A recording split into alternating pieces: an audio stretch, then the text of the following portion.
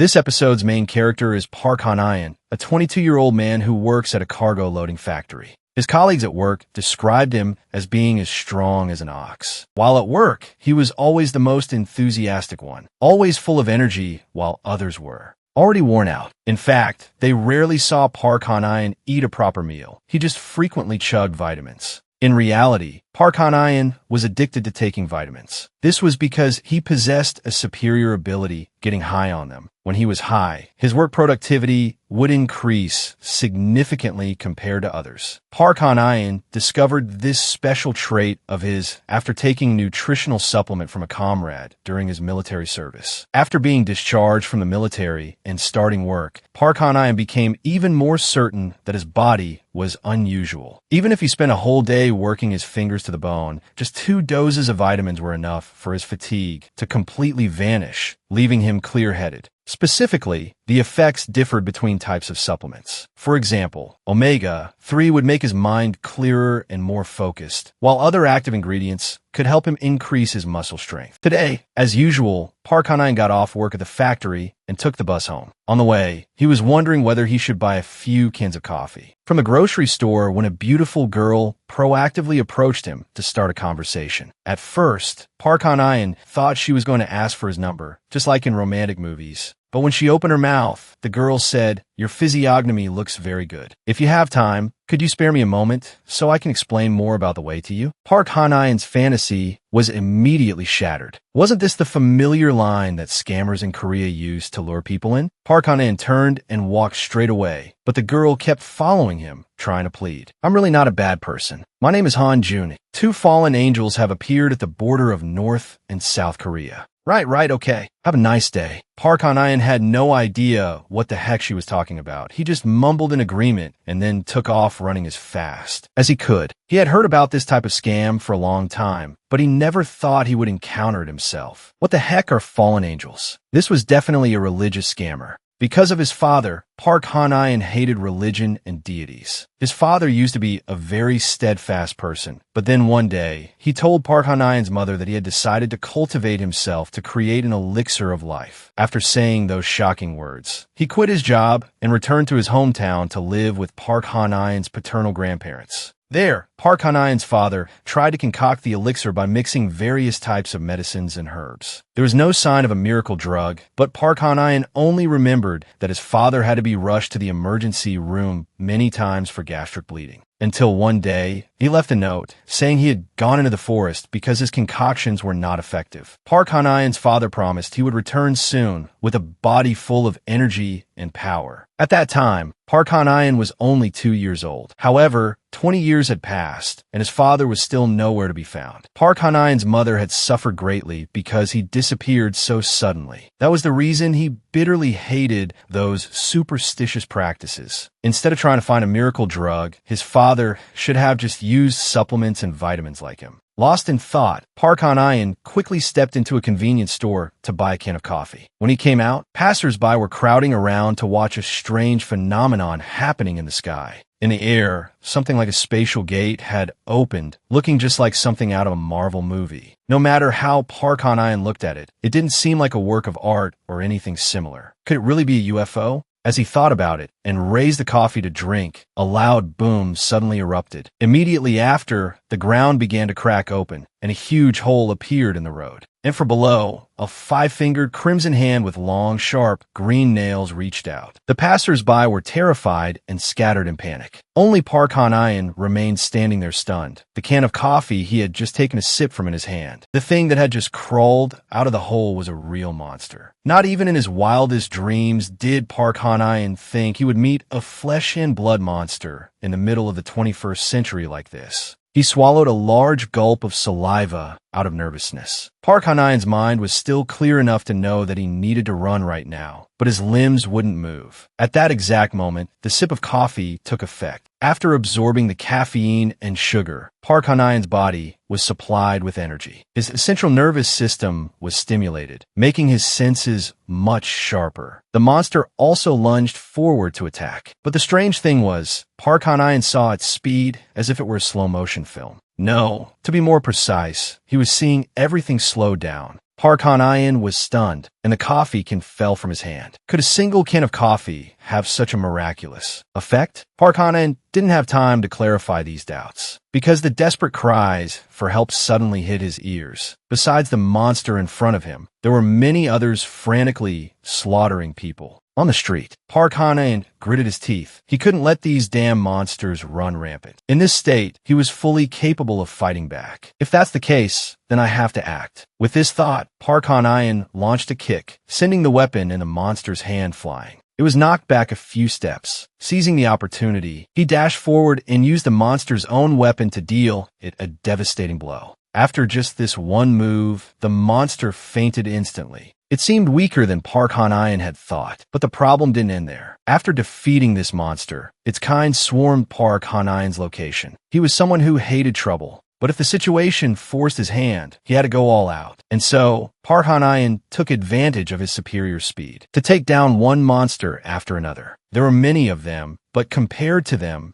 he was much faster, so he still held a huge advantage. In the end, all the monsters that appeared in the neighborhood were defeated by Park Han-ayan, but before he could even catch his breath, the ground shook again, and another monster appeared. But compared to the others, its size was much larger and its appearance much more ferocious. It seemed this was the main boss of the monster horde. And if that was the case, he was in big trouble, because in games, the boss is always way stronger than the remaining minions. However, Park Han-ayan had no choice but to pick up the mace and continue to fight. He reassured himself that maybe this monster was also weaker than it looked. However, the truth proved that life isn't like a dream. Not only was the boss not as weak as he thought, but at that very moment, the effect of the coffee that was helping Park Han-ayan had also worn off. The opponent's enormous, spiky mace came smashing down straight at him at lightning speed. Luckily, the monster didn't smash Park Han-ayan's head. Instead, it sent him flying. The nearby convenience store was frantically closing its doors to hide from the monsters. Yet, because of that blow, Park Han-ayan flew straight towards it, shattering the store's glass door. The boss monster chased after him instantly. The store employee was so scared their teeth chattered. Park Han-ayan, however, had managed to light a cigarette. To him, the active ingredients in the cigarette were like a divine elixir. His strength was immediately replenished. Park Han-ayan then rushed towards the monster that was about to attack the store employee. He threw a punch with all his might. The monster was immediately sent flying dozens of meters. The punch was so strong that when it landed, it tore up a large patch of ground. Park Han-ayan took another drag from his cigarette. The continuous absorption of nicotine made him more alert than ever. The stimulated central nervous system increased adrenaline secretion. Now, Park Han-ayan felt he had an excess of strength, so much so that he just wanted to unleash it all on that monster. And so, while the monster was still unable to get up, Park Han-ayan lunged forward and unleashed a flurry of punches. With superior strength and speed compared to his opponent, he left the boss monster with no chance to react. After being pummeled until it was dazed, the boss monster went berserk. All its power seemed to be gathered for this one moment, and it launched a counterattack. The force was immense, but its speed was too slow compared to Park Han-ayan, who easily dodged it, and then took the opportunity to kick his opponent. It immediately fell to the ground. Park Han-ayan leaped high into the air, then stomped hard on its face. He struck so hard that its head was buried in the cement. After a long and tiring fight, Park Han-ayan thought it was finally over. But just as he turned his back, the boss monster staggered to its feet. It attacked from behind while Park Han-ayan was distracted, and he was pinned to the ground by the monster. One of its hands held Park Han-ayan's head down firmly, while the other prepared to deliver a punch with all its might. If this blow landed, Park Han-ayan feared his skull would be crushed, so he couldn't let it hit him.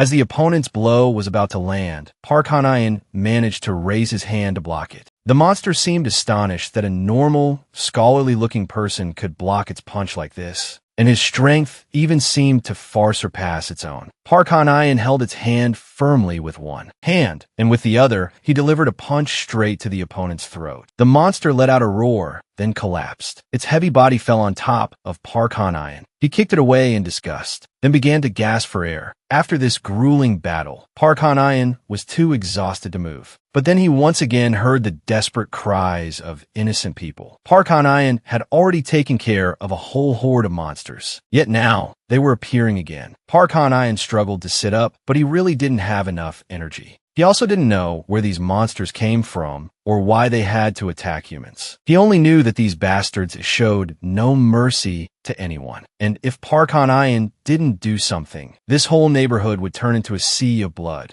He glanced over and saw a monster grabbing a large, fat man on the street by the neck. But Park Han-ayan could do nothing but scream to stop. His whole body was completely exhausted. He couldn't intervene to help, and the monster paid no attention to his scream. The mace in its hand was already raised. All it had to do was bring it down to smash the young man's head into tofu. But at this tense moment, a figure in white appeared from the sky and swooped down. The person pulled a talisman from their chest and threw it straight at the aggressive monster. But this talisman didn't just attack that one monster. Mid-flight, the talisman transformed, one talisman multiplying into 6 more. The 7 talismans formed a matrix, enveloping all the monsters and creating an extremely large shockwave. All the monsters within the range covered by these 7 talismans were blown to ashes. Park Han-ayan was astonished, his eyes glued to the person. This girl didn't look like a normal person at all. She was like one of the cultivators from comics. And it seemed that girl had also noticed him and started to approach. Impressive. You can take the lives of these monsters like this without any training? The girl said, her tone seeming incredibly arrogant. Before Park Han-ayan could even respond, she asked again, "Who the hell are you?" Standing before this strange girl, Park Han-ayan suddenly felt an immense pressure for some reason. Before he could even answer her question, the other person gave an order. "I must see how much potential you have. Give me your hand." Park Han-ayan hadn't even processed the girl's question when his hand moved on its own. The lines on his palm made the person gasp in astonishment. The lines on your palm belong to neither celestial power nor worldly power, but they are not ordinary either. This can only be explained in one way, which is that Park Han-ayan possesses the ability of A-Force. The person's eyes suddenly turned cold. The palm line showed that Park Han-ayan could become someone who could turn the world upside down. She would not allow someone who could become a disaster like him to survive. Therefore, she intended to eliminate him right here. But Park Han-ayan had no idea she was planning to take his life. He even thought she was going to heal his injuries. "Thank you," Park Han-ayan said sincerely. "If you hadn't helped, I'm sure something terrible would have happened. I don't know how to express my gratitude." Park Han-ayan's demeanor was so genuine that it actually moved the other person. She felt that his behavior and pure energy were all being wasted. However, the other person did indeed retract her thought of taking his life. Instead, an immortal pill materialized in her hand, and she then threw it into Park Han-ayan's mouth. He swallowed the pill, and the bitter taste in his throat made Park Han-ayan want to vomit. But immediately after, a heart-wrenching pain shot through him, spreading throughout his body, causing Park Han-ayan to collapse with a sky-tearing scream. The woman said that it was a medicine to seal Park Han-ayan's central potential. It was usually used to seal untamable monsters, and now it was being used on a person with A-Force energy like him. The woman felt no guilt for suddenly robbing Park Han-ayan of his power. She just thought she was doing the right thing, because his A-Force potential could one day destroy this world. Although that pill may cause you to suffer, this is the best way. Don't hate me. If fate allows, we will meet again. The woman threw out that line and flew away. Park Han-ayan was left there, finding it difficult to even breathe. He didn't know what he had done wrong or who that woman was to be treated this way, nor did he understand what the so-called unusual power named A-Force she mentioned meant. He just guessed it was probably related to how the active ingredients in supplements could increase his strength. But if that were true, this was truly ridiculous. If he didn't have that special attribute, Park Han-ayan would have been a corpse on the ground when that monster appeared. He even used it to save innocent people, yet she treated him like that? Park Han-ayan didn't believe he had been sealed. Even though his body ached to the extreme, he still managed to crawl towards the convenience store, then randomly grabbed a bottle of oolong tea and chugged it down. The active ingredients in the tea helped improve liver and kidney function, allowing Park Han-ayan to quickly promote detoxification.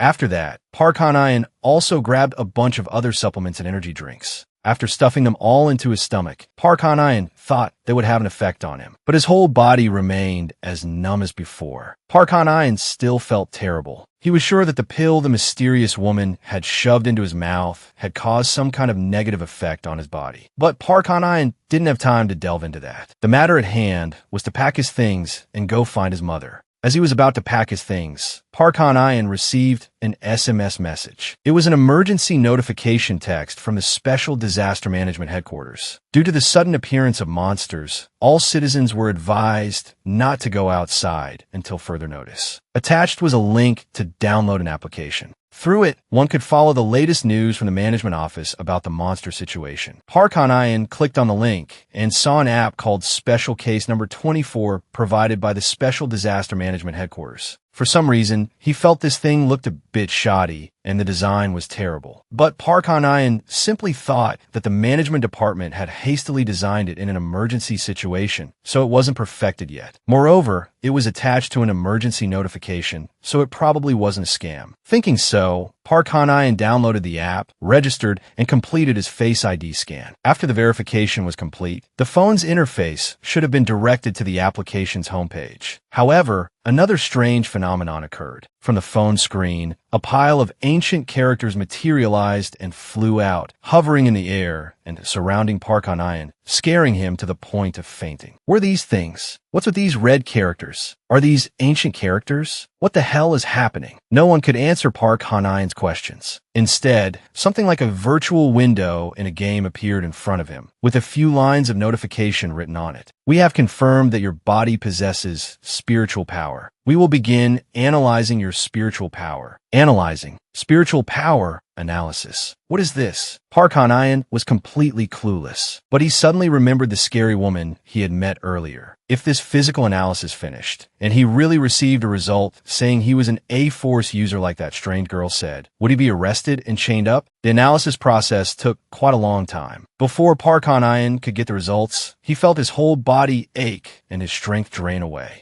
He slowly collapsed, just like when he had just eaten that pill. Could it be that its effect was kicking in again? Park Han-ayan hastily grabbed the bottles on the floor to drink and finally felt a little better. Not long after, the results of the spiritual power analysis were returned. The analysis concluded that the abundant source of power in Park Han-ayan's body was called Volum. The raw material is the blue of the sky and earth and represents trees. Sometimes one will find water within wood, and they call it Volum. Among the myriad of available energies formulated into remedies circulating in the world, Volum is considered a far superior energy source. That was the result Park Han-ayan received. He read the notification several times and still didn't understand, and his stomach churned again. Park Han-ayan collapsed to the ground, then vomited only liquid. Volum was the ingredient inside the medicine he was forced to drink earlier. And the special thing was that the supplements he had been continuously using had neutralized all the bad effects of the medicine, leaving only the wonderful effects of Volum. Thus, an interesting transformation began to occur in Park Han-ayan's body. His body was as hot as a coal. He clearly had a fever. Park Han-ayan had originally planned to go find his mother right away, but in this condition,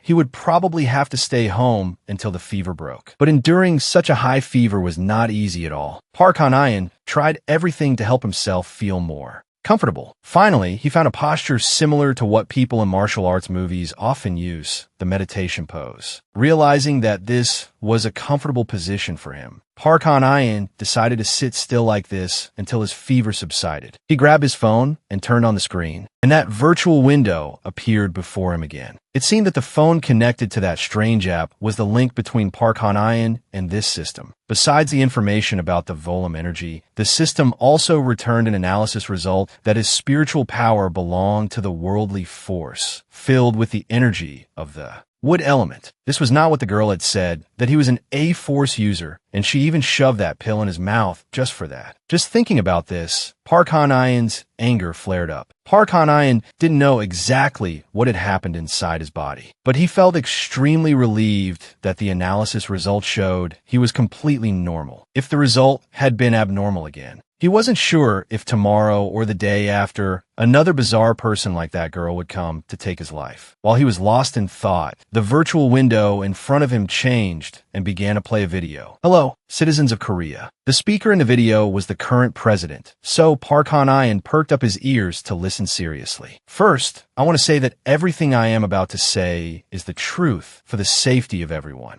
After this opening, the president began to reveal the shocking news that the world 10,000 years ago was much more magnificent and wondrous than their current world. The creatures they called monsters roamed everywhere and ruled all lands. At the same time, beings from other worlds flocked across galaxies through the celestial gate in the sky to come to Earth. At this time, humans were the weakest creatures, slaughtered and discarded. In that chaotic era, a few humans were pitted by creation and granted a divine constitution, a special power that no one had ever possessed before. The divine constitution gave them a lifespan comparable to that of the monsters. And this signaled the beginning of a new world, where any human could possess great power. Later, those who possessed the divine constitution were called saints. To close the celestial gate, the saints did not hesitate to sacrifice their lives to create an era where only humans could live and thrive on the earth. Those saints were like myths and legends. Stories about them were passed down through generations, but were also gradually buried after thousands of years. And they continued to protect the world inside the heavenly gate, where only humanity lived. The story continued like that until a few hours ago. The chosen saints would patrol the designated areas to protect the safety of the people. As for those undergoing potential assessments like Parkhan Ayan, they were required to follow the law. As the video played to this point, another simulation window popped up displaying a notification. Process complete. The products of Yang Wangpeng are about to open. Parkhan Ayan, though not understanding anything, remained in good spirits and clicked on it randomly just to see. Another series of virtual windows appeared around him, probably all of them skill guides suited to his spiritual power potential. The first thing that caught Parkhan Ayan's eye was an image of a meditation posture identical to his current one. On it, 3 body points were marked: the upper dantian, middle dantian, and lower dantian. There were instructions stating that with systematic training over a period of time, one could feel heat radiating from at least one of those 3 points. And when all 3 points began to heat up, one could start practicing breath control. This was a breathing technique that served as the foundation for future strength training. Parkhan Ayan just mumbled an acknowledgement, but followed the instructions anyway. He closed his eyes, relaxed in that seated meditation posture, and began to breathe deeply and evenly. This was truly miraculous. Just yesterday, Parkhan Ayan was an atheist who bitterly hated religion and things like it because of what happened to his father in the past. Yet now he was sitting here practicing these damn breathing exercises. Parkhan Ayan practiced breathing for a while and gradually felt the 3 points on his body heating up. He felt that this didn't seem too difficult, but the system advised him not to be hasty, because even those with a divine constitution needed time to feel the heat from those 3 points. It could take several months or even several years, depending on the individual's aptitude. And sufficient training was the only path to success. A successful practitioner must be able to reach a meditative state, meaning they're no longer themselves and are unaware of even the things happening around them. Parkhan Ayan had slowly stepped onto the path of becoming such a saint. When he came to, the surrounding scenery left him stunned. Parkhan Ayan was still in the same seated meditation posture on the floor, but he had literally taken root. The entire room had become an abandoned house, and the space around him had also turned into a miniature ecosystem. Parkhan Ayan had no idea how long he had been like this. He struggled to break the vines on his body and stood up. His phone had long run out of battery. Parkhan Ayan had to feel his way out to the hallway because he remembered there was an electric clock and a wall calendar here. But as soon as he saw the numbers on it, Parkhan Ayan was so shocked his jaw dropped. It was now June 22nd, meaning 100 days had passed since he started his seated meditation and breathing practice. Although very shocked, Parkhan Ayan had to remain calm to do something extremely important first. That was to take a shower. Luckily, there was still water in the house. After showering and shaving, he felt alive again. The strange thing was that the wounds from fighting the monster before had healed without any scars. Moreover, he didn't feel hungry despite not eating for 100 consecutive days, and his body showed no signs of weight loss and had even gained more muscle. The phone on the table was plugged into charge, but it was unclear if it was actually charging. Earlier, Parkhan Ayan had looked outside through his broken window. After 3 months, the world had become desolate. In the sky was a vast barrier surrounded by strange, terrifying runic patterns. It was like a dome separating the earth from the outside world. In the very center of the barrier was a gate shaped like a Inyang Bagua. Park Han-ayan guessed that was where the monsters came from, and that behind that gate was a very dangerous place. And he had been left behind in this desolate place just because he was so engrossed in practicing breath control that he forgot who he was and couldn't evacuate with everyone else. While lost in his wandering thoughts, Park Han-ayan suddenly felt a tremor beneath his feet. At first, he thought it was another earthquake, but when he looked out the door, he saw large monsters swaggering about everywhere. With Park Han-ayan's current strength, he couldn't possibly confront them. Therefore, he could only hide well inside the house, as if he didn't exist, while thinking of a way to leave here as soon as possible. The phone had indeed charged from the meager power of the power bank, but when he turned it on, there was no signal. This was understandable, as there was no one left alive around here. With no other choice, Park Han-ayan had to open that emergency app at first. He didn't believe in all that holy stuff. But the fact that Park Han-ayan had slept in a meditative state for 100 days and still survived made him start to believe. The problem was, this app also needed a network connection to use some of its features. Park Han-ayan cursed under his breath. He tried to search the app for anything available offline, and the only thing he could open was the window displaying his information. Everything was blank, except for his name, age, spiritual power belonging to the Boundary Force system, with a wood affinity and a personal achievement classified as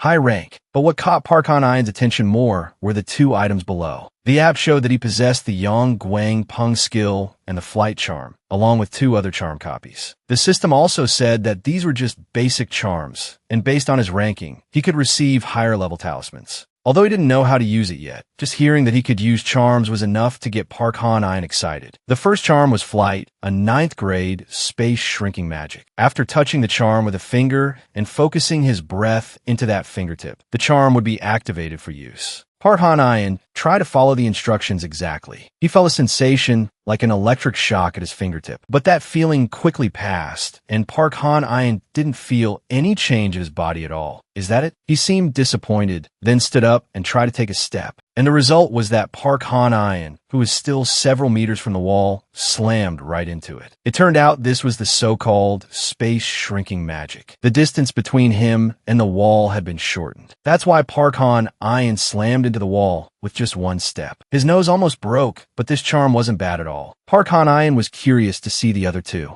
The second charm copy was Strength Enhancement, which roughly helped him increase his muscle power. And the third was Light Shield, which was like a shield. These 3 charms happened to increase his speed, attack power, and defense. Park Han-ayan wondered if this was the only way for him to escape his current predicament. He planned to take these charms to the roof to test them. But if the monsters sensed it and charged, it would be a huge problem. Park Han-ayan fumbled around for a while and found the training system section. Come to think of it, he had copied the breath control skill here last time. He took the opportunity to open it and take a look. Then, Park Han-ayan discovered that he could actually train the technique, helping it level up. Training was divided from 1 to 10 stars. After 5 stars, he could use wood element skills. The stronger the wood energy, the more experience Park Han-ayan would gain and the more he could level up. Seeing that his skill could be leveled up, Park Han-ayan was very excited. However, when he read that increasing 1 star required at least 10 years, he was at a loss for words. So he would need at least another 50 years until he was 72 to use a wood element skill? Who was he kidding? But that was assuming Park Han-ayan's skill started at 1 star. For now, he could only hope that his starting star count was already high. Following the system's instructions, Park Han-ayan began to channel energy into both hands, then held out his left hand to begin the measurement. The number of rings appearing on his hand would correspond to his current skill star count. But before Park Han-ayan could finish measuring, he heard a very loud noise from the door. Something was wrong again. It turned out a monster had burst through the door and charged into his house. This creature was as large as a rhinoceros. One look was enough to know it was very strong. He also frantically searched the system to see if there was anything useful for him. However, before he could find solution, the monster lunged forward and bit hard into his left shoulder. The searing pain made Park Han-ayan realize his life was in imminent danger. And in that moment of life and death, something very different suddenly stirred within Park Han-ayan's body. In ancient China, there was a skill called the life force draining grand technique. It was an ability that allowed one to absorb the life force of beasts. And in this emergency situation, Park Han-ayan was now developing a similar Skill, a meditative martial art named sprouting. He blocked the monster's sharp-toothed jaws with his bare hands, then forcefully threw it against the wall. It seemed Park Han-Ian's star count was just enough for him to find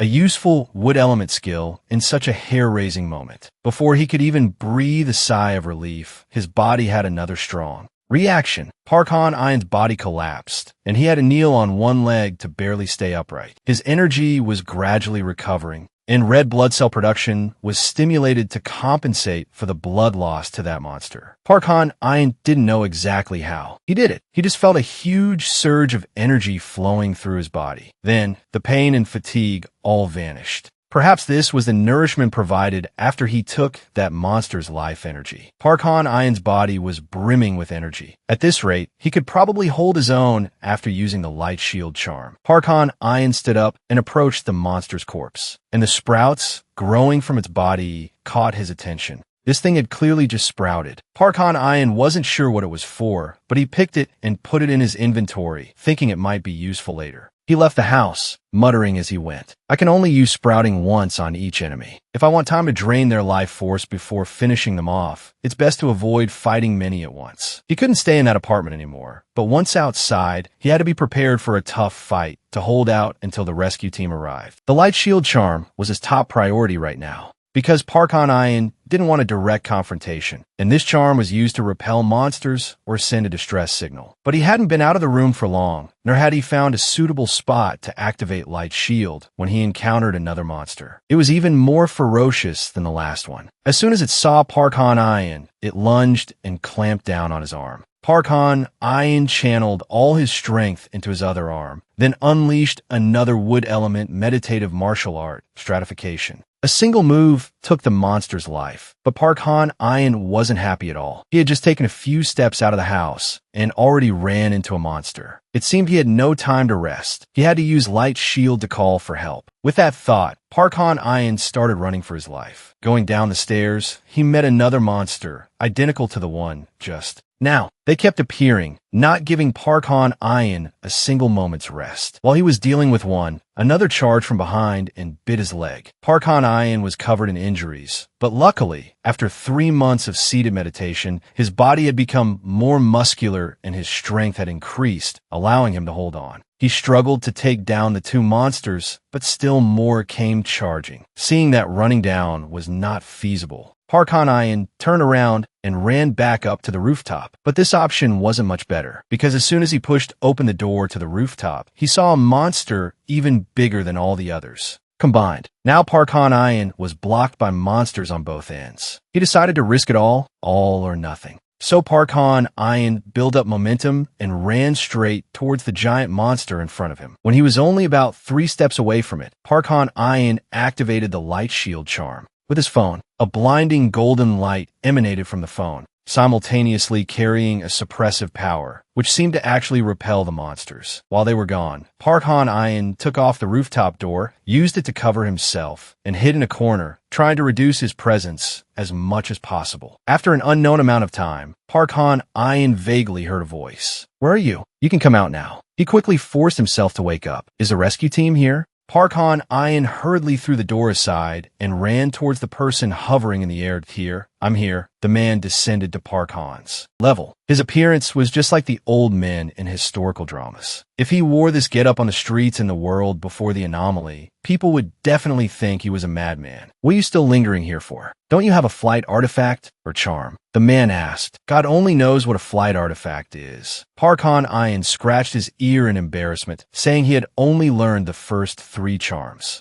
The man called Yahello looked impatient, calling him a nuisance, but still told him to hold out his hand so he could pull him along. Just as Park Han-Ian was about to reach out, he saw another monster. It was trying to ambush the Taoist master from behind. He panicked, pointing behind the man and stammering uncontrollably. However, when faced with the monster baring its sharp teeth, wanting to bite his head off, Yahello seemed very calm. To him, this thing was just a fly. The prayer beads on the Taoist master's wrist lit up, each bead automatically separating, then launching to attack the monster. Though the beads were small, they shot forward at great speed. creating a massive impact upon collision that took the monster down on the spot. This person, he could actually deal with a monster that almost cost Park Han-ain his life with such a casual demeanor. This was truly a huge gap in power. After it was done, he turned back to him, still with that impatient look. "Don't make me repeat myself. Give me your hand." Park Han-ain felt a clear pressure from the other party and had no choice but to extend his hand for Walalauzi to grab. He was clearly here to save him, yet he kept grumbling and complaining on the way back, as if he had been disturbed and only came reluctantly. "Who are you to be wandering around this restricted area? Don't you value your own life?" Before Park Han-ain could explain that he had just finished a 3-month meditation, Walalauzi spoke again. "Never mind, I don't care anyway." Park Han-ain was speechless. This old man is really difficult. If you didn't care from the start, why the hell did you ask? But out of politeness, he still forced a smile to thank the other party for saving his life. As the two of them flew through the barrier, Park Han-ain's phone immediately got a signal. Notifications exploded from messages sent by his mother and relatives. Park Han-ain let out a sigh of relief. The most recent message from his mother was from a few hours ago. It seemed they were still safe. It was only natural for them to be worried. After all, Park Han-ain had been out of contact for 100 days. Park Han-ain was taken to the investigation unit by Walalauzi. Since he had been missing for a long time, they needed to take his statement first. But before that, Park Han-ain was allowed to call his mother. Thankfully, she and their relatives seemed to be all safe. He also promised to return after taking care of everything here. While the police officer brought a cup of tea and prepared to take Park Han-ain's statement, the door burst open. A man with a muscular build and blonde hair pushed the door and stormed in. The police officer introduced him as Cha Hyun-jun, one of the disciples under the unit's command. Looking at Cha Hyun-jun's boorish appearance and way of speaking, Park Han-ain immediately guessed he was not a good person. Sure enough, right after, he rudely told the police officer to get out, his attitude extremely aggressive and intimidating. And so, before the officer could even take Park Han-ain's statement, he had to leave dejectedly. With only the two of them left in the room, Cha Hyun-jun began to assert his dominance over Park Han-ain. "You were aware of spiritual power before the heavenly gate opened, right?" "Not really." Park Han-ain answered curtly, "What's the matter? And you're worthy of disturbing my master while he's resting?" Cha Hyun-jun growled angrily. Being suddenly yelled at, Park Han-ain was a bit choked up. It turned out that Walalauzi, who had just saved him, was this oaf's master. Then, Cha Hyun-jun took out his phone to flex his current level to Park Han-ain. There are a total of 9 cultivation levels for a saint. They are level 1, prestige, level 2, high, level 3, great, level 4, profound, level 5, celestial, level 6, imperial, level 7, supreme, level 8, spirit, and the highest is level 9, arrival. Most newly awakened people are called disciples and are at the prestige rank but are not yet considered true saints. Cha Hyun-jun is one such person. Despite that, his talent was recognized by Walalauzi, and he was qualified to become a disciple under his command. After awakening, age or ethnicity no longer matters. Anyone who has accumulated more cultivation experience and has a higher level is a senior. You must do your best to become stronger. For now, you are my junior, so learn to submit to your superiors, you bastard. That's the unwritten and unchangeable law, Cha Hyun-jun said. His face looked as if he was about to beat Park Han-ain up, but he wasn't very scared because Park Han-ain felt this guy was just an empty barrel that makes the most noise. "So, your prestige rank is the lowest, right? What about your master? What level is he at?" Park Han-ain asked back. Seeing him mention his master, Cha Hyun-jun immediately got angry and grabbed his collar, because he believed a rookie like Park Han-ain was not worthy of mentioning him. "Shut up, you trash. If you were born with spiritual power, you should live obediently under the rule and management of the seniors who came before you." Looking at this guy, he didn't know, at all baring his fangs and glaring at him, Park Han-ain couldn't hold back his anger either. "I heard that no one is allowed to change masters more than 3 times, right? Do you think what you're saying now is cool? And will your master be very proud just because you reacted this way?" Cha Hyun-jun didn't think a newbie like Park Han-ayan would dare to speak to him like that. He was so angry his whole face flushed. A scuffle could have broken out. However, at this very moment, Park Han-ayan opened his personal information panel. On it, it clearly stated his achieved realm was high, one level higher than Cha Hyun-jun's. I remember you said that hierarchy is very important, and my level is higher than yours, isn't it? You must do your best to become stronger to become a senior, Mr. Cha Hyun-jun. The invisible pressure Park Han-ayan created unintentionally pushed Cha Hyun-jun into a weaker position. In the end, he had to go back and confess his fault to Walaozi. Just because he couldn't withstand Park Han-ayan's pressure, he had to treat him as a senior and spill the beans about the skill his master was using. This made him extremely angry. Having someone like him as a disciple under his command was a great humiliation to him. You gave my Dao body inheritance to that guy respectfully, empathetically, you ignorant fool. Seeing his master so angry, Cha Hyun-jun could only bow his head low and accept the blame. But thinking it over, he still wanted to make an excuse for himself. But master, that kid's realm is indeed higher than mine. He really is a saint of a higher status. It might be due to his constitution, Walaozi said, suppressing his anger. If it's really due to his constitution, then that kid must have flight power potential, right? Cha Hyun-jun interrupted his master, making him go crazy again. Wood element, I mean that kid was born with boundary force potential. Just like you and me, what the hell is this about flight power? It's just that he's more inclined towards the wood element than we are.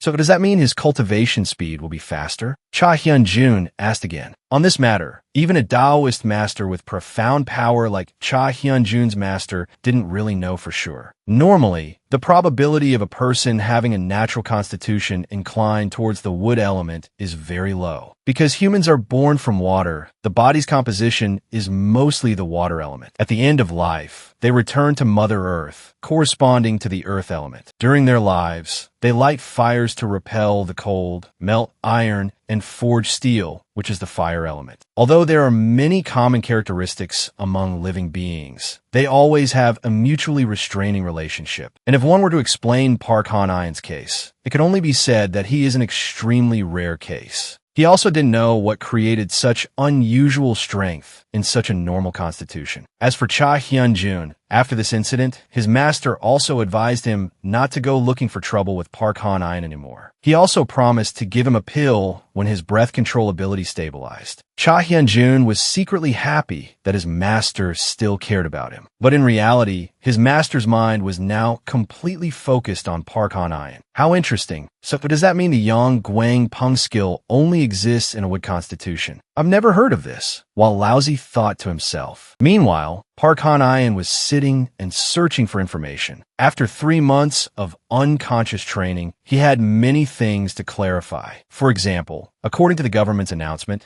there wasn't a single person who possessed flight power potential. Actually, there were, but the few who possessed this potential had all been isolated internationally. As for him, who had been judged by that strange woman to possess flight power from their first meeting, he still hadn't been caught. Besides, spiritual power had long been divided into. The 3 major types are celestial power, worldly power, and human power. But there's a 4th type, very rarely recorded in history as having appeared, which is non-power. Those who possess the potential for non-power have unexplainable abilities. And many centuries ago, when the saints began to disappear, the monsters still tried to interfere with the world's rhythm of survival. So to prevent them from committing more crimes, the saints gathered to seal them away. Stories about them now only exist in myths or folk tales. For example, the hero Hong Jinjong or John Gucci. While searching for news, Park Han-ayan chugged down brown rice tea. This stuff didn't actually taste very good, but the active ingredients in it were very good for him, which made sense in hindsight. Someone with the potential for non-power like him could drink just 1 packet of brown rice tea and maximize the effectiveness of the active ingredients within it. Anyone who saw this ability would have to be wary. No wonder that woman said the potential for non-power could become a disaster. Park Han-ayan guessed that in that divine test, it was thanks to the Wolem energy that the result came back showing he belonged to the worldly power category, just like any other ordinary saint. It was truly a blessing in disguise. Now, all he had to do was make sure no one found out the result was affected by the lingering effects of the medicinal ingredients, and he would be fine. Therefore, Park Han-ayan was diligently searching online for something with a similar effect, but there were no reliable sources. After thinking for a moment, he decided to search online for the keyword medicine. He wanted to see if there was any kind of medicine suitable for him. A post popped up before his eyes. Someone had posted a picture of a strange seed with a caption. Has anyone ever seen these seeds before? There's information about this seed in one of my grandfather's books. I'm trying to learn more about it. The picture of that seed immediately caught Park Han-ayan's eye. The reason he paid so much attention to it was because this seed seemed to be the same as the one that had sprouted on the body of the monster he had just defeated upon waking up. Park Han-ayan took the item out of his bag. The seeds in that topic were exactly the same as the seeds he had plucked from the monster's body bag when he was still at the apartment. At first, Park Han-ayan thought this thing was very common, but it seemed there were no other pictures of this seed online, except for the picture the original poster had uploaded. He clicked on the post. It had been a while since the post was made, so the original poster had already found the answer themselves.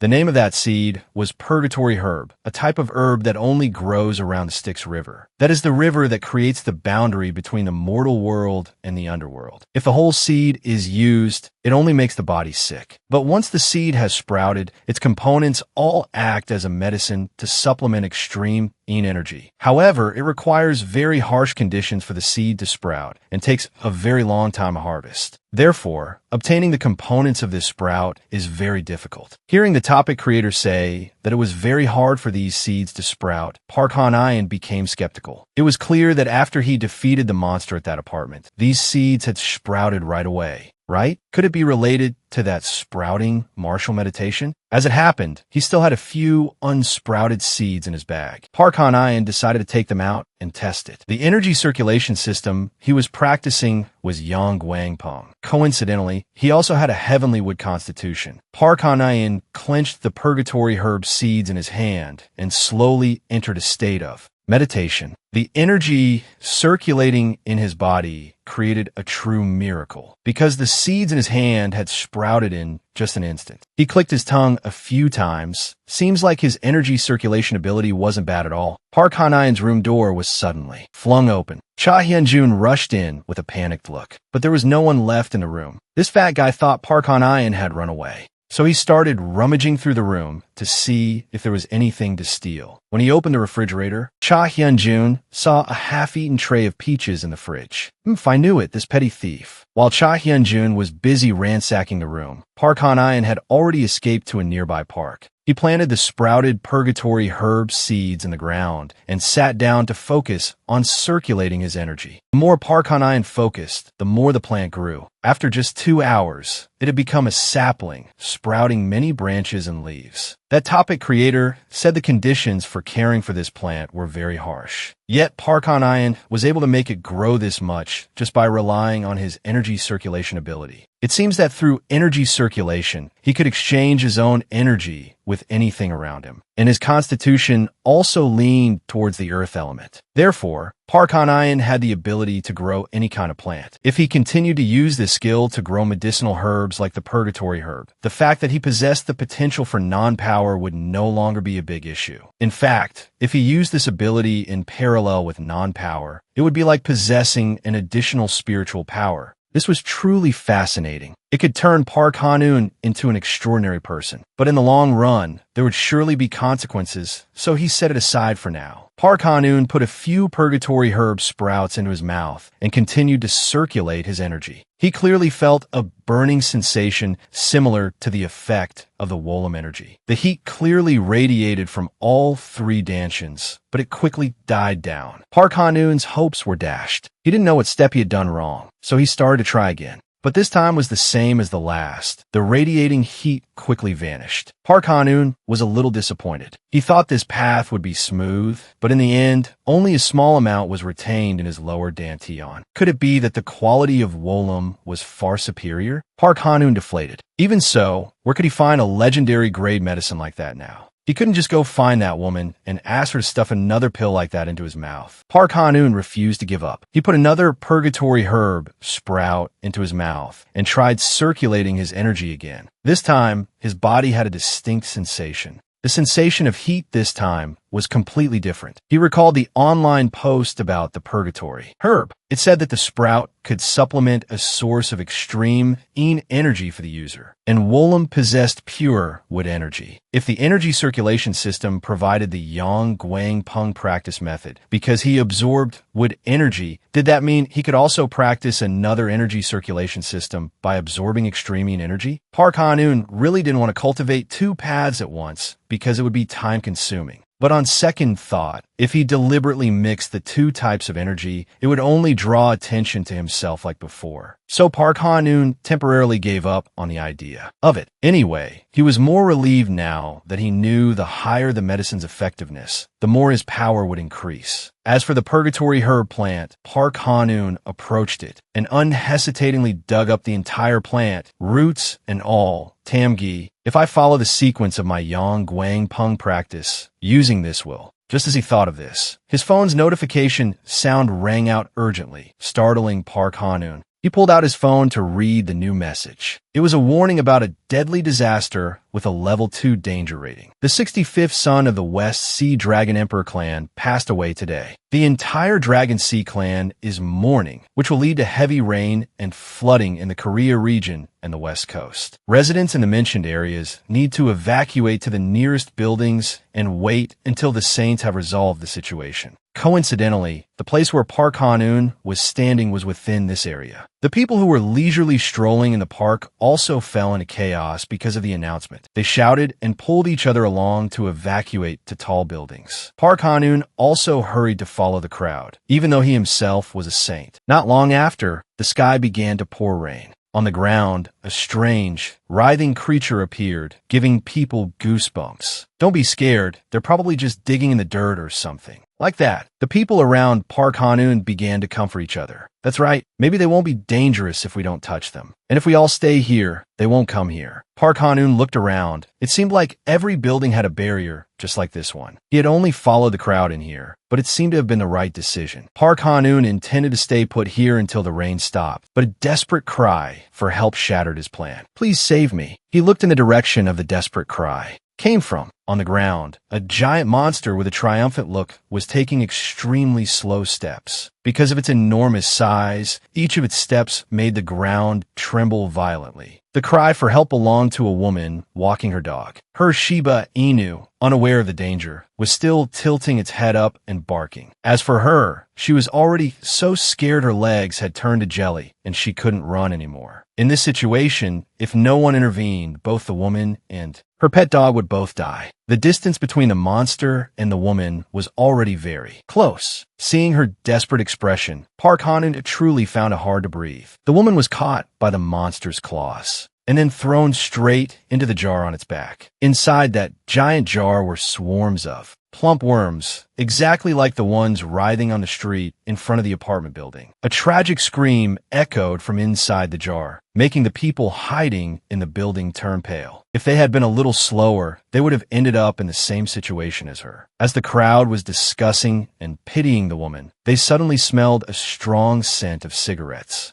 It was Park Han-eun, smoking a cigarette to recharge his power, even as the person next to him covered their mouth, coughing violently. After witnessing the scene just now, he decided he could no longer sit still. Even if it was a matter of the Dragon Sea Emperor mourning his son, letting a perfectly healthy, living person die was unacceptable. After finishing the cigarette, Park Han-eun shot out of the building, to everyone's panic. In his hand was still the stem of the purgatory herb he had just grown. "You ugly, stupid bird." Park Han-eun let out a roar. He had run far enough to get a running start and kick the monster straight in the face. Faced with Park Han-eun's merciless attack, the monster let out a roar full of rage. And not only that, his kick made it stagger and fall completely backward. The jar full of worms on its back also fell, and the poor woman was lucky enough to crawl out. Even Park Han-eun was surprised, not because the woman was still alive, but because he had clearly gotten stronger. Could this be thanks to him absorbing the purgatory herb, or was it because of this rain? According to the warning message from earlier, this rain was the tears of the Dragon Sea Emperor. It wasn't clear how a dragon's tears differed from humans, but it was clear that Park Han-eun was absorbing the rain, and water helps wood grow faster. This rain of tears had amplified the wood energy inside his body. Now, Park Han-eun felt as if he could do anything in the world. He began to circulate his energy again, causing the purgatory herb plant that had been pulled from the ground to grow a little more, becoming his own self-refined weapon, a sharp purgatory killing sword. Just as Park Han-eun was ready to fight another round, the monster scrambled to its feet. Its roar was a substitute for words, saying that it was very angry. That ugly bird flapped its wings forward. The range of the attack it created was very large. But luckily Park Han-eun was agile and managed to dodge it. He didn't just intend to dodge, though.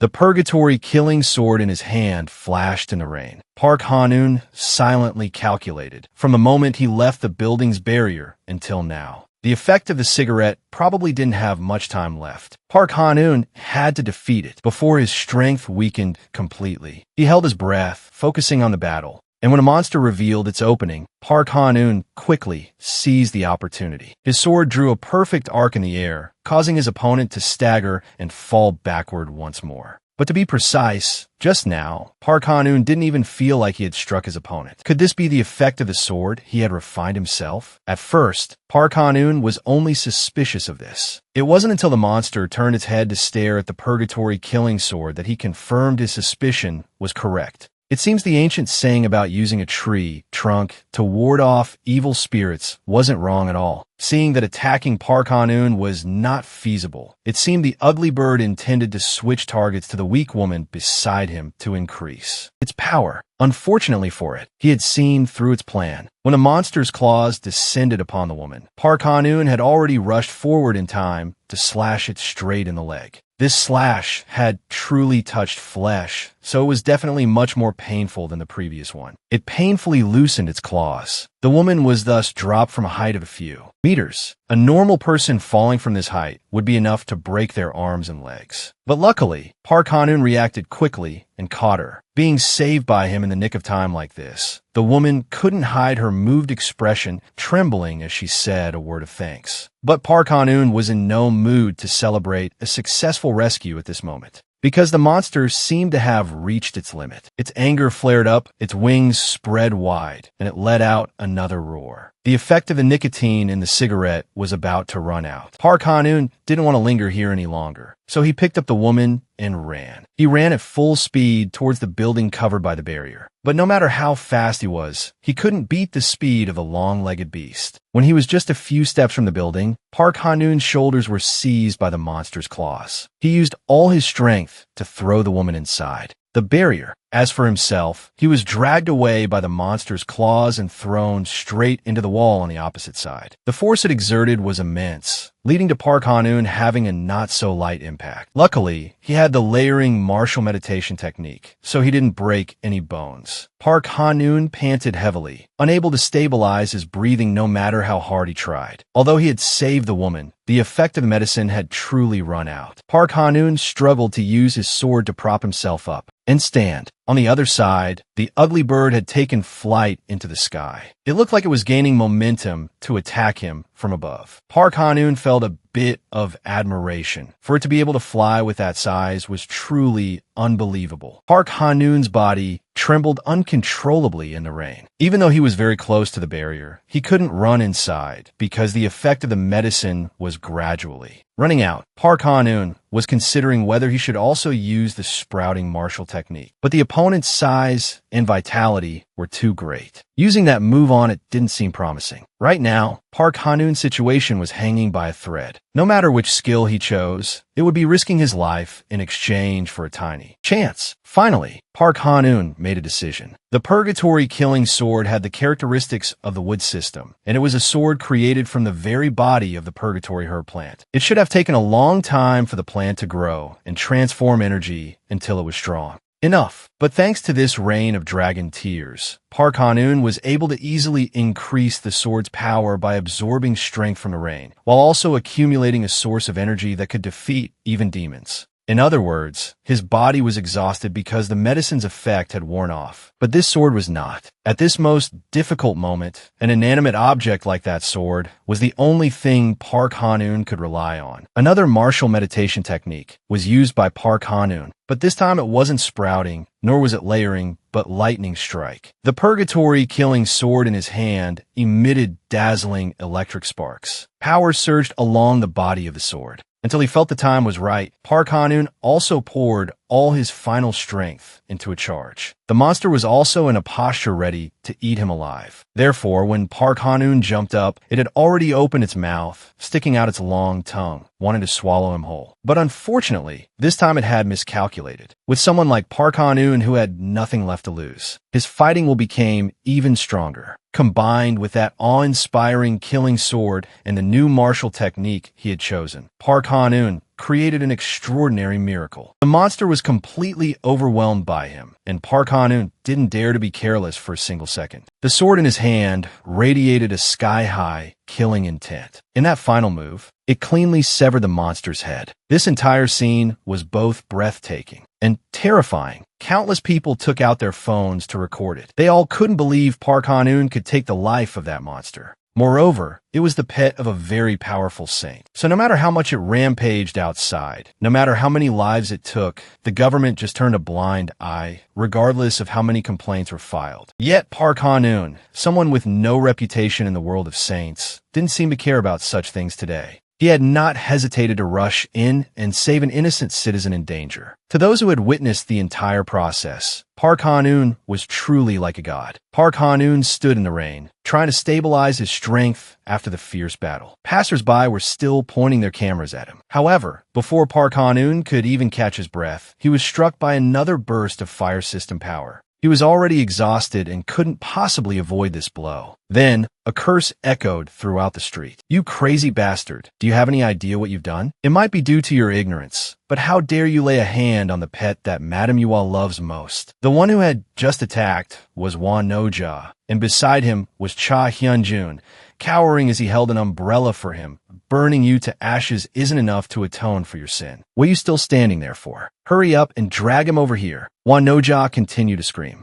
This scene was also fully captured by the cameras of passers-by, including the scene of Park Han-eun being ambushed from behind and the scene of his condition after taking the hit. After the clip's owner posted it online, a wave of outrage erupted. Most of them hailed Park Han-eun as a hero and cursed Wan No-ja as a madman or with similar words. They were also very pleased to see that the monster bird, which the government had tolerated for so long, had finally been put down. The wave of outrage from the netizens did not stop, just as the rain that night continued to fall. Endlessly, Saint Yua had been informed of her pet's condition. She was a very beautiful lady, but her heart was also very vicious. Because after hearing the story, the first question Yua asked her servant was, "So has that Wan No-ja fellow burned to death, that insolent bastard who dared to take my messenger's life?" "Madam, they are still imprisoning and trying to subdue him over there." The servant reported honestly, not even daring to look Yua in the face, just because Park Han-eun had not yet been executed. After working under this woman for 3 years, they understood her personality all too well. "Go and tell those people for me," Yua ordered in a high-pitched tone. "If they don't want to face my wrath, they should use that man as an example for a warning. Chop off all his limbs for me." Truly vicious. Yua's servant didn't dare to defy her, but also didn't dare to hide the fact that Park Han-eun was going viral on social media, as well as the wave of outrage he had stirred up. "Madam, during this time, I think you should still treat him a little kindly. They're the high-ranking person among the leaders who is very displeased." Yua's servant dared to add another sentence. She wasn't originally afraid of those high-ranking leaders, but the person in front of her had served her for a long time, and the two of them understood each other's personalities well. Yua knew that for her servant to say this, it meant there was another way to help her vent her anger. "Madam, we have prepared some tribute gifts and are just waiting for you to attend." Yua's anger subsided, and she also seemed to be looking forward to those tribute gifts. The rain was about to stop. It seemed the pain of the Dragon Sea Emperor's loss of his son had been somewhat soothed. But in reality, mourning his son was not the main purpose of the West Sea Dragon Emperor, especially when that boy was not his legitimate son. Through the thick glass window, Yua had been watching this rain for a long time. She also guessed that the Dragon Sea Emperor must be very satisfied with this rain-making ritual. As for her, she had also gotten what she wanted most. When Yua turned slightly, her servant noticed that in her hand was a cloth bundle. Inside was a beautifully carved piece of wood. It was a peach of immortality, the mystical tree only grown in the garden of the Queen Mother of the West. The fruit of the peach of immortality is considered a legendary treasure, and for saints, it is also a precious item. The peach of immortality tree blooms only once every 1,000 years and bears fruit only once every 3,000 years. No one had heard of the peaches of immortality after the incident with the great sage, Heaven's equal, and Dongfang Sha. When the Queen Mother of the West sacrificed herself to close the heavenly gate, the Queen Mother of the West garden also disappeared. Yet now in Yua's hand was a piece of it, the tree trunk. If she could successfully make that legendary tree sprout once more, then very soon, the name Yua would become the second coming of the Queen Mother of the West in this era. As expected, the higher one's status, the stronger their desires. Yua could even utter such arrogant words of wanting to be on par with the gods. As for Park Han-eun, he was released the next morning. But before he was freed from the detention center, he was lectured for a very long time. They said that Park Han-eun's actions had made the other holy beings look bad in the eyes of the people, and they forbade Park Han-eun from causing any more unusual incidents from now on. Whatever you do wrong, the consequences and judgments will fall upon us. So if you're caught doing anything against the rules again, it will be your fault. Park Han-eun didn't know the exact position of the man who said those words to him, but he found it utterly ridiculous. He never needed to be praised as a hero, but when he fought that monster, he never thought what he did was a crime. A heinous crime. Isn't using one's own power to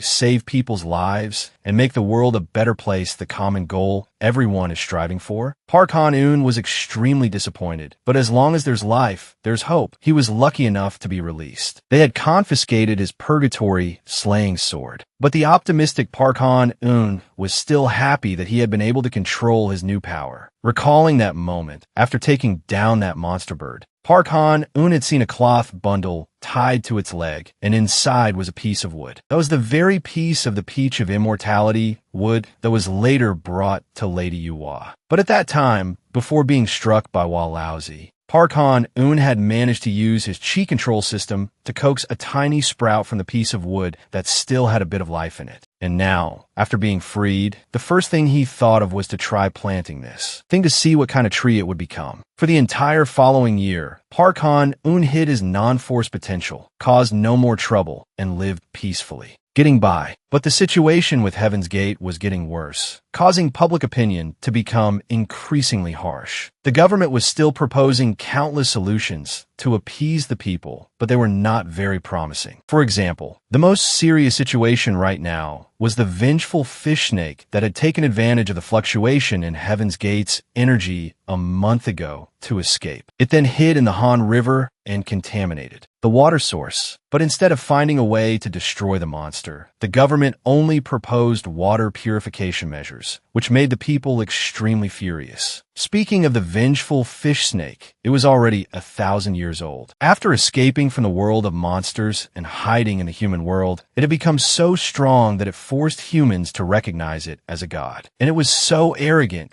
that it even proclaimed itself the lord of the Han River. It had declared that no one could use the water of the Han River unless humans accepted its demand to be deified and worship it properly. Because of this, a meeting was held among the young holy beings. Some of the notable figures here were Jang Jiju, a disciple of one of the 8 mountain gods on the peninsula. Of South Korea, the mountain god of Jungseo Mountain, King Nyaksha of the Heaven Ring. The one presiding over the meeting was Sinsaman, who is the youngest disciple of one of the 8 mountain gods on the South Korean peninsula, the guardian of Peakton Mountain, the immortal Tibek. Although Sinsaman was trying very hard to lead the meeting, Jang Jiju seemed quite defiant, because he felt this was not a problem that young holy beings like them could discuss and resolve on their own. Sinsaman certainly couldn't do it on her own either. According to Jang Jiju, the first thing to do was to follow the wishes of the elders. Jang Jiju's arrogant attitude made even the usually calm Sinsaman slam the table and shout, "Did I ask that how your master taught you? What did you say?" Jang Jiju didn't back down. trying to shout even louder. More than 10,000 people have contracted infectious diseases from eating contaminated food. And that is why we must find a solution as soon as possible. That is what my master taught me. Then go deal with the Lord of the Han River yourself. Faced with Sinsamin's impassioned attitude, Jang Jiju still retorted sarcastically. His words left Sinsamin speechless. She truly did not have this ability. Because just yesterday, countless people had gone to the Han River to deal with the vengeful fish snake. Among them were 4 mystic rank individuals, but they were still defeated. Meanwhile, few people at this meeting had even reached the grand rank, which was 1 rank lower than the mystic rank. The idea of them joining forces to fight the monster was clearly impossible. And the reason why resolving the issue of the Lord of the Han River was so difficult was because it used both the water and earth systems in its world force. Very few people could be proficient in both systems like it. Therefore, the only way to defeat the vengeful fish snake was to have someone on land control a power great enough to drive it away, or to send someone who possessed a world force superior to both water and earth, which was the wood element. When Jang Jiju said this, I immediately thought of Park Han-eun. It's just a pity that none of them knew who he was. Returning to the meeting, after stating his opinion with a thoroughly contemptuous tone, Jang Jiju decided to withdraw from the plan. Sinsamin was so angry, she crushed the projector remote in her hand, but she couldn't do anything about him because he wasn't wrong. Anyway, I just came here for training. Find someone who can take down that vengeful fish snake. That's the fastest solution. Jang Jiju tossed out a sentence and left. The young holy beings in the hall also left one by one because of this, leaving only Sinsamin, who was purple with rage. Sinsamin then actually went to the bank of the Han River, and she brought something with her. It was Park Han-eun's purgatory slaying sword, which had been confiscated a year ago. At that time, he became famous for taking down the Garuda monster bird, Lady Yua's pet, with this sword. Although he was released shortly after, the slaying sword was kept by the Immortal Association. After appraising it, they confirmed that this sword was made from a rare type of wood and that low-level holy beings could still use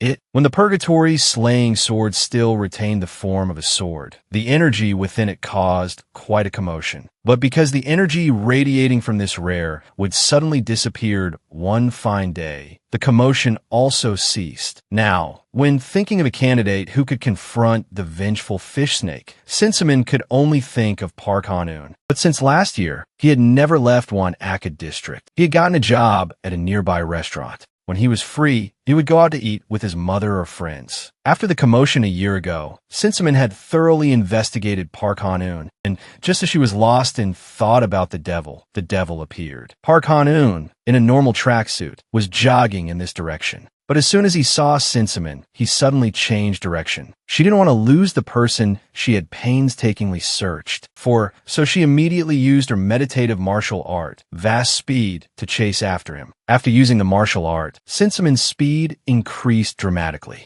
But even so, she still couldn't keep up with Park Han-eun's pace. After a chase, Park Han-eun disappeared from Sinsamin's sight. While she was confused, Park Han-eun suddenly appeared behind her. You're connected to the Immortal Association, aren't you? I wasn't running away or anything. I was just a little surprised that you were chasing me. Sinsamin observed her opponent meticulously. Park Han-eun was currently sweating profusely. That also meant that he hadn't used any talismans or skills just now, but had only used his normal strength to escape the pursuit. Just how much of a beast is this person? Sinsamin threw Park Han-eun a phone. The purpose was for him to log into the application and check his holy being information, and the result that appeared before her made Sinsamin's skin crawl. Park Han-eun had world force potential of the wood element, but the important thing was that his rank was only high, even lower than Sinsamin herself. Although this was truly a shock to Sinsamin, it didn't change her purpose for coming here today. She wanted to borrow Park Han-eun's wood element power to destroy the monster wreaking havoc at the Han River. There, a year after the event of destroying Lady Yua's monster bird, Park Han-eun had matured a lot, and his behavior was also more cautious. No longer blindly charging into something called justice. When Sensamin asked for his help, he didn't rush, but asked in return, "Is it true that the holy beings want to destroy that monster?" Perhaps this is just my personal opinion, but it's clear they're deliberately ignoring this matter. The words Park Han-eun spoke indeed made Sensamin feel guilty, but she stubbornly insisted that the senior holy beings were not taking any action against the vengeful fish snake, because they wanted to see if the younger generation, like her, could solve problems on their own without their support. But the more Sensamin spoke, the more sarcastic Park Han-eun felt that, oh, is that so? So thousands of people have to suffer because the seniors are waiting for the juniors to handle it themselves? Park Han-eun didn't want to meddle in other people's business, but if he cooperated, his credibility would increase, and Park Han-eun could even receive compensation. And the only thing he wanted was to get his purgatory slaying sword back. When he mentioned the sword, Sensamin felt guilty again, because from the very beginning, she had kept the sword hidden in her bag, not taking it out once. "How did you know it was your sword?" As she spoke, Sensamin took the sword bag from her shoulder and threw it to Park Han-eun. "As long as I'm breathing, I can connect with the plants around me. That's the effect of the Yang Light Wind Chi control system I am learning." Park Han-eun's demeanor was extremely confident, and yet not boastful at all. Sensamin pondered. She thought that world force was influenced by the surrounding environment, and since Park Han-eun was of the wood element, he was able to run like the wind through the forest just now. "Furthermore, the first thing is that I want my containment order to be lifted," Park Han-eun said. For the past year, he found that damned containment order that kept him under constant surveillance to be extremely annoying. Without a word, Sensamin picked up her phone, tapped a few times, and the request was approved. The reason Park Han-eun was put under a containment order by his superiors in the first place was simply because he had accidentally killed Lady Yua's monster bird. But a year had passed, and that incident was almost forgotten. Therefore, as long as a disciple of a holy being like T-Beck like her could entice him to participate in this case, everything could be easily resolved. Park Han-eun was now caressing the purgatory slaying sword after a year of not being able to touch it. Looking at his appearance, Sensamin truly hoped that this young man could be the one to finish off that damned water monster. Immediately after reaching an agreement, they went to the bank of the Han River together. Sensamin also called a few more disciples, and it seemed they were all very annoyed at suddenly being forced to come out and smell the stinking river water and watch Park Han-eun fight. Of course, Sensamin didn't call them out just for show. She just wanted to make sure that there would be a few young holy beings behind Park Han-eun ready to assist. As for Park Han-eun, she couldn't guess what he was planning either. Park Han-eun observed the river for a long time, and he couldn't deny that the smell of the polluted water was too terrible. He took out a bag of soil, mixed with some sprouts from his gear. Park Han-eun had actually prepared it for this moment. He just didn't expect to have to use it so soon. Seeing Park Han-eun suddenly squat down, Sensamin ran over worriedly. "Hey, Mr. Park Han-eun, if you get any closer, it will be very dangerous." Sensamin was about to intervene, but the scene in front of her left her stunned. Park Han-eun dropped the handful of soil in his hand into the water, then began to channel his chi. The sprouts in that handful of soil grew very quickly, and an entire area of heavily polluted water was almost completely restored. Without a doubt, it was water hyacinth, an aquatic plant that is very good at purifying water. The solution to clean the water source was done, so the remaining task was to deal with that monster. Park Han-eun had also guessed that after he dropped the water hyacinths, it would appear immediately. He immediately drew his purgatory slaying sword, looking extremely excited. Since taking down the monster bird a year ago, it had been a long time since Park Han-eun had felt this excited. "I am the lord of this river," the vengeful fish snake roared. Indeed, when comparing Park Han-eun and it on a scale, the difference in their sizes was huge. Large, but as for power, that was not yet certain. The appearance of Park Han-eun caused the vengeful fish snake's fury to rise high. It quickly launched an attack first, each blow incredibly ferocious. Park Han-eun did not back down either. After all, his wood element power was not just for show, and moreover, his speed was also very fast. With that godlike speed, Park Han-eun could easily dodge every attack from his opponent. While dodging, Park Han-eun took out 3 crystal stones. In a flash, those 3 crystal stones transformed into 3 arrows flying straight towards the vengeful fish snake. "How dare you?" The monster roared again in anger, then twisted its body to evade the attack. Those 3 arrows at first glance seemed to have a predictable path, but somehow they suddenly multiplied into many arrows, and all of them hit their mark. The vengeful fish snake was hit by the arrows, letting out a pained shriek, continuously cursing Park Han-eun as a bastard. Its violent thrashing in the water caused the Han River to rise, splashing onto the shore. On the shore, Shin Su-min hurriedly opened an umbrella to shield herself and the other disciples. In her heart, she was both happy and worried. Happy because Park Han-eun had created a miracle, which was using water hyacinths to purify the water, thereby completely eliminating the polluting elements of the vengeful fish snake. But worried because that was still not enough to win against the opponent, and instead made it even more frenzied. The Lord of the Han River was now charging towards Park Han-eun once again. To it, his ability was truly rare, far superior to the mystic rank holy beings who had come to challenge it before. But even so, the vengeful fish snake still believed that with those little tricks just now, Park Han-eun could not possibly defeat it. Because of that rage, its attacks became even more ferocious. Park Han-eun was knocked into the air by it. He flailed in midair, hurriedly unlocking his backpack, letting lotus seeds fall into the water. Under the effect of his chi, those sprouts quickly bloomed into flowers and leaves right on the polluted surface of the Han River. The large lotus leaves became a platform for Park Han-eun, preventing him from falling straight into the water. After landing safely on the water's surface, he then took out a jade-green crystal, and this was also the final blow. Park Han-eun gathered his strength and struck out with his slaying sword. The blow, carrying the crystal containing a sprout, plunged straight into the monster's body. "You bastard, you dared to hide a sprout inside that last attack? You think you can destroy me with just that little trick?" The vengeful fish snake was in immense pain, but its mouth was still tough. "The little trick you speak of was created with all my heart and soul. Can you feel it?" On the other side, Park Han-eun was extremely pleased. The vengeful fish snake felt that something was really wrong with its body. It immediately wanted to dive deep into the water to temporarily escape. However, Park Han-eun had come all this way. There was no way he would let it escape so easily. In his hand, a dazzling yellow halo of light appeared.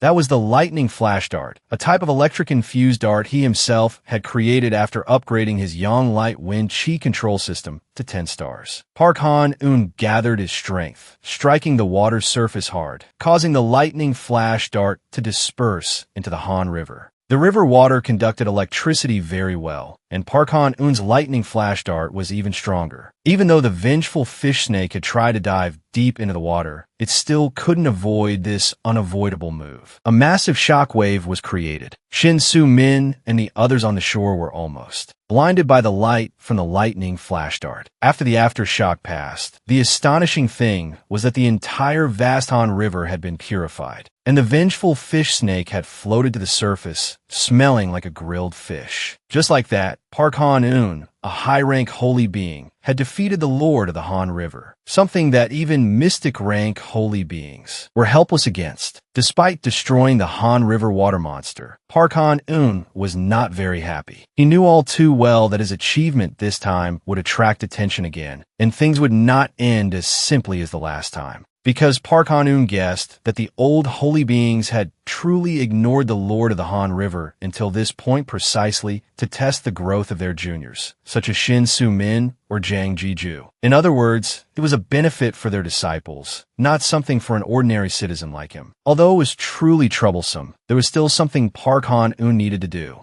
That was to cut open the water monster's corpse to find its inner core. The inner core of this vengeful fish snake was smaller than he had imagined. Every water element creature, like it has such an inner core, a crystal formed from effort and the desire to become a dragon. Before he could be happy for long, the thing Park Han-eun worried about most had truly happened. A holy being with many attendants appeared right above him, then without a word, conjured 2 chains that tightly bound his limbs. "Do you know what you've done, you bastard?" This man was a heaven-rank holy being, one of the 8 mountain gods on the South Korean peninsula, King Neocha, who is also Jang Ji-ju's master. The moment Shin Su-min saw King Neo-cha, her face turned pale with fear, and she also recalled what Jang Jiju had said before. He appeared right when the Lord of the Han River was defeated. Could this mean that the senior holy beings had been considering the timing to eliminate it or not? And so, Park Han-ayen's sudden appearance out of nowhere to ruin that plan was truly a heinous act. But Shin Su-min was the one who had enticed him to do it. No matter how she thought about it, she felt she should take responsibility for this. So she scrambled onto the lotus leaves and ran to the middle of the river. This disciple pays her respects to the senior. I truly don't know why Senior is present here, but before Shin Su-min could finish her sentence, she was cut off by Neo-cha. Don't talk to me about any of those rules or regulations. Are you a disciple of Tibek? Yes. Don't tell me that a disciple of a high-ranking holy being like you doesn't know the seriousness of what just happened. In fact, the reason Neo-cha's mood was so bad was that Park Han-eun was not an ordinary person. He had trained himself without the guidance of any master for the past year. And even if he possessed the rare wood element power, an ordinary person could not possibly defeat a monster like the vengeful fish snake with just self-training for a year. That made Neo-cha extremely suspicious of Park Han-eun's identity and what he was hiding. If you dare to open your mouth one more time, you'll be smearing dirt on Tibek's face. Shin Su-min was so frightened by Neo-cha's tone that her limbs went limp. But Park Han-eun burst out laughing. The fact that this high-ranking holy being appeared at this very moment further proved that his suspicions were correct. Park Han-eun wasn't afraid to speak his mind right in front of Neo-cha,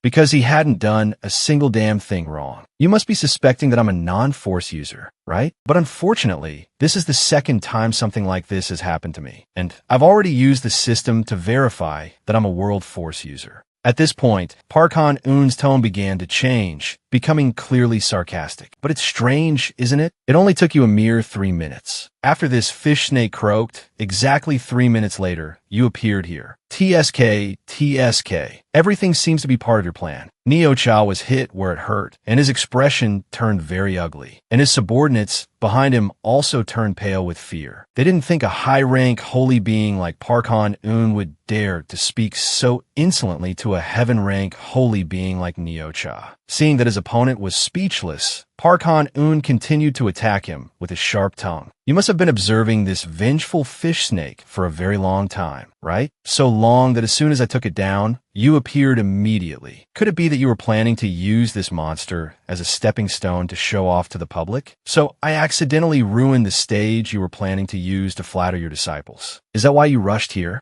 The more Park Han-eun spoke, the paler Neo-cha's subordinates became, because what he said was just too accurate. As for that undeserving senior, his anger was already boiling over. Without much thought, Neo-cha immediately took action. Park Han-eun was already tightly bound by iron chains, suspended in front of Neo-cha, and taking another blow like this, everyone thought that if he wasn't dead, he'd be on the verge of death. Even his subordinates felt that this action was a bit too much. Only Neo-cha felt that Park Han-eun deserved such punishment. But before he could vent his anger, he heard a coughing sound coming from the ground below. Park Han-eun was still alive and kicking, and moreover, his appearance was extremely provocative, getting punched in the stomach just like last time. Saying that, he raised his purgatory slaying sword and pointed it straight at his opponent's face. This insolent act from a young holy being toward a senior was unacceptable, and it had pushed Neo-cha to his limit. Never before had Neo-cha's subordinate seen such a terrifying expression on his face. It seemed that this time, he really wanted to take Park Han-eun's life. As expected, right after that, Neo-cha spoke in a tone like the god of death. Oh, you have any last words before you go to hell? That appearance frightened everyone around, but it couldn't frighten Park Han-eun. I don't think I can croak today, so why bother with last words? You can't take my life. Park Han-eun maintained his posture of pointing the sword at the opponent. At you bastard, Neo-cha growled through his teeth. It seems your arrogance has reached the high heavens. A blue energy gathered in his hand, which one could tell was terrifyingly powerful just by looking at it. It shot straight towards Park Han-eun, but you remained as calm as ever. I also don't know how Park Han-ayen intended to deal with it then. However, in the end, you were not the one who blocked Naja's attack, but Elder Peng, a high-ranking holy being of the Sanchianto, who was believed by the world to be on a mission to guard the Garden of Eden. Elder Peng's appearance here somewhat surprised King Naja. What was even more surprising was that he also brought a proposal from Lady Yuhua. I hope I'm not interrupting your execution, but what you're doing is nothing short of senseless violence. Elder Peng said,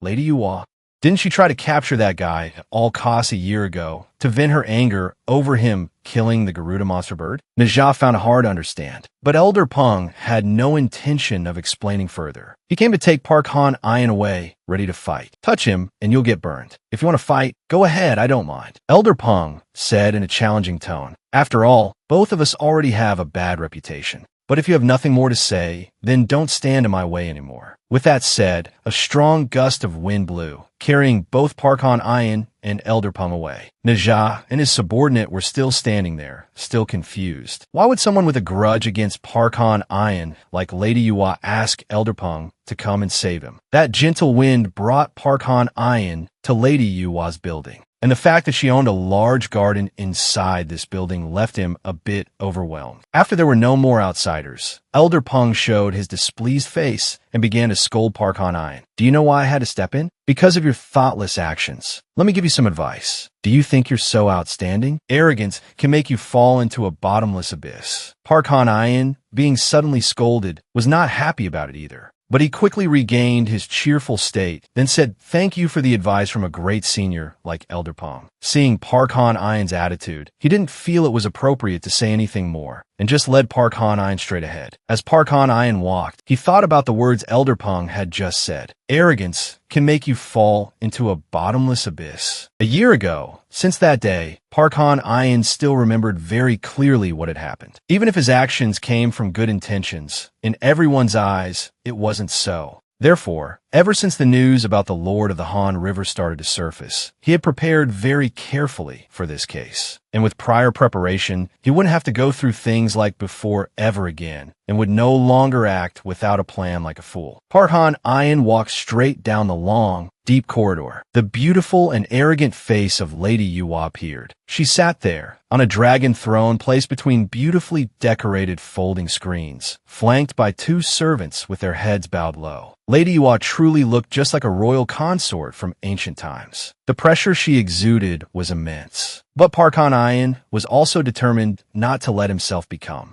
an ant for people to blame at will anymore. The Lady Yuhua before him was by no means an ordinary person. She called herself Shinnon, specializing in cultivating spiritual medicines. In this Korea, half of the spiritual medicines on the market were prepared by Yuhua. And because of that, she had brazenly joined the ranks of the Samchianto, despite not being as strong as the other two. Park Han Ian had researched this formidable woman very thoroughly, and he learned that Yuhua had a private royal garden dedicated to growing spiritual medicines. So he had gradually formulated a plan to attract Lady Yuhua's attention. Now, he was standing in front of that woman with a face full of confidence because his plan had succeeded perfectly. Are you Park Han Ian? Yuhua asked. As soon as she spoke, a maid brought a tray to Park Han Ian. Do you know what this is? Park Han Ian recognized it at a glance. They were 3 seeds of purification grass, and they were even in the process of sprouting, extremely rare. Lady Yuhua said she had discovered this precious item while investigating the gene aids of ordinary humans. And she also said she had found out who sold this to the public in order to punish that person severely. Guess who that person is? Park Han Ian acted very quickly. As soon as Yuhua finished her question, he knelt on the ground to confess his guilt. How could Park Han Ian not recognize those seeds? Because he was the one who sold them to attract Yuhua's attention. Now he was even putting on this act of genuine fear. Lift your head, Yuhua ordered. Park Han Ian timidly raised his head.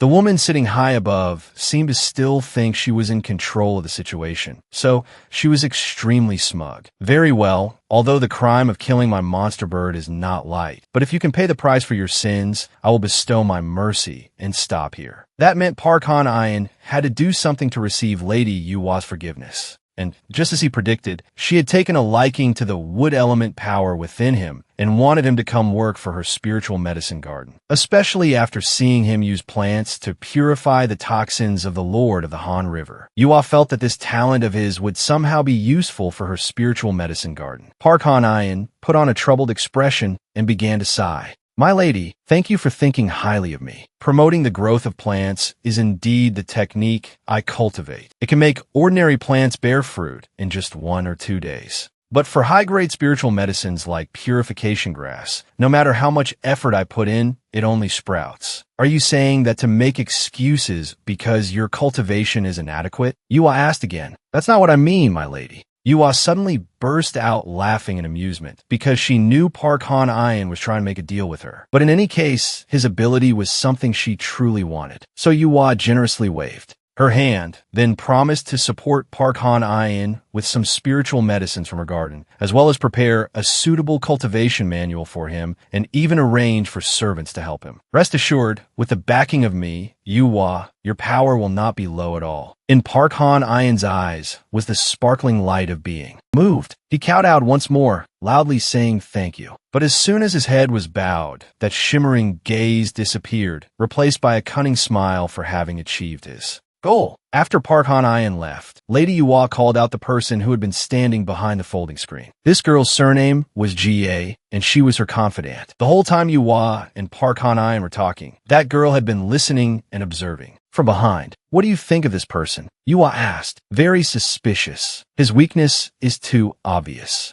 Is that really the one who took the monster bird's life last year and just defeated the monster on the Han River? It's impossible to do those things without ability, unless he has extraordinary power or he's a madman. In fact, Lady Yuwa also sniffed out that Park Han-ayan had his own scheme. Despite that, she still kept him, for now letting him manage her herb garden. If he really had a wicked heart, he still wouldn't be able to steal any seeds from a garden. Her real purpose was to use Park Han-ayan's ability to awaken the piece of peach tree of immortality wood in her hand. As for Park Han-ayan, he had actually noticed that there was another girl behind Yuwa earlier, and her power level was around 300, while Yuwa's was over 400. During the recent period, he had come into contact with many holy beings, so he could roughly measure the opponent's power level with a number. However, he had no idea what their cultivation techniques were. For example, King Naja from earlier had a power level of over 600, and Elder Peng was also over 400. As for Park Han-ayan's power level, it was hard to put into words, a mere 45 points.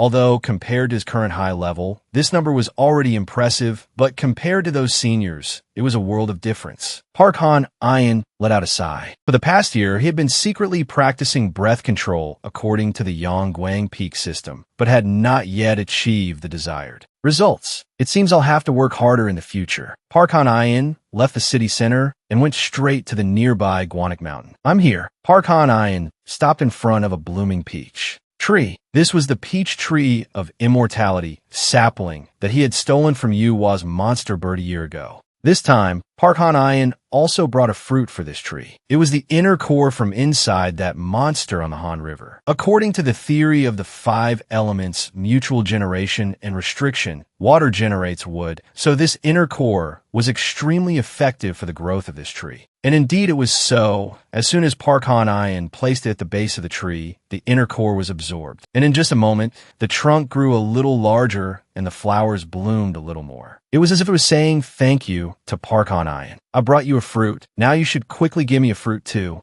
After that, he began to sit down and cultivate his breath control with this peach tree of immortality. It had to be said, the reason Park Han-ayan could increase his strength so quickly was that for the past year, he had always practiced breath control with this peach tree of immortality. A week after the event of destroying the Han River water monster, that peach tree of immortality finally bore a tiny fruit. Although its size was indeed a bit small, the fruit was already ripe. The fragrance emanating from it made Park Han-ayan unable to stop himself from gulping. Just as he was about to pick that peach, a voice rang out from behind. That is a rash action. Park Han-ayan was startled and turned around, only to see a very cute brown bear wearing a hanbok in front of him. He found it hard to understand, but still greeted respectfully first. May I ask, who are you, senior? This old one is Guanik, the brown bear introduced. Park Han-ayan nodded. So it was the mountain god of this Guanik mountain. It turned out that after the heavenly gate opened, the holy beings of the land also began to appear. Again, for example, this mountain god of Guanik in the form of a brown bear. He had been here for hundreds of years. But back then, when the capital moved to Hanyang, the geomancers believed that the fire energy of Guanik mountain was too strong and would negatively affect Hanyang.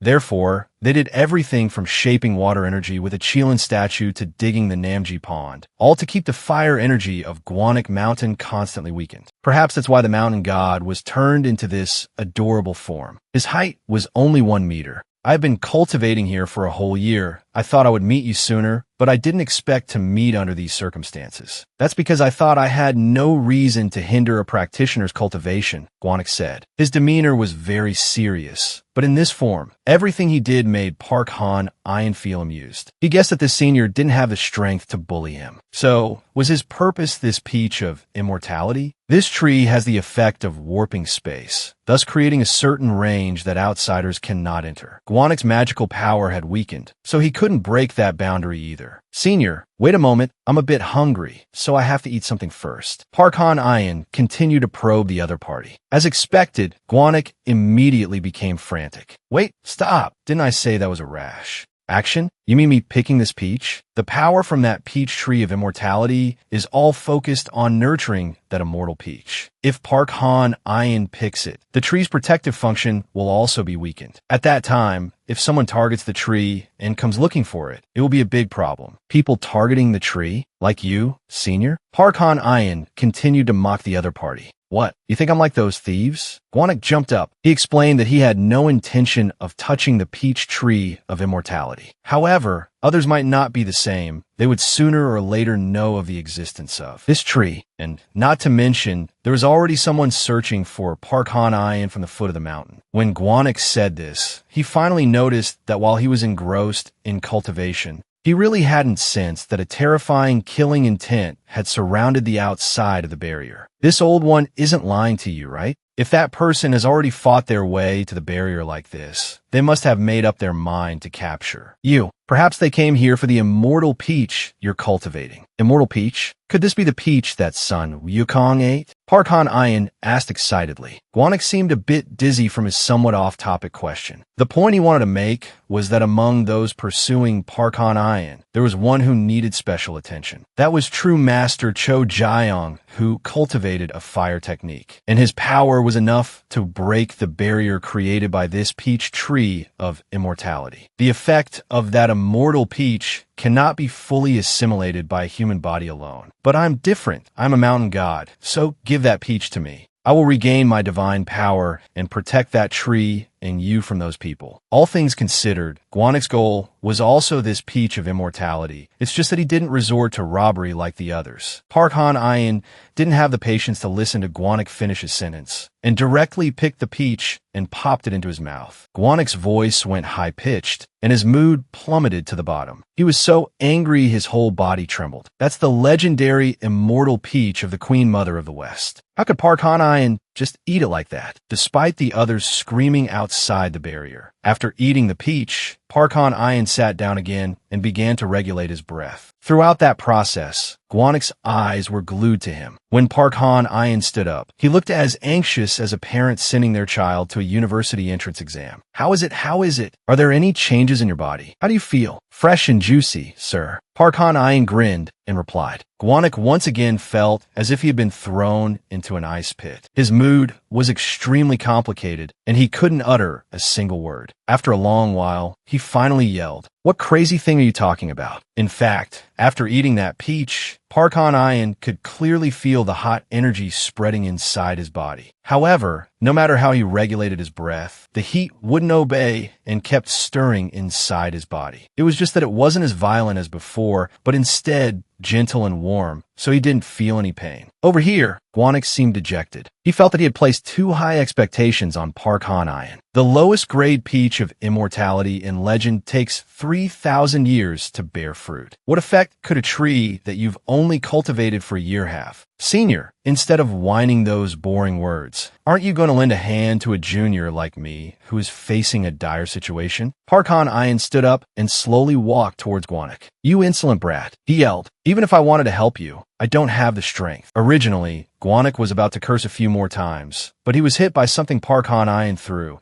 and it hurt so much he screamed, his volume rising sharply. "You bastard! Are you throwing rocks at my head now?" Park Han-Ian was almost swallowed by this brown bear's anger. Because he thought he would catch it, that's why he threw it. Who knew that after turning into a bear, Gwanek would be so slow? However, when Gwanek looked closely, the thing Parkon Iron had just thrown at his head was not a rock, but a seed of purification grass, and a sprouted one at that. Gwanek's body continued to tremble violently, but it was no longer out of anger, but out of emotion. "You're really giving me something so precious?" Gwanek's current appearance was truly pitiful. Parkon Iron couldn't associate him with a holy being of several hundred years old inside this brown bear skin. He walked over and placed a few more sprouts of purification grass in Gwanek's hand, making him even more emotional. "This is all I have for now, but I'm sure you can recover some of your power with it, right?" Of course, of course. Gwanek nodded his head repeatedly, looking as if he was about to burst into tears. "So what can you do for me now?" "I can." Gwanek puffed out his chest confidently. "I can dig a burrow." A huge question mark appeared above Parkon Iron's head. He didn't expect this sentence to come from the mouth of a mountain god, and even thought he had misheard. With just 3 seeds of purification grass, Gwanek couldn't fully recover his power, so he intended to dig a burrow to hide in for safety. However, Gwanek said that the urgent problem now was to deal with the thieves who were lurking around here. Han Iron replied, saying that he could check on those people by using the special map he had. He immediately opened the map to observe, and it clearly showed the surrounding area. And sure enough, countless red dots appeared in all directions. Han Iron decided that he would directly attack the nearest one first to reduce the risk to the immortal. Peach Tree. Gwanek was terrified, asking Han Iron if he really intended to rush into a fight right now, and whether he should be more cautious. Han Iron replied decisively that if he didn't attack, the thieves would have a chance to approach and steal this precious tree. Gwanek was extremely worried because, considering his current strength, Han Iron would have a hard time defeating the vicious thieves who were approaching. At this moment, a thief in a Gucci shirt was rushing towards the immortal peach tree with determined speed. Suddenly, a deep voice rang out, forcing him to stop immediately, looking around cautiously for the person who had just spoken. In front of him, Han Iron was already waiting on a high mound, his sharp gaze fixed on the thief. Recognizing the enemy's aura, Han Iron knew he was Iang Jiju, a disciple of the Rakshasa Heavenly King Naja.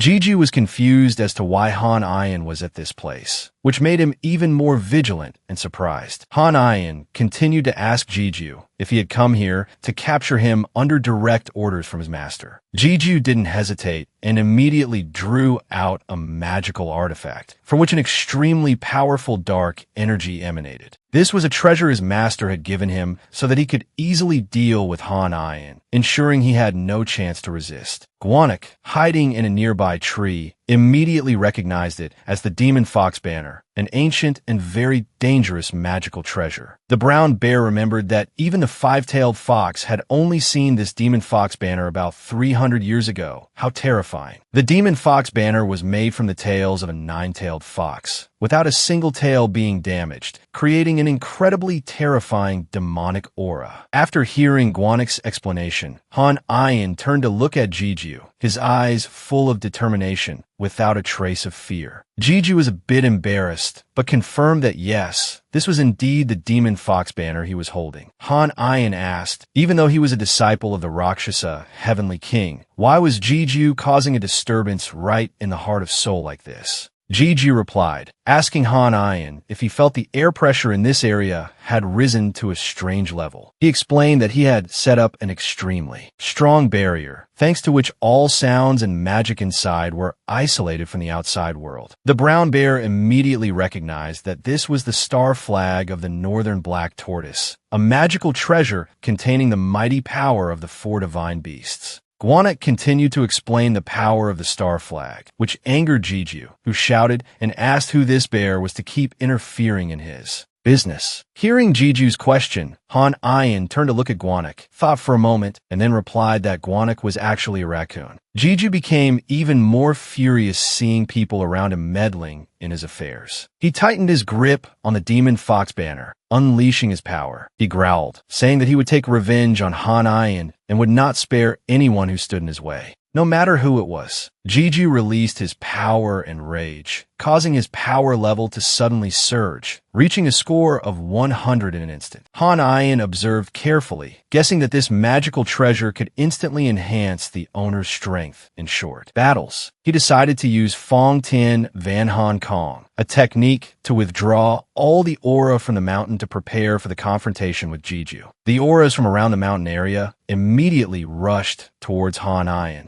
a sight that left the brown bear utterly astonished. Han Ayin got into a stance to draw his sword, concentrating in his mind on executing Fong Tien Van Han Kong to ready himself for this fierce battle. Jeju, on the other side, immediately launched a series of wind wolf beasts that charged like a storm, trying to take down Han Ayin quickly. In that instant, Han Ayin also slashed out a sharp stream of sword energy, tearing apart everything in its path. Han Ayin's sword energy and the pack of wind wolves clashed. All the wind wolves were sliced in half, vanishing without a trace. Han Ayin's face revealed a cold expression, his eyes as sharp as a sword's edge, ready for whatever came next. The brown bear looked at Han Ayin in amazement, unable to believe that a human could become one with nature to such an extent. Seeing Han Ayin connected to the mountains, Guanak wondered how there could be such a miraculous technique that could merge a human and nature as one. Han Ayin smiled, asking Jeju again if he had just said that what happened inside this barrier wouldn't be leaked outside. If you dare to point your sword at others, you must also be prepared to be stabbed back, right? Hearing Han Ayin's taunt, Jeju became furious, tightened his grip on the demon fox banner, and prepared to unleash his decisive move. He immediately swung the demon fox banner once more,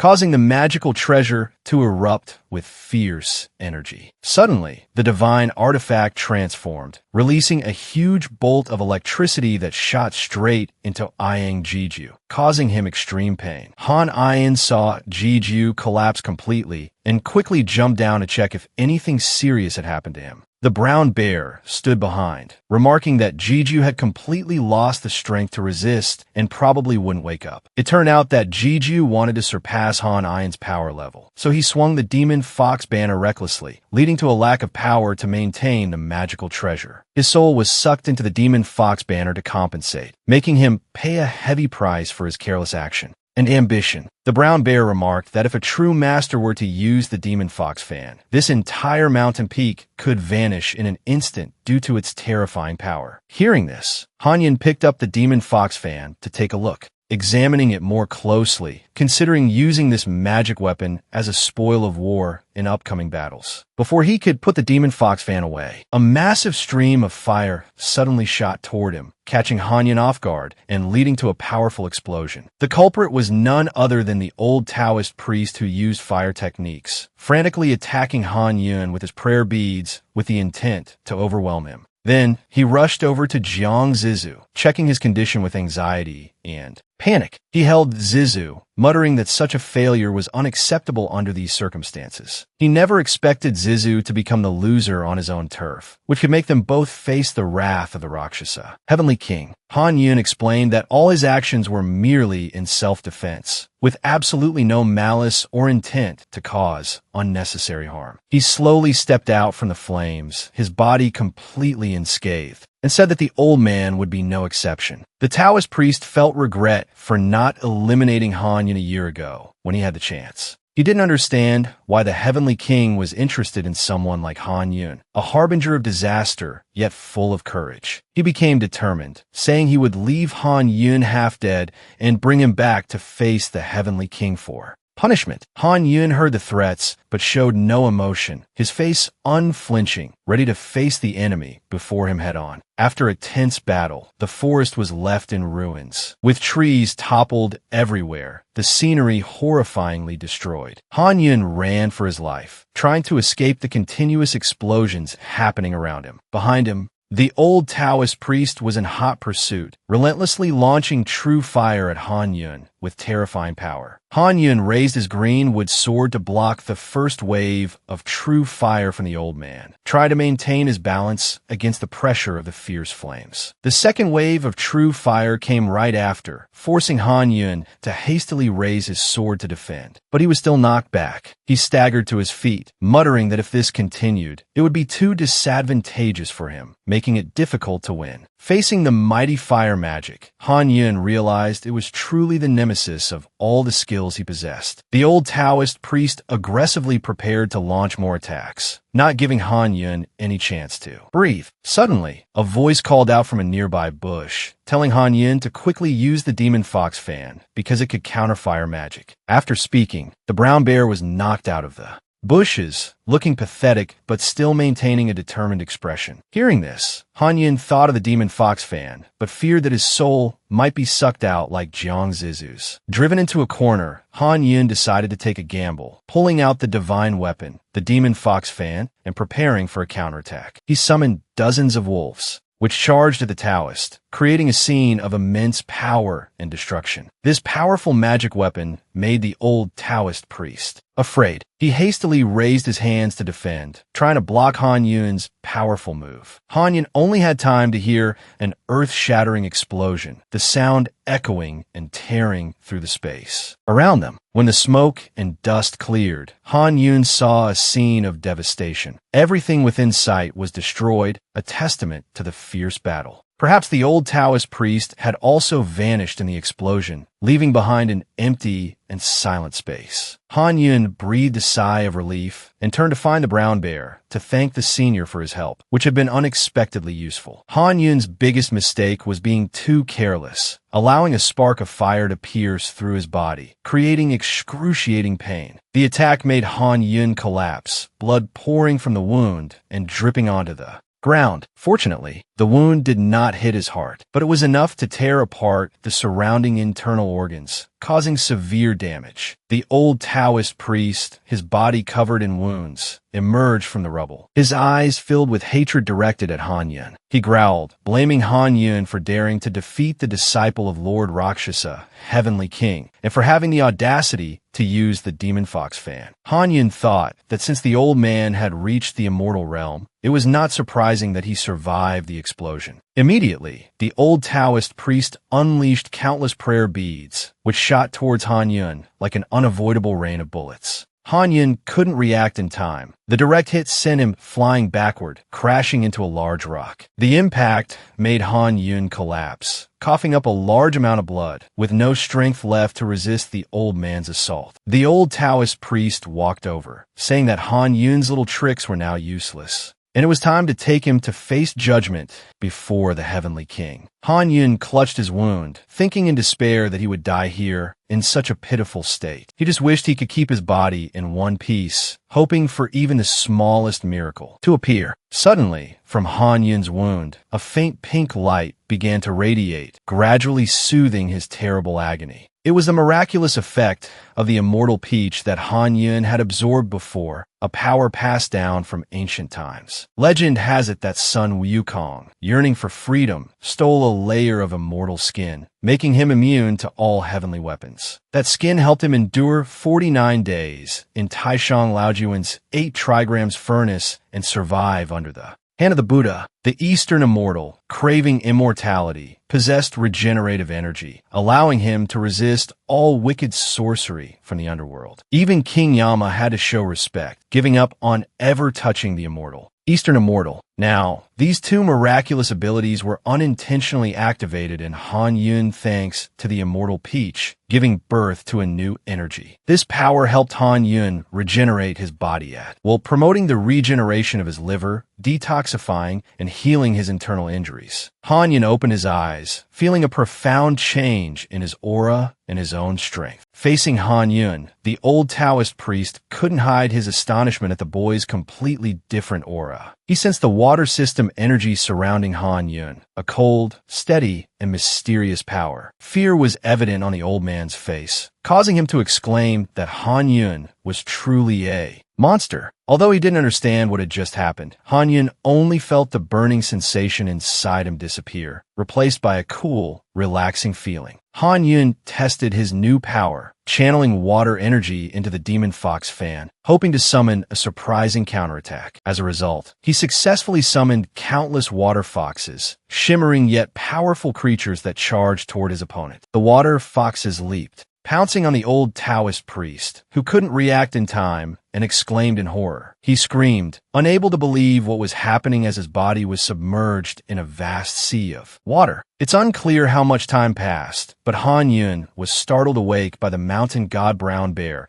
pinching his cheek to bring him back to his senses. Guanik asked if Han Yun was fully awake, while looking at him with a puzzled and suspicious gaze. He couldn't hide his curiosity, wondering how Han Yun could summon such a massive amount of water from the demon fox fan. Han Yun was still dazed, unsure of what Guanik was talking about, and was stunned when he saw the scene before him. In front of Han Yun was a giant trench of water, as evidence of the power he had just unleashed. Uprooted trees were scattered everywhere. The surrounding ground cracked under the fierce force of the water. Han Yun just stood there dumbfounded, while Guanik kept calling his name to pull him back to reality. Before them, the water from the demon fox fan was still spreading, flooding the ground, evoking a majestic and chaotic scene. After searching for a while, Han Yun and the brown bear discovered the old Taoist priest floating, belly up, looking like a drowned man sprawled in the distance. Feeling this was a good opportunity, Han Yun tried his hand at thievery, rummaging through the old man's clothes to see if there was anything useful. He unexpectedly touched a small pouch inside the old man's robe. The brown bear recognized it immediately and explained that it was a treasure pouch, a type of magic bag that could store all sorts of items, large and small. The brown bear added that even that Jiang Zizu fellow had one of these bags to store his magic items. Although curious to see what was inside the bag, Guanik immediately urged Han Yun that this was not the time to check, because more enemies were approaching. Han Yun quickly thought about what his next step should be. Suddenly, he looked down at the unconscious Taoist priest and had a bold idea. Without hesitation, Han Yun hoisted the old man up and walked towards the immortal peach tree, despite the brown bear's astonished gaze. Upon arriving, he threw the old Taoist priest to the ground with a thud and told the brown bear to wait for him a moment. Han Yun began to gather energy in his palm, then channeled it straight into the ground, using an immortal essence technique. Very quickly, the old Taoist priest's body began to dissolve, merging into the surrounding space, turning into light leaves that flew towards the immortal peach tree. The brown bear realized with astonishment that the old Taoist priest's physical body was being completely absorbed into the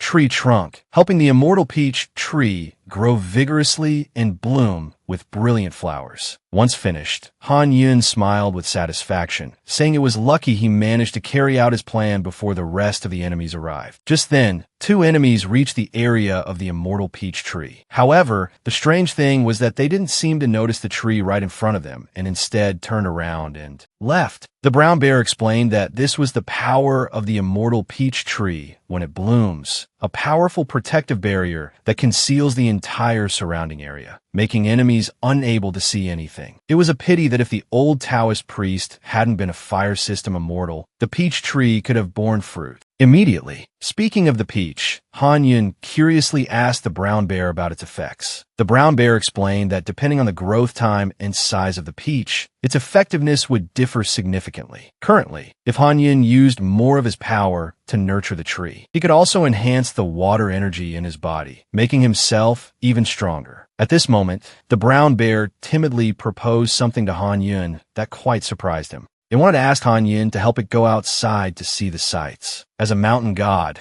the brown bear could create a clone to leave the mountain, but it needed power to sustain the clone. Seeing it hesitate, Han Yun guessed that the brown bear wanted to parasitize his body to maintain its power outside the mountain. The brown bear lamented that no matter how many people came up the mountain, no one ever made offerings or threw at anything. It pleaded that since they were fated to meet, it hoped Han Yun would help it fulfill its wish to see the outside world. Han Yun felt a bit soft-hearted and agreed to help, on the condition that the brown bear trade something of equal value. The brown bear didn't hesitate, flying off and then returning, tossing a rather ordinary-looking mace into Han Yun's hand, resembling a lollipop that children snack on. The brown bear explained this was an ancient treasure of the goblins, a mythical race possessing superior intellect and physical strength. This mace was the goblin mace, which, combined with the celestial crown, was the one and only irreplaceable pair of treasures of the goblin race. If one of the two treasures was lost, the goblin's power would be halved. Therefore, whoever held this mace could be considered to be holding a hostage, able to force a goblin to do anything. The brown bear said it had accidentally picked up this treasure without knowing who the owner was, but Han Yun found it quite interesting, so he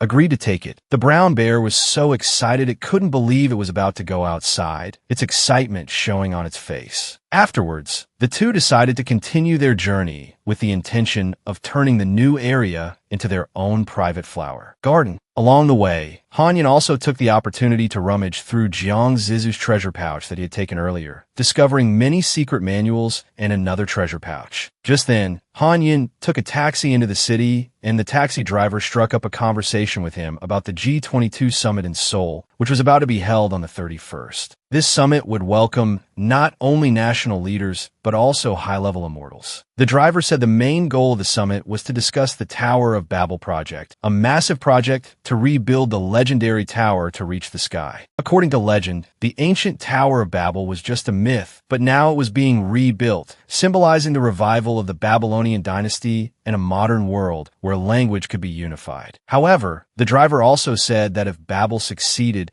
it could negatively affect other translation and cultural projects. Han Yun was thinking about the huge impacts of the project when the driver suddenly slammed on the brakes, startling him. Ahead, someone was standing in the middle of the road, blocking the car. He quickly asked the driver what was wrong, wondering if a monster had appeared. When he looked closely, Han Yun discovered that the person blocking the car was none other than an incredibly beautiful girl, standing straight in front of the car with a confident aura. It turned out to be the girl, Ja Jungbai. She was tasked with assisting Han Yun in the time to come. She was a very powerful character, but Han Yun wasn't sure how she would be of help on his journey. He didn't know what use this girl was, but she clearly had a powerful and mysterious presence. But right now, he saw that she was very fierce, telling him not to do anything stupid. This warning made Han Yun feel that she was not someone easy to deal with. He said he would be careful, but in his heart, he couldn't help but worry about the relationship between them. At this moment, the mountain god brown bear, disguised as a phone case, looked anxious upon seeing her. The brown bear's expression showed that this was a tense situation that it couldn't ignore. It said that Han Yun would have a rather hard time dealing with this person. The brown bear's anxiety was not just because of Ja Jungbai's nature, but also because of her past. He asked if she was an acquaintance of the mountain god, and the brown bear quietly replied that it was someone it knew. Well, it had informed him of her weakness, a weakness that Han Yun couldn't ignore. It was that she was extremely fond of handsome men, and this trait could become her powerful weapon or her weakness. This left Han Yun utterly bewildered, as he wasn't sure what he could do to control the situation. It was known that since ancient times, there were rumors about the son of an immortal named Mun Duyang. This story was not just a legend, but also a part of Ja Jungbai's past. This person was famous throughout Jeju Island for being an outstandingly handsome man, skilled in both literature and martial arts. Mentioning Mun Duyang, both Han Yun and the brown bear couldn't help but talk about this person's extraordinary beauty and talent. Back then, Ja Jungbai was an ordinary young woman who accidentally saw Mun Duyang bathing. That moment changed her life, as his beauty awakened a part of her hidden power. It was his dazzlingly handsome appearance that caused Ja Jungbai to unexpectedly awaken her immortal bones. From then on, her love for Mun Duyang became an unquenchable desire in her heart. Although the heavenly gate was still closed at that time, her power had not yet fully manifested. After hearing this, Han Yun was startled and accused the old bear of just being good at bluffing. But really, the brown bear's story made it impossible for him not to believe it. But it was true that some children awaken if they suffer a great shock, both physically and mentally. Such children are chosen by immortals from the human world and nurtured. Ja Jung Jung-bai was one of them, as her awakening was the result of a powerful emotional shock. Furthermore, Ja Jung-bai had the same immortal bones as Mun Deong, so his father, Mun Guk-sung, took her in. This connection helped Ja Jung-bai gain a firm foothold in the immortal world. After that, she persistently pursued the handsome man, but no matter how hard she tried, he would not accept her. Everything she did was just to win the attention of the man she loved. Mun Guk-sung could not accept a young and unsupported immortal like Ja Jung-bai. Although her power was great, without the support of a powerful figure, Ja Jung-bai could not have the love she desired. Han Yin asked, so she had started a love that could never be? Han Yin's question made the brown bear sigh, because the failure of this love was the cause that led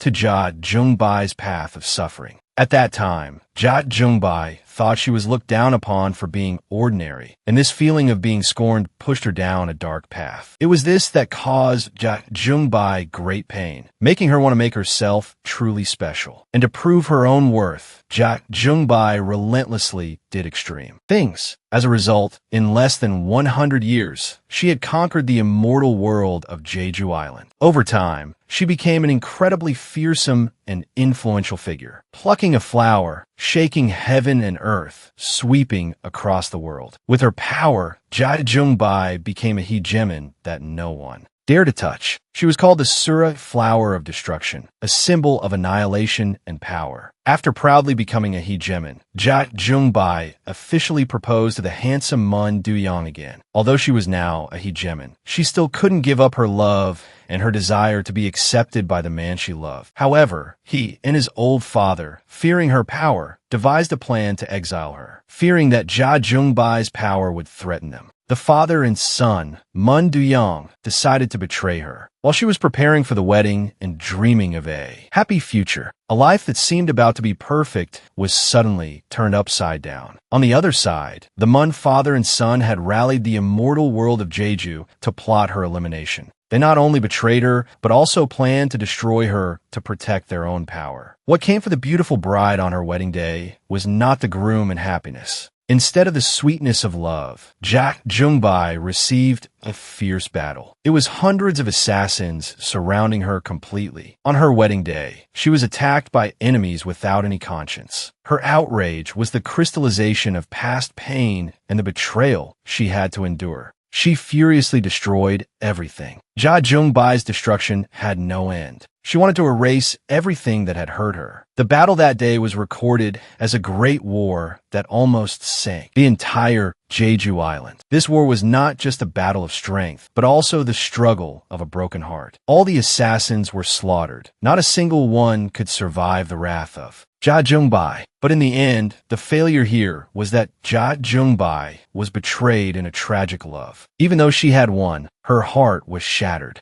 Gwanek also knew that because many coveted Ja Jung-bai's talent, they approached her. They sent handsome young men to seduce her, but not a single one returned with their vital essence intact too. Go home. Ja Jung-bai became the fear of those who dared to deceive and use her. If it weren't for Paradajai, who had an acquaintance and stepped in to mediate, Ja Jung-bai would probably have been driven from her homeland and become a common enemy. Thanks to Paradajai's intervention, Ja Jung-bai was able to avoid a worse fate. Looking Han Yin over, the brown bear reassured him not to worry about her bothering him, because with his looks, she wouldn't even give him a chance. Although the brown bear seemed confident, Han Yin still felt this was a very dangerous situation. Han Yin guessed the old mountain god wanted to go home early, so he pinched its cheek hard, making it yelp in pain. This action made the brown bear cry out from the pain, but it also lightened the mood between them a bit. Even Ja Jung-bai heard it, but luckily he covered it up by saying he was listening to music, so he wasn't suspected. However, a part of Han Yin still felt that something was not right. At this point, Ja Jung-bai had led him to a very tall and ancient gate, as this architectural structure was completely unfamiliar. This gate looked like a sign of a completely different world that Han Yin was about to enter. It wasn't until Ja Jung-bai called him that he scurried over. His haste couldn't hide his confusion in the face of the events to come. As she led the way, she introduced that there were 6 flower gardens in the ladies' pavilion, each garden labeled with a number from 1 to 6. Ja Jung-bai continued to guide Han Yin to the place where he would be in charge and begin his new responsibilities. Then the two stopped at a flower garden. This place was where Han Yun would be staying, and also the starting point for new challenges. Among them, the only place a person could stay was the 6-flower garden inside. This space was like a separate world, where Han Yun would face the mysteries of his new life. As she spoke, Jia Jungbai pushed open a large gate, causing a light from within to shine out, dazzling the eyes. The light from within this gate made Han Yun feel a sense of strangeness and mystery. This was a vast but barren space with only a single dilapidated hut. The most special feature here was that there were 2 suns. The appearance of 2 suns was a bizarre phenomenon never seen before. She explained that each door of the flower gardens led to a different space, and this was where he would be responsible for caring for and raising creatures. The responsibility Han Yun had to face was not only physical, but also a great mental challenge. Han Yun curiously asked about the previous owners and was told that this place had been abandoned for hundreds of years.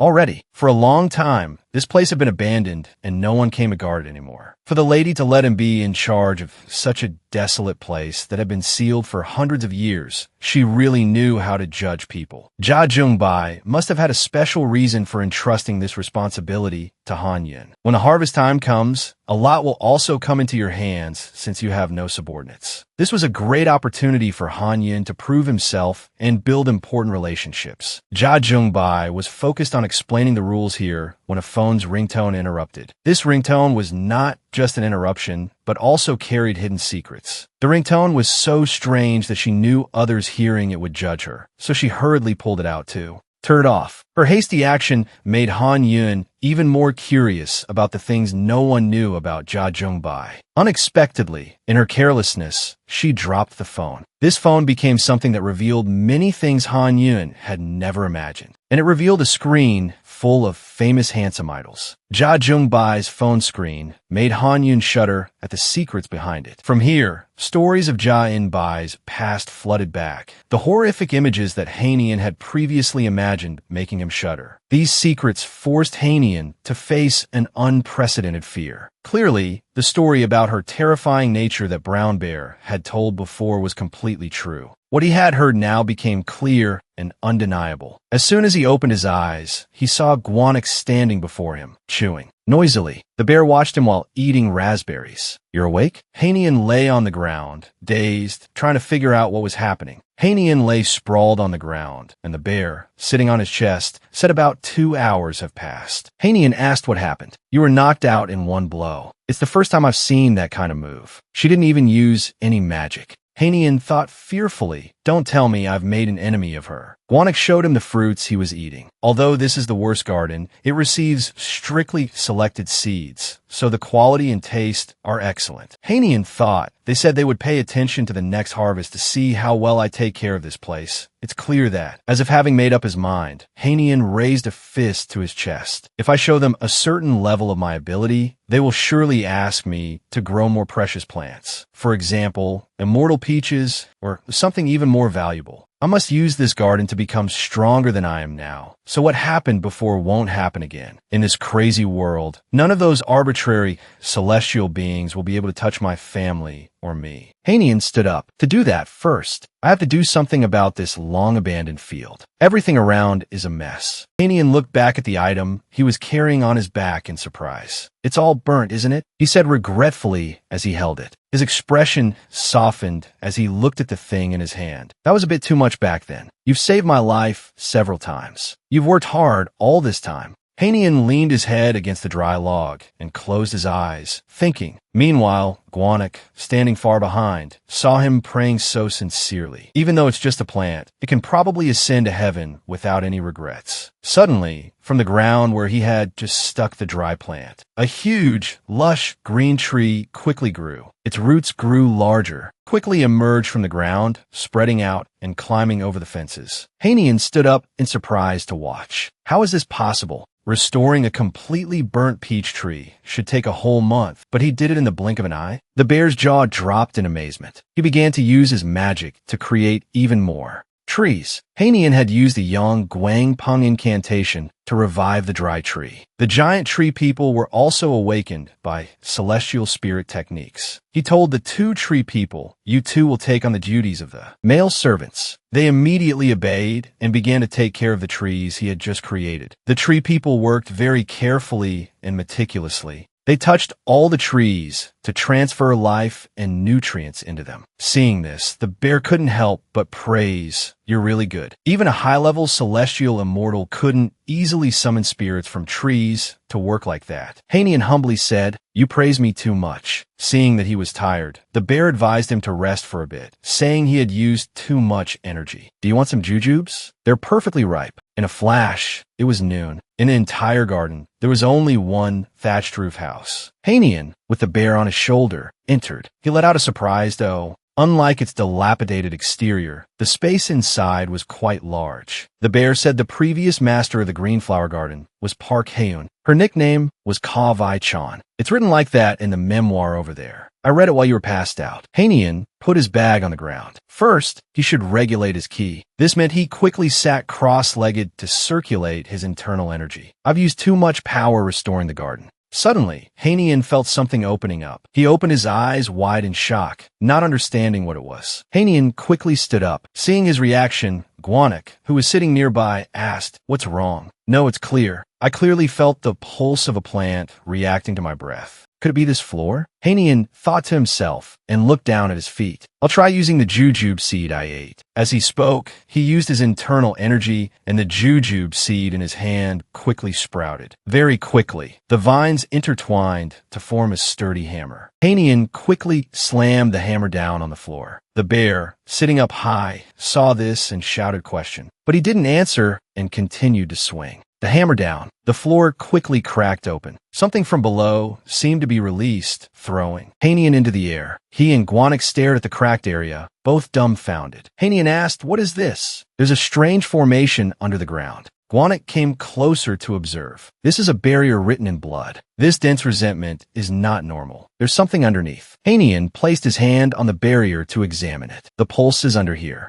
If so, without knowing what he was thinking, he continued to slam the hammer down. Hanian wanted to break this barrier. The hammer in his hand grew more powerful as he struck down hard. Another hole cracked open in the ground. He and Guanik curiously looked down at the same time, both surprised. Below was a deeper area, a table, on which was some kind of book and a scroll, left by who knows who. This was probably a secret room. Hanian, with the bear on his shoulder, jumped down, and a truth was revealed from here. "I am Park Haeun, the master of the Green Flower Garden, nicknamed Ka Vai Chan. For the next master of the Green Flower Garden from now on, I want to let you know of the cruel acts of Lady Ayuwa. One day, after saying goodbye to my friends on the way home, I accidentally entered a village shrine and was possessed by a demon. At that time, I couldn't do anything, but by chance a mysterious scholar was passing by that road. He ran over and asked me, 'Miss, are you all right?' He expelled the demon that was attached to me from my body. Afterwards, the scholar scattered red beans on me to protect me from demons. I knelt on the ground and stammered my thanks. The scholar said that when I was possessed by the demon, my celestial bones were inadvertently opened. If this continues, you will be tormented by mortals in the human world or humiliated by wandering immortals in the celestial realm." I hesitated and looked at him. He said I must leave this place before disaster strikes. The scholar's words made me tremble. Seeing my fear, the scholar placed a hand on my shoulder to reassure me, saying he knew a celestial being and that I should just follow him. Hearing those words, I followed the scholar and joined the pavilion of Lady Ayuwa.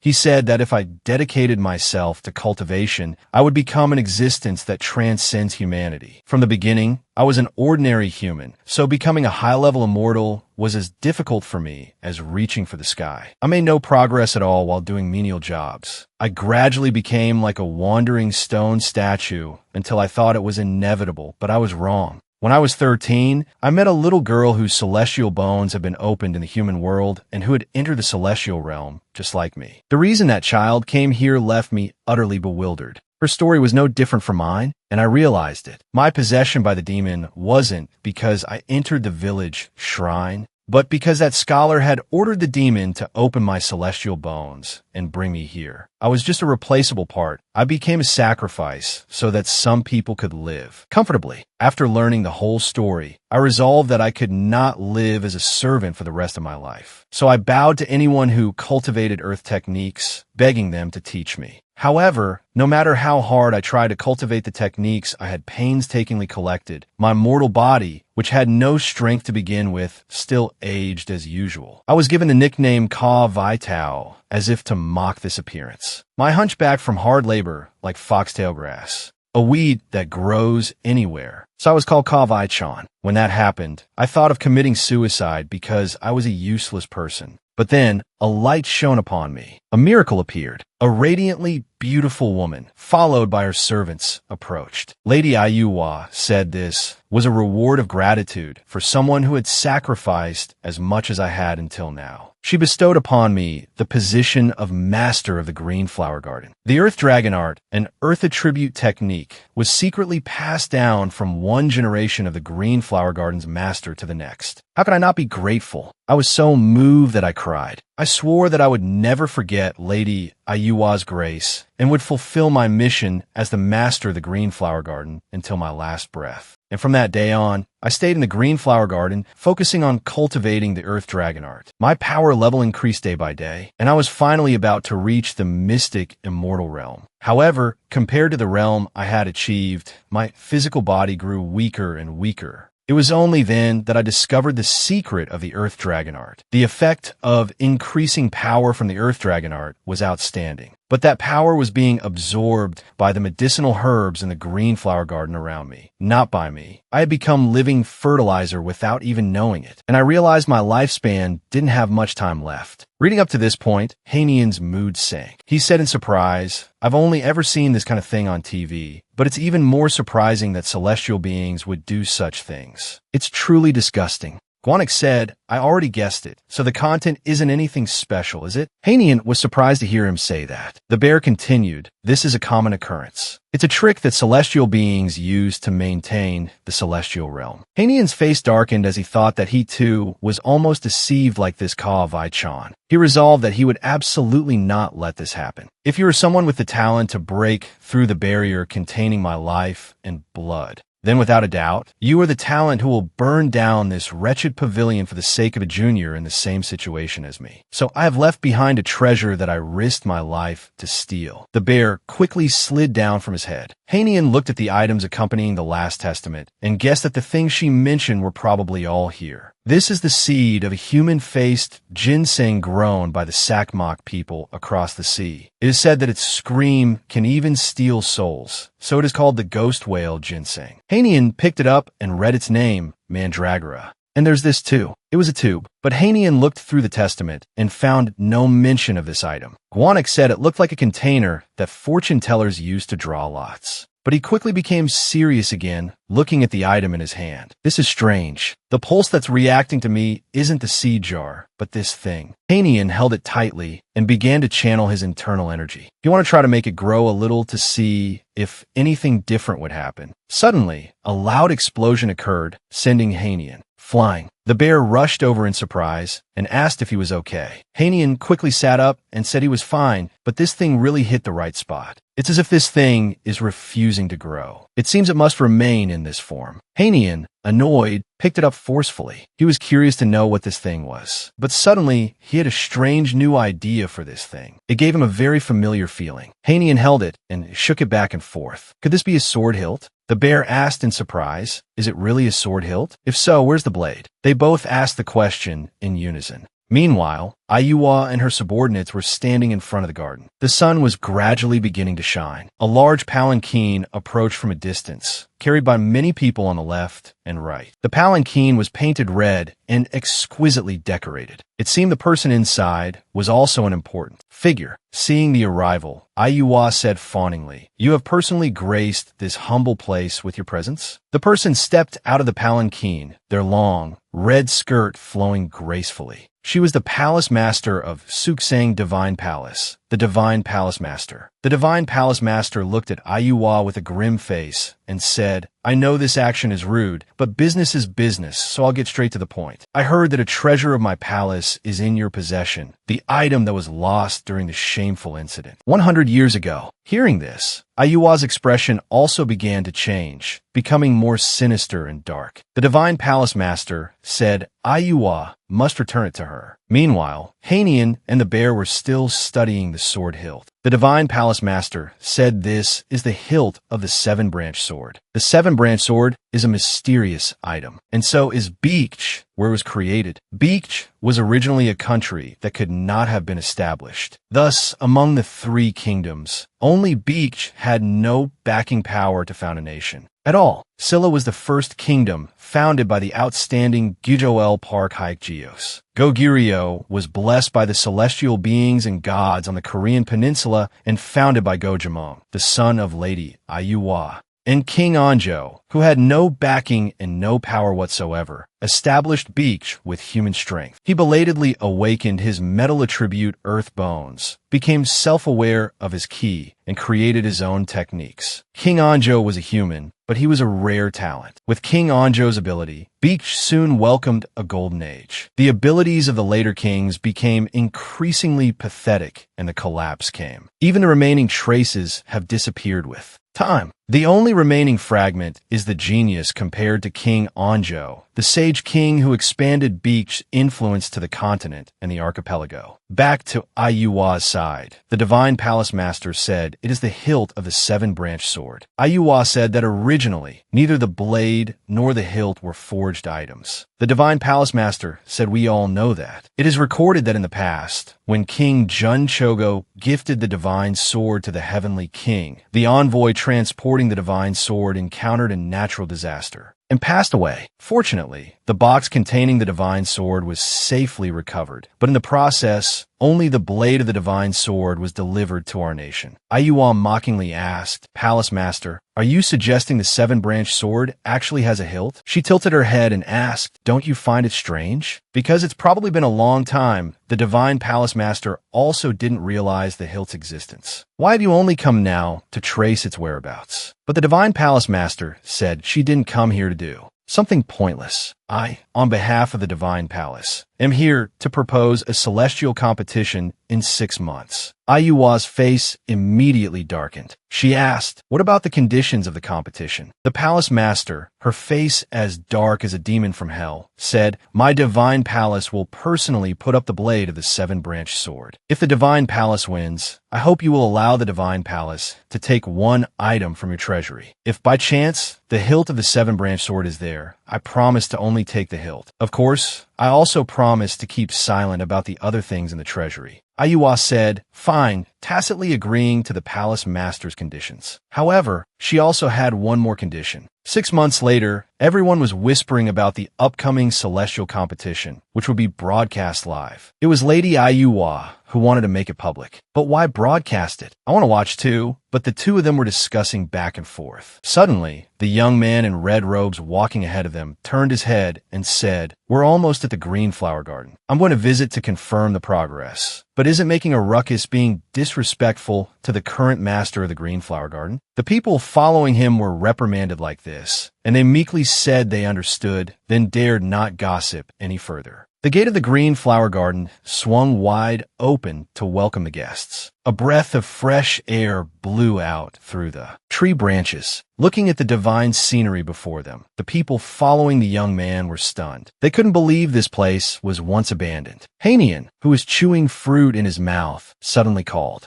out. He was sitting comfortably in a tree reading a book and couldn't help but exclaim, we have guests. Seeing him speak like that to their master, the two servants stammered that he was being rude. Hanian leisurely jumped down from the tree. The other guy shouted, you're still leisurely eating pears at a time like this? Senior Liang is a celestial immortal. Show some respect immediately. But Hanian paid no mind to the man's words. He extended his hand and said cheerfully, nice to meet you. I am Park Hanian, the caretaker of this Green Flower Garden. The young man in red also politely said, I am Liang. I came to check on the progress of the Green Flower Garden, and they shook hands. Suddenly, Hanian said falteringly, "But why are those juniors putting pressure on me? They're senior?" As he spoke, he presented the item that verified his rank. The information check showed that his rank was indeed Celestial Immortal. The whole group was dumbfounded, their mouths agape and eyes wide, not expecting him to be a Celestial Immortal. Very quickly, the juniors were punished by having to tend to the green flower garden. Hanian and Liang sat and chatted in the pavilion. It seemed Hanian knew nothing about the celestial competition. Liang patiently explained, "From Celestial Immortal to True Immortal, each side will send 2 people to compete against Japan." Hanian said, "I don't go out often, so I didn't know about this. Are you participating too?" Liang smiled and replied, "So that's how it is." Liang heard that since the Korean War, he had suffered the shock of losing his family in a bombing. So he awakened his celestial bones and joined the ladies' pavilion. He was also looked down upon like Ka Vai-chan, but he had talent and became an outstanding figure after meeting a kind master. Hanian considered that all celestial beings were untrustworthy, but he felt a good impression of this person. He had immediately bowed and apologized to him when the juniors were rude, and even said they would address each other as brothers from now on, which surprised Hanian a little. Hanian asked if he was also competing in the celestial competition. "Then you must be a strong person in the celestial immortal realm." But Liang just humbly said he still had many shortcomings and was just given a chance by the lady. Besides, the top person in the celestial immortal realm is Go-chan. He is about to enter the true immortal realm and is the heir to the bloodline of Lady Ayuwa and the holy king Dongmyeon.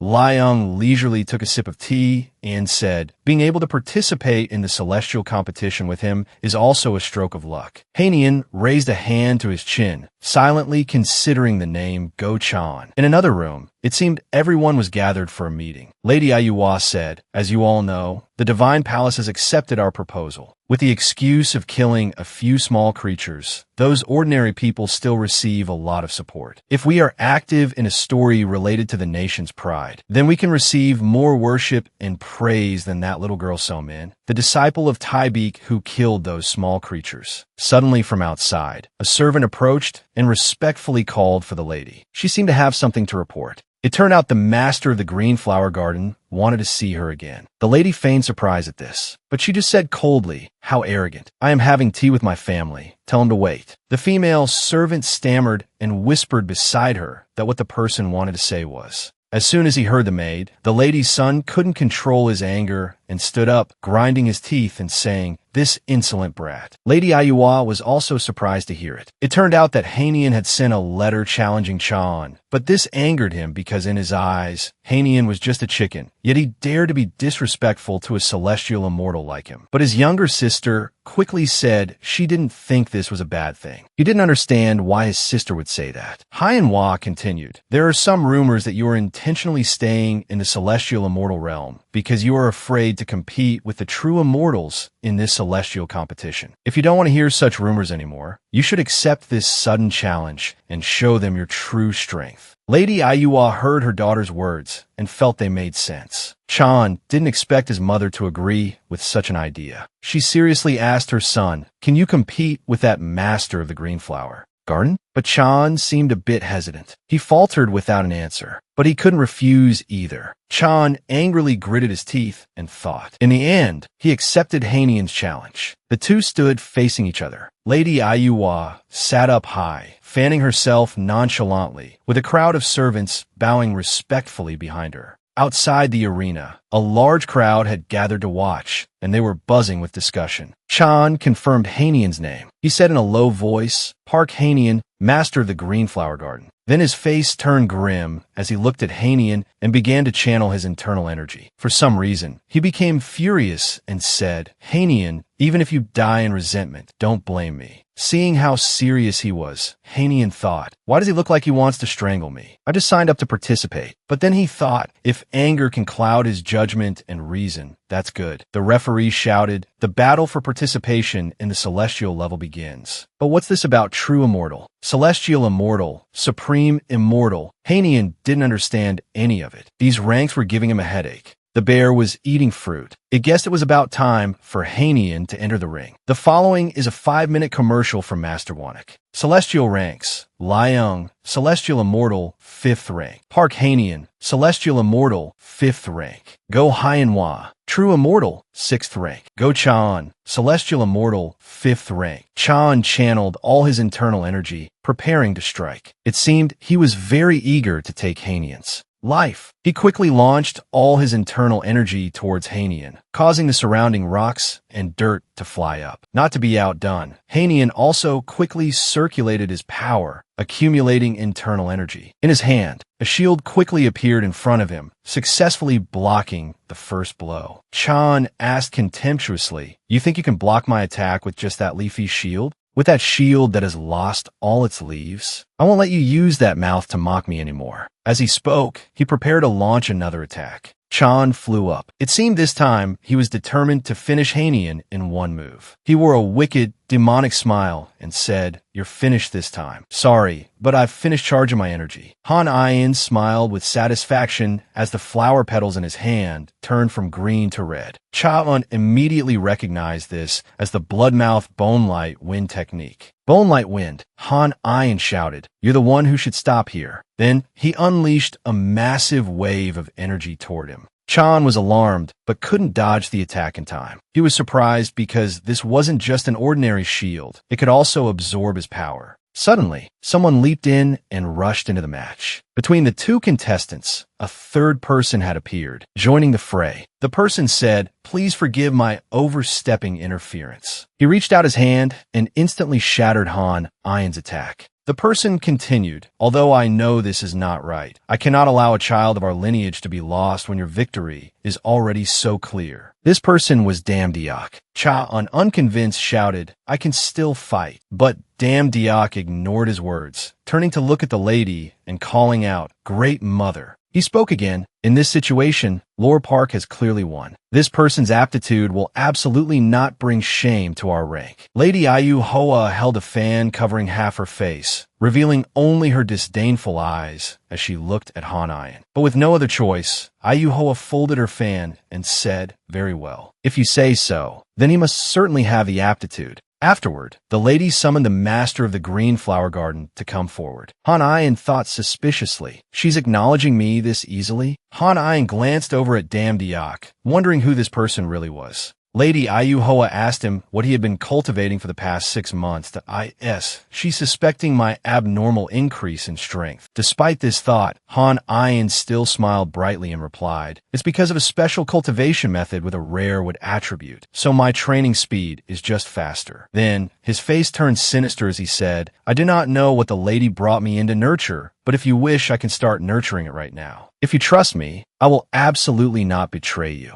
Ayu Hoa gave a cunning smile and said, "You're quite bold, aren't you? So you've been thinking about that since the moment you set foot in here. But for now, you should only think about the competition. I will consider your residence." Han Ian maintained his brightest smile and said respectfully, "I will wait." Then, the lady waved her hand, telling him to withdraw. Suddenly remembering something he wanted to say, Han Ian made a small sound. He looked back at the lady and said, "I have a few private matters to discuss. I intend to go out for a while." And so, he and Dam Diak went out together. Outside, the modern streets were a world away from the place he was training. She said I could go out, but assign me a companion. Turns out she sent Dam Diak along to supervise. Han Ian asked Dam Diak, "May I know your esteemed name, senior?" He suddenly remembered he hadn't introduced himself. "I am Dam Diak. You can also call me Brother Diak." Han Ian could see his true form, a majestic general. He thought to himself, "Dam Diak, Gwangido the Great. His form is truly extraordinary." As for Dam Diak,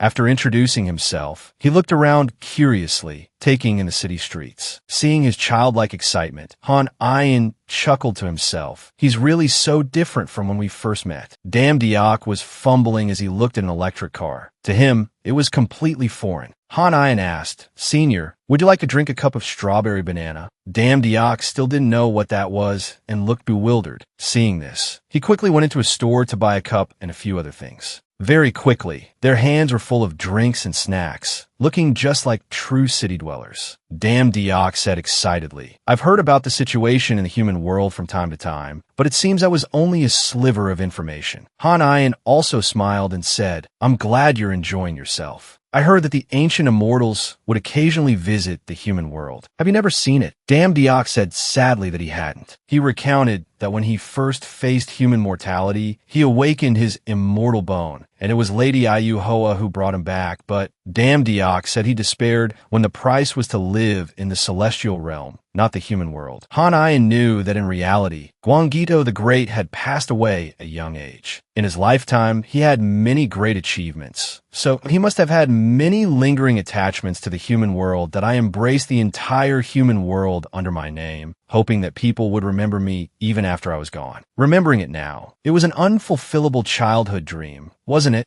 What do I regret? Being stuck in this celestial realm. In the end, it's just a trace of a fleeting time. Although it wasn't me, they couldn't have created such a beautiful world like this. This complaint is getting long-winded, isn't it? Thank you for letting me be your companion. Thanks to you, I'm able to enjoy life in the human world. Han Ian smiled gently and said, not at all. He picked up his iPhone to check directions, then excitedly told Damn Diok, Brother Diok, if we follow this road, we'll get to Gwangwaman. The two of them saw a commotion on the side of the road. Damn Diok asked Han Ian, what are they doing over there? He said it was probably a protest, but Damn Diok had no idea what a protest was. The crowd chanted in unison, stop the barbaric act of human sacrifice. Offering humans is murder. Condemn the slavery that disregards national human rights. I don't know if it's a Dragon King or what, but this year's harvest is hopeless. Damn Diok pointed in that direction and said to Han Ian, look over there. Am I understanding that situation correctly?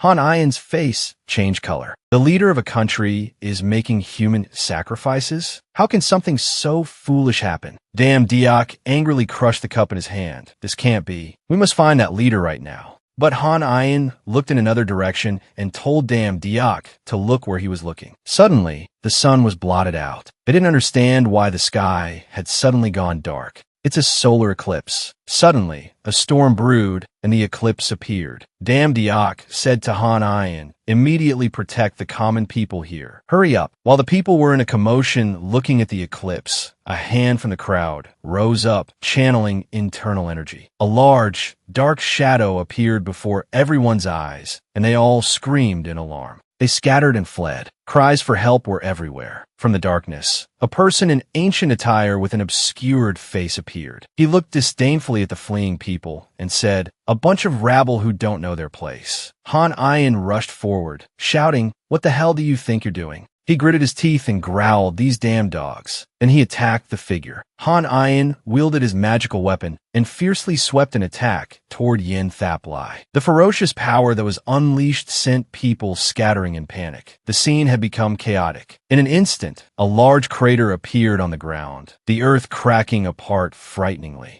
Han Ian accidentally stepped on a piece of red cloth on the ground. It was still dark around him, and he could hear people's screams for help in the wind. On the ground, the bodies of civilians lay strewn about. The living who tried to flee were cut down in a single strike by black-clad figures with their faces hidden by hats. They were frantically stabbing and slashing, sparing no one. Han Ian looked at the scene before him, gritting his teeth in anger and cursing, you bastards. Suddenly, something rushed at him from behind. The red cloth from the ground flew up like a net, striking toward Han Ian, sending him flying. A strange voice suddenly spoke, I didn't expect you to be here. Practitioner of the wrongful world. Yin Thap Lai stood on a high rock, looking down at Han Ian. She spoke gloomily, in the name of Walbin, I will take your life. Han Ian replied indifferently, what nonsense. His words surprised her. This guy, you're also a dog working for Rakshasa. This unpleasant, dark energy, my guess must be spot on. And that woman, I sensed her from the moment the statue was blown away. She blatantly revealed her killing intent toward me without any hesitation. Han Ian asked her, are you close with Jiangziyu? His series of questions stunned Yin Thap Lai. She gritted her teeth angrily, having lost all patience.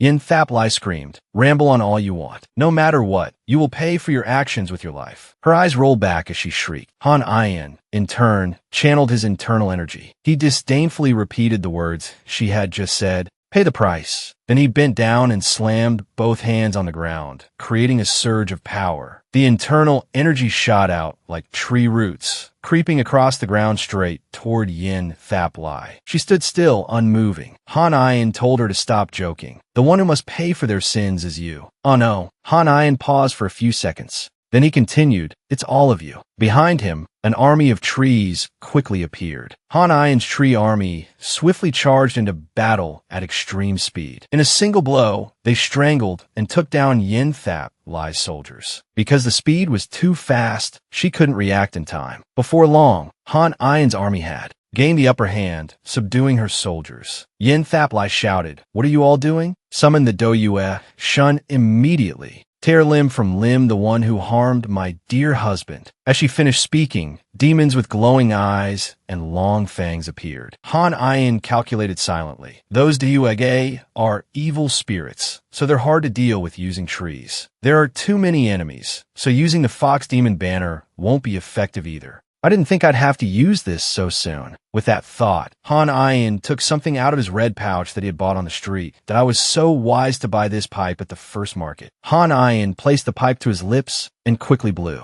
Smoke billowed from the pipe. It turned out he was using spiritual herbs, and these things also develop muscles and muscle endurance, enhance concentration, maximize senses and reflexes, and promote maximum muscle cell development. Han Ayin threw all the medicinal herbs onto the ground. A green plant quickly sprouted from the ground. He quickly pulled it up and said, you all, I won't let a single one escape. Around him, medicinal plants had sprouted everywhere. Han Ayin gathered momentum and ran forward. An evil spirit was slashed by him, screaming before it vanished. Then, Han Ayin launched himself forward again at great speed. A few screaming evil spirits lunged at him. Han Ayin remained calm, holding the pipe in one hand while the other swept through the evil spirits blocking his path. Very quickly, many of the medicinal plants were broken in half and fell to the ground. Han Ayin stood alone amidst the evil spirits and Yin Thap Lai's subordinates. She watched this scene and said contemptuously, using plants to fight off gods and demons. Is that any different from poking a boulder with a toothpick? Thap Lai shouted, what are you all still doing? Summon more Do Yue Shun. Catch that fly. Her voice was fierce as she gave the order, as if Thap Lai was extremely eager to take his life. But suddenly, she clutched her throat and spat out a mouthful of fresh blood. Thap Lai felt something was wrong. While she was trying to understand what was happening, her subordinates around her also began to scream violently. Some clutched their throats, others their heads, screaming and covering their ears as they writhed on the ground. Their bodies couldn't move. They cried out for help in terror. Yin Thap Lai sat on the ground, her hand trembling, still not understanding what was happening.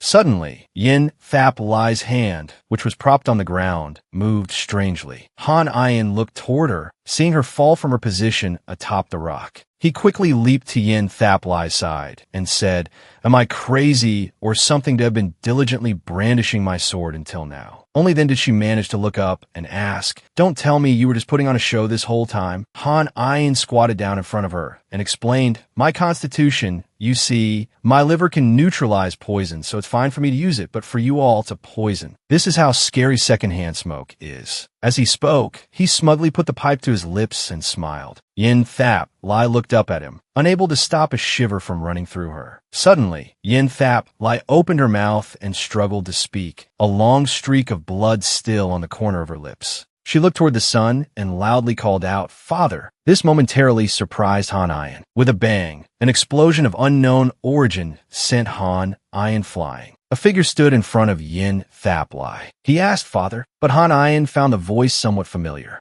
Damn Diak angrily asked her, are you calling this guy? In his hand, he held a blood-soaked young man by the head. Han Ayin was stunned. He is the Rakshasa Heavenly King. Seeing her father in such a sorry state, Yin Thap Lai crawled toward Dam Diak. He quickly released the man, and the Rakshasa Heavenly King fell face first onto the ground. The father and daughter had been beaten by his brother to the point they couldn't stand. He trembled, trying to prop himself up to stand, and asked, "Who are you?" He angrily gritted his teeth and asked Dam Diak, "Do you have any idea who I am?" Dam Diak's face darkened as he replied fiercely, "Who you are doesn't matter. What matters is that you have committed an unforgivable sin against the common people. So don't resist futilely." Hearing this, the Heavenly King bared his teeth in a sinister smile. He said grimly, "I was wondering what nonsense you were spouting." Then he clumsily crawled to his feet. The Rakshasa Heavenly King looked viciously at Dam Diak and said, "Before you go to hell, remember this. Because of your meddling, not a single mortal will survive." As soon as he finished speaking, he channeled his internal energy. It was unclear how he did it, but everyone, including Yin Thap Lai soldiers lying on the ground, suddenly coughed up blood. Not only was he absorbing the corpses, but he was also absorbing the life force of the living. Yin Min shielded his face with his hand, gritting his teeth in anger. It's one thing for the Wallbind Dang to do such things, but what crime did the others commit? Damn it! And his evil immortal art is too strong.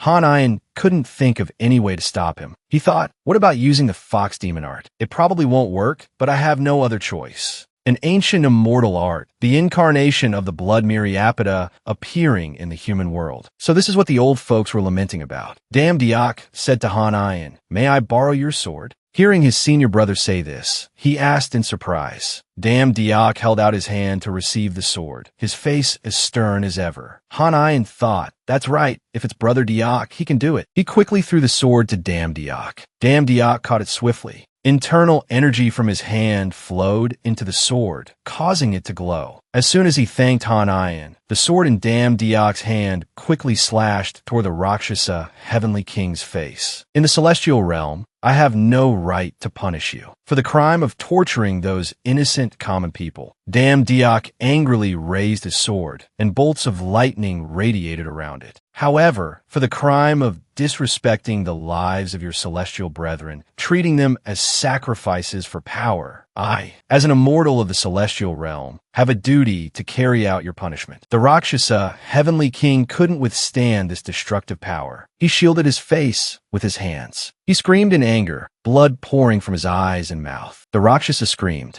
Dam Diak decisively slashed through him, sending him tumbling to the ground, unable to retaliate. Han Ian stood dumbfounded, watching his senior brother fight the demon. Dam Diak finished him off very quickly. He sheathed his sword, and a brilliant light shone, further accentuating Dam Diak's immortal aura. Through the swift measures of the Phuong Tien Dai, all terrorist criminals have been apprehended. The number of dead and injured is currently being determined. The terrorist suspects are believed to be the Wallbind Dang. Regarding this situation, the government is... Lady Yahello was also watching the news at home. The news reported that the Phuong Tien Dai had resolved the incident. However, the Phuong Tien Dai hasn't done anything yet. I've seen the video, the reporter jeered. On the video, images of Dam Diak and Han Ian were shown. The reporter continued, "They are our heroes. But isn't this person a bit familiar?" They panned the camera toward Han Ian to D. Oh, you all remember? This is the hero from a year and a half ago. The one who, the neck of that giant Mayaljo. Lady Yahello waved her hand and said, "That's enough, not wanting to watch anymore." Just then, Dam Diak appeared, calling out, "Great Mother." He said, "I have caused you trouble. I do not have the authority to represent the Phuong Tien Dai, and to arbitrarily interfere in the human world is a great crime. Whatever punishment you mete out, I will not evade it." Yahello snorted coldly. She pointed an arrow at Park Han Ian. "You were the instigator, yet you dare to look me straight in the eye."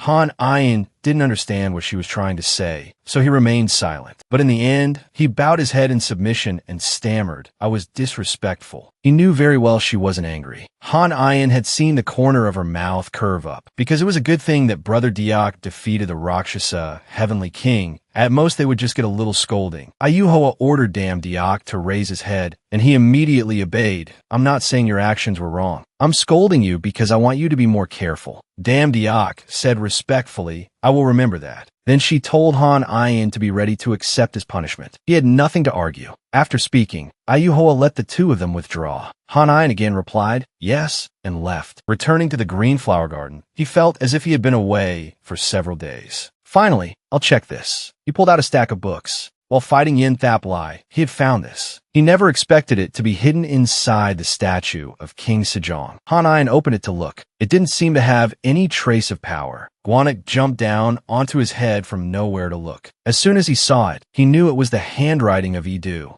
Han Ian asked, "Who's Idu?" Gwanek said, after his death, he was given a temple named Sejong, that detestable kid from the Yi family. He asked the bear, "Did he do something wrong to you, senior?" Gwanek replied immediately without hesitation, "Of course he did." The bear said resentfully, "The reason I look like this now is because of those detestable Yi family members. They suppressed the energy of Mount Gwanek when they founded the country." Despite the bear's angry complaints, Han Ian was curious and read the lines inside. First, it was written, "Today I also wiped away blood and faced nausea." Hyang is the name of King Munjong, so the person who wrote this is King Sejong the Great. Han Ian silently analyzed, "I know my life does not have much time left, but I'm still not afraid. What I fear is the failure of a father, not knowing when my child will pass away before me. It is the worry for the common people left behind, seeing Hyang grow thin from the curse of an immortal. I fear that when my son and I close our eyes, someone backed by wrongful immortals will seize the country's power, and this land will be covered by the blood and tears of innocent people. Since ancient times, countless common people have lost their lives because of immortals. Before the era of immortals descending upon the world comes, the common people who cannot awaken immortal bones also need the strength to resist the immortals. In the distant western lands, there are scripts called runes. If we combine them, we might be able to manifest abilities. The power hidden in the script is the skill of a magical tool. If I could create such a script,"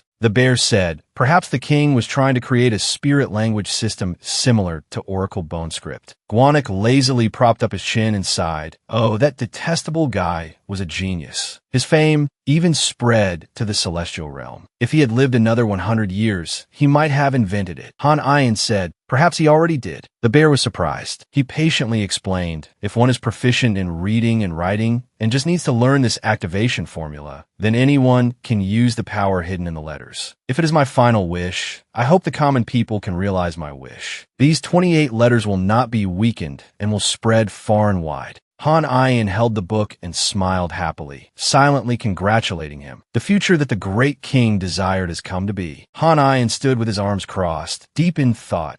If so, he held out his finger and moved it. A blue flame appeared on the tip of Han Ian's finger. He drew something on the dry branches on the ground, and something surprising happened. The dry branches suddenly floated up. Han Ian stared blankly, because this was not his own power. It was a power based on the characters of the Hunminjianjium activation formula. If it's someone who can think of clear vocabulary in their head, then it can be used with just words. Han Ian stroked his chin, thought for a moment, and suddenly said, "Ignite." The dry branches floating in the air truly burst into flames. Han Ian's eyes went wide, his mouth agape, unable to stop himself from crying out. He never expected his mere speculation to become reality. He excitedly raised his hand and shouted, "Ignite! Burn!" Immediately, the fire burned larger than before. The more the fire burned, the brighter Han Ian's eyes shone. He kept shouting for it to burn bigger, keep burning. The noise was so loud that Gwanek rubbed his eyes, came out, and asked where the sound of a dog barking was coming from.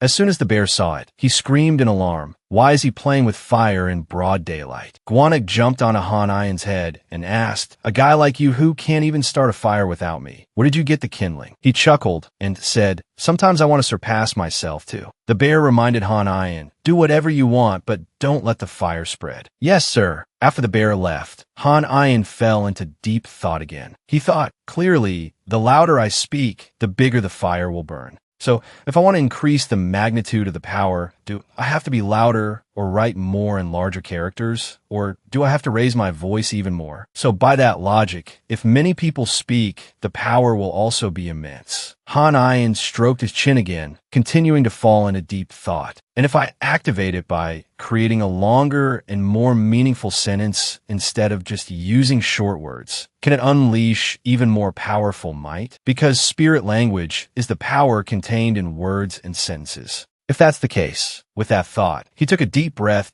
Oh heavens, let out a roar. Han Ian stood in the open ground, looked up at the sky, and let out a loud shout. But everything around him remained quiet. Nothing happened. He scratched his face, wondering to himself, what am I doing? This is so embarrassing. Good thing no one is around. As soon as he thought that, he looked over and saw a girl standing there. She looked at him with a dark, cunning expression, as if all his crazy antics had been discovered. Han Ian asked in a panic, "When did you get here? Did you see everything?" She playfully raised her hands and shouted to the sky, just like Han Ian did earlier, that I'm the most handsome. I'm the craziest person under this sky. She shouted just like that. Han Ian was beet red with embarrassment and hurriedly said he never said such things. But without listening to his explanation, she mockingly told him, "It's okay. You could be like that. I understand and respect it." Then she gave a mocking smile aimed straight at Han Ian. Seeing her like that, he was both embarrassed and flustered, not knowing what to do. Han Ian asked dejectedly, "Senior, did you come here to see me for a reason?" She also got straight to the point that I heard you're participating in the contest of immortals. You beat that Go-chan? You're improving really fast. Han Ian was still embarrassed about what happened earlier, so he just covered his face with his hands and said nothing. Also, the reason I came here, I made a deal with her in exchange for being able to participate in the contest of immortals. So I went out to get a feel for things, but then I remembered I had something to give you. Originally, I was supposed to take care of and manage you, but I didn't. But then, a Seza doesn't need my care, right? You're pretty good. Then she threw a wooden box to Han Ian, which he quickly caught. Holding the wooden box, he asked curiously, "What is this?" "A magical tool. Someone asked me to give it to you. Use it when you participate in the contest of immortals." Han Ian asked in surprise who had sent it to him. She just said that person was an immortal, and it seemed they didn't want to reveal their identity.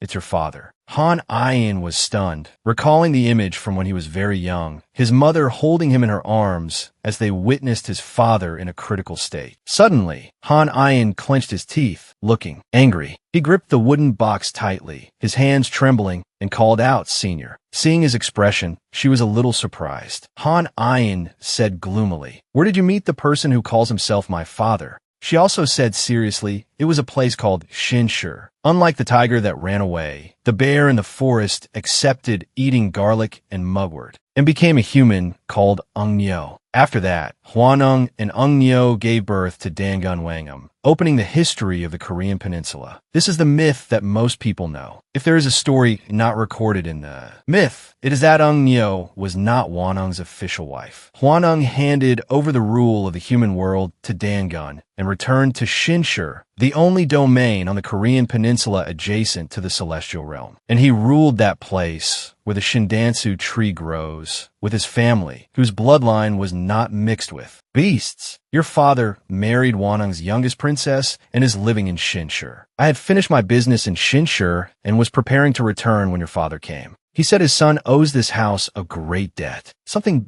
big must be about to happen. He said he hopes you use this carefully. Other than that, there was nothing special. Han Ian let out a scornful laugh. So that's how it was. I wondered where he went after abandoning his family, living it up, spending lavishly, piling up debts, and leaving all that burden on my grandmother and my mother's shoulders. It was all the responsibility of that father who turned a blind eye. In the end, what did she look like when she passed away? His face darkened again. The MY family was torn apart because of me, while he got a new wife from a prestigious family. Although I don't know what ability he was recognized for, he entered a privileged clan. His former relatives are no longer important. Koja told him to hurry up and open it, but it seems to be a pretty good item. He was also curious about what the man had given him, so he opened it to see. What was inside surprised him, and his eyes lit up because of it. This was the Pungmajuxian, a magical tool shaped like a fan. It was created for the purpose of taming demons or magical beasts sealed within it. Normally, a fan with 24 ribs was already considered a very good item. If it had over 48 ribs, it was considered a superior grade item. But the fan his father gave him had 72 ribs. Why would he give me such a good item? Seeing him dazed like that, Koja spoke up. What? If you want to get away, just say so. Items, monsters, they all get cruelly sucked in. Han gave a dry laugh. There's no way. I'm giving it away. What a mortal would refuse a treasure like this? I have to use it carefully. This tattered pride of mine has no way of receiving something this precious. Seeing him happy again, Koja secretly smiled and let out a sigh. It turned out she was also always bound by fate. Inside the box, there's also a piece of paper clearly stating how to use the magical tool. Time flew by, and the day of the contest of immortals arrived. 8 hours before the competition, Han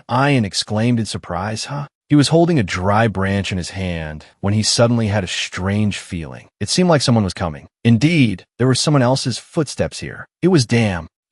Seeing him, Han couldn't help but exclaim in surprise, "Brother Diak." Diak praised him. "You take good care of the flower garden. With just this neatness, it's not inferior to the second flower garden." Han quickly ran over and thanked Diak for his praise. But Han didn't understand why he had come to see him, so he asked. Diak stammered, "The reason I came to see you today is because..." Diak wanted to ask for his help in creating the Mampa. Sigjiak. The manhwaCapped appeared after the unification of Scylla, but in reality, the manhwaCapped was a magical tool that had been planned for creation long before. The era of Gwangito the Great was completely an era of humans. The immortals who helped build the nation could not intervene easily due to the strong power of humans. However, as if waiting for that intervention to be diminished, the Dragon Kings of the Three Seas stirred up natural disasters, and they incited the human world to offer human sacrifices. To deal with this, the Three Kingdoms monarchs, including Diak, temporarily joined forces.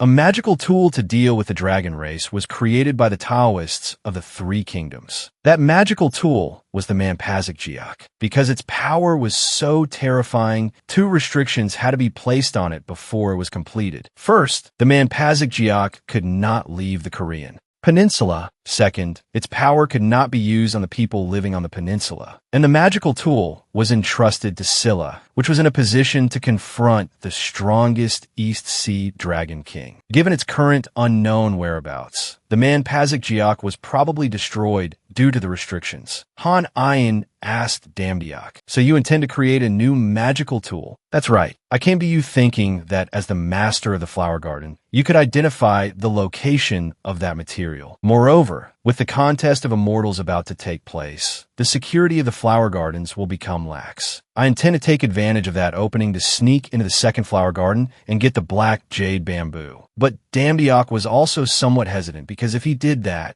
the appearance of a new manhwaCapped would mean he could not ignore Lady Yua's suspicion about how he obtained the black jade bamboo, as well as the conflict with the Dragon Palace forces who were hostile to that item. And Brother Diak intended to take responsibility for everything. The reason he would go to such lengths was probably because of the protest he saw at Gwangwaman last time. At that time, Diak was very angry that the leader of a country would offer living people as sacrifices. Han smiled to himself. He really is different from other immortals. He said cheerfully, "Of course I'll help you, brother. From a human standpoint, I'm very moved to know someone like you, senior. On the contrary, if I couldn't be of help to you, I would feel very guilty." Diak paused, then said cheerfully, "I knew it would turn out this way." He laughed like the coming of spring and repeatedly patted Han shoulder.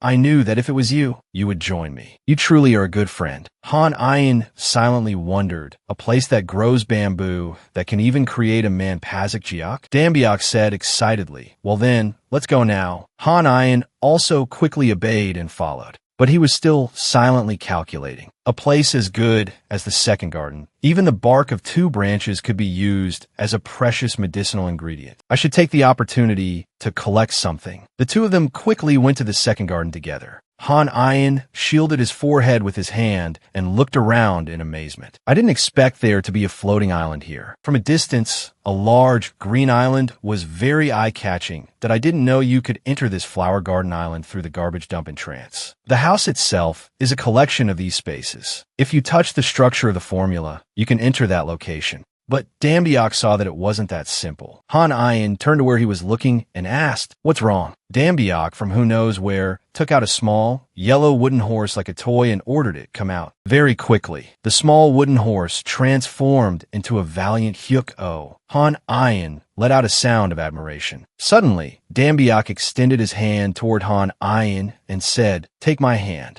Han Ayin looked at his senior, who now looked as majestic as a general. The black horse could tread on water to cross. Han Ayin, sitting behind Dambiak, couldn't help but gape. "Trust me, I won't let those things touch a single hair on your head." Han Ayin still didn't understand what his senior meant. As soon as he turned around, a swarm of seafood, crabs, and fish of all kinds, as if they had turned into spirits, bared their fangs and swam after the two of them. But Damdiak quickly spurred the horse to fly across to the other shore, leaving the school of shrimp and fish behind. Because of those annoying things, I couldn't step onto the island. Han Ayin jumped off the horse. Dambiak turned around and said to him, "Trust me." Then the senior spurred his horse forward while he stayed behind. But as soon as he looked, he saw the obstacles heading towards him. Han Ayin took out his pipe. This time, he would also use the medicinal mandragora to deal with them. "I have to deal with him quickly, while Brother Diak provides support from behind." Hunmin Jianjium, activate formula. The longer and more meaningful the sentences, the more its power is amplified. Faster, Han Ayin thought as he quickly advanced towards them. He glided past like the wind, the demonic beasts growling and baring their fangs as they followed. There were two places where Han Ayin sensed an unusual aura he silently calculated. But anyway, I hope the black jade bamboo appears. First, Han Ayin nimbly leaped onto a high branch. But suddenly, Han Ayin saw something that made him freeze. A chameleon spirit. It stuck out its tongue and struck towards Han Ayin, but he dodged it very quickly. Han Ayin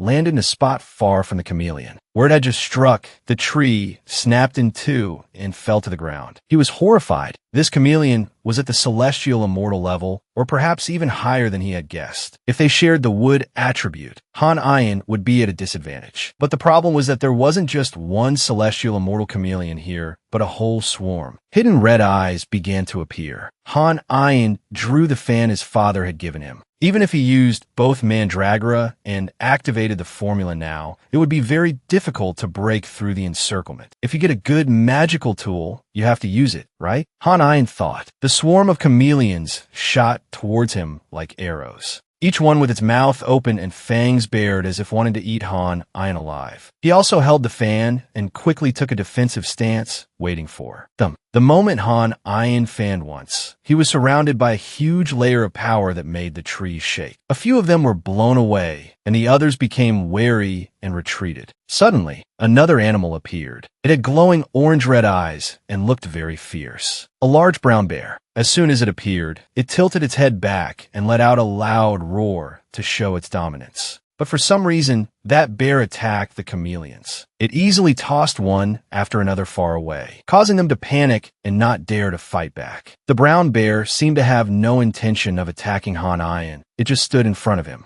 Seeing the bear like that, Han Ayin had nothing to do but stand to one side and observe. It said irritably, "Keep waving the fan." He said he didn't want to enter the Pungma Juxian, which is why he was jumping around like that. But in reality, he was ecstatic to be able to use that power. Besides, he was a Fire Mountain god, so he wasn't at any disadvantage. It turned out that the large brown bear was Guanak, and that appearance was not his true form. There are very few mountain gods who rule over mountains with the character K in their name. Among them, Mount Guanak is called a fire mountain in feng shui because its shape resembles a flame. The ancients believed that this mountain would cause fires in Seoul. They dug ponds on the mountain and erected statues of Heichi to control the fire. They had suppressed the chi of Mount Guanak for hundreds of years. Over here, Guanak was still madly chasing and beating the chameleons, even though they were scared to death and were running away. The bear madly chased the chameleons. Guanak asked in alarm, "Where are you going?" He was wondering whether to follow, because it was already unusual for them to run into a place emitting a stronger aura. Furthermore, that black jade bamboo took more than half of the island's nutrients. Yet all the plants on this island were growing lushly. Suddenly, while silently observing, Han Ayin saw something else. On the other side, where the chameleons were running, was a large, headless turtle shell with a black bamboo tree growing on top of it. Han Ayan observed from a tree, guessing that it was the black jade bamboo. But he also quickly discovered something strange. Inside the rock shaped like a turtle shell, a stream of blue power was being emitted. Gwanek had now returned to his small bear form. He excitedly pushed Han Ayan's head to one side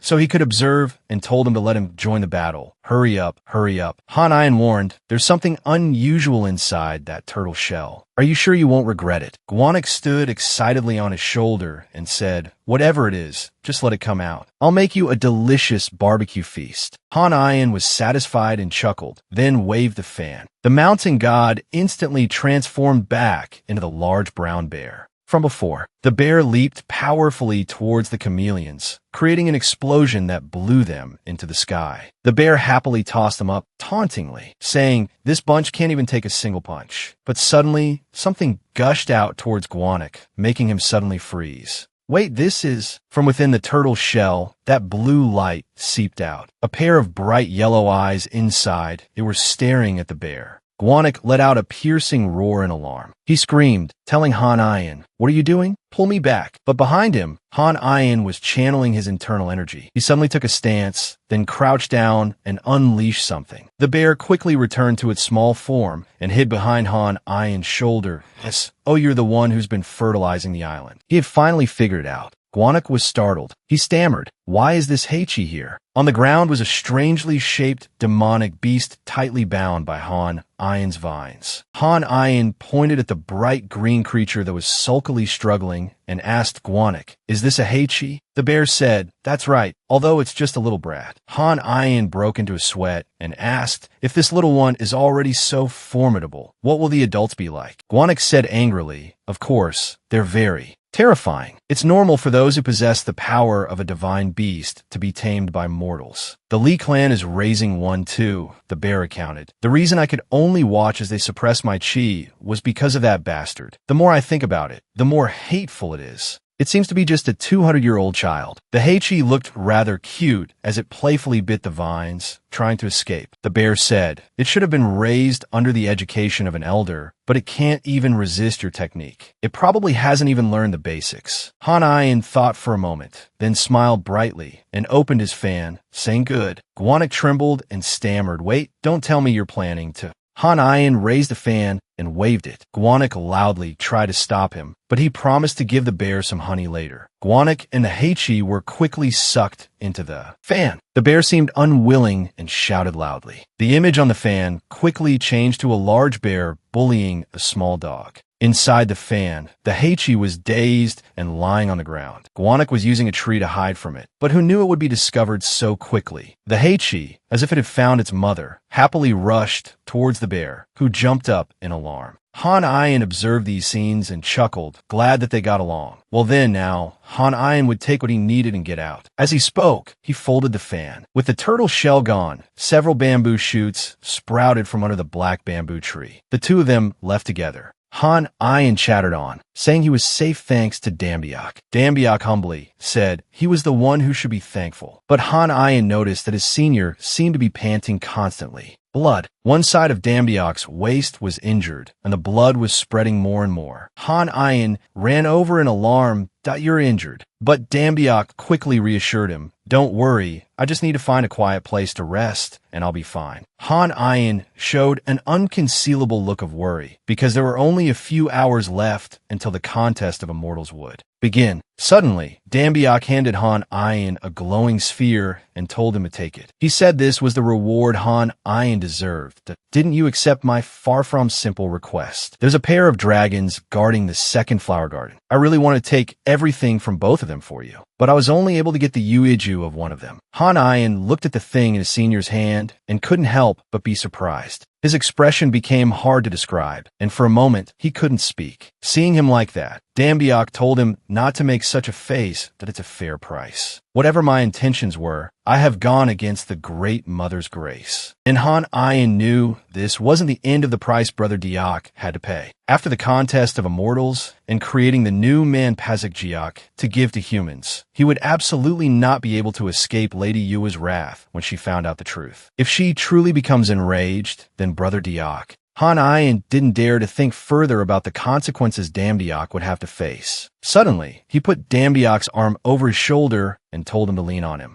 Damdiak was pleased. Maintaining one's pride and refusing a kind offer is not what a great man should do. Han Ayan teased. Even if you were to refuse a kind offer, no one would say you're not a great man, senior. By the way, since you're already flattering me, you should call me great brother or something better. Why call me senior? It's so sad. Han Ayan didn't answer, just smiled foolishly. But in his heart, he marveled. Senior is truly strong, whether as an immortal or a human. Wait for me. I will become stronger, strong enough to proudly call you great brother under the sky. Two figures supported each other as they moved forward. Though unsaid, in his heart, Han Ayan already truly considered Damdiak his great brother. Carriages were quickly rushing to the venue where the contest of immortals was being held. A reporter spoke up, "I am currently at Dokdo Island in the East Sea, where the contest of immortals will be held. The contest of immortals hasn't even started, but the aura of the immortals is incredibly intense. This contest is different from ordinary tournaments. The winner must still face an opponent. Many are also concerned that the winner will be at a disadvantage by having to fight continuously. Everyone's realm is different. Han Ayan was still worried, so he secretly observed Damdiak. Outwardly, he didn't look like he was seriously injured. Before the start of the contest, the immortal representative of each country offered a bamboo script to the East Sea Dragon King. First the lady, then the palace master also offered a bamboo script. This bamboo script signifies a request for understanding from the Dragon King's domain, and in return, offerings will be made.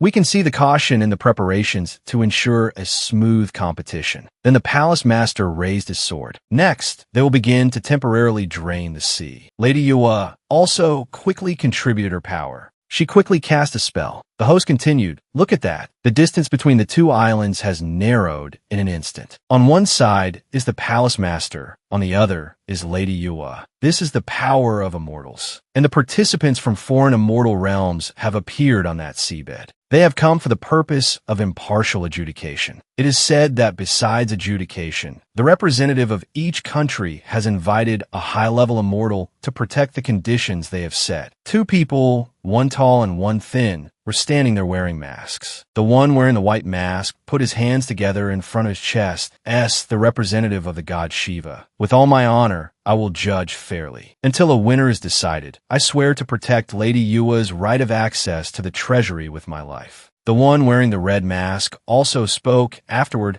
asked the representative of the god Odin, "With all my honor, I will judge fairly. Until a winner is decided, I swear to protect the blade of the seven-branched sword with my life." Suddenly, the red pouch Han Ayan always wore by his side lit up. He was startled. Is this resonance? It's reacting to the seven-branched sword. Is the blade for that hilt the seven-branched sword? Suddenly, the wooden box containing the seven-branched sword also lit up, and the blade unexpectedly escaped from the box. The protector of the blade was also surprised by this situation. His own sword also suddenly stood upright, absorbing power. The gem in the hilt of the sword also suddenly lit up. Everyone here was surprised to witness this scene. The protector quickly held his sword and pressed it down on the blade of the seven-branched sword. Both swords trembled. He said, "Sorry about that. It's a kid with a high ambition to win, so when it meets an opponent, it just jumps up on its own." Without the sword's master, the seven-branched sword has reacted to this extent. He sheathed his sword and apologized for affecting the event. Lady Yua said, "If it's a sword that can withstand the divine power of the sword-breaking Duke, it must show the kind of spirit. Doesn't that prove how valuable our treasure is?" Han Ayan was stunned when he heard sword-breaking Duke. So the person wearing the mask in front of him is sword-breaking Duke. The name. Han Ayan silently cheered for Li Yong. "You can do it, brother." Beside him, a woman covered her mouth with her hand and laughed mockingly. How pitiful. Han Ayan didn't understand what she meant. Seeing him look at her like that, she asked back, "Isn't that so?" It turned out to be none other than Go Hyunhwa. She is the immortal from the Go clan you met during the heavenly immortal selection. Han Ayan asked, "How pitiful?" She arrogantly said that if he looked over there, he would understand, as she didn't want to explain. He looked over, and the crowd also clamored and whispered as they looked. That white impermanence released a ferocious white weasel from his gourd. As soon as it was free, it bared its fangs hungrily and pounced towards Liang. He didn't back down either, getting into a stance and spinning the magical artifact in his hand. The white weasel attacked head-on, lunging right in front of him. Its speed was very fast, and Liang had difficulty moving. But after a few moves, he managed to dodge its attack. Then, he quickly took his magical artifact and thrust it straight at the white impermanence. He didn't expect him to be so strong and couldn't dodge in time. Suddenly, from behind Liang, the weasel pounced from out of nowhere, its mouth wide open. He sensed it, but was also caught by surprise, freezing for a few seconds. Fresh blood quickly splattered everywhere, even reaching where Han Ian was standing. Liang's abilities and combat senses were superior to that Japanese white impermanence, but the man's power suddenly increased in an instant. What's the cause? Han Ian worried for Liang, thinking to himself that it must be because of the man's magical tool. Hien Hoa, still with a mocking smile, asked, "Now you know the reason, don't you?" "Because his master was a wanderer who joined our sect. Why would he take a disciple when he didn't even have a single magical tool to pass down?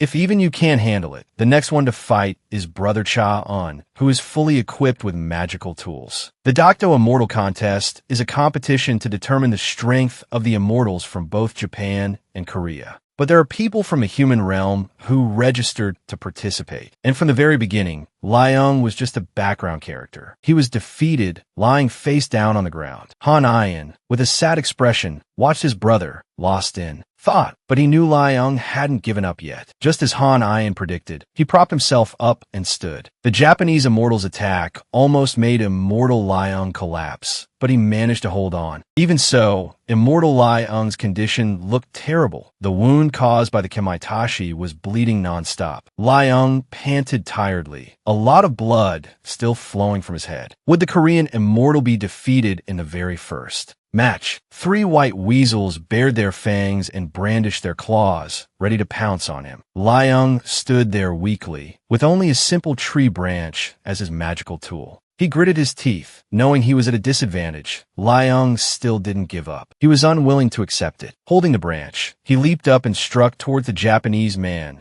"I can't lose like this." He smugly raised his chin and sneered, "We'll see about that." Then he snapped his fingers, and the white weasel immediately lunged at him. Liang was immediately at a disadvantage. The speed of those weasels was too fast. He could only stand there dazed, unable to react. In time, a lot of blood from Liang's head had already dripped to the ground. He was officially exhausted, collapsing to the ground, struggling to support himself. The hand holding his weapon began to tremble. Fresh blood quickly soaked his entire face. Finally, unable to endure, Liang fell face down on the ground. The first match was over. The Onmyoji from Japan had won. People rushed to bring a stretcher to carry him out. Han Ian sat up in alarm. There was another urgent shout, "Bring the medicine, quickly!" Han Ian's hands clenched into fists in anger. Suddenly, he looked over at Hien Hoa. She clapped her hands and said, "Shouldn't you be grateful to him? Thanks to him being a stepping stone, you can shine brighter in the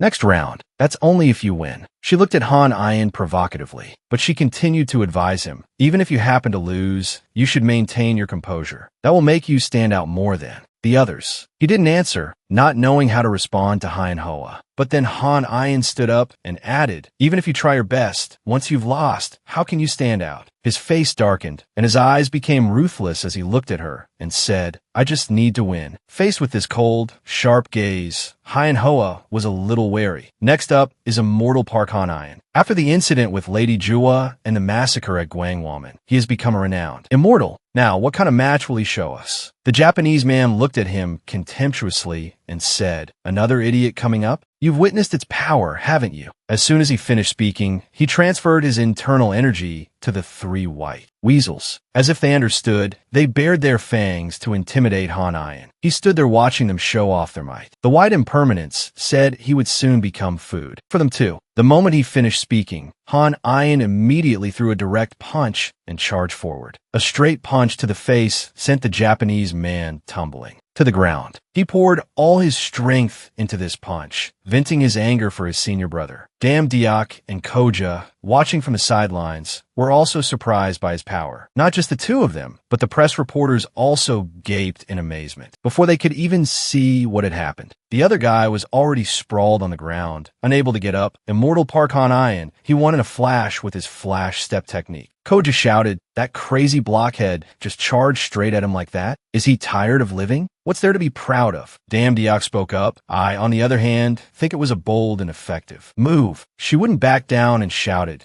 "You're gonna risk your life like that reckless guy? Think you're immortal? What's so good about a risk taker?" Contrary to Koja's agitation, Dam Diak remained calm and observed. He seriously explained to her, "It shows just how fearless immortal Han Iron is." The match ended, and Han Iron quickly swallowed a pill. Consume medicine, iron, vitamin B9, calcium, and vitamin D, regenerating cells, increasing blood recovery ability. Iron and vitamin B9 reduce hemorrhage. He wanted to use it more as a hemostatic agent. But this technique should be performed. How far can Immortal Park Han Iron go? Next, please welcome another On My OG from Japan. He looked at the man with the face of a hell demon looking at a sinner. Seeing Han Iron's aura, this man was quite wary, especially after seeing him take down his colleague head-on with a single blow just moments ago. This On My OG pulled a yellow talisman from her sleeve. She threw the talisman out and said loudly, "I'm not an easy opponent." Very quickly, Dark Samurai appeared. With one look, he knew she had created a close combat shield using puppets.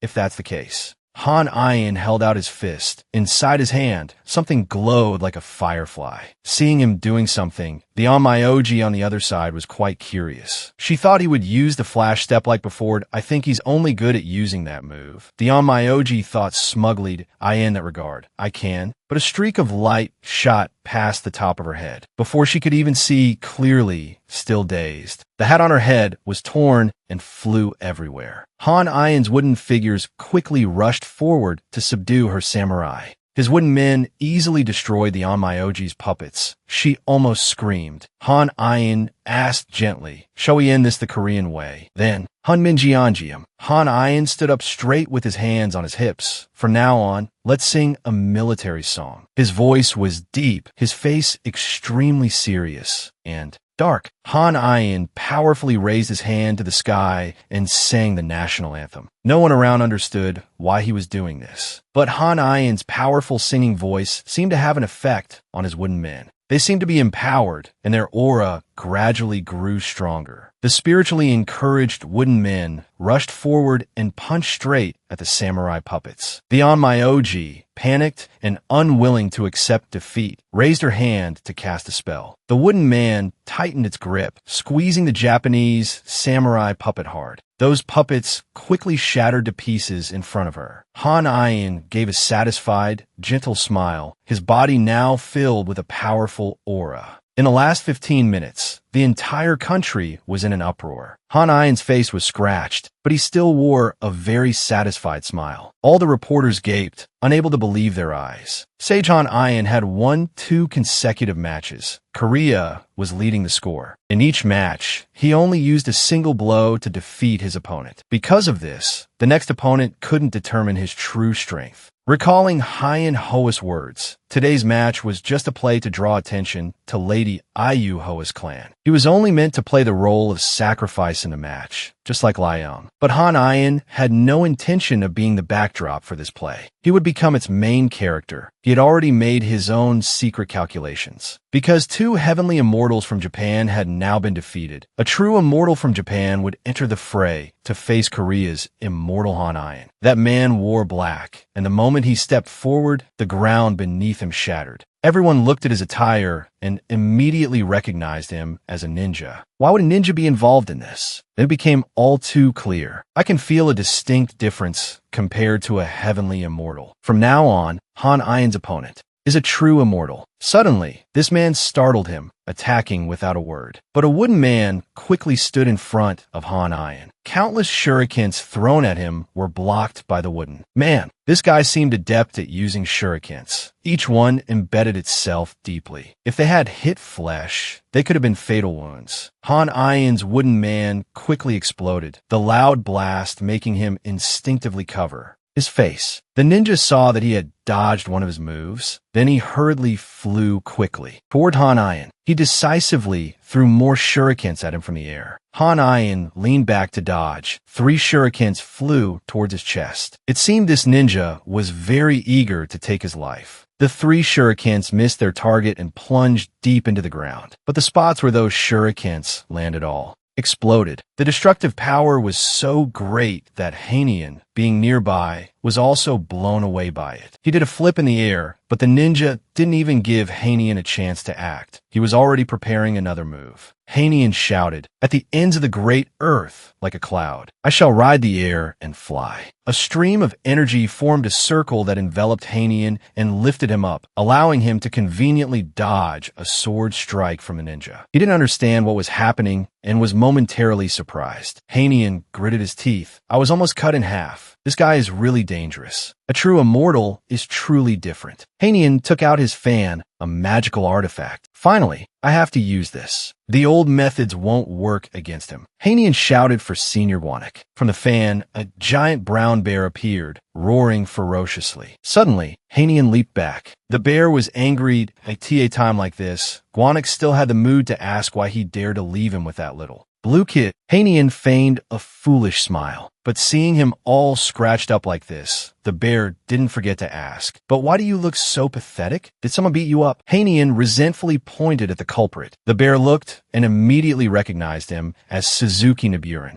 Not many people would dare to walk around wearing clothes with a 3-legged crow pattern, which is usually used for spies. You can also call them the Saikasa group. The bear smiled smugly. "The mountain god Guanik is here." "Good. I'll defeat this guy for you." Guanik smiled slyly with confidence. "What are these puny true immortals compared to me? Besides, this guy is wearing armor made of gold, which is very vulnerable to fire." The bear had just used a little fire, and his armor had indeed started to melt. Hanayan, while fanning, thought that he still felt worried for some reason. The ninja's iron armor was melting, so it seemed his power had also diminished. The ninja's face began to change color. He swung his sword to counterattack towards Guanik, but it had no effect. On the contrary, it was he who seemed to have injured his hand. The ninja clutched his pained hand and hunched. "Over," the bear boasted smugly. "Winning this easily is so boring." Suddenly, Guanik's eyes lit up. The bear raised its claws, saying he would finish this quickly and neatly. But Hanayan shouted in panic, "Wait, stop!" Black smoke from somewhere surrounded the sky in thick bands. That black gas spewed out from the ninja like octopus tentacles surrounding the black bear. That black gas turned into a greasy liquid that fell on the bear, making him roar in anger. "What is this, you bastard?"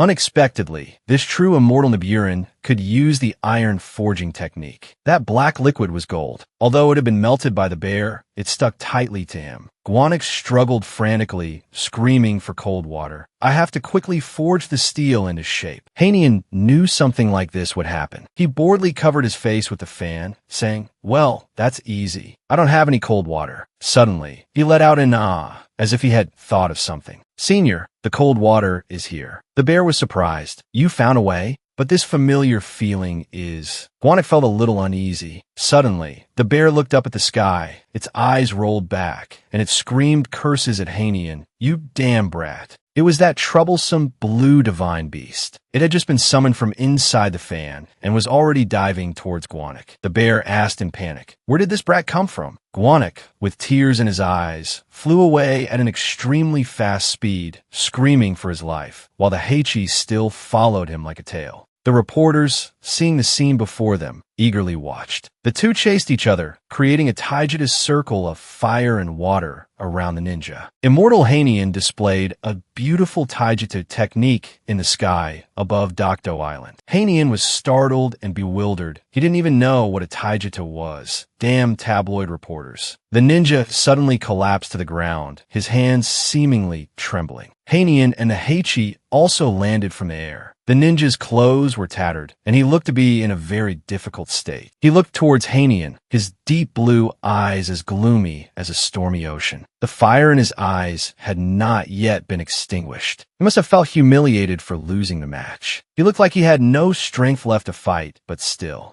Wanted to continue.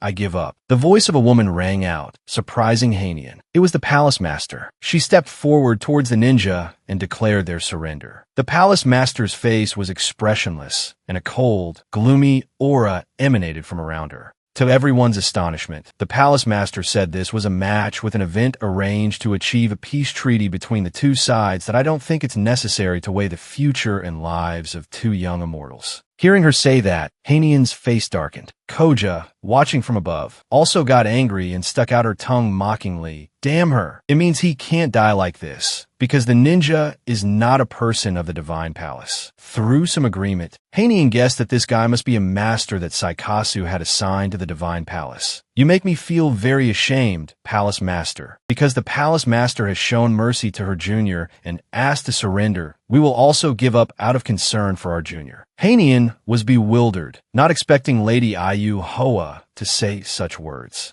You were excellent to have survived and passed 3 matches. I didn't expect you to have such outstanding talent. Hanian gritted his teeth. He knew she was pretending to praise him to make him feel ashamed, and she was speaking loudly so that everyone could hear. His face darkened as he said, If you had told me a little earlier, madam, I would have made the match even more outstanding. Ayu Hoa shouted, asking him, What are you talking about? Hanian was blunt. Are you worried that I'm getting too much attention from the common folk? As an awakened one, wouldn't I know the foolish way of thinking of those common folk? After confronting Lady Ayu Hoa, Hanian turned to leave. But that ninja still seemed unconvinced. He looked at Ayu Hoa's retreating back with an angry expression. He sighed and silently looked back. I feel sorry for that ninja. Returning to his seat, he saw Koja staring intently at him. Hanian was surprised. You did well. After saying that, she switched seats and patted the chair next to her, gesturing for him to sit there. Koja crossed her arms in front of her chest and said regretfully, What a waste. But Hanian just smiled wryly. I'm fine. She glanced at Hanian. Not you. I'm talking about him. He looked over curiously. In an idol selection competition, the reason is that they will be given every condition by their superiors to win, regardless of their abilities. With his skills, he should have had an extremely glorious fight. Even if he lost, his image would still be preserved in everyone's hearts because he fought with all his might. That unpleasant old woman just wants to be admired by the common folk, but she doesn't actually know what they think. I don't think she understood what you said earlier. That's right. It's like replacing money with a more powerful person in soccer. The audience won't support it, no matter how excellent Go Manhwa is or how superb her skills are. He turned to ask Koja about PDP. You know that term too?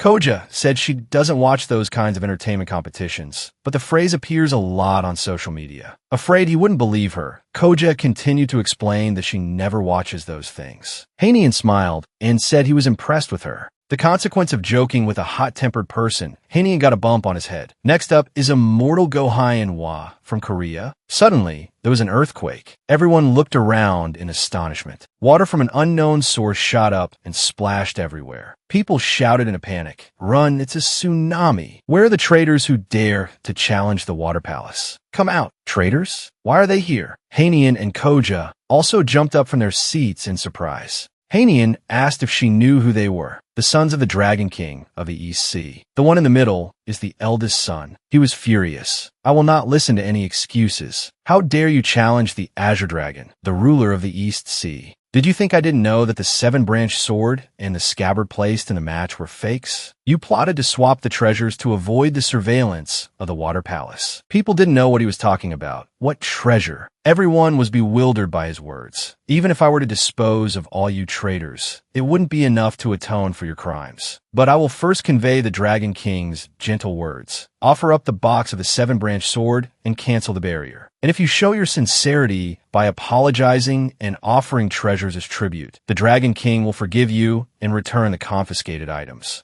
Hanian still didn't understand what this nonsense was all about. The 2 judges of the match also began to stir, ready to confront him. Seeing this, he asked contemptuously, You want to fight? Fine. After speaking, the Dragon King's eldest son raised his magical artifact to the sky. He waved his hand, and surging currents of water also advanced. Straight ahead, that I will throw all of your corpses into the sea, leaving no one behind. A blue dragon ferociously emerged from the water, its mouth wide open. Water also gushed out from it, causing everyone to flee. in terror. But the water seemed to have a soul, coiling into a circle to surround each person one by one. The water rose quickly. Hanian didn't understand why everything was happening so suddenly. However, he could take advantage of the chaos to steal the seven-branch sword. But where was the treasure? From a distance, he spotted something that made Hanian stop in his tracks. He quickly rushed toward the Dragon King's eldest son. Hanian had seen something. It was the seven-branch sword, still in the wooden box from before. He quickly pulled out the hilt, thinking to himself, if I resonate with the scabbard like that time. But there was no way he could touch the blades so easily. The water was rising very high at a dizzying speed, sweeping everyone away and submerging them, including him. And no, the seven-branch sword was still there. Hanian tried to cover his nose and mouth, staying calm. The resonance is starting. His hand gripped the hilt tightly underwater. Hanian tried to keep his balance, holding the hilt forward. Come here. Very quickly, the blade and hilt of the seven-branch sword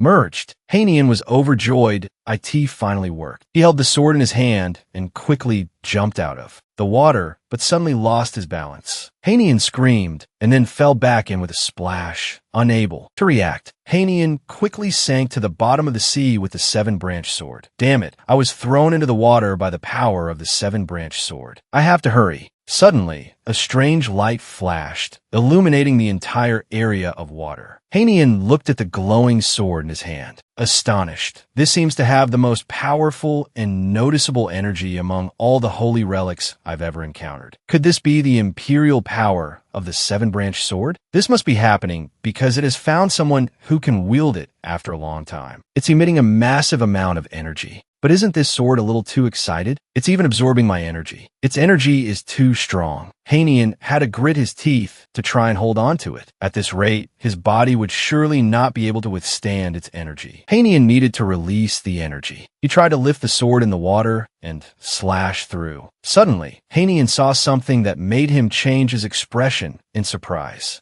What is that? I swung the energy of the seven-branch sword, and now a spatial rift has suddenly appeared. Hanian was quickly and forcefully sucked into that spatial rift. That rift formed a large circular hole. It spun powerfully, sucking in both him and the seven-branch sword. Hanian shouted in panic. The sky was covered by a giant, transparent net of unknown origin, but Hanian was sucked through that net. The impact made him land quite hard. Suddenly sucked in and thrown around, Hanian struggled to sit up from the ground, coughing continuously from choking on water. He quickly looked up at the strange place he had just been thrown into. The hole that had just thrown him out was continuously pouring out water like a miniature stream. Hanian wondered if this place was created by the seven-branch sword. It seems I've wandered into another dimension again, just like when I entered the gate of the White Flower Garden. So, if I swing the sword again, can I return to where I was? As soon as he thought this, Hanian's hand quickly drew his sword, but he wanted to look around this place first. For a bit. Suddenly, he felt something aiming at him, and Hanian immediately turned his head. But that thing had already shot forward quickly, piercing through Hanian's stomach and knocking him flat on his back. He had no time to react, nor was he prepared. The wound was quite deep, causing Hanian to cough up blood. From the other side, a person in black walked over, his feet still wet with water. Hanian, lying on the ground, looked at him and flinched slightly. He trembled, suppressing the pain, and lifted his head to see who it was. The opponent gradually revealed himself. He wore a wicked smile as he looked at him. It was the ninja from the Immortal Tournament. Did he secretly follow me just because he was furious about what happened in the Quang Chien? Hanian silently surmised. The ninja walked over to him, raised his foot, and stomped on the wound on Hanian's chest, causing him to cry out in pain and cough up more blood. You know, there are countless tools you can use to torture people. I'll let you choose an instrument. But he remained very resolute, looking at him with a face that revealed none of his thoughts, saying he didn't know Japanese. Then I'll choose for you. After saying that, he took out a small knife. The ninja's eyes glanced toward his hand.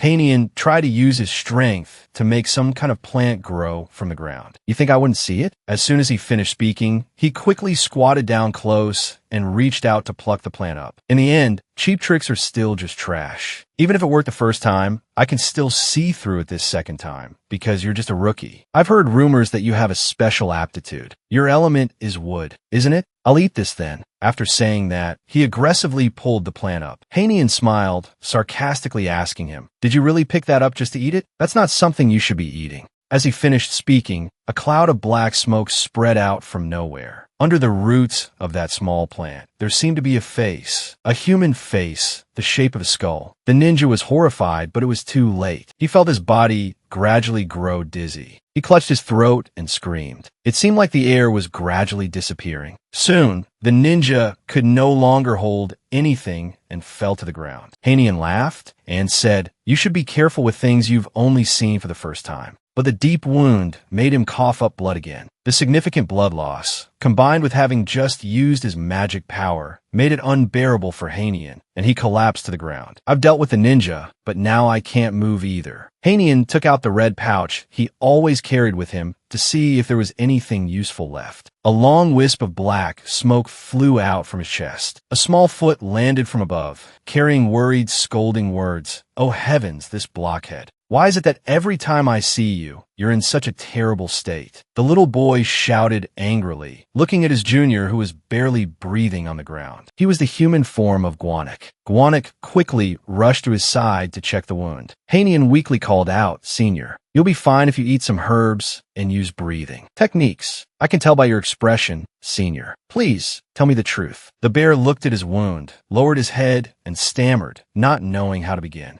Guanik began his examination. His lower acupoint was now severely damaged. "No wonder I felt my energy leaking out. That ninja had a reason for targeting my lower acupoint. At this rate, all of my energy will be depleted. Not just my energy, I might not even be able to keep my life." Hanian closed his eyes, lying on the ground. "Then we have no other choice. Let's use." But Guanik said in alarm, "No, didn't I tell you? That's not something you can withstand. The magic orb that Damdiak gave you is only good for spirit immortals and wisdom immortals. The orb's energy is still accumulating because it hasn't fully transformed into a dragon. With a dragon's will, it will become an object filled with both good and evil, and could even make a heavenly official unleash a thunderous rage. Can someone like you, someone under 100 years old, control it? The worst that could happen is you could be swallowed by something with malicious intent. Besides, I'm pretty sure Damdiak didn't give you that thing to eat, you troublesome brat." Hanian used his strength to grip the fan in his hand tightly. "I'm sorry." Seeing he was about to do something foolish, Guanik couldn't react in time. "This idiot, did you summon me to use the magic orb by controlling the wind demon bamboo fan?"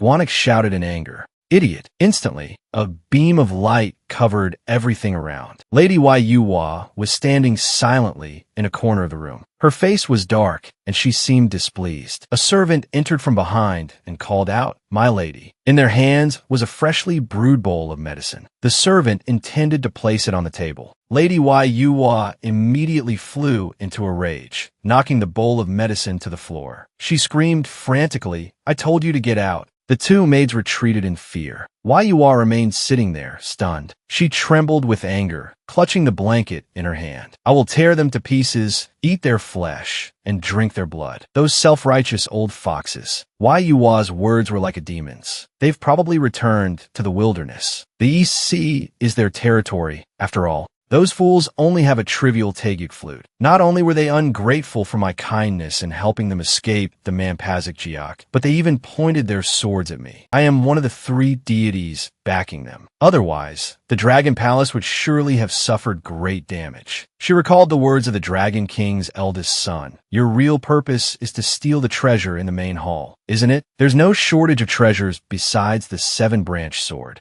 Yahello struggled to get out of her bed with her crutches. However, the East Sea Dragon King, who wants to break the heavenly war formation, wouldn't believe such an absurd lie. Where on earth did that old serpent demon hear that story? And how could he treat someone who trusted him like that? Thinking about it endlessly yielded no answer. Yahello's head ached. and she decided to ignore it. During the Heavenly Immortal Tournament that day, Manhwa tried to create a hero. Although the plan to make humanity worship me failed, thanks to Damdiok, the plan I've painstakingly worked on for so long hasn't gone down the drain. Just you wait and see. The news board was now filled with praise for Damdiok for bravely saving people in the recent event. Yuwa calculated viciously. Soon, I will make all the subjects of the East Sea bow their heads. The young man was slowly opening his eyes. Ouch, my head hurts so much. Could it be because I slept too much? Looking at my current energy flow, my lower acupoint must be gradually recovering. It was, of course, Hanian. While rubbing his head, his hand suddenly touched a strange object. Hanian felt it, as it seemed something was not right. He pushed his hair up. Two small, goblin-like horns had grown on his head. Horns? What the heck is this? It feels like I'm touching an animal. Hanian curiously touched them a few more times. My senses are so sharp, I can even feel the ambient temperature of the air. Is this a side effect of the magic orb? But come to think of it, not much time must have passed, right? My body is cleaner than I thought. Even my fingernails are neatly trimmed. His clothes, his body, even the place where he lay was spotlessly clean. Hanian guessed someone must have taken care of him. Don't tell me it was Senior Guanik. He didn't know where this place was, only remembering that he had used the Wind Demon bamboo fan to absorb the magic orb and create a barrier,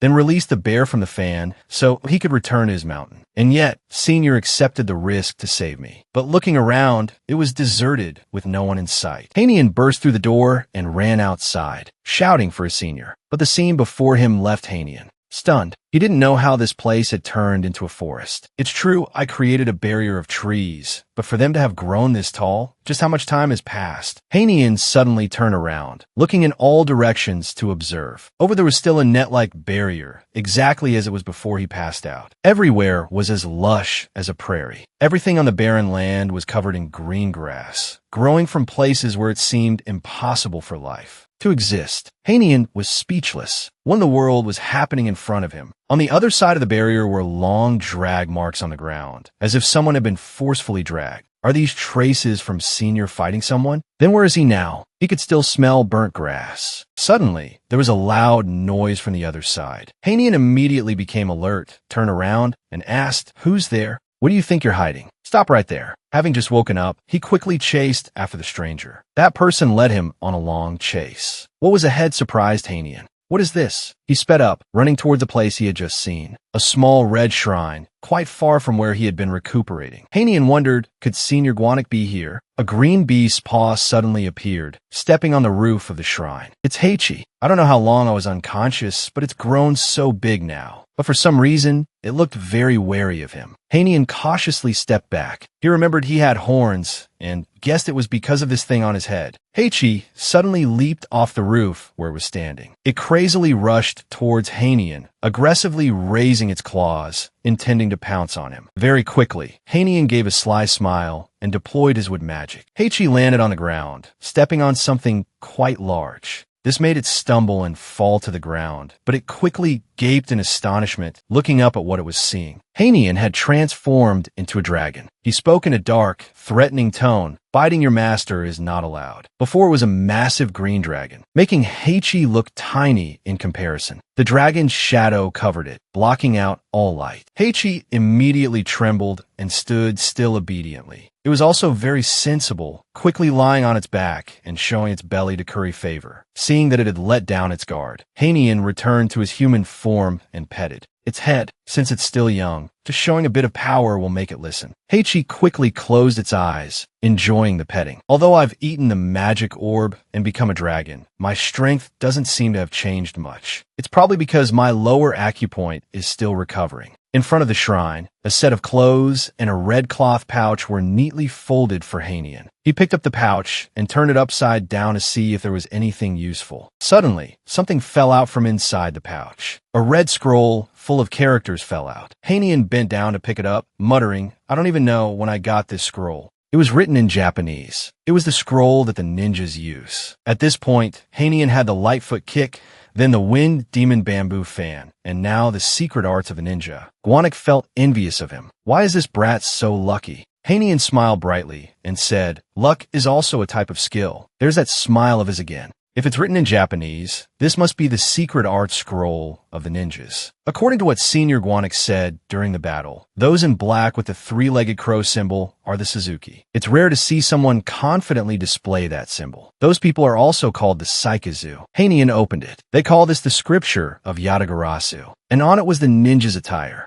He picked up the outfit, inspecting it to see if it could turn into gold. This is amazing. I have to try it on. With it, my defensive power will increase. As he was putting on the shirt, there was a rustling sound from the leaves in the distance. Heinian looked in that direction to observe, but didn't spot anything. But he was sure it was that direction. Heinian quickly launched himself into the air. That's also the direction where I saw the traces of Senior's fight. Some red hair guys were standing there, hunched over mysteriously, doing something that looked very shady. One of them held a mace, raising and lowering it. Heinian watched, not knowing what they were trying to do, but he guessed they wanted to break the barrier. Green skin, red hair, fur growing in peculiar places. Are they the inhabitants of this place? Heinian found the weapons they were holding as smashing tools to be quite familiar. It looks like the Goblins Club that Guanik gave me. Their hoods look very familiar. Could they be? Who would have thought there would be goblins inside the space opened by the seven-branch sword? Is this their den?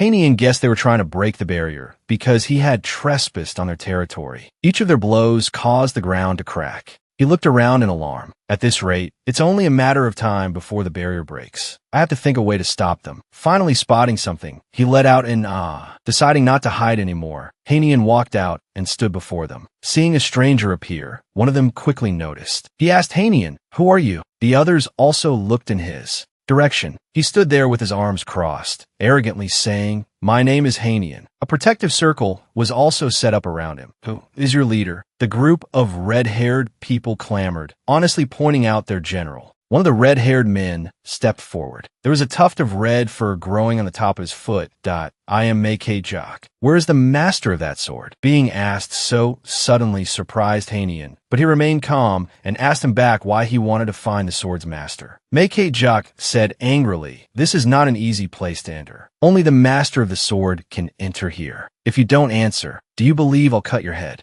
off? I can't just answer you that easily. Who knows what you plan to do to the sword's master?" Manhwa fell silent, thinking. The others whispered among themselves. They thought he had a point. He tilted his head to the side and said they had to punish the master of the sword. "Emperor Junchogo promised us that we had to wait until we met someone who entered this place carrying a sword, someone worthy of being our clan chief's opponent. But no one came." Heinian thought silently. Who is Emperor Junchogo? Although he didn't quite understand the situation, in short, they had let the sword's master in here. Manhwa angrily slammed his mace on the ground. Clearly, nothing happened at all. The previous clan chief waited until he fell ill from disappointment. Therefore, the master of the sword must be punished. He said this while clenching his fists, exuding a murderous aura. "Drag that person before our clan chief, and the chief herself will mince his head." Heinian listened silently, raising his fan to his chin, secretly calculating. "Have you seen a fire bear around here? Are you with him?" We told him to open the barrier, but he acted like he owned the place, so the chief captured him and sealed him in a gourd. Heinian was alarmed and angry. He gritted his teeth. These hairy, red-haired things dared to capture his senior. But Heinian quickly calmed himself down. In any case, he now knew where the bear was being held. Now he just needed to go and save him. He coughed a few times and said, "I'm the master of the seven-branch sword. Take me there." But Manhwa didn't believe him. "You look like you'd die from a single blow." Heinian's face turned as black as the bottom of a pot. "What do you mean, a single blow? You're tiny. You look like you've never even roughed it. Are you even a real man?" Pull down his pants and check. The more he heard, the more his face changed color. He never thought he'd be talked to like this one day. From purple, it turned to red. Heinian cursed in his head, "These dogs. Whatever. If you can't break this barrier, then scram. You haven't caused any trouble yet, so we won't touch you." But Heinian was now fuming. These bastards. Cursing once, he quickly fanned his bare hand. Heinian told them not to look down on him. With a flick of the fan, a huge Heichi leaped out from within. Its cheeks were puffed up as it held something in its mouth. He ordered Heichi to spit out what it was holding. Then he pointed the fan at the red-haired group. The green creature obediently followed the command. It took a deep breath to gather its strength. A pile of red liquid was sprayed directly towards Manhwa's group. He looked at his hand to see what it was, cursing in frustration. Their faces quickly turned pale with fear, and the whole group began to tremble involuntarily. Heichi continued to spray the substance. Manhwa turned and fled in terror, shouting, "Oh my God, what is that? I'm so scared." It was unclear what it was, but very quickly, the entire group of red-haired people was lying on the ground, begging for their lives. "If you don't get up, I'll spray another round and turn you all into red bean porridge." Terrified, they all shot up as if powered by a motor. Manhwa knelt before Hanian, stammering, "Big brother, please don't spray red bean porridge on us anymore. I'm begging you. You guys seem to be enjoying it, huh?" He sat down, leaning against Heichi, and asked, "So, is your clan chief strong?" Manhwa, still kneeling respectfully, answered, "Yes, sir. She has a very rich imagination and is the best staff user in our clan." Hanian wondered, "Is that all it takes to overwhelm Senior Wanik? You guys know more than that, right? Tell me. We have a treasure. Its name is Horo. It's the clan chief's weapon, in the shape of a gourd." Hanian asked with interest, "What special ability does that treasure have?" "You don't need to know." A voice cut Hanian off. The person had long, wavy, shiny orange-yellow hair. Manhwa said that was their clan chief. Hanian also got into a stance about to stand up. "It was that woman. You're all such idiots. I can't trust you with anything important." Hanian wondered, "She's the chief of the Goblin clan?" Sodam pointed directly at her subordinate. "I only came here as a precaution in case anything unexpected happened. And yet, Mantuk, how could you lose like a stupid fool? All of you, get into this gourd and repent for a good 10 years. Hearing the mention of the gourd, the goblins were all terrified, crying and begging. But before they could get the words out, Sodam had already pulled out the gourd, opened the lid, and sucked her incompetent subordinates. Inside, seeing the gourd in Sodam's hand, Hanian was surprised and guessed, "Is that the Horo gourd?" He wondered, "So, she's the clan chief. I wonder what her true strength is like." He pointed and gave an order to the Heichi behind him. He wanted to see how Sodam would react to this red bean porridge. Heichi spat red bean porridge, attacking towards Sodam, but she saw it. She quickly jumped up to dodge the move. At this moment, Sodam didn't hesitate to pull out the pestle from behind her back. That kind of attack is too direct. "I don't understand how you managed to defeat my clansmen, but that tactic of yours won't work on me." Sodam swung her sword, summoning Tung Vo on, and a series of monsters representing her power appeared. Seeing this, Hanian wondered, what is this ridiculous power? He realized that Sodam seemed to have many more trump cards. She was truly a formidable opponent, so it would be better to defeat her immediately. He swung his fan, summoning another red-faced demon. Then he ordered Red-Faced Demon, combine with Heichi to attack Sodam. The two of them charged towards the Tung Vo on that Sodam had summoned. Heichi and the red-faced demon attacked the Tung Vo on simultaneously. The two sides fought fiercely, neither willing to back down. Sodam had a word of praise for Hanian. "Impressive. It's been a long time since I've felt this excited." She jumped up, pestle in hand, and threw herself into the fight. She lightly struck back at Hanian's side, while Hanian was now feeling his strength gradually wane. He recalled the story about the Goblin clan. At that time, he was wondering, can we create anything with just a pestle and a gamtu? That's cheating. Hearing that, the mountain god-bear, who was lying on the grass, explained, "Not really. The goblin's pestle originally only had the ability to materialize the images in its owner's imagination. However, the key point is that the Goblin clan hardly uses their brains. They don't understand the concept of storing information in their heads and just act and move based on instinct." The mountain god-bear explained further too. Hanian, from birth, they are blessed with immortal bodies and incredible strength. So if they also had brains, this whole world would have been dominated by goblins long ago. The old story reminded Hanian that, indeed, Sodam's imagination was on a completely different level from the low-level goblins who only knew how to use axes and their limbs. But that made sense. A clan chief had to be different. His hand still held the fan, in a fighting stance at this moment. He saw that Sodam was also handling the red bean porridge that his Cheelin spat out very well. So he didn't know what to do now. Then he remembered the Hyenbin at the northern barrier. Should I use it? Suddenly, a voice rang out, "What are you doing?" which surprised Hanian. Sodam appeared out of nowhere, attacking him fiercely. He could only raise his fan to block. She laughed arrogantly. "It seems you still have time to pay attention to other things." Hanian's hand trembled because the force of Sodam's move was too strong. While she was focused on fighting Hanian, the red demon attacked Sodam from out of nowhere. It succeeded in separating Sodam and Hanian. Seeing this, Sodam shouted, "Ambush! Tung Vo on!" A swarm of Tung Vo on attacked Hanian from multiple sides, causing him to be hit in a few places. So annoying. Hanian deployed a green barrier. He was inside the protective barrier, panting from exhaustion. Seeing him like that, Sodam sneered, "What's wrong? Have you reached your limit already? Then I should end this, shouldn't I?" Then she ordered the Tung Vo on to attack him. "Scream and beg me to spare your life." The Tung Vo on flew to attack Hanian under Sodam's command. She now opened the gourd, intending to suck him inside. Then this guy will also be trapped while screaming, just like that bear. As Sodam thought, right at this moment, Hanian will scream. But he laughed instead. What's so funny about this? Around him was a crowd of imps carrying large pots filled with red bean porridge. Sodam was stunned when she saw this scene. She didn't know what to do. Hanian's little demons opened the pot lid, and they all poured the red bean porridge towards Sodam. Seeing this, Sodam trembled and screamed, but she forgot that the gourd bottle was open. Thus, she herself was sucked inside, witnessed by Hanian and the little demons. The unheld gourd bottle then fell to the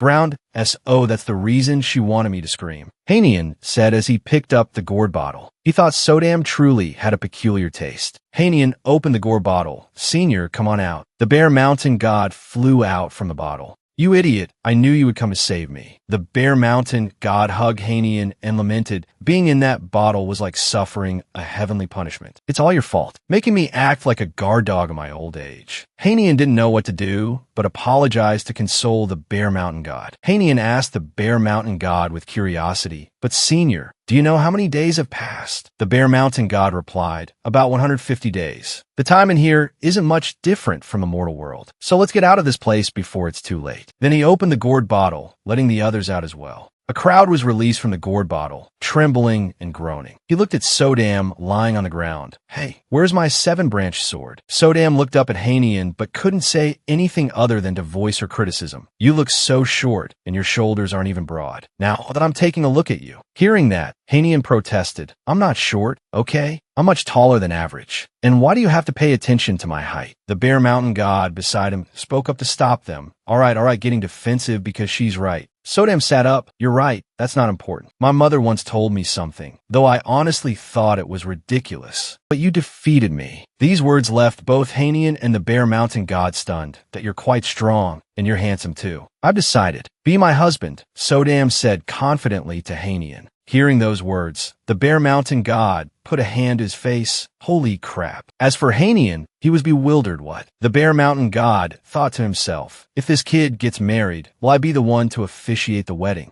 That sounds pretty cool. Thinking of that scene, the Bear Mountain god blushed with joy. Hanian found it strange and asked again, "Your husband?" "Senior, what are you talking about?" The Bear Mountain god replied, "Have you heard about the bond between the Goblin tribe and the 7-branch sword?" Hearing that, Hanian said, and remembered something. He recalled the story Tuck had told him. King Junchogo promised us that we must wait for a man worthy of being our chief's opponent to appear. That person will come to this place with a sword, but no one ever came. The story about Junchogo's promise to send a man here? Hanian thought, a man worthy of being the chief's opponent, and bringing a sword here too? He thought about it, and came to a conclusion. The man is Hanian, bringing the sword is the 7-branch sword. In his mind, the wedding between him and Sodam appeared. That means Sodam will marry him. Thinking this, Hanian cursed in his heart. Oh crap, that means she's going to marry me. And the Bear Mountain god spoke up. Let me officiate the wedding. Hanian was still puzzled. But what does that have to do with me? The person who was originally supposed to bring the 7-branch sword here has been dead and gone for ages. And after that, the wedding was supposed to be held with the chief's daughter, wasn't it? The Bear Mountain god knew that too. But what could be done? Sodam didn't seem to agree with Hanian. Sodam was still looking at him with an expression that said, "You are mine, you are my husband." Hanian thought to himself, no, now is not the time. Get a grip. Husband, I mean Hanian. He gestured for the little demon, holding the pot of red bean porridge, to come forward. Whatever, spit out where you hid my 7-branch sword. Now, the little demons held Sodam down, and Hanian threatened, if you don't talk, I'll make you gobble down this red bean porridge until your stomach bursts. A little demon squeezed Sodam's face. bringing a spoonful of red bean porridge to her mouth. Sodam trembled with fear. Despite her fear, Sodam remained tight-lipped. "Even if you force me to eat this, I won't tell you," she shouted. "I won't return the seven-branched sword to you unless I can have 3 healthy children." Hearing that, Hanian spoke up. "Oh, is that so? You said it yourself, Deal." He ordered the little demons to pour all the red bean porridge into Sodam's mouth. Sodam, while eating and bathing in red bean porridge, rolled on the ground as if determined not to say another word. The Bear Mountain God observed, "It seems this plan isn't working."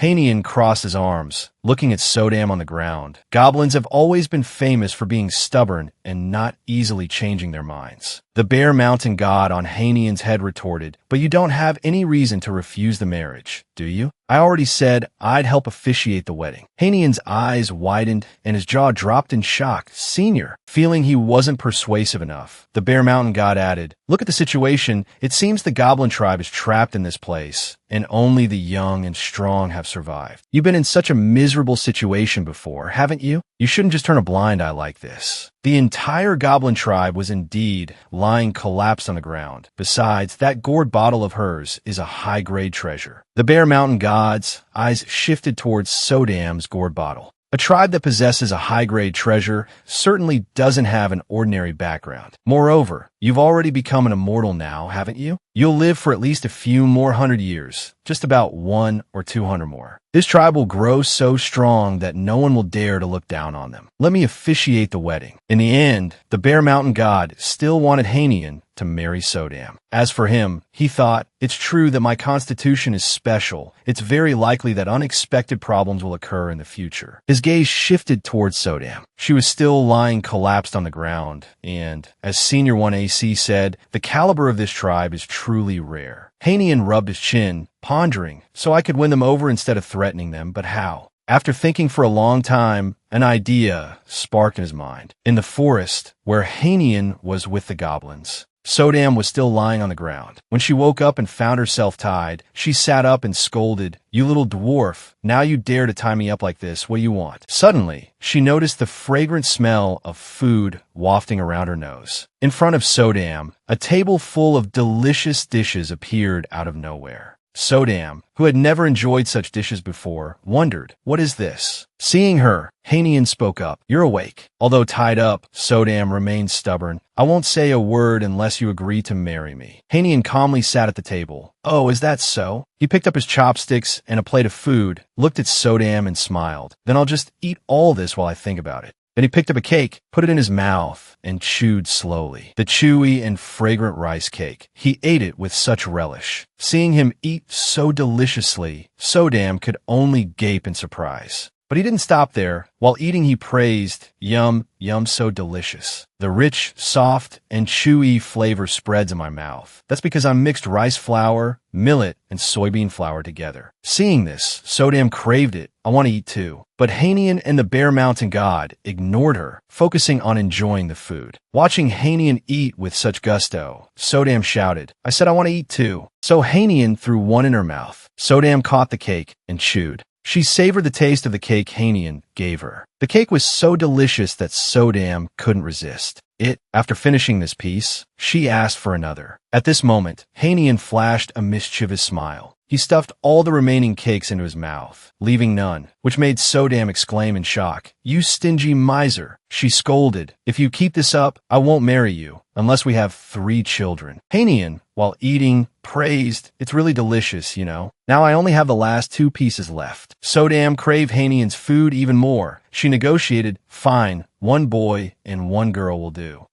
What did you just say?" Hanian pretended not to hear. "Oh, look, now there's only 1 piece left." Hanian continued his teasing. Sodam's eyes welled up with tears, then just 1 daughter. Hanian continued to slowly bring the piece of cake to his mouth. Seeing this scene, Sodam burst into tears. Finally, she gave in. She just needed Hanian to marry her. She cried loudly. Hanian smiled triumphantly, having achieved his goal. He replied, "Deal. However, I'll marry you when I want to. I'm still broke right now, not enough for a wedding." Seeing this, the Bear Mountain God exclaimed, "Wow, what a vicious bastard." Sodam wondered, "What do you mean? So you're not going to marry me anymore?" No, I'll marry you in 100 years. For your tribe, that's not long, right? He stated. He offered a plate of cake to appease Sodam. Besides, I'll give you this. This is called buckwheat jelly. I'll teach you how to make it and how to grow the ingredients to make them. Sodam looked at the dish Hanian offered and exclaimed, "It looks so delicious." She looked up at him. "Is this a wedding gift?"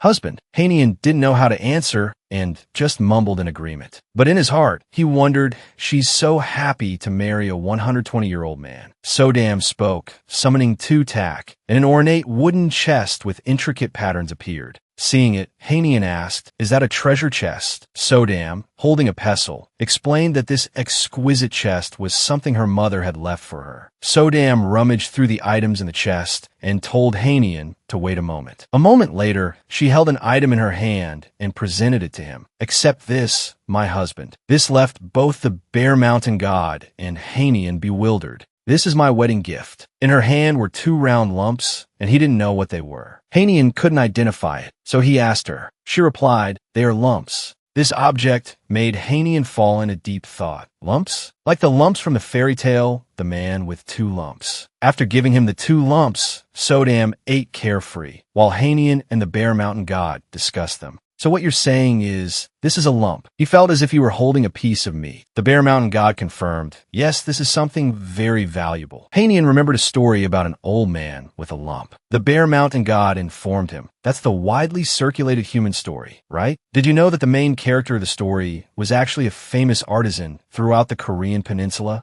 "What?" Hanian was surprised. The Bear Mountain god continued to explain, "Out there are people with special talents that goblins always want to steal. Goblins are greedy creatures. They were the ones who created the magic that allows one person to transfer something as intangible and invisible as talent to another. However, people with these special talents would never easily give up their skills. Would they? That's why those goblins use these lumps to make them suffer torment and pain. And to escape that torment and pain, they have to exchange their talent with the goblins through it." The Bear Mountain god rubbed the lump and concluded, "That's why this lump, despite its appearance, is very precious. Moreover, a lump of this size is absolutely fantastic. Hurry up and accept them." Hanian looked at the lump in his hand. "If this is really that good, then I should probably take it." He turned back to call Sodam. Sodam, who was eating voraciously, turned her head and replied to him, "You can start calling me madam now, you know." He asked Sodam about the origin of the two lumps. Sodam replied that her grandmother had obtained it when she visited the Korean peninsula, when Ian Paso died.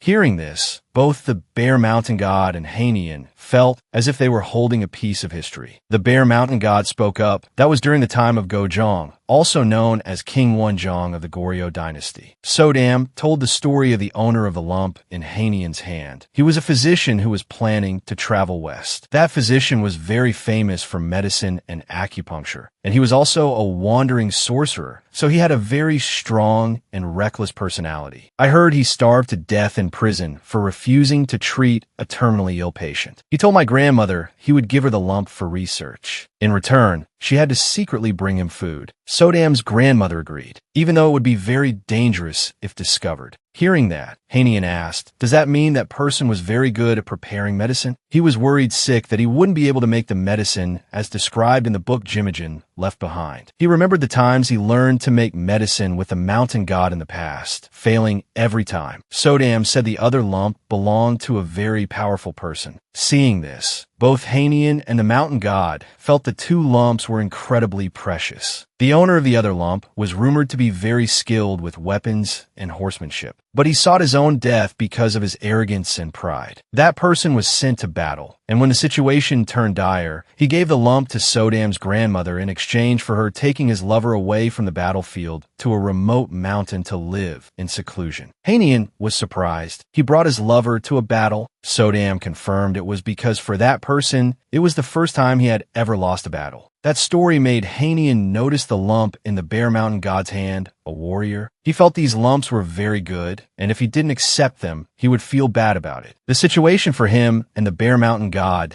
didn't seem very suitable. After finishing her meal, Sodam stood up. "All right, then let us attach it to you." Both the Bear Mountain god and Hanian agreed, but they felt something was off. Sodam was holding a pestle in a stance ready to strike them. Her eyes gleamed. Two thuds echoed in the forest. Hanian rubbed his head, feeling strange because it didn't hurt at all. Sodam spoke up. That's because I only attached the lump to you, so it just felt like being hit by a toy lump. He looked at himself after the lump was attached and didn't feel any different. Hearing that, Sodam told him not to worry. When you encounter a situation where you need to use that talent, you'll understand on your own. Sodam then skipped off to eat, while Hanian still stood there as if sensing something. He looked at the box on the ground and felt. Isn't it time to take out the 7-branch sword? He opened the box, and inside was the 7-branch sword. The Bear Mountain God looked at it and said, "These treasures all have a certain spirit, and this sword's spirit is especially strong.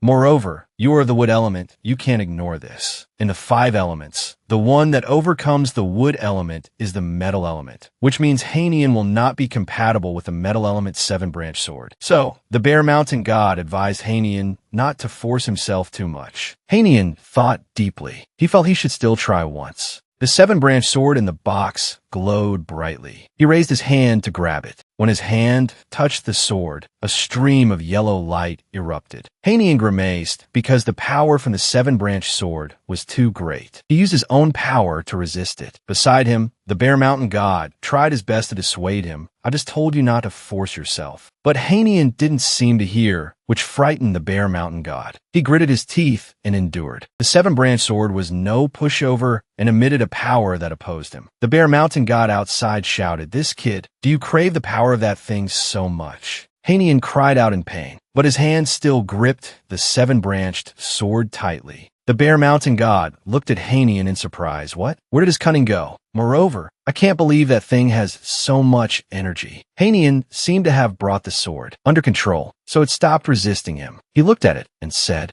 "This should be enough to discipline and warn this sword." The Bear Mountain God exclaimed, "You are truly full of surprises. I knew a mortal could use their will to make a spirit weapon obey, but I never expected you could make the 7-branched sword submit to you." Hanian looked at his hand. He felt a craving and a confidence that made the 7-branched sword obey in a very instinctual way. He wondered, could this be the talent of that warrior? He clenched his fist, feeling a great sense of accomplishment. Having conquered the 7-branched sword, Hanian and the Bear Mountain God decided to return. In the bustling, crowded city, the Bear Mountain God was hugging a water bottle and sipping from it. It praised the water for being sweet and delicious. Then the Bear Mountain God quickly peeled some boiled eggs, while Hanian rested his chin on his hand, tapping the table in thought. We've been back in Korea for a while now, and right now, we're in the computer rental area of a sauna. Hanian's face was one of utter boredom. He was supposed to go to Mount Guanak,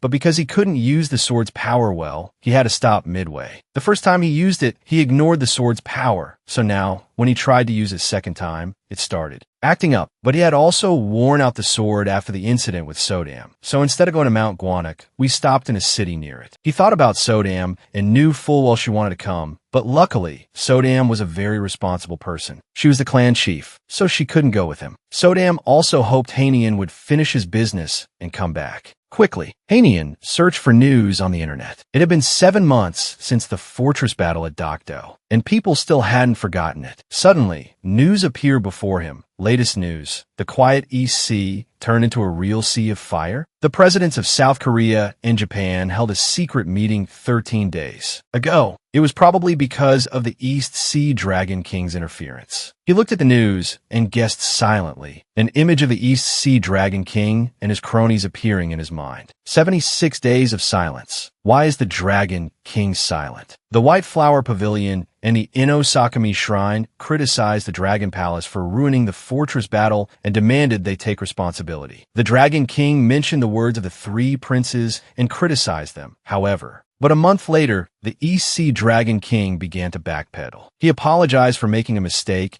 due to a misunderstanding, but the 2 leaders did not accept his insincere apology. After learning the news, the Bear Mountain God wondered, what did the people from the West Sea and South Sea do? Hanian responded, no articles say everything, but I don't think they're siding with the East Sea either. It seems they are ignoring the East Sea. The Bear Mountain God speculated. It said those 3 Dragon Kings are not on good terms, but when there's a conflict with humans and gods, they all unite. Hearing that, Hanian thought, but it seems this time they can't defend the East Sea. That's life. The big problem now is he seems to be planning something. Where is the seven-branch blade? Hanian thought about the blade similar to the seven-branched sword. Beowulf had informed the Northern European Association that he would be staying in Korea, and the reason was to subdue the East Sea. He scratched his head. I think he probably saw it when we were at Dokdo Island. He is a god strong enough to stop the fluctuations of the seven-branch blade with a single gesture. Right now, he's also looking for the sword, so I have to be careful. The Bear Mountain god looked at the news and exclaimed,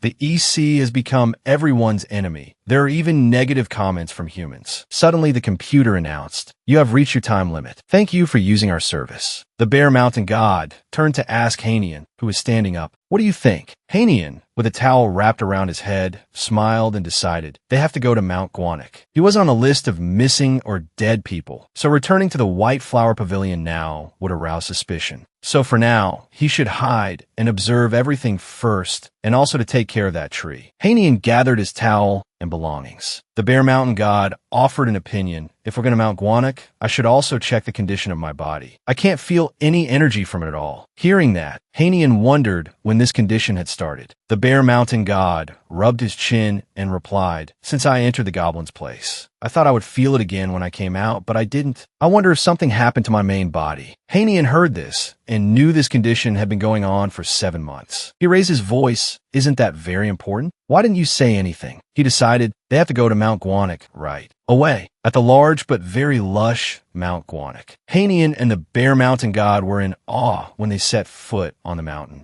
He saw a hive on a tree with many honeybees actively working there. Or rather, there were many beehives on this tree, like an ecosystem. Hanian wondered how these bees got through the barrier. The barrier wasn't this weak. The Bear Mountain god jumped down and exclaimed, "Not bad at all." It dug through the leaves and guessed the reason the bees passed through the barrier and came to this tree was it discovered a soft object in the pile of leaves it dug up, accompanied by a surprised exclamation, "No way." Inside the pile of leaves was the Bear Mountain god, sleeping peacefully. Both Hanian and the conscious Bear Mountain god were extremely startled. Hanian wondered, "Senior, why is your main body here? What's going on?" The honeybees seemed to sense something and flew towards the two of them. The two looked up and couldn't believe it. Looking at the swarm of honeybees in front of them, Hanian wondered, why did they suddenly get so big? But the bees still rushed quickly towards the two of them. Hanian used a magic treasure to summon yokai to attack them. Many red-faced demons appeared around him. He ordered them to shoot towards the swarm of bees. The red-faced demons quickly obeyed the command and launched their attacks at the swarm of bees, shooting at each bee one by one. However, the swarm of bees still rushed forward quickly because they had the advantage in numbers. Seeing this, Hanian also became worried because there were too many of them. He gritted his teeth. These guns can't kill them all. I need something that can kill them all at once. Before he could finish thinking,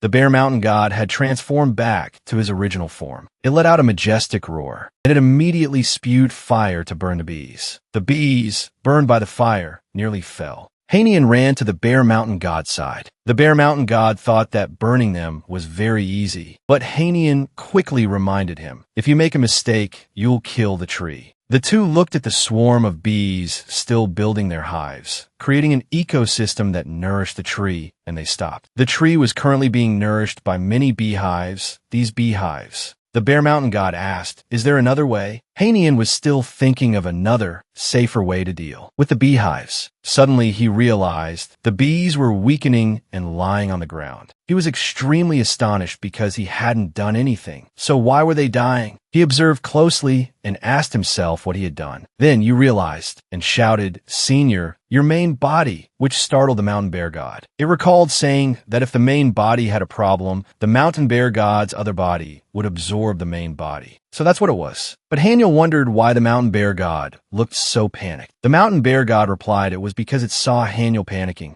It's fun. Haniel was speechless and couldn't say anything more. He pointed his finger. It's playtime. To retaliate for the mountain bear god's recent action, while the mountain bear god could only cry for help. The mountain bear god was still observing how to handle the swarm of bees. Haniel shouted, Senior, making it turn its head. He told the mountain bear god to get out of the way, holding something in his hand. He threw some orbs towards the swarm of bees. The orbs flew towards the swarm. They exploded and created thick smoke. The The thick smoke made the swarm of bees stay away from the tree. As soon as the swarm moved away from the tree, Haniel created a barrier to block them. After creating the barrier, he also breathed a sigh of relief from exhaustion. He told the mountain bear god, who was lying exhausted beside him, that the bees were temporarily trapped inside the barrier. The mountain bear god was also curious because they had no clues about those bees. It guessed this was related to an ancient story. Long ago, it was said that the Queen Mother of the West had told her subjects the legend of the golden queen bee of the Kunlun Mountains. But the problem is that the Queen Mother of the West disappeared a very long time ago. So for her to suddenly be here now would be ridiculous. Haniel pointed at the tree. The immortal peaches growing on the tree are still over there, right? Then he theorized, then it could be like this. A long, long time ago, those bees originally lived in a different, distant region. They were drawn here by the fragrance of the immortal peaches, or could they be from another dimension? The mountain bear god agreed that this was a possibility. Haniel stood up. In any case, he had figured out how to deal with the bees, and the smoke inside the barrier had also disappeared. He decided to go inside, to where the peach tree was covered in beehives. He randomly picked a hive and split it in half,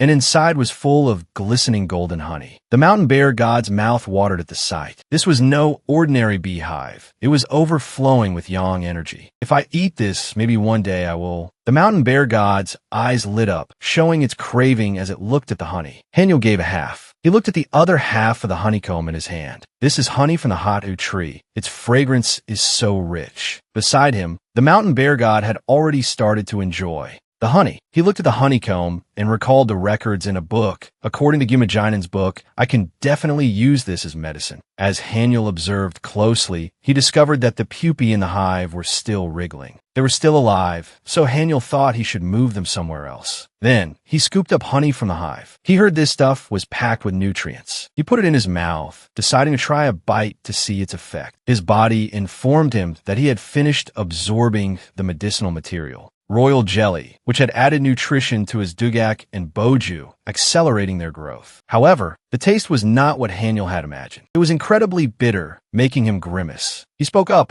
"Senior, you were eating it so deliciously, I thought it would be sweet." Hearing his words, the mountain bear god turned to him. It was surprised to realize Haniel's head was glowing and told him so. Haniel was stunned to hear that. He touched his hair and felt something like horns protruding from both sides of his forehead. Seeing this, the mountain bear god exclaimed in a loud, surprised voice, "Are those dragon horns?" It was so startled that it dropped the honeycomb. "How do you have those?" Haniel replied, "They just appeared after I absorbed the magic jewel last time." It seemed Haniel didn't realize the seriousness of the situation, so the mountain bear god got angry. "Are you kidding me? By your logic, if I eat Gomtang for 3 days straight, will I turn into a bear or something?" Haniel then told the mountain bear god that there was something strange on his waist too. He saw it earlier while changing clothes. The mountain bear god looked at the scale-like thing on his waist. How strange. "Are you really Haniel?" Haniel guessed it might also be because of the magic jewel, but the mountain bear god warned, "You can't take this lightly, Haniel." It told him, dragons, they're creatures born in water, who spend many years cultivating to hone their power. They're a species that can evolve. However, their attributes are different from humans. They don't just have one, but can have multiple attributes at the same time. This is a characteristic that distinguishes them from other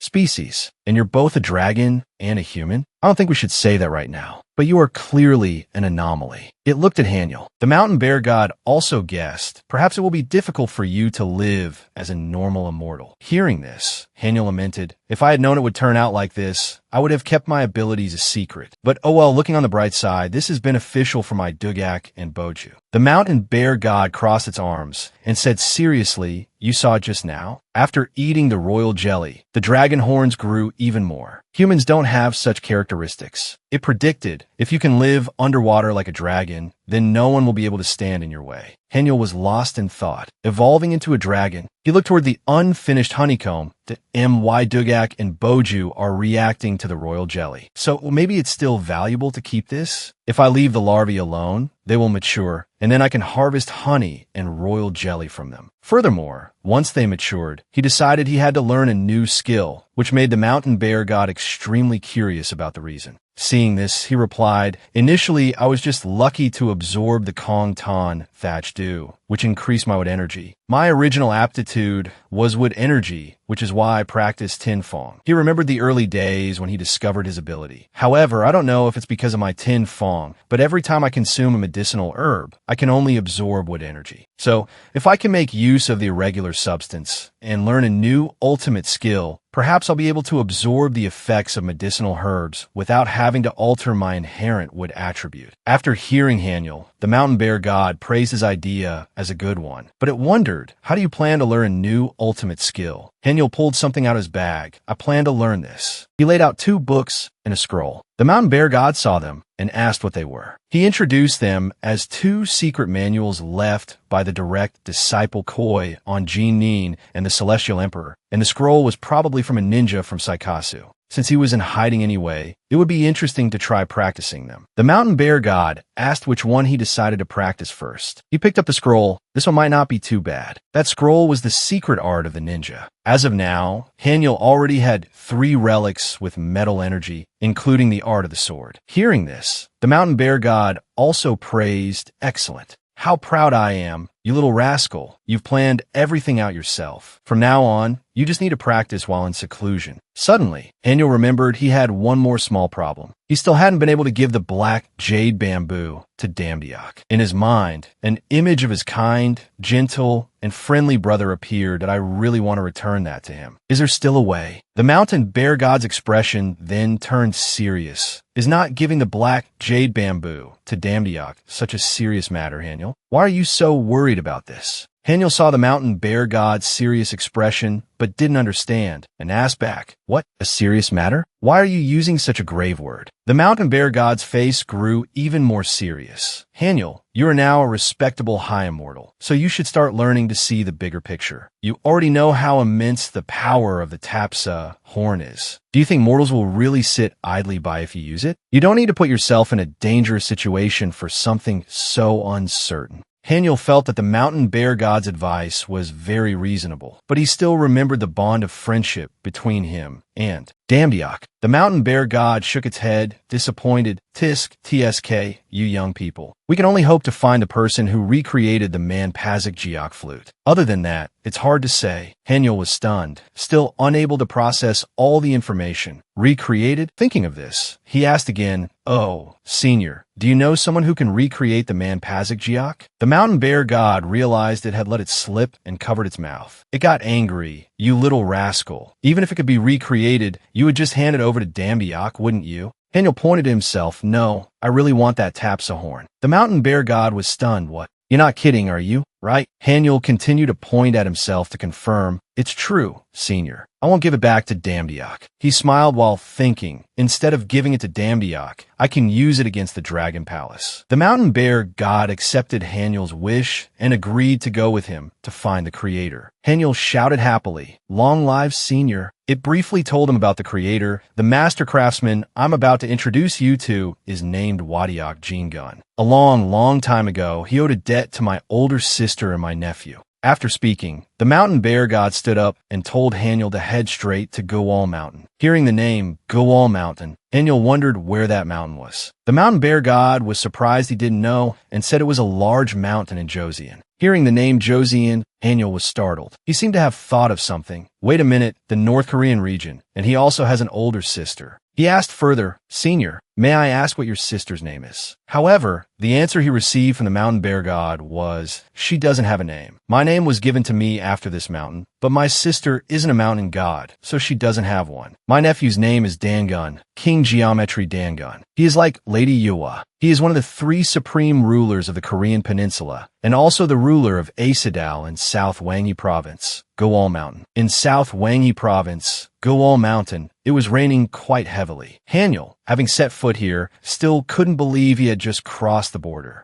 He observed his surroundings and thought to himself, but anyway, it's a sacred mountain, as expected. He looked around, searching and wondering, but where is Asadao? The mountain bear god, in its human form, turned its head sharply and asked, "Why are you just standing there like a statue?" "It's nothing. I was just wondering where we're going," Haniel replied. Hearing that, the mountain bear god announced that they had arrived. Haniel couldn't help but be surprised and looked up. Before him was an incredibly tall gate, flanked by 2 statues with human faces. One of the 2 statues spoke. "Who are you?" We do not welcome uninvited guests in Asadal. The mountain bear god spoke up. Inform my sister that the mountain god of Guanak Mountain has come to visit. Hearing the name Guanak, the stone statue became flustered and switched to a polite tone. Then please wait a moment, sirs. The mountain bear god waved its hand. Don't worry, we're not in a hurry. You don't need to be so reserved. Looking at the mountain bear god, Haniel thought, wow, I'm so used to seeing that chubby bear. So now that Senior is back in his human form, he looks so aristocratic. Then he remembered the phrase, but what did he mean by no need to be so reserved? Just as he thought that, Haniel suddenly closed his eyes and clutched his head. He suddenly felt very dizzy. When he opened his eyes again, he was once again extremely astonished. Before his eyes appeared a bustling, lively village with an ancient beauty. Here, the people lived in peace, with smooth trade and commerce.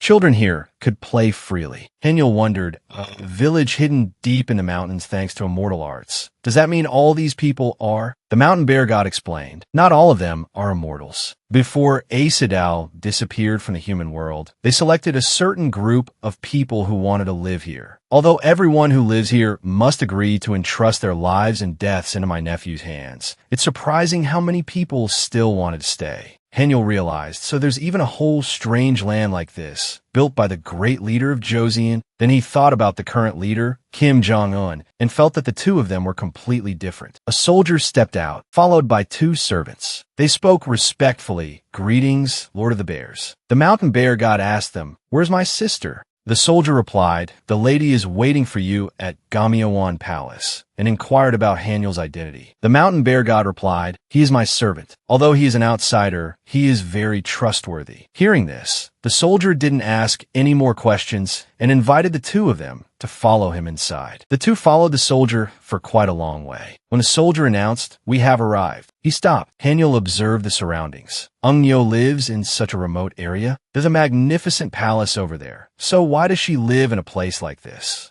A young woman stepped out to welcome the two. She stood on a small bridge, incredibly gentle and beautiful. The clothes she wore were also very simple. Looking at her, Haniel felt she looked completely different from Lady Yuwa, even though they were both seniors of the divine immortal rank. She smiled at the guards. I was so worried that the guard were already swamped with work and still had to be bothered to welcome my brother. Seeing this, the guard replied politely, it was nothing, ma'am. Then we shall take our leave. Leaving the three of them in private, the sister looked at her brother, the mountain bear god. It's been a long time, hasn't it? The mountain bear god also looked at his sister. She continued to speak, my beloved brother. Before he could process it, she rushed in to hug the mountain bear god, startling Haniel as well. While hugging, she coddled the mountain bear god. Oh my, I don't even know how long it's been. My cute little baby brother, huh? Why haven't you come to see me for so long? You're so cold. Haniel stood by, speechless. Suddenly, Eungnyo's demeanor changed. That IT was a long and arduous journey. For now, you should rest first. She used her power, catching the mountain bear god off guard. It collapsed onto her without any defense.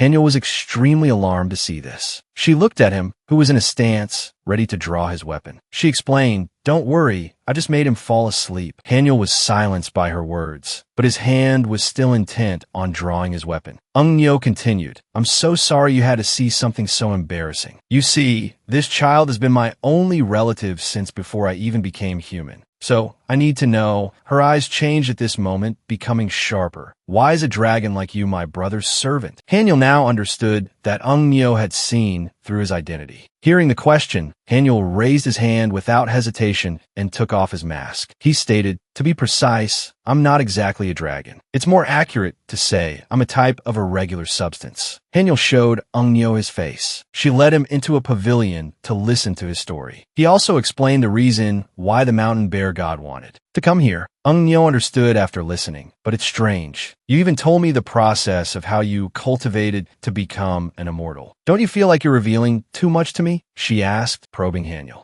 Haniel shook his head and said, not at all. Senior Guanak knew my situation clearly and still agreed to bring me here. Although Senior kept the fact that I possess an irregular substance from his nephew, who is one of the 3 great immortals, he still agreed to let me come. In that case, how could a mere junior like me dare to judge my senior's decision? He looked at the soundly sleeping mountain bear god. Eungnyo praised him for being wise. She also informed him, Wadiak Jingun is not here. Henya was surprised. What? Eungnyo explained. He left Asadal a while ago because he hates trouble. Henya exclaimed, that's unexpected. However, that old man values my brother greatly. So if you came knowing to bring a small gift, he would surely make the taps a horn for you. Haniel felt more at ease hearing that. Although I was a bit scared at first, it seems things are going more smoothly than I thought, huh? But he suddenly realized, wait a minute, Senior Guanak must have known beforehand that Wadiak Jingun wasn't an Asadal, so why did he bring me here? Seeing his expression, Eungnyo understood that it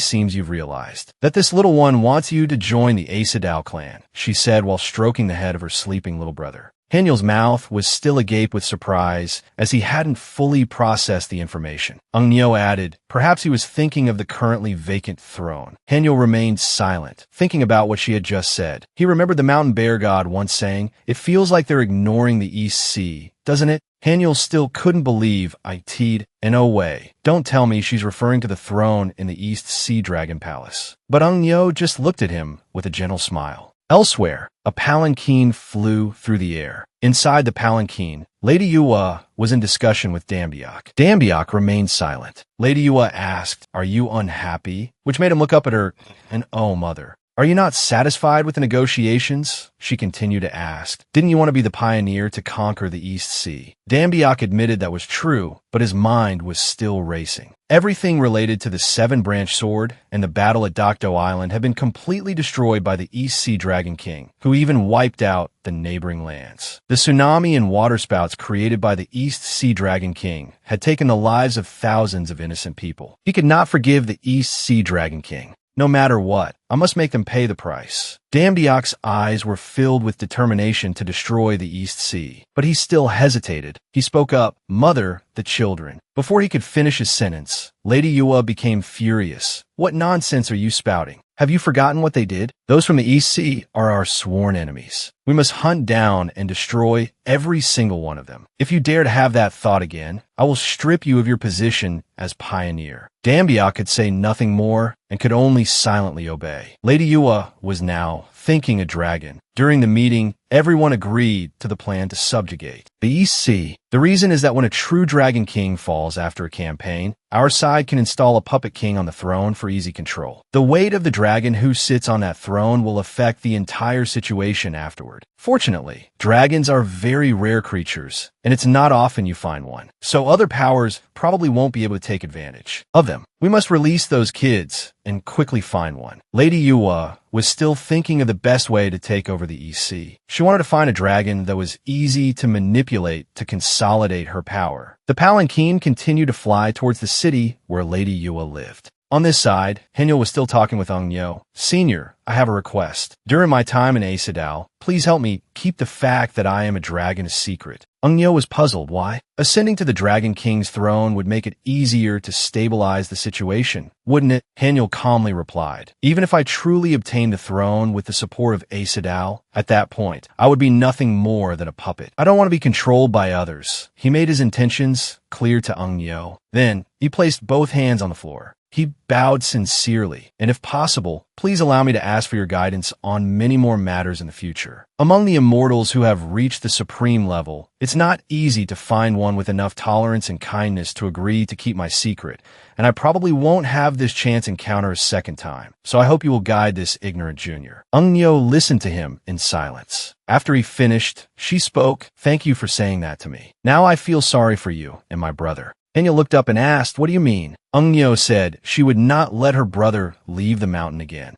It was known that when the mountain bear god left Asadal for family reasons, she had wanted to stop it at all costs. Then, after she heard the mountain bear god had become the mountain god of Guanak Mountain, she felt she had lost everything and felt incredibly lost and pitiful. Haniel asked, so you intend to take away Senior Guanak's freedom? But Eungnyo replied, no. It's just that unless you request it, I will still let him go whenever he pleases. She beckoned to a servant with her finger and also told him, also, the Dragon King's throne is not limited to the sea. Wherever the water energy is strongest, there is a throne. Whether it's a river or a lake, as long as the water energy is abundant, it's still possible to contain a throne. It's just that the level will be weaker than the sea. The servant now brought a tray to Eungnyo. On the tray was a decree of succession. Nyo instructed, "This is a decree of succession. They have handed over their territorial waters for me to manage. Now I'm giving it to you. Although the territory here is not as deep or wide as the sea, its water energy is incredibly pure, helping to clear the flow of qi and blood and allowing the Dantian to operate with more energy. It is a suitable place for you to cultivate." Haniel heard this and mused, "So I have to leave before Senior Wannik wakes up, but I at least want to say goodbye." He looked at the still, soundly sleeping mountain bear god. In the end, Haniel made his own decision. He bowed his head to thank Nyo. "Senior, I will never forget this favor." After 3 days, Haniel tore up the map and looked at the space in front of him. He stood frozen for a moment, unable to believe his eyes. Looking at the spiritual energy swirling before him, he couldn't help but admire the mountains and rivers of this place. He never expected that there would be a throne hidden deep within a lake in the Chombai Mountains. Like this, Haniel approached the lake's edge. He looked down at the clear blue water, thinking that there must be some kind of core at the bottom of this lake. A moment later, the lake's surface churned with fierce waves, rolling up as if to swallow everything. At this moment, Haniel was sinking deeper and deeper towards the bottom of the lake, with giant waves of foam behind him. While diving under the lake's surface, Hanian felt as if he could swim and breathe underwater much more easily, as if he had turned into some kind of fish. Suddenly, while swimming, Hanian saw something that startled him and made him stop. It turned out he had swum to the bottom. Before him was a stream of light emitting a brilliant aura, making Hanian curious enough to approach it for a closer look. Looking at the energy source before him, he couldn't help but be startled by how powerful it was. As he approached, it continued to accumulate more water elemental energy. Hanian began to raise his arm, gradually approaching the dazzling stream of light. He was thinking that if he could merge with this thing, he couldn't imagine how terrifying his power would become. As he thought this, his hand moved closer to the stream of light. However, this stream of power seemed harder to approach than he thought. Before Hanian could touch it, it began to resist, making it difficult for him to absorb. Seeing this obstacle, Hanian decided to put more strength into his arm in an attempt to seize this stream of energy. Swirls of energy spread out, illuminating the entire bottom of the lake. He raised his hand and channeled his power to subdue the orb. Suddenly, his efforts paid off. The light began to shrink, but the glow it emitted seemed several times more brilliant than before. After a struggle, he finally let out a breath. The stream of light was now before him. Hanian touched his lower abdomen, where he had just absorbed the light, and felt a new sensation. He thought he must have also absorbed the magic jade to be experiencing this phenomenon. Suddenly, he looked up toward the surface of the lake, sensing that something was about to happen. All at once, streams of black miasma gathered, covering the surface of the lake where he was. He remembered the words of the blonde girl when they talked at the tea house on that rainy day. She had said that the explosion of water energy might also attract some uninvited guests, all of whom were creatures close to the threshold of crossing the Dragon Gate, and thus not easy to deal with. So, upon seeing the lake's surface like this, Hanian wasn't too surprised. He just felt that they had arrived rather quickly. He channeled his internal energy to leap up from the water toward the surface. With just a few steps, Hanian flew above the lake surface. Before him was a water monster with blazing red eyes, staring intently at him. Hanian began to channel his power to deal with this monster, thinking to himself that no matter what the opponent was, there was no way he would give up easily. He waved his hand, and a powerful stream of sword aura was unleashed, stirring the water surface and creating a long streak of light in the sky. The powerful light formed by the sword aura flew toward the water monster hiding in the dark clouds.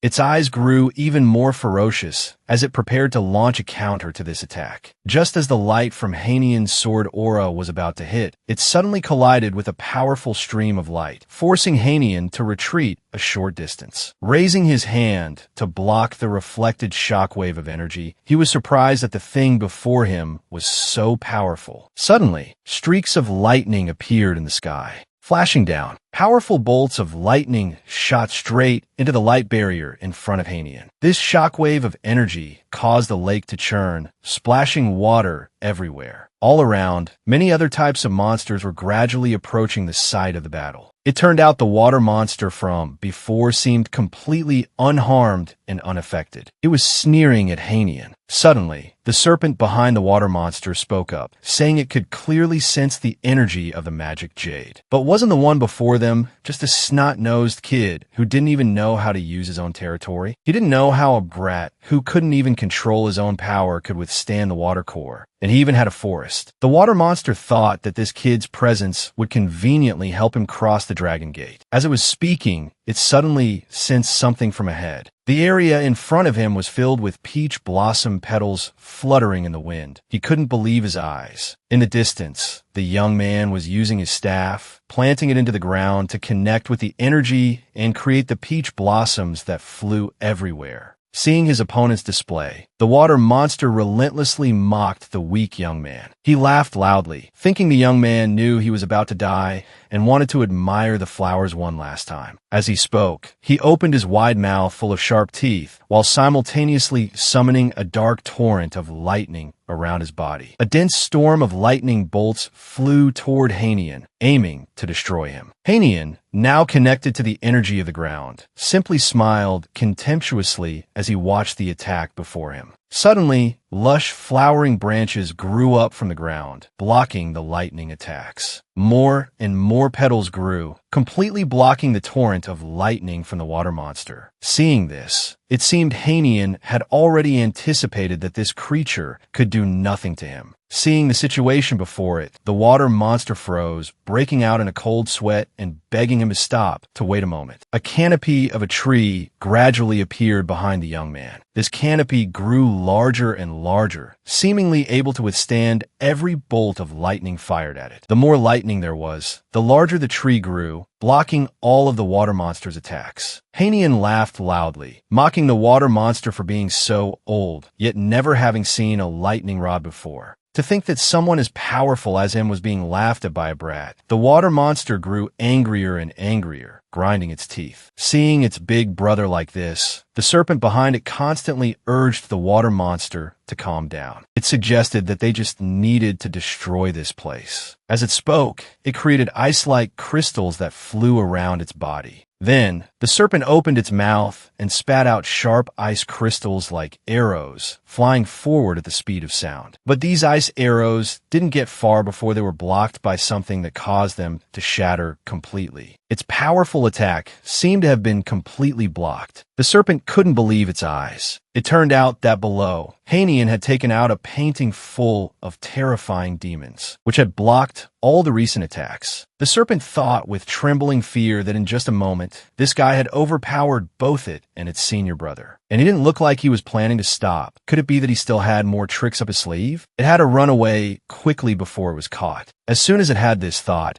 it turned its head to suggest a retreat to its senior brother, only to see that its senior brother had already fled long ago. The serpent also quickly tucked its tail and flew away, afraid that if it stayed another second, it would kick the bucket. From below, Hanian looked up and kept taunting them, telling them to stop. Seeing the two monsters had gone far, Hanian hastily covered his mouth with his hand to stop the blood from leaving his body. It turned out that because his body hadn't adapted yet, he had accidentally used too much energy, pushing his water element a bit too far. But he thought it was completely worth it. He couldn't lose to those monsters. The scene changes to a distant place. A young man with braided blonde hair is approaching a large building. He believes this is a rare opportunity that his senior had sacrificed to get for him. Meanwhile, the two monsters from before were fleeing for their lives. The serpent, feeling exhausted, called out for its senior brother to wait for it. But the water monster didn't seem to hear the serpent's words. It continued to fly forward quickly. The tired serpent stopped and watched its senior brother get farther and farther away. Suddenly, it imagined a scene where it and its senior brother were simultaneously destroyed by the young man's sword. In its thoughts, the young man before them looked like a divine being, Wielding dual swords, he moved fluidly, performing a sword dance as he slashed at them. The young man's face radiated a cold, murderous aura, showing no intention of sparing them. At this moment, the battle was still ongoing. Hanian, holding dual swords, tore through space and advanced toward the two water monsters. The water monster was constantly on edge, worried and wondering who this young man was. Its face contorted in anger as streaks of lightning began to coil around its body, confident that Hanian couldn't use the lightning rod in midair. He had guessed correctly. Hanian couldn't use the large tree from before to block these lightning bolts. But now he was stronger. He directly used his swords, leaping out from the tear in space to easily block its two lightning bolts, performing a sword dance to counter as he moved. Seeing Hanian getting close, the water monster finally began to feel terrified. The water monster was now afraid, feeling that its lightning energy was truly useless against this powerful young man. It frantically transformed, growing larger, and used all the energy and lightning it had to attack Hanian. But now, he was stronger than before, stepping on the void. He used his dual swords to both attack and move, completely blocking every strike the water monster unleashed. At the same time, his sword slashes inflicted serious injuries all over its body. After a series of attacks that severely injured it, the water monster could no longer unleash lightning. Feeling it still wasn't enough, Hanian decided to launch one final, powerful blow to end this battle. In the end, this decisive strike sent it to meet its maker as it gradually fell to the ground. Only then did the water monster's companion, the serpent, finally react. It didn't know how this young man could suddenly emerge from space, thinking that if it confronted the young man directly, it would also meet its maker like its big brother. The fastest way out was to flee as far as possible, staying as far away from this young man as it could. As it flew, it thought to itself that it had been so close to becoming a dragon king. But before it could escape far, Hanian appeared right in front of it like a lingering spirit, causing it to scream in startled terror. The scene changes to another place. The thing Hanian used to subdue the two reptiles is called black jade bamboo. This is a type of plant from Lady Jukwa's garden that has been enhanced over a long period to be able to fight dragons. Hanian had pierced them with many bamboo stalks so they would slowly die. At this point, the two water monsters were completely exhausted. They were tied up tightly by Hanian, and the serpent called out to its big brother to reconsider, as they were both about to die. The young man was now sitting on them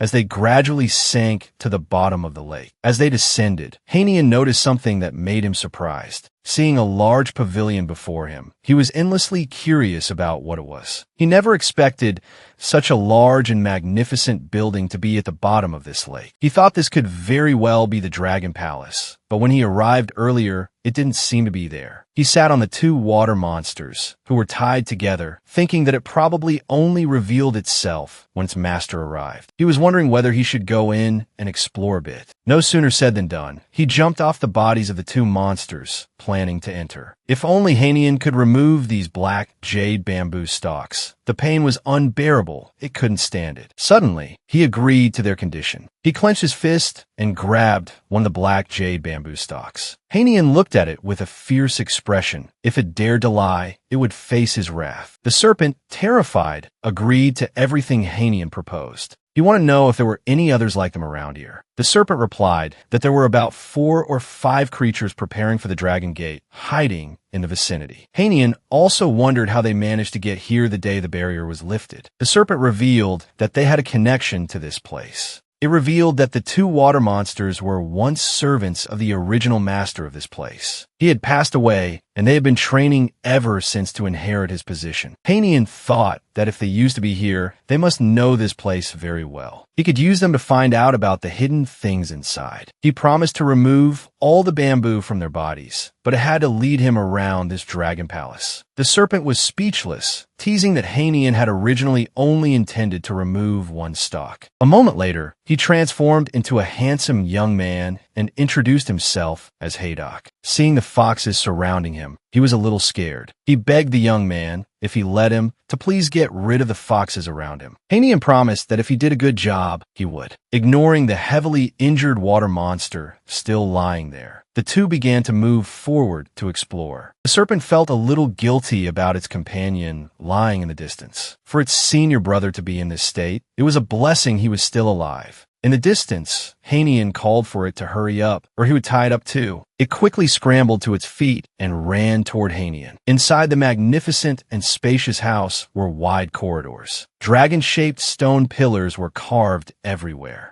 In the room, Hanian suddenly stopped because the energy around here felt a little different. He realized the palace's defense system was all based on the water core, so everything here could be used by the owner of that item. Although small, this palace was built a very long time ago. Compared to other dragon kings, the former owner of this place seemed to be lacking in nothing. As he walked, he marveled at how strange it was that there were fish swimming outside. Yet inside, there was a very large lake. It was large enough to be brought in and planted as a garden with room to spare. The water monster led Hanian into the palace's treasure vault. Looking at the thing before them, it revealed that only the master could open it. All the treasures of this dragon palace were inside. Hanian began to form a hand seal and smiled lightly, because this lock couldn't stop him. He wanted to see if there was anything valuable inside. Unexpectedly, he was able to open the door with ease. The inside was quite empty. Hanian glanced around. He thought this place must have been gathering dust for a long time, but it was surprisingly clean. Suddenly, Hanian stopped in surprise.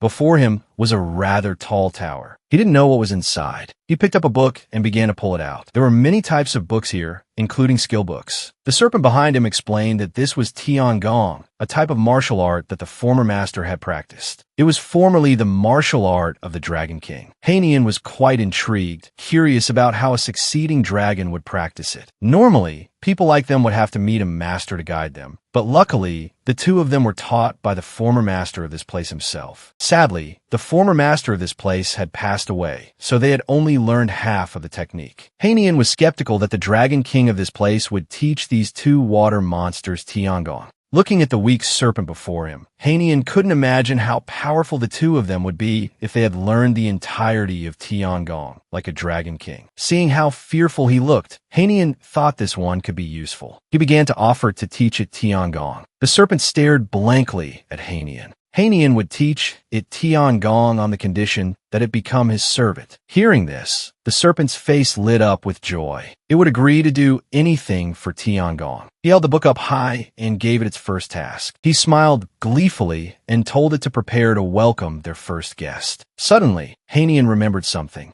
The serpent's appearance was like that of a modern idol, and the East Sea brothers all looked similar. He guessed that dragons also looked like that. Finally, he thought of the water monster lying half dead, wrapped in chains outside the gate. Inside the palace, Zhang Jado was slowly and leisurely enjoying a tea ceremony. He also never expected that Park Hanian would come to find him one day. Hanian thought to himself that he had now reached a high level, on par with a rank 6 hunter. He wondered if Zhang Jado would acknowledge him as a Dragon King. Zhang Jado asked for the reason Hanian came here. Hanian took out the black jade bamboo from his person and said it was because he had a request. Zhang Jado took the black jade bamboo and observed it carefully. Park Hanian stated his request was for Jado to make him a manpazik geok from that black jade bamboo. To enlighten those who don't know, the manpazik geok is a mythical flute in Korean culture, considered a royal treasure with special powers. According to legend, this flute has the ability to soothe disasters, bringing peace and prosperity to the kingdom. Hearing Hanian's request, Zhang Jado frowned. "You may be young, but you're quite ambitious."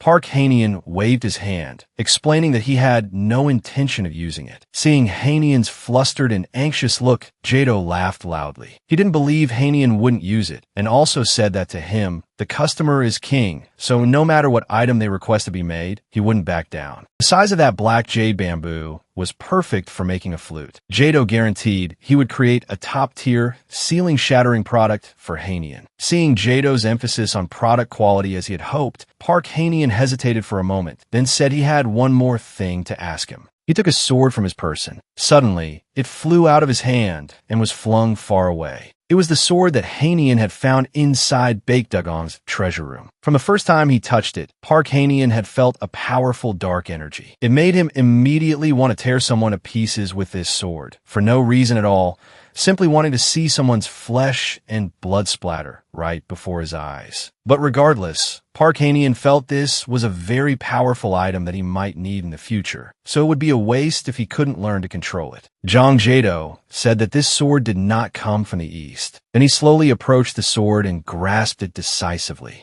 The sword's dark energy began to erupt, but Zhang Jado easily subdued it, to Hanian's surprise. Zhang Jado explained that this was a demon sword created by the dwarves of the Northwest. It carried a terrible power that could destroy everything, including its own wielder. The power it radiated was very dangerous, so Zhang Jado decided to make a scabbard to wrap it in for temporary suppression. However, after being drawn from the sheath, the dark energy it emits would still make the user crave flesh and blood. Zhang Jado also warned Park Hanian that once he used this sword, no matter how hard he tried to control it, he would still lose control until he saw blood before him. Hanian said he had noted this and would return when Jado finished crafting the Manpazic Jiak. A while later, Hanian was in the palace's study, reading books and researching a few things. He never expected the study here to be so large and comfortable. Hanian fantasized that if he could study here, he might even earn a renowned bachelor's, master's, and doctoral degree. Suddenly, Haydock rushed in and said that the Dragon Palace had a strange visitor. That person was Tebek, the prime minister of Paizong City. Paizong first appeared during the Goryeo era. It was rumored that there was a monk named Mio Tron. He always worshipped the noble spirits at a famous mountain in Pado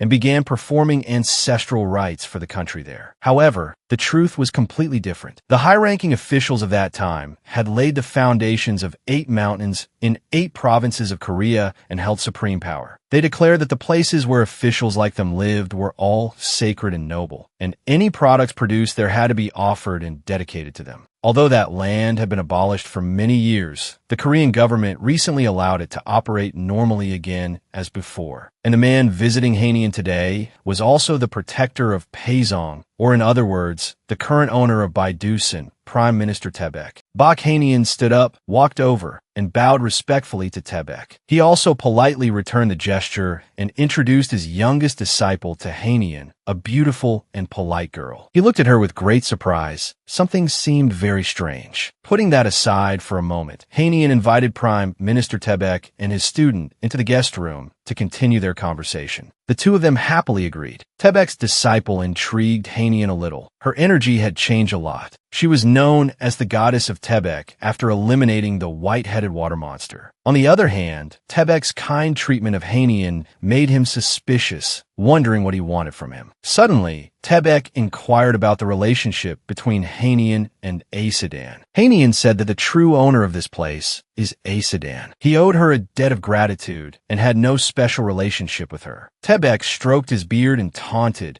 that Hanian had reached the Supreme Guardian level, yet still couldn't pass through the Divine Dragon Gate. Who would believe that someone like you could get acquainted with Asedan? The number of people who can do that is minuscule. Like my disciple here, she also achieved it, but she did it through her own strength, not by playing dirty. She has also reached the 5th level of Heavenly Immortal. What do you think if my youngest disciple becomes an apprentice here? Tebek's words left Hanian a bit surprised and confused. An apprentice? Bak Hanian was surprised by Tebek's offer to take on a student. He asked again, "You mean since Sumin will stay here with me to practice?" Tebek confirmed his question and added, "You will feel pleased to be with a beautiful girl like Sumin." Seeing Hanian hadn't agreed, he gave another reason to persuade him. Who knows, maybe you two will become husband and wife. Hanian was surprised and said loudly, "What the hell? A wife?" Tebek confirmed what he had just said. Seeing Bak Hanian still hesitating, Tebek added that to feel inner peace, Hanian needed to balance his yin and yang. He is male, carrying yang energy, while Sumin is female, carrying yin energy, which would balance everything. That would make Bak Hanian feel more comfortable and also level up faster. Hanian looked at Sin Sumin pensively, thinking about taking her as a disciple and turning this innocent girl into a dragon like him in this world full of immortals was truly. Bak Hanian politely refused Tebek's offer, reasoning that he didn't want such a relationship yet. Tebek gently told Hanian to think it over slowly, not to make a hasty decision. Besides, as he said earlier, balancing yin and yang would help him level up quickly. And who knows, if the two of them really got into a relationship, Hanian would be his son-in-law. Tebek also added that he wasn't the type to treat his son-in-law badly and took out a bottle of medicine, placing it on the table. Seeing the medicine bottle, Hanian was startled by the familiar feeling, and then he realized it was an empty bottle of medicated oil. Smelling it reminded Hanian of the old days when he used empty bottles of medicated oil to hide his unbalanced physique. Since then, Hanian had never been able to get his hands on such a potion again. It was a very valuable and rare item, which made Hanian hesitate. Seeing that he was starting to waver, Tebek gave a faint, insincere smile. Hanian remained firm in his decision. He explained that he couldn't accept the offer because he was already engaged to someone else.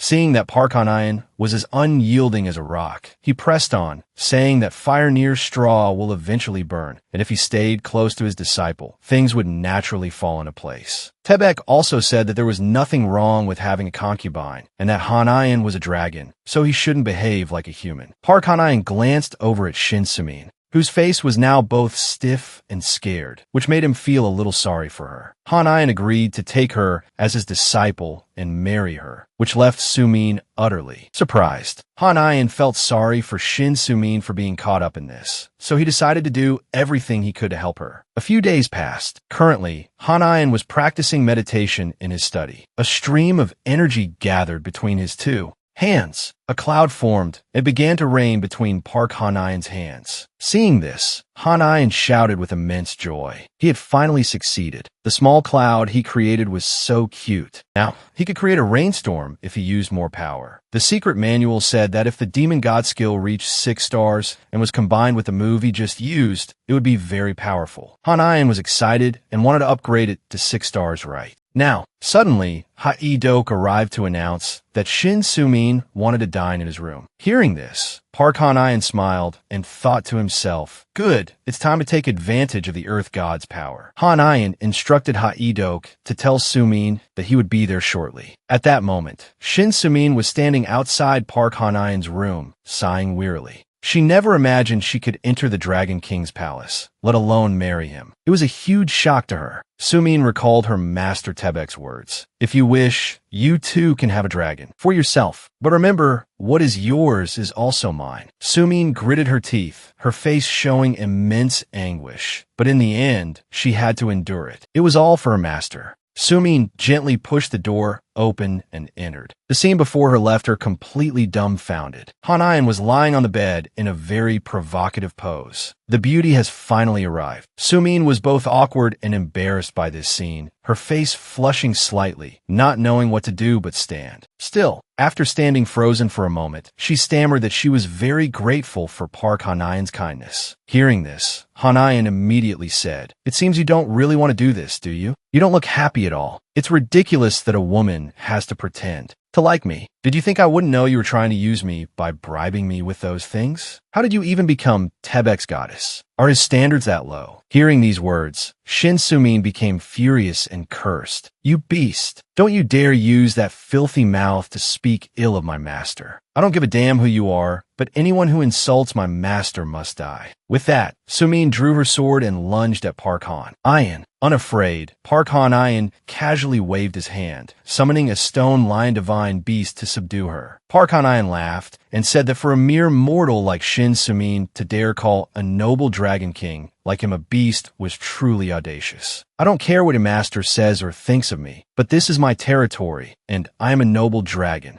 Shin Sumin glared resentfully at Hanian. Hanian added that even if she tried to crawl to him in her current state, she wouldn't be able to touch a single one of his toenails. With that, Hanian recalled the divine beast and told Shin Sumin to get up and follow him. Confused, Shin Sumin followed Hanian. When they reached the palace's kitchen area, Hanian took out a small, round object and told Sumin to eat it. This left Shin Sumin utterly confused. Taking the object from Hanian, Sumin thought, "Isn't this the 8th treasure, the life-preserving pill? This is a basic type of medicine, and I don't need it right now." With Hanian's medicinal skills, Sumin guessed it would be something hard to swallow. Even so, she would still force it down for her masters. Sake. After swallowing the pill, Sumin's eyes lit up. The pill she just took was truly a masterpiece. It wasn't bitter at all and was easy to swallow. Even her master's medicine had never given Sumin such a feeling. That pill also healed Sumin's internal injuries. Her power increased as well. Shin Sumin wondered, how could a seemingly simple pill perform so many miracles? Sumin asked Hanayan what technique he used to create that pill. Hanayan replied that it was all thanks to premium ingredients and his own innate talent. Hanayan put a hand to his chin thoughtfully, then said to Sumin, "Your master sees me as a tough nut to crack, doesn't he? I also guess that your master won't use the art of central release to attack me." Suddenly, Park Hanayan looked at Shin Sumin seriously and said, "So, what do you think about the two of us playing the part of a married couple?" Sumin replied, "Do you think my master is so foolish that he wouldn't find out?" Hanayan retorted, "Then does your master know that you took a pill prepared by me?" Park Hanayan's words astonished Shin Sumin. She stammered, "Don't tell me." Before Sumin could finish, Hanayan continued, "If you agree to give me the empty green oil vial, I will prepare that pill for you every day." Hearing this, Sumin put a hand to her chin and thought for a moment. After all, the pill had increased her power, so her master probably wouldn't be suspicious. Shin Sumin decided to give Park Hanayan the empty green oil vial and said that he had to promise her. If she gave it to him, Park Hanayan must inform Shin Sumin every time he used it, because it was an extremely rare medicine. Hanayan snatched the vial from Sumin's hand and said teasingly, "If I use it wastefully, you can go cry to your master." Hanayan's attitude made Shin Sumin start to question her life choices regarding her decision to give the vial to Park Hanayan.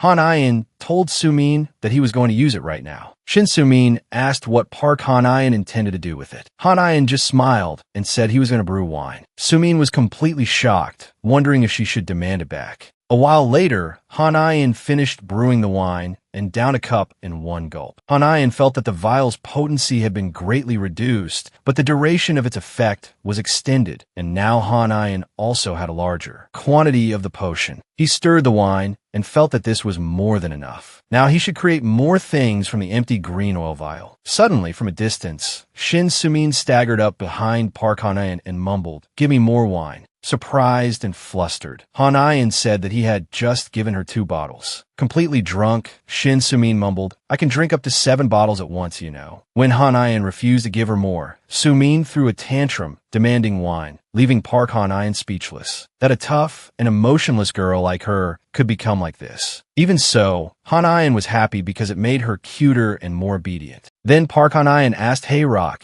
to take Shin Sumin away. As she was being dragged away, Sumin started shouting, "Hey, you lizard, don't you dare ignore me, you hear? Do you know who my dad is? My dad is a high-ranking firefighter, you ox-headed, horse-faced bastard." That damn old man suddenly left as if I wouldn't know. Hearing this, Park Hanayan turned back in surprise to look at Sumin, but she was so drunk she had already passed out on the floor and was being dragged away by Hayrock. What Shin Sumin said made Park Hanayan ponder. It seemed he had just learned something interesting. Hanayan smiled, thinking he should use this information gradually, but first he needed to finish this. A few days later, Hanayan moved the wine jars outside to a secluded, deserted corner of the forest. Looking behind him, he thought, the aroma of the wine is very fragrant because the ingredients used to make it are extremely good. It would be troublesome if some immortal found out about Hanayan's plan. After that, Park Hanayan opened the lid of a wine jar, and the fragrance burst out. The smell of the wine rushed straight to his nose, making Hanayan slightly tipsy. Park Hanayan covered his nose and said, "This wine is so strong that just smelling it is enough to make someone else drunk." In front of Hanayan was the celestial peach tree, fertilized with the corpses of insects, making the tree's fruits larger and more delicious. He excitedly poured the wine into a jar to water the tree, because with insect corpses as fertilizer and this type of wine,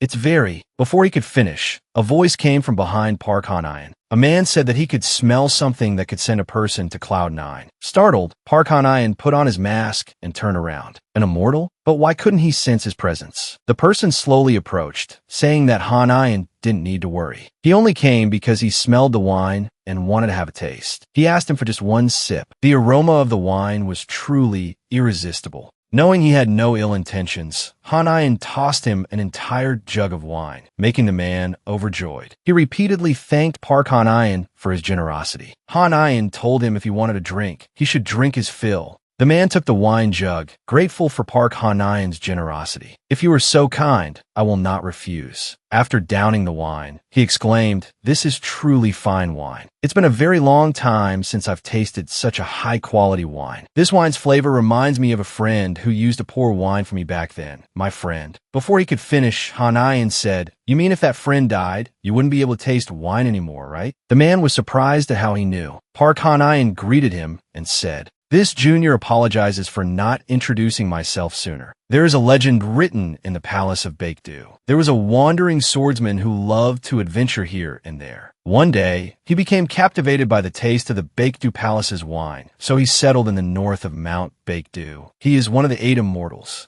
With his swordsmanship, he fought evil countless times and dealt with countless dragons. The identity of the man before Park Han was Lu Zongbin, the immortal swordsman, master of the sky and the earth. Lu Zongbin said, "Meeting Park Han, the new Dragon King, here is quite a coincidence. And since my deal with Baek Dugong ended long ago, Zongbin will consider you a brother." Han asked him, "Did you promise not to drink wine poured by a Dragon King?" Lu Zongbin asked in surprise, "You know about that promise?" Han asked further if he was breaking any agreement. Zongbin shook his head and said, "It's shameful to admit, but at first, not knowing you were the Dragon King, I had no intention of considering you a brother." Park Han wondered, didn't Lu Zongbin already fail to keep his promise 600 years ago? Moreover, you knew this was fine wine just by its smell. And Lu Zongbin was also polite to me despite not knowing who I was, so I thought. Before Park Han could finish, Zongbin told him to stop talking. Then he began to panic, telling him to call him a shameless face and an alcoholic, and Lu Zongbin would feel more at ease. Those kind words were driving him crazy. Seeing Zongbin tormenting himself, Park Han thought, should I be direct or a little cunning? After thinking for a moment, Han spoke up. "The elders will scold you if you continue like this. It's better to use this fine wine as an offering to the ancestors." Hearing Park Han say this, Lu Zongbin replied joyfully, "If so, that would be wonderful. I thank you for saving my life. If you need any help, I will come immediately." Hearing that, Han immediately asked Zongbin if he could ask him for a favor. His swordsmanship is called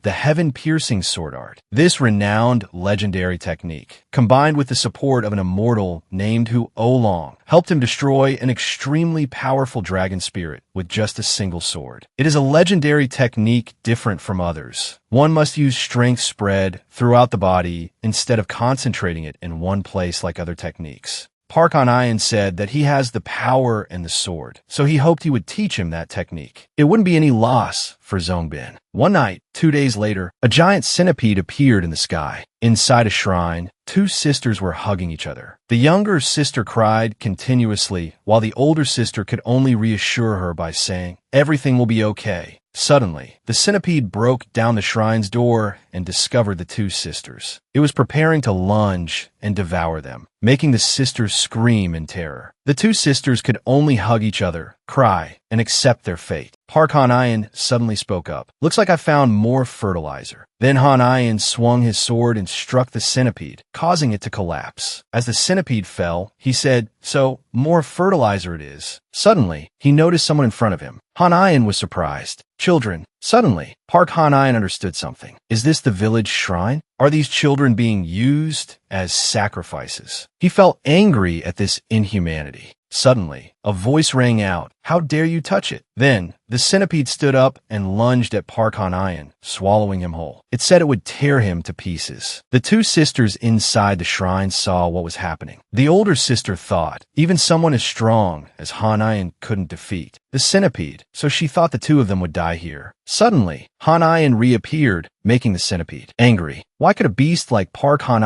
escape? It clearly swallowed him whole. Then he swung his sword, slashing all over the centipede's body, causing it to scream in pain, but it was still alive. It angrily said, "I won't let you do whatever you want, so just die." Hearing that, he just smiled and performed the heaven-piercing sword art. Then Han teleported behind the centipede, causing it to lose track of him. It shouted, "Damn it, where did he go?" Meanwhile, he stood high above and performed the sword art. Then Park Han-ayan continued to attack the centipede's body, but this time the slashes left swords embedded deep in the centipede's skin. Han-ayan's attack was so fast and powerful that it lit up the night sky. Then Park Han-ayan landed on the ground with a sigh of relief. However, Han-ayan felt a bit dizzy because that technique was very difficult to perform. Behind him, the centipede also fell from the sky. Park Han-ayan stood there, covering his mouth to fight off nausea. Then Han-ayan recalled Liu Zongbin's training, pushing him into a ravine to fight the monsters below. Even so, it was fine. This place was full of monsters, so it would help Park Han-ayan improve his skills quickly. Then Han-ayan smiled brightly at the thought of all the fertilizer he could get from the monsters. Corpses. Suddenly, a voice thanked him for saving their lives. Startled, Park Han-ayan turned around. It was the older of the two sisters who were offered as sacrifices, thanking Han-ayan. He asked the little girl if she was also from the world of immortals. The girl said yes, but she had no powers even though she was born into a family with a lineage of sorcerers. A four-legged creature appeared in the sky. It moved and made a loud noise, startling two guards. They drew their guns, pointed them at the sky, and shouted, "Who's there?" Then two streams of energy shot towards the two men, causing them to collapse.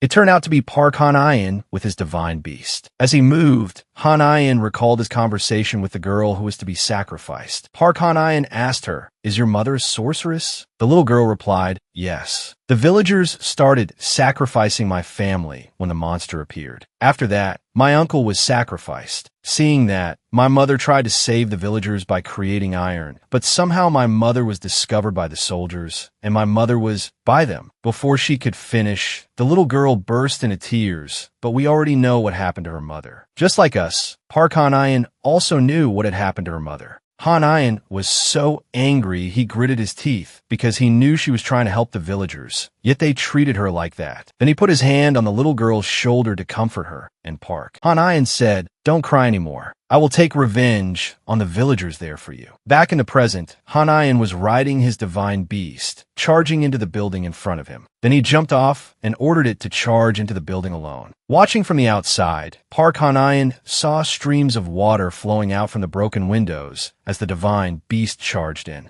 Han-ayan mused, "It's become more loyal lately, hasn't it?" He thought, "It's more loyal because it realizes its master has become a dragon." If not, Han-ayan thought it was afraid of being lonely because it had quickly befriended another one of his divine beasts. Then the divine beast jumped out, holding a dog-headed general in its mouth. Seeing the person in front of him, Park Han-ayan said, "I thought you were a mystical creature or an immortal. Turns out you were just a humanoid monster." Though unable to resist, the dog-faced man still spoke defiantly, asking Han-ayan, "Who are you to dare come to my place and cause trouble?" Han-ayan said softly, "I came here to avenge the innocent lives you have taken." He laughed and said, "It seems that sorceress bitch told Park Han-ayan about it, didn't she? If the thing she created was in our Lord's hands, you would have been dead long ago, not here, causing a ruckus." Hearing that, Park Han-ayan was surprised. They even have a lord? They seem to have imitated humans and even divided everything into classes. This guy had stolen the body of a high-ranking person, so he easily manipulated everyone. He used children as sacrifices. It's unforgivable. Thinking about the many lives of children that have been sacrificed, Han-ayan gritted his teeth in anger. Though he couldn't do anything right now, the dog-faced man still spoke defiantly. "It seems you came here to cause trouble, but right now, Park Han-ayan can't do anything. Because the reconnaissance team has reported the current situation here, reinforcements will arrive soon, so you should prepare to die." Park Han-ayan gripped the dog-faced man tightly and threatened him. "Good then, lead me to your headquarters. I'll show you who's going to die." He sweated and trembled, but still spoke defiantly. "You want to walk to your own death? Fine." Park Han-ayan moved with the divine beast, which was holding the dog-faced man in its mouth. As he moved, Han-ayan thought, when the mystical creatures were overwhelmed by the pressure of the immortals, they lost their way from China and Korea. These creatures gathered on an island near Korea, led by a white tiger named Tanga, who has been their lord for thousands of years. Tanga is an extremely powerful divine beast that has reached a terrifying level, but no matter how strong it is, it's no match for Park Han-ayan. After a while, Han-ayan arrived. He was surprised when he saw a pile of human corpses below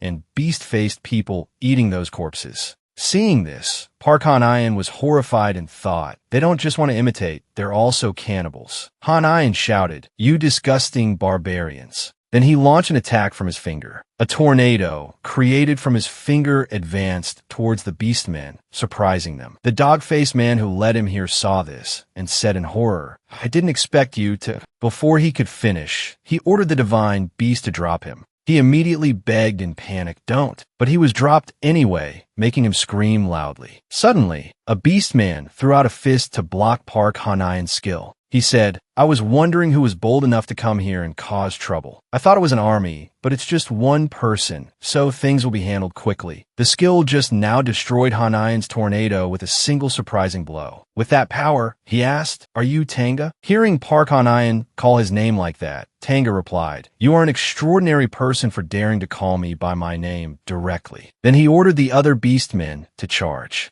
and attack Han-ayan, but they were struck down by a bolt of lightning as they charged, surprising him. Tanga looked up and saw a giant serpent and a giant catfish in the sky. Park Han-ayan ordered them, "Feel free to attack the beastmen." After a while, the beastmen were all knocked out. Park Han-ayan asked the serpent to clean up the corpses. The serpent happily swallowed all the corpses of the beastmen. At this time, an elderly man stepped out and said to Han-ayan, "Greetings, sir. As you instructed, we have collected the items dropped after the battle." He thanked the old man and asked him to help the serpent clean up. Park Han-ayan remembered the first time he met the old man, which made him find it amusing, because when he saw Han-ayan brewing and drinking wine, it reminded him of Baek Dugong, so he decided to follow him. Then he moved to the collected spoils. Among them, Park Han-ayan saw a cage, and inside it was a white baby elephant. It was created from a thing made by the sorceress, the mother of the two sacrificed children. They created it to dispel nightmares, ward off malice, and cure diseases. Han-ayan put food into the cage for it to eat, but it seemed to be afraid of strangers, so it kept squealing. Seeing this, he told himself, "I thought all baby animals would be friendly when fed, but it seems feeding it made it more scared of me." Seeing his master having trouble communicating with another divine beast, his stone lion flew down near him. Han-ayan asked, "You want to help?" It looked at the elephant, which made it panic. Standing to one side, Park Han-ayan thought, "Is this how divine beasts communicate?" It opened the cage to let the elephant out. Seeing that the elephant had become more obedient, Park Han-ayan looked over at the stone lion, which was waiting for praise from its master. Knowing this, Han-ayan ran over, patted the stone lion's head, and praised it for doing a good job. He thought, "It seems to be more obedient now. Still, I think it needs to make a few more friends." Then he waved his fan and sucked the baby elephant into the paper fan where the lion was residing. Then he said, "It's all over. Let's go home." When he returned to his home, Park Han-ayan was surprised because everything was a mess. Wine bottles were everywhere and furniture was thrown about. He asked, "Is this my house or a bar?" Looking at Shin Sumin lying drunk on the floor, Han-ayan thought, ever since Sumin started drinking with Lu Zongbin, she's become his drinking buddy. The sad thing is, she has no idea about his true identity. The two sisters Park Han-ayan had rescued ran out, overjoyed that he was still alive and had returned. The older sister said to him, "Thank heavens you're still alive." Han-ayan replied, "I've made you two worry. You can stop worrying now." Then he took out a jade pendant and asked, "Is this your mother's?" Seeing the jade pendant, the older sister took it with trembling hands, unable to believe. Her eyes, she cried and hugged the jade pendant tightly. Park Han-ayan suddenly asked, seeing how much the girl treasured the jade pendant. He wondered what it was. The girl said, "It's a family heirloom. It's a protective charm that their mother received from someone of high rank and prestige. Their mother said it would help them escape misfortune when something unlucky happens." Hearing the girl's words, Han-ayan thought, even if everything else has lost its power, that thing still has some left. However, I can't use that protective charm in this situation. It means the charm's power diminishes with each generation, and the girl lacks the skill and knowledge to use it. Then Park Han-ayan asked if he could help her use it. The two sisters looked at each other. Then they agreed to let Han-ayan use it. Taking the protective charm from the two children, Han-ayan channeled energy through his hands, and upon receiving the energy, the charm lit up. While the charm was glowing, he pressed his finger into its center, and a beam of light shot straight up into the sky, leaving the two sisters standing there stunned. After using it, he thought to himself, "This protective charm functions as a rescue flare. But I wonder if the signal that was just sent will still be recognized, since this charm hasn't been used for so many years. A patch of the sky suddenly lit up, and then something suddenly swooped down toward them. That person surprised Park Han-ian, because after so many years, that person still remembered the signal. He wondered who it was. The person asked, "Are you the master of this dump? Release my benefactor's descendants at once." Seeing a familiar face, Han-ian thought, "I didn't expect to meet an acquaintance here," he said. "It seems there's been a misunderstanding. Let me explain first." Miss Jack Chung by Sambanum, the rose of destructive aura. Looking to one side, she saw the two children, which brought tears to Sambanum's eyes. Sambanum hugged the children, apologizing to them for arriving so late. She promised to take them away, give them beautiful clothes to wear, and cook delicious meals for them. Then Sambanum turned to Park Han-ian and asked how she could repay him. Han-ian said, "There's no need to repay me. You just need to take care of the children. That's enough." Sambanum replied shyly, but before she could finish, Han-ian added, "It's really okay," because he knew her from before and was very happy to meet her again here. Park Han-ian smiled and thought. Luckily, Sambanum didn't recognize him because he had concealed his abilities by using the water attribute. Because his main attribute is wood, and it's quite rare, if he had used it, his identity would have been exposed. Park Han-ian said to Sambanum, "All right, if you want to repay me, then let me know why you are acquainted with the owner of this protective charm. Why would someone as powerful as you know immortal?" Sambanum sighed and replied, "This story has to start from when I was living in Oga City." Hearing that, Han-ian said, "Oga City? I know that place too." Sambanum continued, "If you already know of it, that is the place where Princess Bari lived, Baradeji, the shaman goddess. She is one of the three deities who worship Yua and Dangun Wangam. She is also an immortal, and like Sambanum, her life was difficult because she was born a girl. Legend has it that Baradeji yielded her position to Sambanum. Being treated so well by Baradeji made Sambanum wonder what she had done to deserve such kindness. When she asked, Baradeji did not answer. But despite her kindness, there was one request that Baradeji refused to grant, which was to lend her the key to the Siakian flower garden. Park Han-ian said, "It seems you also have a key to the Siakian flower garden." Sambanum shyly said, "One time she was so angry that she broke the key." Han-ian remembered.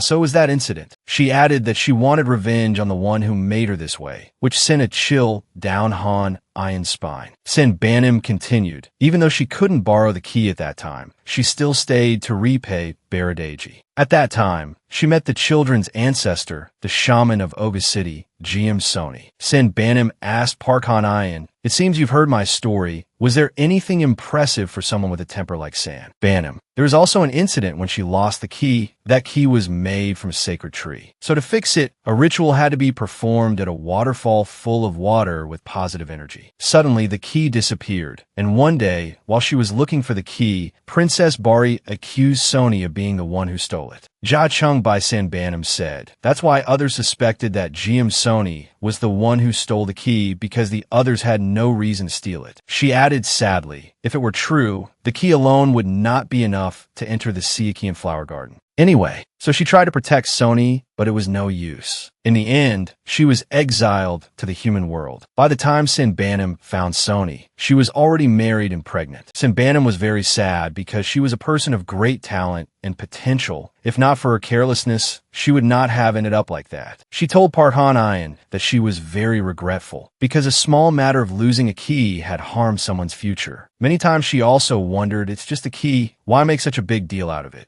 So Sambanum sent her the protective charm to call her when something happened. Every time she visited, she saw that Soni was fine, but things only got worse when she left. Then Sambanum stood up and said that after that incident, she also left Oga City because she was too ashamed of herself. Han-ian asked her, "So what about that key?" Sambanum replied that she still hadn't found it, and that she had searched so thoroughly that she remembered how many dust particles were in that city. Then he pulled something out of his pocket and said, he found this among the children's mother's mementos. Park Han-ian held out his hand, and in his hand was the broken key that Sambanum had talked about. The sight before her was utterly shocking. She said, "Could it be?" Before she could voice her suspicion, Han-ian stopped her thoughts, things are not as you were thinking. As you said, Sony was a good and talented person. When Han Ayan was wondering how that elephant was created, while searching for an answer, he accidentally discovered 2 books written by Sony. The 2 books were a collection of all the knowledge she had gathered over many years. Although she was no longer an immortal, her intelligence and erudition were still astonishing. The first book she wrote was about power and how to create that elephant, an invincible beast, but the second book was torn and burned. The secret of the key, unfortunately, was written in the second book. Hearing Park Han Ayan's words, Sanbanam was surprised and asked, "Is this key what was left that you found after it was burned? Who did this?" Han Ayan said that in the book, she called this person Her Majesty. She couldn't believe what she had just heard, because there was only one Her Majesty she knew. So she asked again, Her Majesty? Why would she do that? He said that Sony was not a criminal, but a witness, perhaps because Baradeji wanted her for herself. So Bari treated her well, so that she would entrust herself to Bari. The story goes that Sony saw an immortal use Samadhi fire to burn that key. The person standing next to him was the one who gave the order and was also Sony's Majesty. After they left, she intended to take what was left and inform Sanbanam of what was happening. But unfortunately, she was caught. They tortured her and accused her of stealing the key. They would not stop the torture unless Sony confessed. She also knew that Baradeji had an absolute obsession with Sanbanam, so Her Highness felt jealous of the affection she and Sanbanam had for each other. Despite being tortured for a long time, Sony still refused to confess. Just when she was about to break, Sanbanam appeared and freed her from that hell. If Sony had told the truth, Sanbanam would not have hesitated to stand up and fight Baradeji. But if that happened, Sanbanam could lose her life because the person she was up against was one of the 3 worshippers of Jua and Dangun Wangam, an immortal and also the leader of Oga City, Baradeji. Things would have become very bad if Sanbanam fought Baradeji, so Sony decided that she would keep her mouth shut and bear this disgrace, to preserve the honor of both Sanbanam and Baradeji, and she kept the burnt piece of the key as proof of what she was saying. She would not tarnish Sanbanam's reputation, so that she could be worshipped every day. So she endured the shame through many generations. Thanks to Sony's diligent care, the key gradually regained its original shape. She willingly did so because she knew and trusted that the affection and loyalty of the 2 would be forever engraved in the heart of the immortal Sanbanam. After hearing what Park Han Ayan said, Sanbanam gritted her teeth in anger and said, "Baradeji, that bitch."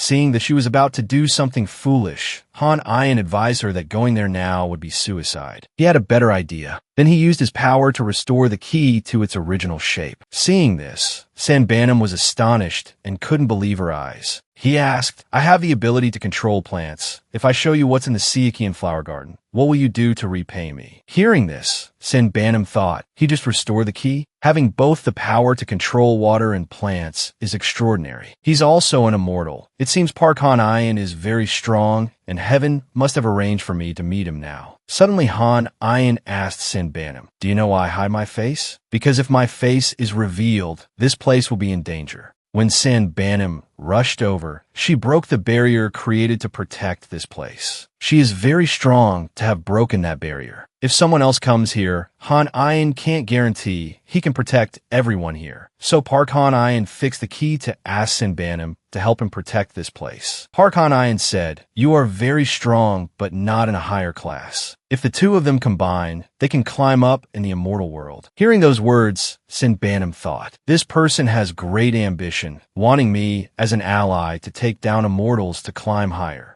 But besides the 8 immortals, there are also 3 gods. This won't be easy at all to eliminate an immortal. Is Han Ayan naive enough to think that just with my help, he can achieve his goal? But Park Han Ayan's power is also formidable. He fixed the key in just a moment." Sanbanam finally spoke. She said, "All right, I will help you do what you want." Han Ayan smiled in reply. "All right, I will wait for your answer." After that, he suddenly created a barrier using his plant control ability, which greatly surprised Sanbanam. She shouted, "Are you out of your mind? Who in their right mind would do something so foolish? Do you want to become a dried-up corpse before you find the key? Did you suddenly lose your mind?" Normally, controlling what to make plants grow is easy, but if you use water to do it, people will think you just got out of a mental hospital. Although a bit dissatisfied with Han Ayan's action, Sanbanim was still very appreciative and grateful that he helped her fix the key. She promised Han Ayan that she would do her best to help him become the #1 player on this world server. And the best opportunity to achieve that right now is to become the master of the East Sea. After the unjust events that the East Sea Dragon King caused during the Dokdo incident, the immortals from Korea and Japan, as well as the Dragon Kings of the West and South, decided to fight to conquer the East Sea. Once that hunt is successful, it will be divided equally among all participants based on their merits or shares. That is also why immortal warriors have been bustling to take the lead more than ever recently. Because if you are at the top, the chance of being rewarded is much higher. Right now, Han Ayan lacks the recognition and strength needed to lead a team. There is still a 1-year deadline to win, so this choice is completely reasonable. Saying that, Sanbanim threw Han Ayan a crescent-shaped stone. This thing allows you to enter the city of the gods. Han Ayan needs to go in there and prepare for the upcoming conquest. The city of the gods is where Hwanung established his empire, his own domain. Time there is also slower than in the outside world. It is also the home of Han Ayan's father. Since the key has been fully repaired, Sanbanim plans to go and restore her power first. In the Siakian flower field, anyone can gain power if they are recognized by the flowers there. Only Sarah, the commissioner of the flower garden, can bring all the flowers there outside, but now he cannot leave the flower garden. Therefore, the flowers in the field can only be brought out by Sanbanim and Bari. Life, rebirth, destruction are the 3 types of flowers that Sanbanim is allowed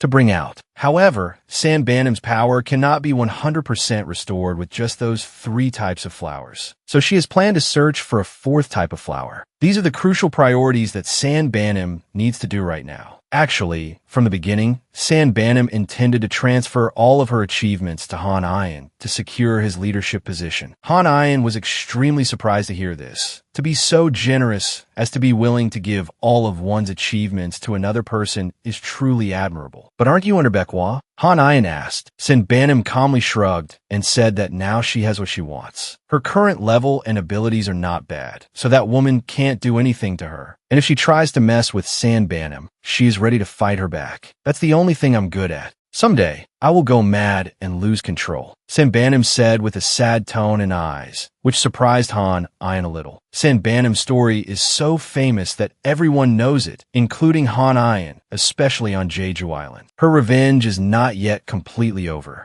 Sanbanim said that since Han Ayan had helped create the conditions for her to continue her revenge, she wanted to repay him for that. Previously, Sanbanim's name was Jachionbai. That was the name her father had given her. He wanted a son, but Sanbanim was born a girl. Jachion was the name given to her from birth. However, when Sanbanim left home for the first time and started a life as a boy, she wanted to give herself a different name instead of using the name her family had given her. Kinjan was the name she chose. It means that all the good things in the world will always come to her. Although it's just a kind of alias, if people close to her call Sanbanim by that name, she would be very happy. Han Ayan chuckled to himself. He felt that this time, the relationship between the two of them had become closer than before. Han Ayan could feel the trust that Sanbanim had in him when she revealed the name she created for herself. Even though Han Ayan had read Sony's diary and noticed this before, Sanbanim always seemed to cherish the people around her, whether they were important or not. So if she were betrayed, she would surely be extremely desperate and heartbroken. An old man was standing and suddenly looked to one side, saw something, and said, "Oh Lord, thank you for visiting. I'm sorry for not being able to welcome you more formally." It turned out that what the old man saw was Park Han Ayan. Han Ayan replied, "It's nothing. It was an urgent matter anyway." Looking into the room behind the old man, he thought, why are there so many people here? Who is this person? Are they of high rank and power? Looking at the clothes of the man who is providing treatment, Park Han Ayan guessed that his medical skills are extremely good. Who is that woman? As if reading Han Ayan's thoughts, the old man said that was his wife. He explained that creating the product took too much time, so he needed to prepare before forming a team. To be able to make a scabbard that can neutralize the evil energy of the sword, a blacksmith with enough skill to create it is needed. He said he used his fire control skill to restrain the sword's power. But an incident occurred because he had underestimated the sword's power. On one occasion, when he wanted to suppress it, he used a unicorn's horn and a dragon's tooth to control the sword, but it was unsuccessful, so he decided to find a skilled blacksmith to make a scabbard from a special type of metal. When he had found such a blacksmith, He gave the sword to the smith. The evil energy invaded his body, causing him to swing the sword and kill the blacksmith. Hearing the story made Park Han-Ayen's eyes widen in surprise. But the old man continued. He only found out about it after everything had happened. The blacksmith did not blame him and told him why it happened. That sword was too powerful. Even though he tried, he could only suppress a little of the sword's evil energy. His wife tried to stop a person whose mind was being consumed by that sword. On that day, the old man's wife was creating a golden magic shield for protection and attack, while the person using the sword rushed at her. As the two were blocking each other's blows, the old man arrived, and she ordered him to attack with fire. But he refused because it would harm her too, but she still told him to do it, which led to the current situation. He deeply regrets not being able to protect his wife. If it weren't for her, this place would have been fine. Then he apologized to him because he was incompetent and couldn't seal that sword, letting these things happen. Hearing him say that, Park Han-Ayen thought, if he could obtain a dragon's fang, his power must be quite respectable. Even he couldn't restrain the sword's power, it must be very formidable. Then Han-Ayen asked him, what if he used a dragon's horn? The old man said, if a dragon's horn is used as the material, it might work, but it would be very difficult to obtain. As soon as he finished speaking, Park Han-Ayen presented an intact dragon's horn, surprising the old man. The old man asked, how could you have obtained such a precious thing? He told the old man not to worry too much. Now that they have the material, they should start working. Now lead Han-Ayen to the sword, moving to an abandoned house at the foot of the mountain. Inside, there was a child using a phone. Seeing him, the child holding the phone said, so you're the one who broke my seal, but you're also the one who now wants to seal me again. So if you don't want to die, don't take another step. Hearing that, Han-Ayen thought, I'll talk, but he's currently sealed and can't do anything. Then he noticed the child was using a phone. Suddenly he was confused. Isn't the boy being controlled by the sword? Does an ancient sword know how to use a phone? He doesn't seem to be behaving like he's being controlled. He approached and asked what the boy was watching, and the boy jabbed the sword towards Han-Ayen, saying, if you don't have a charger, go play somewhere else. Then Park Han-Ayen discovered he was reading a novel. So Han-Ayen asked him the title of the novel. At this point, the boy opened up and said, I entered the Murim world alone. Han-Ayen said, sound good, what's it about? Which made the boy shyly say, it's about the main character who is A.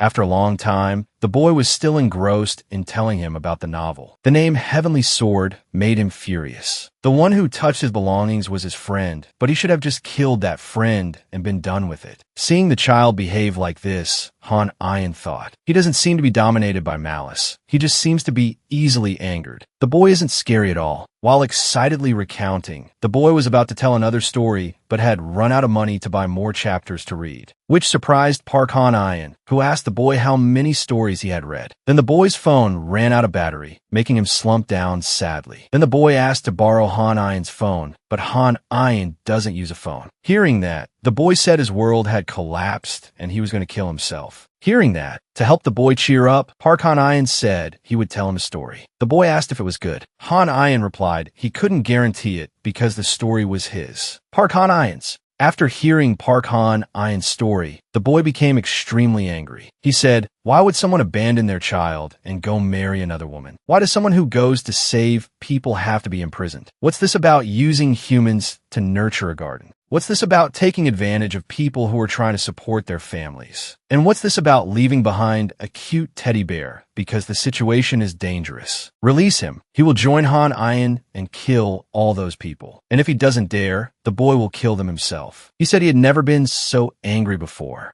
Han-Ayen said he was very grateful, but he was sealed, so it's okay. The boy said, then tell that old man to untie me. Han-Ayen said, after what you did to him. Hearing that, the boy got angry again. Seeing the boy's quick temper, Han-Ayen told him there was a solution and hoped he would calm down and listen to what Han-Ayen had to say. Seeing this, the boy smiled and said, interesting, because the most exciting part of the story is when the main character gets personal revenge. Then the boy thrust the sword into Park Han-Ayen's hand. When he held the sword, his eyes suddenly turned red and his hair also turned white. Then he shouted, I will destroy all these bastards and chop them into pieces. Suddenly, there was a voice from behind. Don't even dream of it, you monster. It turned out to be the old man. He rushed in and shot fire at Han Ayan. He apologized and told him to wait a moment. The sword in Han Ayan's body cursed him, saying, "Don't you dare seal it again," and it dispersed his flames. It told him his time was over, so he had no chance of sealing it, and he would soon end up like his wife. As soon as the words were out, a large flame in the shape of a snake's head rushed towards Han Ayan, surprising him so much he couldn't say anything before the flame engulfed him.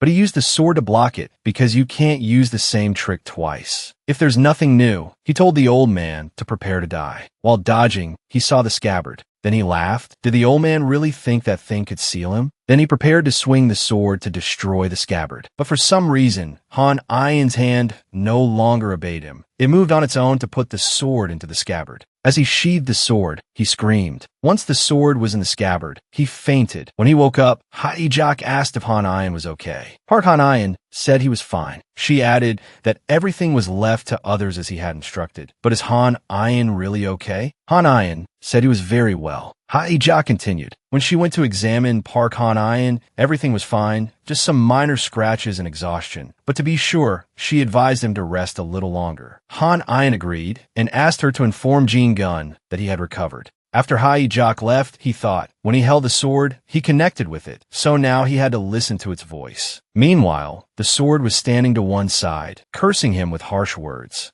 Han Ayan said, "I must be the only one who can hear it since Haijak didn't react at all earlier. Could it be because the scabbard was made from my horn that this is happening? A dragon's horn acts like an antenna. If so, I should try giving a command." Unexpectedly, it was effective. The sword said, "It knows Han Ayan can hear its words, so answer it." Meanwhile, Park Han Ayan was lost in his own thoughts. Could I summon other things with my horn? Are there other ways to use my horn? The sword angrily yelled at him. Despite his thoughts, Han Ayan said. Park Han Ayan told it to calm down. It's natural to be unhappy about being sealed. He could understand that. But cursing wouldn't help. If it weren't for him, it would have been collecting dust, and the old man wanted to destroy it when it was sealed. Isn't it better now? It can follow him and cut down bad guys. It asked, "So will you give it money to read novels?" Park Han Ayan said, "It's all for it." And so, the negotiation was successful. Then Haijak and Park Han Ayan left. The old man asked Han Ayan, "Why are you leaving so soon? Why not stay and hang out for a bit?" Park Han Ayan said he had things to do, so he had to go, and besides, it would give the old man time to repair the place. Hearing that, the old man said sadly, if it weren't for that horn, he wouldn't have been able to make the scabbard, and who knows what would have happened. He wanted him to stay, so he could thank him for his contribution. He smiled and said, "It's nothing, just a horn. You're the one who forged the scabbard. The greatest credit should go to you." He apologized for the damage the sword caused, so the repair fee and the scabbard forging fee would be free of charge for him. Park Han Ayan didn't quite understand, so the old man added, "He is a blacksmith. His whole life he has only been in the forge, so he never thought he would one day be able to touch a dragon's horn. He had given him an unforgettable experience in his life. To him, experience is more precious than money. He is an immortal who keeps his word, so Han Ayan doesn't need to mention this favor ever again." Park Han Ayan smiled and thanked him for his generosity. Curious, he asked further, what did that blacksmith say this sword's name was before he died? He said softly, "Its name is Tai A Fing." Outside the palace,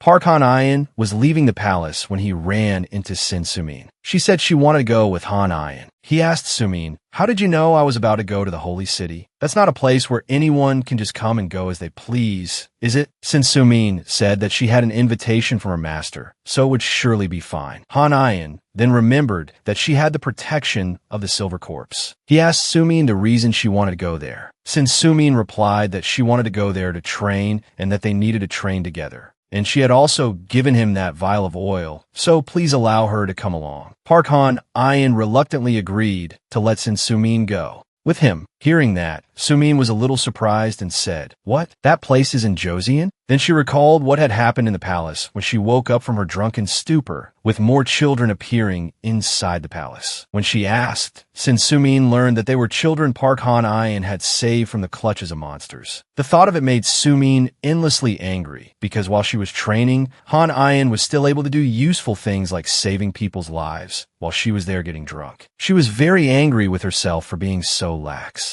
But she also calmed down because now was not the time for self-blame. Now was the time to try hard, opening a teleportation gate to their destination. While moving, Han Ayin thought, people argue about whether the place called the Silver Corpse Mountain, where Dangun descended, is Baekda Mountain or Myohyang Mountain. It seems that place is within a spatial barrier. Just like Mount Gujian, the place the two of them teleported to was the Silver Corpse, and upon arrival, there were many people there. Park Han Ayin thought, so many people, they must also be here for the challenge. Since Sumin told Han Ayin that they didn't need to wait because they had a pass, walking past everyone. Some people started gossiping about Sumin, saying she was just lucky thanks to her master's backing and had no talent of her own. Hearing that, Han Ayin thought, it seems Sumin's reputation isn't very good in the world of immortals, huh? When they arrived, they met a guy who was dozing off. Sin Sumin greeted him, and he recognized her as the disciple of the Silver Corpse, but he didn't know who Park Han Ayin was. He introduced himself as the Dragon King of the Sacred Lake. He said he had never heard of the name and told him to go back and wait in line like the others. As for him, he eagerly welcomed Sumin and led the way for her, leaving her bewildered. Observing that the guy didn't want to lead him and that those without a name would have to wait in vain, he told him that next time he's on duty, he should doze off less. He was surprised and said, "What? Say that again. Next time, doze off less and use your brain a little more." He said angrily, "Dragon King, or whatever, from today on, that position will be vacant." Then he cast a spell, preparing to attack. Park Han Ayin. Han Ayin was not to be outdone and prepared to draw his sword. An old man came out and shouted, "GM-san, what the hell are you doing?" Making both of them stop. The old man looked exactly like the other guy. He called out in surprise, "Dad." Seeing the old man who had just stepped out, Park Han Ayin realized why the gatekeeper looked so familiar. It turned out his father was his own father, the one who had abandoned him. He thought, even though I knew he was here, I didn't think I'd run into him so soon.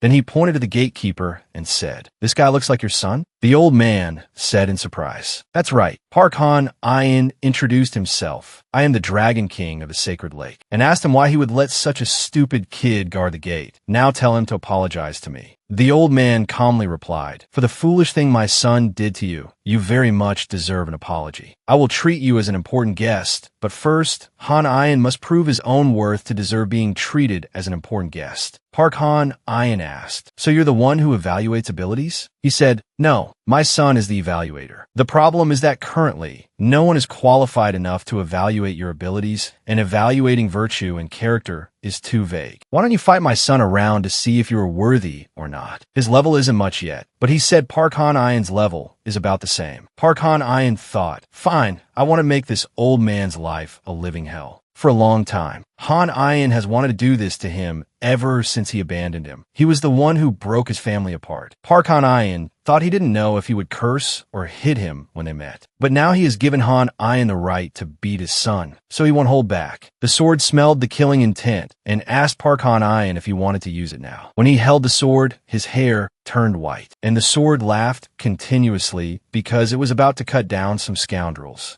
And Han Ayin said now was the time for him to be more honest about his feelings. And what he wanted to do now was kill his son to make the old man's life a living hell. The battle began. That kid kept running his mouth, saying he would make Park Han Ayin regret messing with him. Then he activated his power and rushed at Han Ayin, but he only needed to dodge slightly to avoid the blow. Park Han Ayin commented, "You're fast, but that's all there is to it." Then Han Ayin swung his sword at him, but he dodged in time. Then he threw a punch toward Han Ayin, but it was blocked by his sword. The two continued to fight. The people outside were gossiping. They said, "Why is Park Han Ayin so weak? I thought he was supposed to be stronger than Sin Sumin. He must just have a title, but no talent, and Han Ayin will be defeated soon." The kid kept punching while Han Ayin kept blocking. He thought to himself, "This guy's attacks aren't strong, but his continuous attacks leave me no chance to counterattack." As he prepared to unleash his special move, he stepped back a little. Han Ayin saw his chance to counterattack. He smiled, then dashed forward, surprising him. Park Han Ayin swung his sword to strike at him. He blocked the attack, while wondering why his special move had no effect on him. From a distance, his father shouted, "GM-san, you can't even execute a special move properly, do it again." Hearing that, Park Han Ayin got angry. While he was distracted answering his father, Han Ayin struck him, making him collapse. Seeing this, his father shouted his son's name, and in a rage, he ordered his men to swarm and gang up on Park Han Ayin. Han Ayin easily dealt with the three subordinates, thinking, if you care about your son that much, don't tell him to go fight. When he looked again, the men he had just defeated were floating in the air, which made Han Ayin confused. Then water droplets appeared, gathering to one side. A person floating in the air said, "This fight is meaningless." The old man angrily shouted, "Why did you stop the fight, Hyungnim?" Hyungnim said, "I was ordered by father to stop this fight and welcome their esteemed guest." Hearing that, Han Ayin was bewildered. Heavenly Emperor? To be able to use time-stopping magic means he's no ordinary person, and with that face. Then Han Ayin respectfully bowed to Hyungnim. "I, the Dragon King of the Sacred Lake, greet the Crown Prince." He thought, this face is unmistakable. This person surely has more heavenly blood than others, which is why his face exudes such a righteous, heroic aura. Hearing this, everyone started gossiping. Is the person before them the second most powerful being after the god Wanung? The story goes that Wanung descended to earth and founded the holy city, after which no one ever saw him again. Many say that he cultivated and became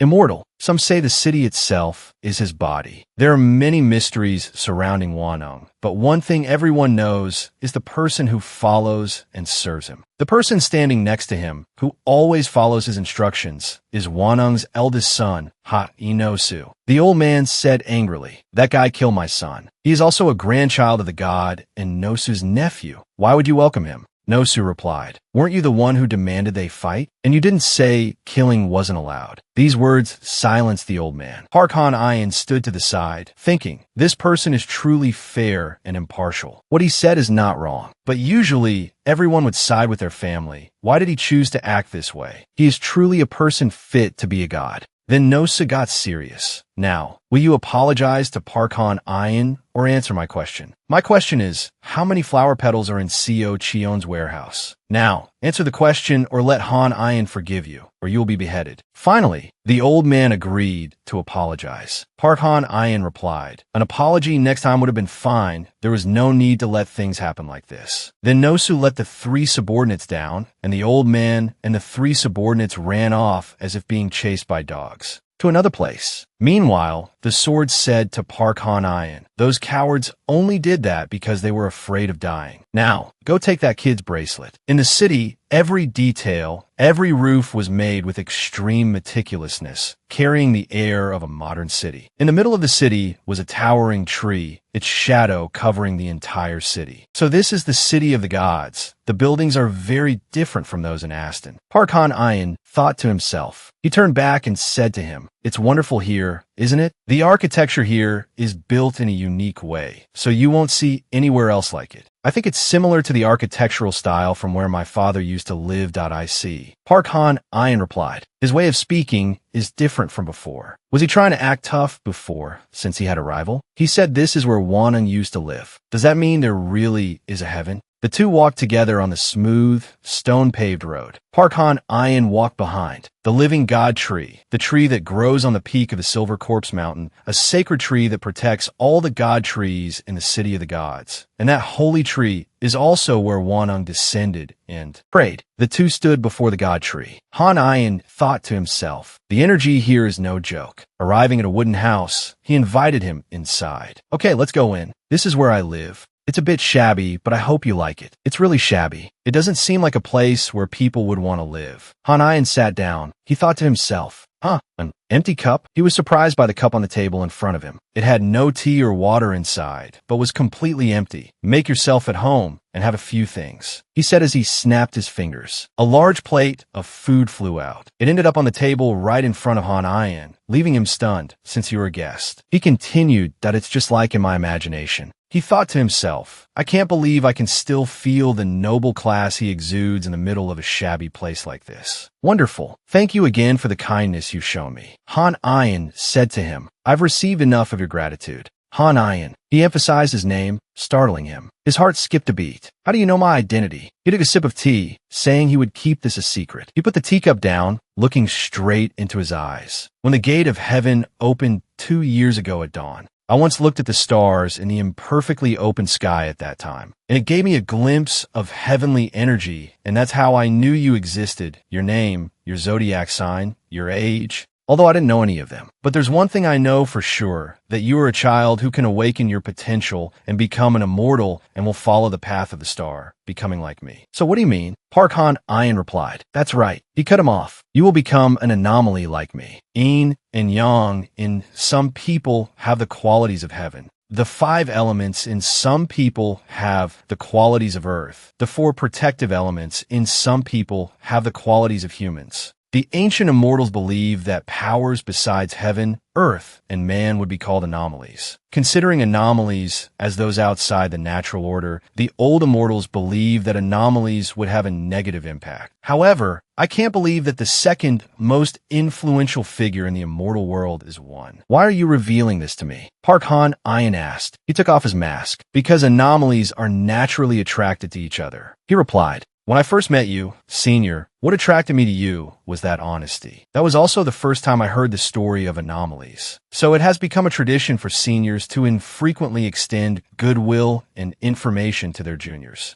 I didn't know that. Han replied, I thought it only happened in the world of the absolute. He continued, and I've been watching your movements since then. What happened at Jua's theater, and when you did those things to him, and the things that happened with the 7-branch sword. It's been a long time since I've been this interested. It's been a while since I've felt this interested. I didn't know there was someone who had been watching me like this. I'm happy but also embarrassed right now. Han thought to himself. He took a sip of tea. His face turned red with embarrassment. Maybe because we are anomalies, but he feels like a senior who is watching over me. He beckoned with his hand. A nearby chest opened, emitting a soft, aquamarine light. 2 bundles flew out from it. One was long and slender, while the other looked like it was wrapping a square box inside. You can choose one and take whichever you think you need most. He said, this is my gift to you. Park Han was stunned. He was surprised by this. The long bundle opened, revealing the dragon's light sword. This sword is my favorite sword. It has protected me since I was young. Park Han took the sword. He thought to himself, you've had this since you were young. Isn't this still in good condition? Is there something amazing about that item? You should choose something better than A grade. The sword beside him said, that's trash. I'm SSS grade. The sword shot straight up. Park Han forced a smile. All right, you're right. He thought to himself, if I choose this sword, my ears will burst. But this sword, I quite like its energy. This sword has been with him since he was young. Doesn't that mean if I choose it, I will become like my senior? He turned to look at the other bundle. Here, this is mugwort and garlic. If these 2 bundles have the same value, mugwort and garlic would be the better choice. His sword interjected. That's right. You know which one is better. Choose what you feel is right. How can I repay you? He smiled and said to him, still not taking it? He replied, you can repay me by me helping you with the future generation of juniors, just as expected from the wise and great ones. He thought to himself, see you next time. He replied, take whichever you want. Leaving that shabby place, Park Han walked alone on the stone-paved road. He looked up at the sky. What a wise, spiritual immortal. This is the sacred place of the Wanung clan, a place you cannot approach recklessly. He came across a person waiting for him. It was Song-guk. A moment later, he took him to a room, the interior of which was quite simple. There was a bed, a pillow, a clothes hanger, a small table, a wardrobe. He was quite disappointed to see this room. After he left, Han slumped into a corner of the room. I lost everything I had, but thank goodness I could find a great room. I'll try to earn back the money I lost within 6 months. First, I'll plant the garlic and mug where I got from. The sun god, he said as he opened the bundle he got from the sun god. A terrible smell flew straight into his nose, making him grimace. This thing has a terribly strong smell. I bought this fertilizer to grow crops while training. Fortunately, I brought it with me. While training, I can use this to create something useful. I'll have them work with the Legion while I train. Now then, I feel alive again. I was so tired of using key water regularly. I can finally breathe. Saying that, he propped one leg up. So let's begin. He closed his eyes and focused. From his 2 hands, a sphere emitting a white light appeared. He looked at the sphere. His gaze gradually became determined. He smiled. Luckily, I'm not disappointed that my skills haven't diminished at all. He felt his body lift. He flew up and landed on a lush green ancient tree. Although it's not tall, this vast thing is my power. Outside, countless forest people were working. It's happening around this time again. Hey, he beckoned a nearby forest person over. Then he checked the life cycle on that forest person's hand point 1, 2, 5 years. The things I planted are growing very well. Can I try it? After saying that, he took a bite of a purple onion. He placed his hand on his stomach, feeling a surge of power from the energy sphere. He took another bite. So what if I try it again? He smiled, looking at the piece of purple onion in his hand. Suddenly, crash. The forest person in front of him suddenly went crazy. He kicked over all the vegetable crates in front of him. He frantically destroyed everything, stunning him. Huh, what? Was I this strong? He looked at the garlic in his hand. It was the garlic variety from Hamosu. This garlic variety looks like a normal garlic variety to me, but it might be the reason I could throw all those things away at once. He held a lump of clay in his hand. He said as he sat on a pile of humanoid clay figures. Countless clay models were piled up on the ground, forming a large heap. If I eat a piece of this garlic variety, I have the physical strength of humanity for 3 hours. After I truly understand the power of this garlic variety, let's try a piece of mugwort. This is Songuk. I want to remind you about that trip. If you don't return it before sunset, don't worry, I'll return it before sunset. Anyway, he jumped down from the pile of humanoid clay figures. I need to renegotiate that trip first. Should I get my money now? In a market, people were walking around, trading bustlingly. Oh, why do you keep haggling with me? A poor-looking young man stood before his stall, lamenting to the wealthy customer in front of him. Are you trying to sell it for money? The merchant in front, holding the bracelet he intended to buy, asked the young man. After a while of bargaining, the young man took back the bracelet, no longer intending to sell it. Suddenly, Parkhan Iron approached, spread a cloth on the table, intending to sell his wares, which caught the merchant's attention. This is the first time I've seen this guy. It looks like this guy needs money. He laid out countless things on the table, mostly various types of medicines and vegetables, which caught the merchant's attention. No way. Are you really going to sell it? The old man was shocked when he saw what he intended to sell. It was an extremely rare medicinal herb. It made everyone crowd around his stall and gossip. It's about 500 years old. Everyone was surprised to learn he intended to sell it. No one expected such a rare medicinal herb to be sold in this place. The old merchant began to calculate in his head. Suddenly, Parkhan Iron raised a finger. He said, 1 hour, write your name and price on the piece of paper behind the item you want, and I will sell to the person with the highest negotiated price, but I will only trade in Marioong.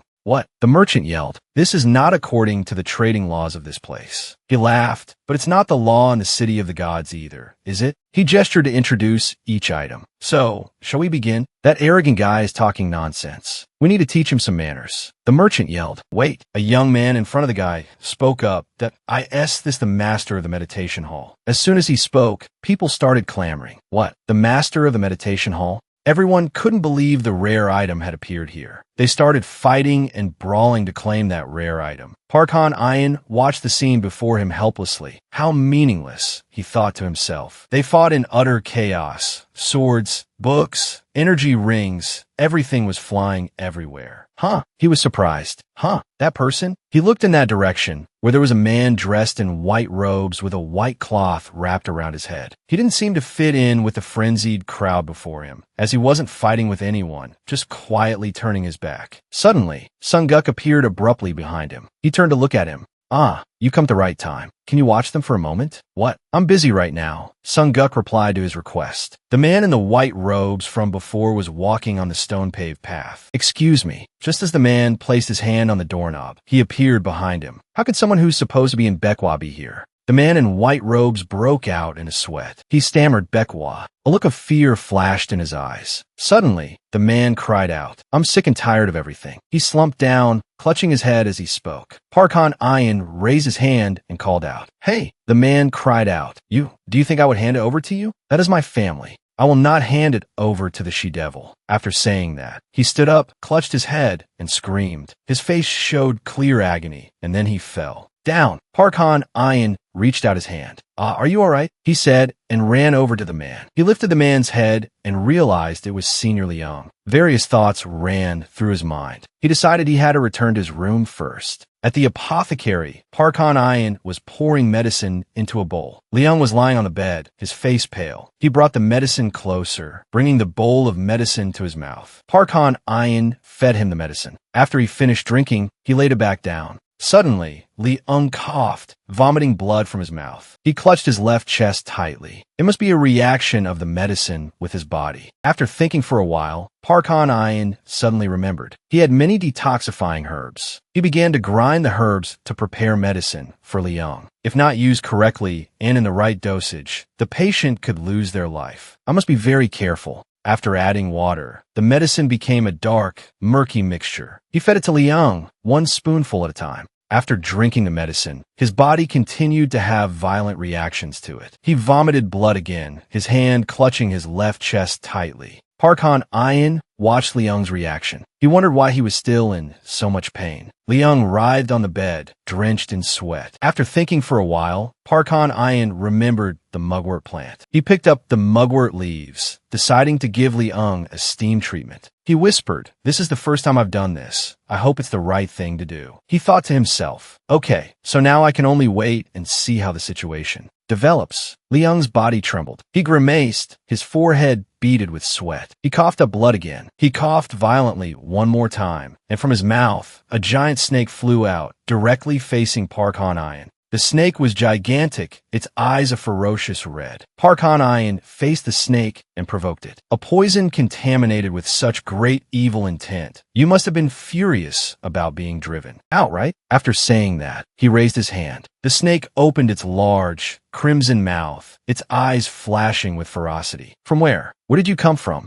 With that, it opened its ferocious mouth as wide as it could and lunged into Park Han-ian's body. He felt a brief moment of pain, but the snake had already rushed inside his body. Reaching his abdomen, it saw his energy sphere. The powerful energy of the sphere, combined with Park Han-ian's body, completely annihilated the giant snake. He rubbed his stomach. This snake didn't taste very good. He turned to look at Li-ung lying there. He thought to himself that I've just removed the poison from his body, so hopefully he'll be better. After Park Han-ian finished treating the person he thought was Li-ung Sanim, Han-ian thought it's finally over. But seeing the strange thing happening to Ung Sanim's body made him doubt himself. Did Han-ian accidentally kill him by focusing only on removing the poison from his body? Suddenly, Ung Sanim's body began to glow and cracks started to appear. First, the cracks spread across his face. Then Ung Sanim's body shattered from within, shooting out a beam of light that blinded Han-ian. Looking at the light, Han-ian wondered what the hell was happening. As the light gradually faded, a slender young man with long brown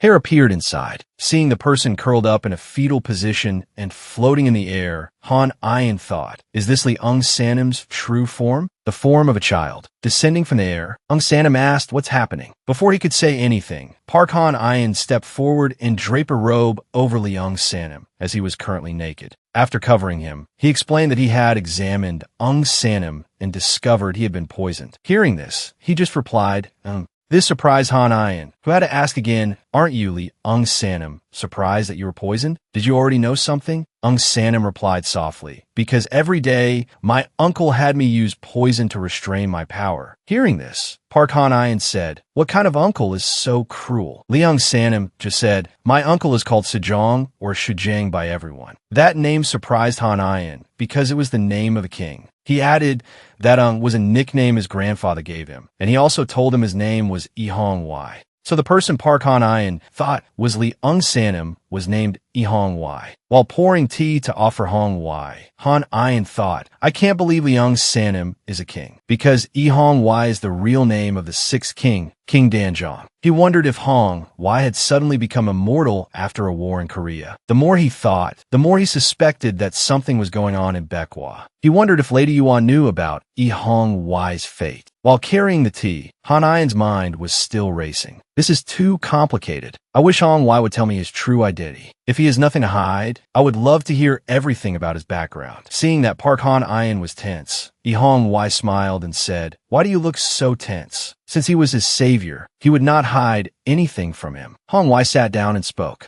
You must be wondering about the palace, right? He didn't know where to start. So he said that everyone probably knows that Ihong Wai was kicked off the throne at a young age. The reason my uncle didn't stage a coup sooner was because of the Songs. The Songs wanted me to be their puppet, so they nominated me as the new emperor, but my uncle had another plan. From then on, I was always tricked by my uncle into using poison. At first, Ihongwai didn't know what it was. Every time he drank the medicine, he just got a headache and felt sleepy. He didn't realize that his body was gradually deteriorating. Perhaps that man wanted to defile Hong Wai's bloodline. He said they did it because the Yi clan was trembling. They were afraid that someone, even a non-immortal, would have the guts to stand up to them. The Songs succeeded in manipulating my uncle and seized full authority. But later, my uncle realized and changed. He did not give up his ambition to be emperor, so that's why he became emperor. Once he became emperor, he forced me to commit suicide by poison, but in doing so, he realized I was addicted to poison. The methods I tried to detoxify were all ineffective. One day, when he woke up, Ihongwai was buried 8 feet underground, and that's when he realized he had become immortal. After becoming immortal, he was still angry about everything, so he planned to commit suicide. Until Ihongwai met Xianjam. Park Han-Ian interrupted and asked, "Who is Xianjam?" Hongwai replied, "Xianjam is my benefactor, and during the Song's reign, he went by the name Kim Sa-eop." Han-Ian was surprised because Kim Sa-eop was an incredibly great historical figure. After King Danjong was dethroned, he resigned from his post and returned to his hometown. Ihongwai continued, "To help me regain my vitality, Kim Sa-eop taught me to practice. Gradually, they became a master and disciple. In his capacity as a master, he told me to keep my identity a secret, because if I revealed it, I would be hunted by my uncles. Soldiers. Ihongwai was sure that Kim Sa-eop had suffered greatly to take care of him, as he was both poisoned and wanted as a criminal. Every time they met, Kim Sa-eop would always give him money and medicine and say, "Your Highness, you will regain the throne. I pledge my life to ensure it." At that moment, Hongwai shed tears because he thought he had nothing left and no one cared about him anymore. But Kim Sa-eop gave him the motivation to live on. After centuries of training, he had mastered everything from Kim Sa-eop and maintained his youth, while Kim Sa-eop was aging rapidly. Knowing that Kim Sa-eop's time was running out, he had to quickly become the master of Baekwa. So he took the name Liang, but in the end, he still couldn't fulfill his wish and repay Kim Sa-eop. After hearing the story, Park Han-Ian asked, "If you've been avoiding capture for so long, why were you caught this time?" Ihongwai said, "A few months ago, I was challenging for the 7th grade treasured sword. I went to greet Lady Yuhua, and she asked me, 'Are you a disciple of Xianjam? Do you know any of his acquaintances?' Ihongwai politely replied that he didn't know. She asked further, 'Then do you know that Xianjam's real name is Kim Sa-eop?' That surprised him, and he looked towards Lady Yuhua. She added, 'Perhaps your master is involved in the war of the Dragon King of the East Sea.' Ihongwai continued, 'Those sudden questions overwhelmed me.' Hearing this, Park Han-Ian wondered, why would the son of the Dragon King of the East Sea suddenly meet Lady Yuhua and start a war? It's strange that the old Dragon King didn't say anything about this, so she must have done some investigating. Perhaps she found out who provoked the dragon. King. Han-Ian wondered how much Lady Yuhua had investigated to make her start suspecting Hongwai. Could someone have informed her? As if reading Han-Ian's thoughts, Hongwai continued. Lady Yuhua didn't reveal who gave her the information, but she did mention that the person who provoked the Dragon King was a court official who was a confidant of my grandfather and father. Hearing this, Han-Ian's eyes lit up as if he understood something. He thought, a confidant? Then could that person be the one who put that manuscript into the statue of King Sejong? Ihongwai said, "Having been isolated from the outside world for so long, I didn't even know such people existed. Besides, I didn't share what I wanted with anyone. Sa-eop's identity was exposed, so I thought it would be my turn to be discovered sooner or later." When he learned that Lady Yuhua was going to investigate the temple where Kim Sa-eop's body lay, he was convinced. That temple was a place he used as a hideout and also the resting place of his master, which he had protected with a barrier. If she found out that place was protected by a barrier, she would become suspicious and discover his identity. So he had to reluctantly leave his master's body behind and move to the holy city. Hearing that, Park Han-Ian recalled what Ihongwai had said before fainting. Perhaps it was about the location of Kim Sa-eop's body and his reluctance to leave. Ihongwai smiled and said to Park Han-Ian, "Are you not curious anymore?" Han-Ian said, "I'm not. It must have been difficult to share all that. I'm very grateful that you told me about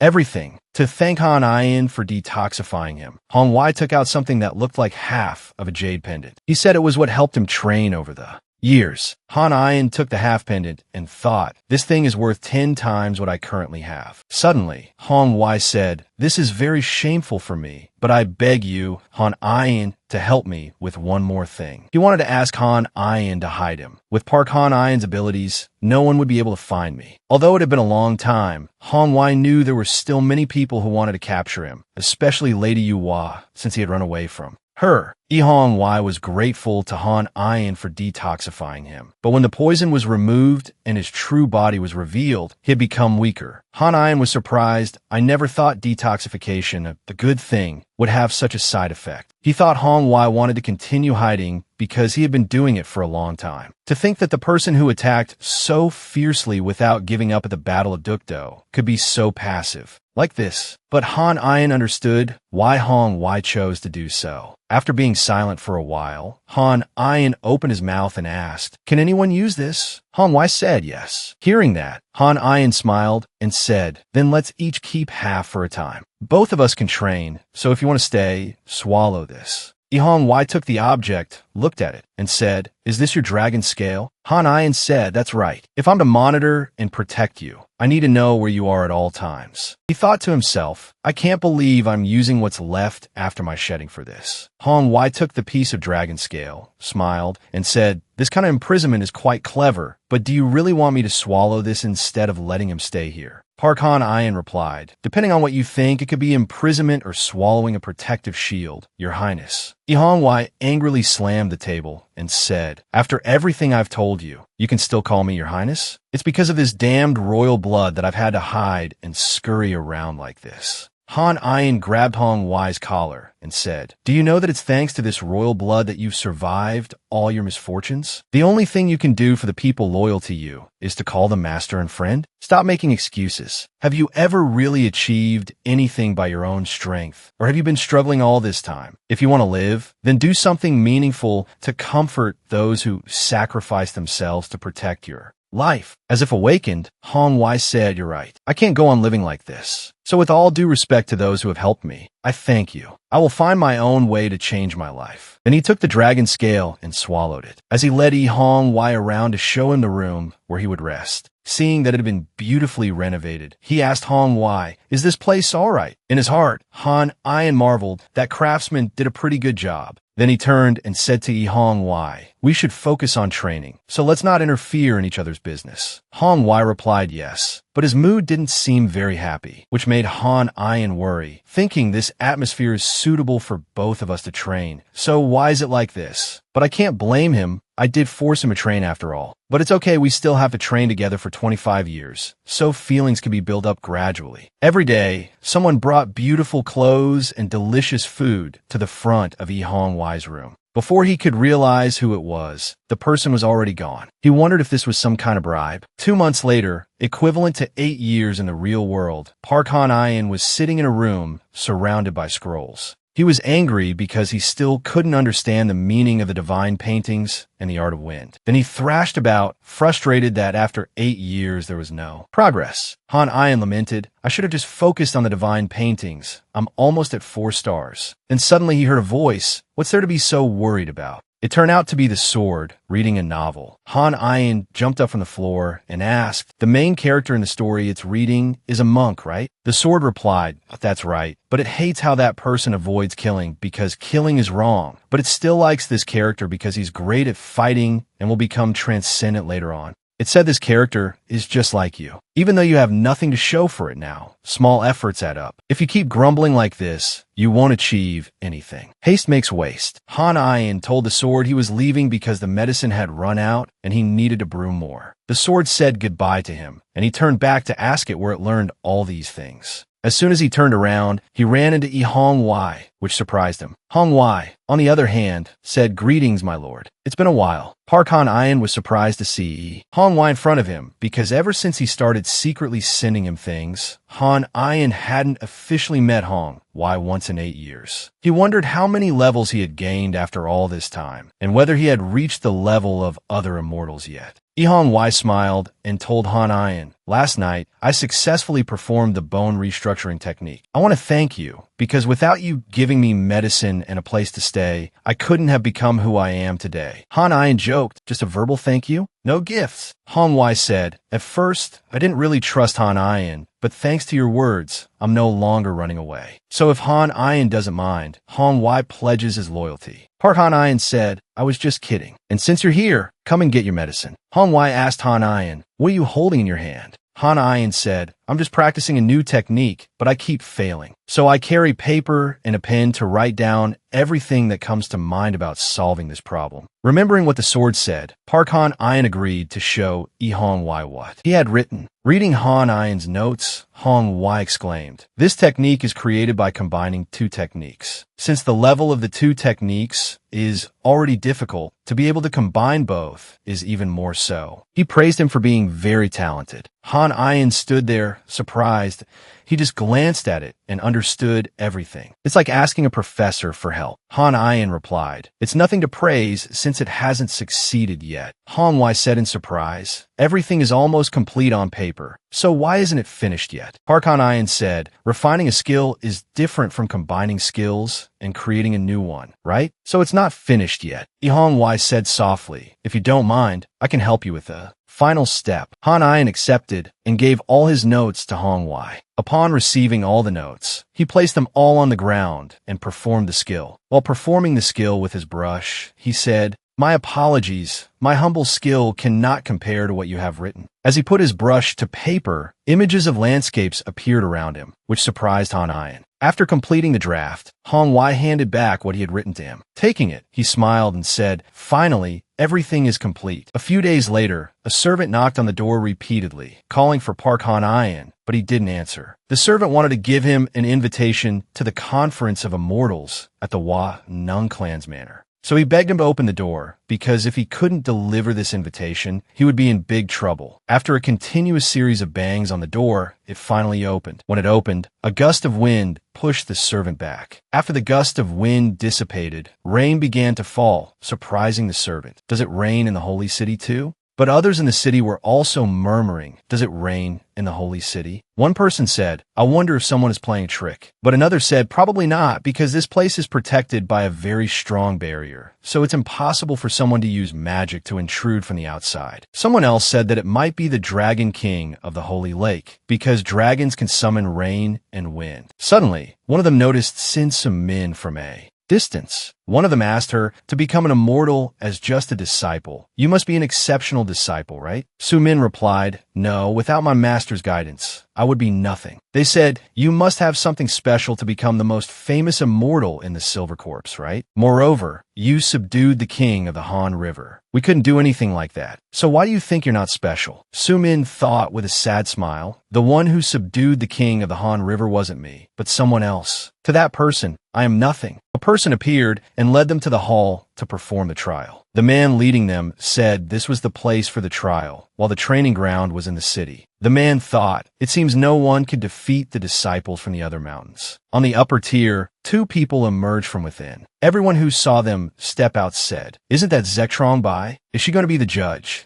Zek Trongbai said that she was very uncomfortable having a dress like this. Then she announced the rules of the competition. Due to the brutality of the Dragon King of the East Sea and his ambition to conquer the East Sea. But no immortal can fight the Dragon King of the East Sea. This conference is to discuss the attack on the Dragon King of the East Sea. Everything has been agreed upon by everyone. Everyone's rank was evaluated by the amount of money they contributed, but due to many complaints, the ranking will be changed to another method. Simply put, by fighting. Everyone started murmuring because fighting would make it very difficult to get a good rank. While everyone was talking, Park Han Ayan and Han Wai stepped out. Han Ayan introduced himself and asked, I'm the Dragon King of the Holy Lake. Am I too late? Park Han Ayan took his seat. He thought, choosing positions by fighting? But the strong immortals all come from the 8 sacred mountains or are under the command of the Tam Tien though. Although it seems fair to to immortals from other places, if you think about it a little, they don't stand a chance. Because there are immortals below level 7 from the 8 sacred mountains,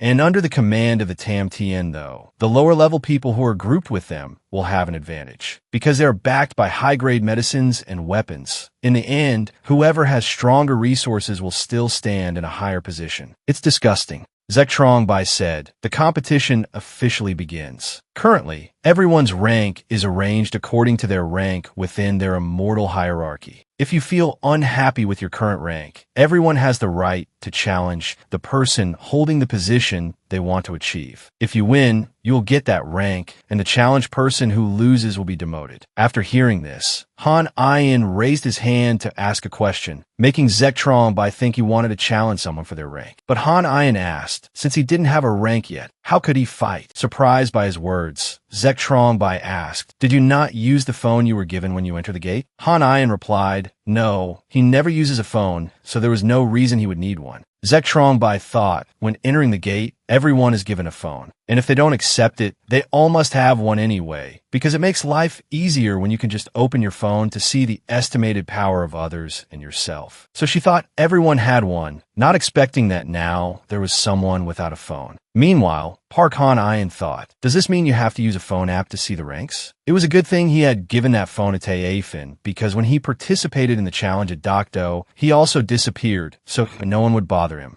Zek Trongbai admitted her oversight, so she gave Han Ayin a special privilege. She asked him what rank he wanted, just say it. Park Han Ayin smiled, thinking, this is a once-in-a-thousand-years opportunity. He declared loudly, rank 1. He wanted rank 1. Hearing this, everyone was surprised. Suddenly, a man stood up and said, so you want his rank, huh? Bold of you. The others looked at the man who had just stood up and said, isn't that the third son of Princess Bari, Nakti? He is a level 7 immortal, much higher than the others, someone whose power is close to that of a level 8. It's no wonder he's rank 1. Nakti said to Park Han Ayin, I hope you won't regret your decision, because you're going to lose face in a crowded place like this. Han Ayin replied, we don't know who will lose face yet, since we haven't fought. Then the match between the two of them began. Nakti challenged. Now he will show you the power of a number 1 rank. Then Nakti summoned a giant spirit to fight. The giant rushed toward Han Ayin, but he managed to dodge the attack. The sword Tae Afin exclaimed, this is a level 8 weapon named Vira. Han Ayin asked how it knew that. It said it read about it in a novel about a monk protagonist, and that it has the effect of dispelling anxiety. While dodging, he said to Tae Afin, that's good, but then Han Ayin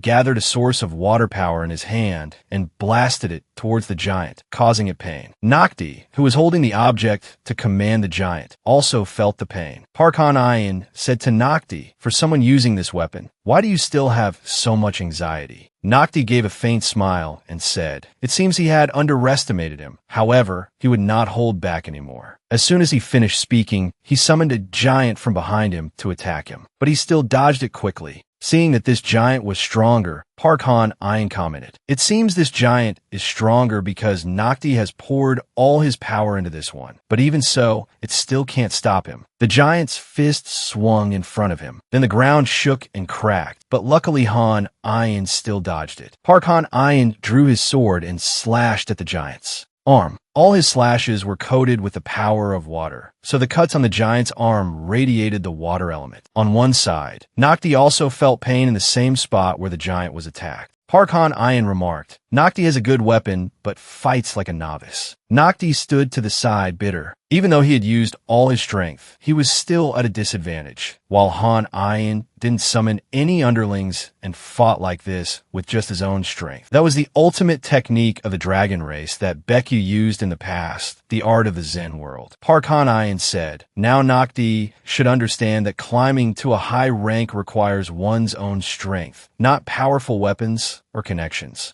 Nakti shouted angrily, don't celebrate too soon. He hasn't lost yet. Then Nakti pulled a dried flower from his pocket. Seeing that flower, Zek Trongbai shouted in surprise. Why does he have that damn Bari? To repay favors, Princess Bari would bestow flowers from the Siakian garden, flowers that only Zek Trongbai was allowed to pick. And among the thousands of flowers in the garden, I only choose to bestow flowers upon those who use extraordinary power. Nakti crushed the flower, and a formidable power radiated around him. Then he shouted, he will never lose. As the master's power was upgraded, the giant behind him was also upgraded. Park-Han-Ayin looked behind him, surprised because the giant had grown larger and was rushing towards him with murderous intent. The giant suddenly rushed forward and punched Park-Han-Ayin with great force. Although he blocked it, Han-Ayin was still injured and pushed back a great distance. He was surprised. Had the giant fully recovered already? It kept punching continuously while he continuously dodged. Han-Ayin observed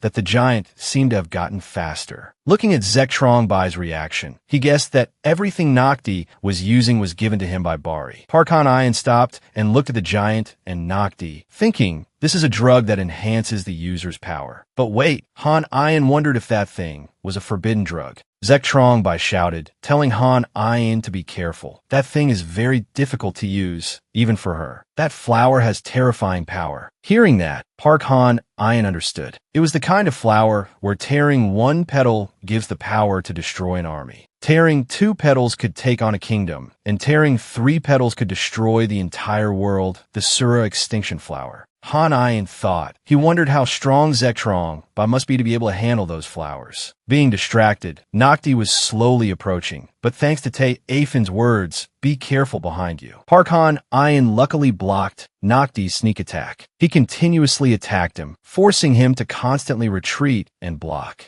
Han-Ayin wondered when he had appeared behind him. He came up with a plan. Han-Ayin used his ultimate technique to shoot towards Nocti, causing him to jump backward. Then he also rushed forward to counterattack, flying right through the giant's arm. But unlike what Park-Han-Ayin had calculated, when the giant was damaged, Nocti no longer felt any pain. As a result, Han-Ayin was slapped straight in the face. Continuing to block the blows, he thought, it's hard to believe this is the same person he could easily defeat at the beginning. But he also felt happy because if Nocti was this strong, he had a place to test his own strength. Te-Afin shouted. It said it was so annoyed, release it from the scabbard so it could go beat them to death. Han-Ayin laughed and said, you were so busy reading novels you didn't even notice I learned a new ultimate technique? Suddenly, streams of water shot towards Nocti, surprising him because the streams of water were also enveloped by leaves. He looked towards Han-Ayin and saw that his body was surrounded by streams of water and leaves. He said he would show him something stronger than the previous slashes, so he told Nocti to pay close attention. After that, Han-Ayin channeled water and would energy into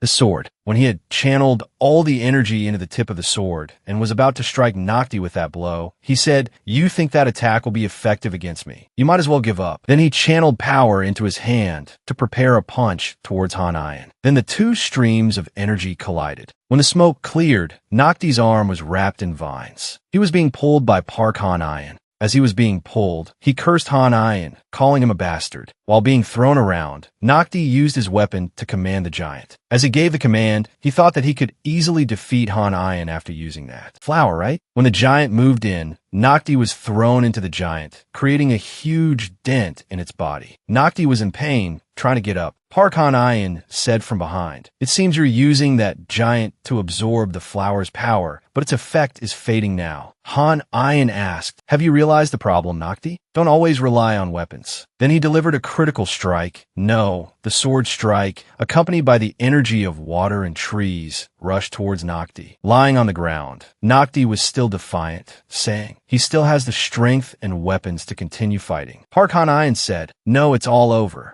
And there he was, lying on the ground, begging for mercy after taking that full blow. The last attack had concentrated a lot of elemental power, so where he was lying, vines grew continuously upwards and water splashed everywhere. Witnessing the match, everyone was shocked that Nocti had been defeated. One person exclaimed, the Dragon King of the Sacred Lake is that strong? Strong enough to shatter the floor, even though it's surrounded by a barrier. How can he still be level 6 with this much power? Te-Afin, having witnessed the spectacular fight, said, what was that amazing thing just now? An ultimate technique you invented yourself? Nocti's nose must be stuffy from all that water. Han-Ayin said, it's a good thing only you can hear its words. Because the scabbard was made from Park-Han-Ayin's horn, it has a telepathic link with him. It was also thanks to the special bond between Park-Han-Ayin and Te-Afin that he was able to combine the star wind art and the art of the celestial world. Zectrongbai said, I shouldn't have worried about Han-Ayin if I knew he was this strong.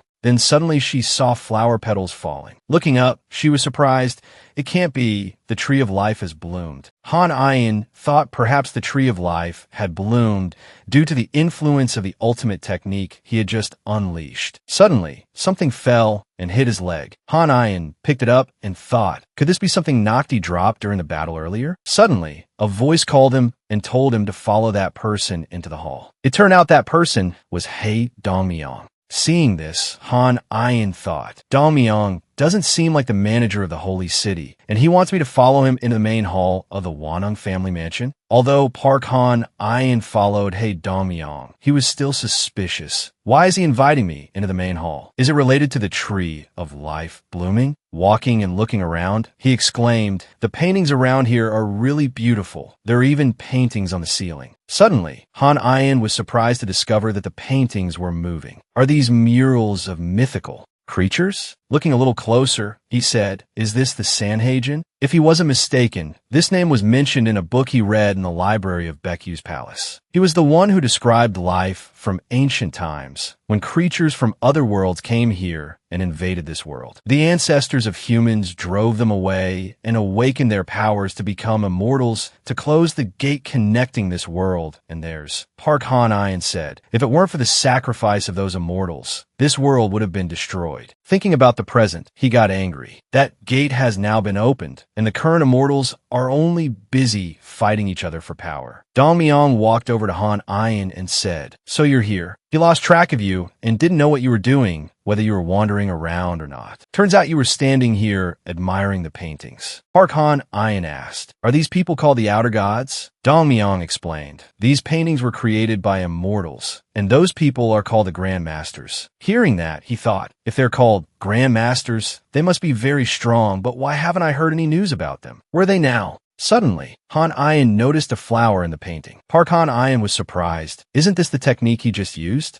Dongmyong said, are you looking at the image of Emperor Xenong? Hearing that name, Han Ayin thought, Emperor Xenong? The most famous figure among the 3 sovereigns and 5 emperors, and one of the 5 emperors who ruled ancient China. The one who established agriculture. He was the one who used that technique. It can't be, but that was the first technique he learned. Suddenly, the star wind skill appeared in front of him. That last skill was at least 10 star. He wanted to see what would happen next, but just as the blow was about to be unleashed, everything replayed from the beginning. This frustrated Han Ayin, but it was okay anyway. He didn't expect to see the star wind technique here, and also learned that it could be upgraded to 10 star. Park Han Ayin asked Dongmyong, does Xenong have any descendants? He said that no immortal is related to him, but who knows, if we investigate deep enough, maybe we can find some? After talking, he told him to keep moving. Park Han Ayin thought, probably not, because if there were, they would have to be immortals who lived since ancient times like Xenon. I wish they still had some relics of him. Anyway, today I learned more about the Star Wind Ultimate Technique and that it can reach level 10. After walking for a while, they arrived. Around them were people sitting cross-legged. Park Han Ayin was surprised as this was the first time he had seen the roots of the Tree of Life. Dongmyong turned his head to Han Ayin and said, you probably already know my name is He Dongmyong, and I am the head of the Wanung clan.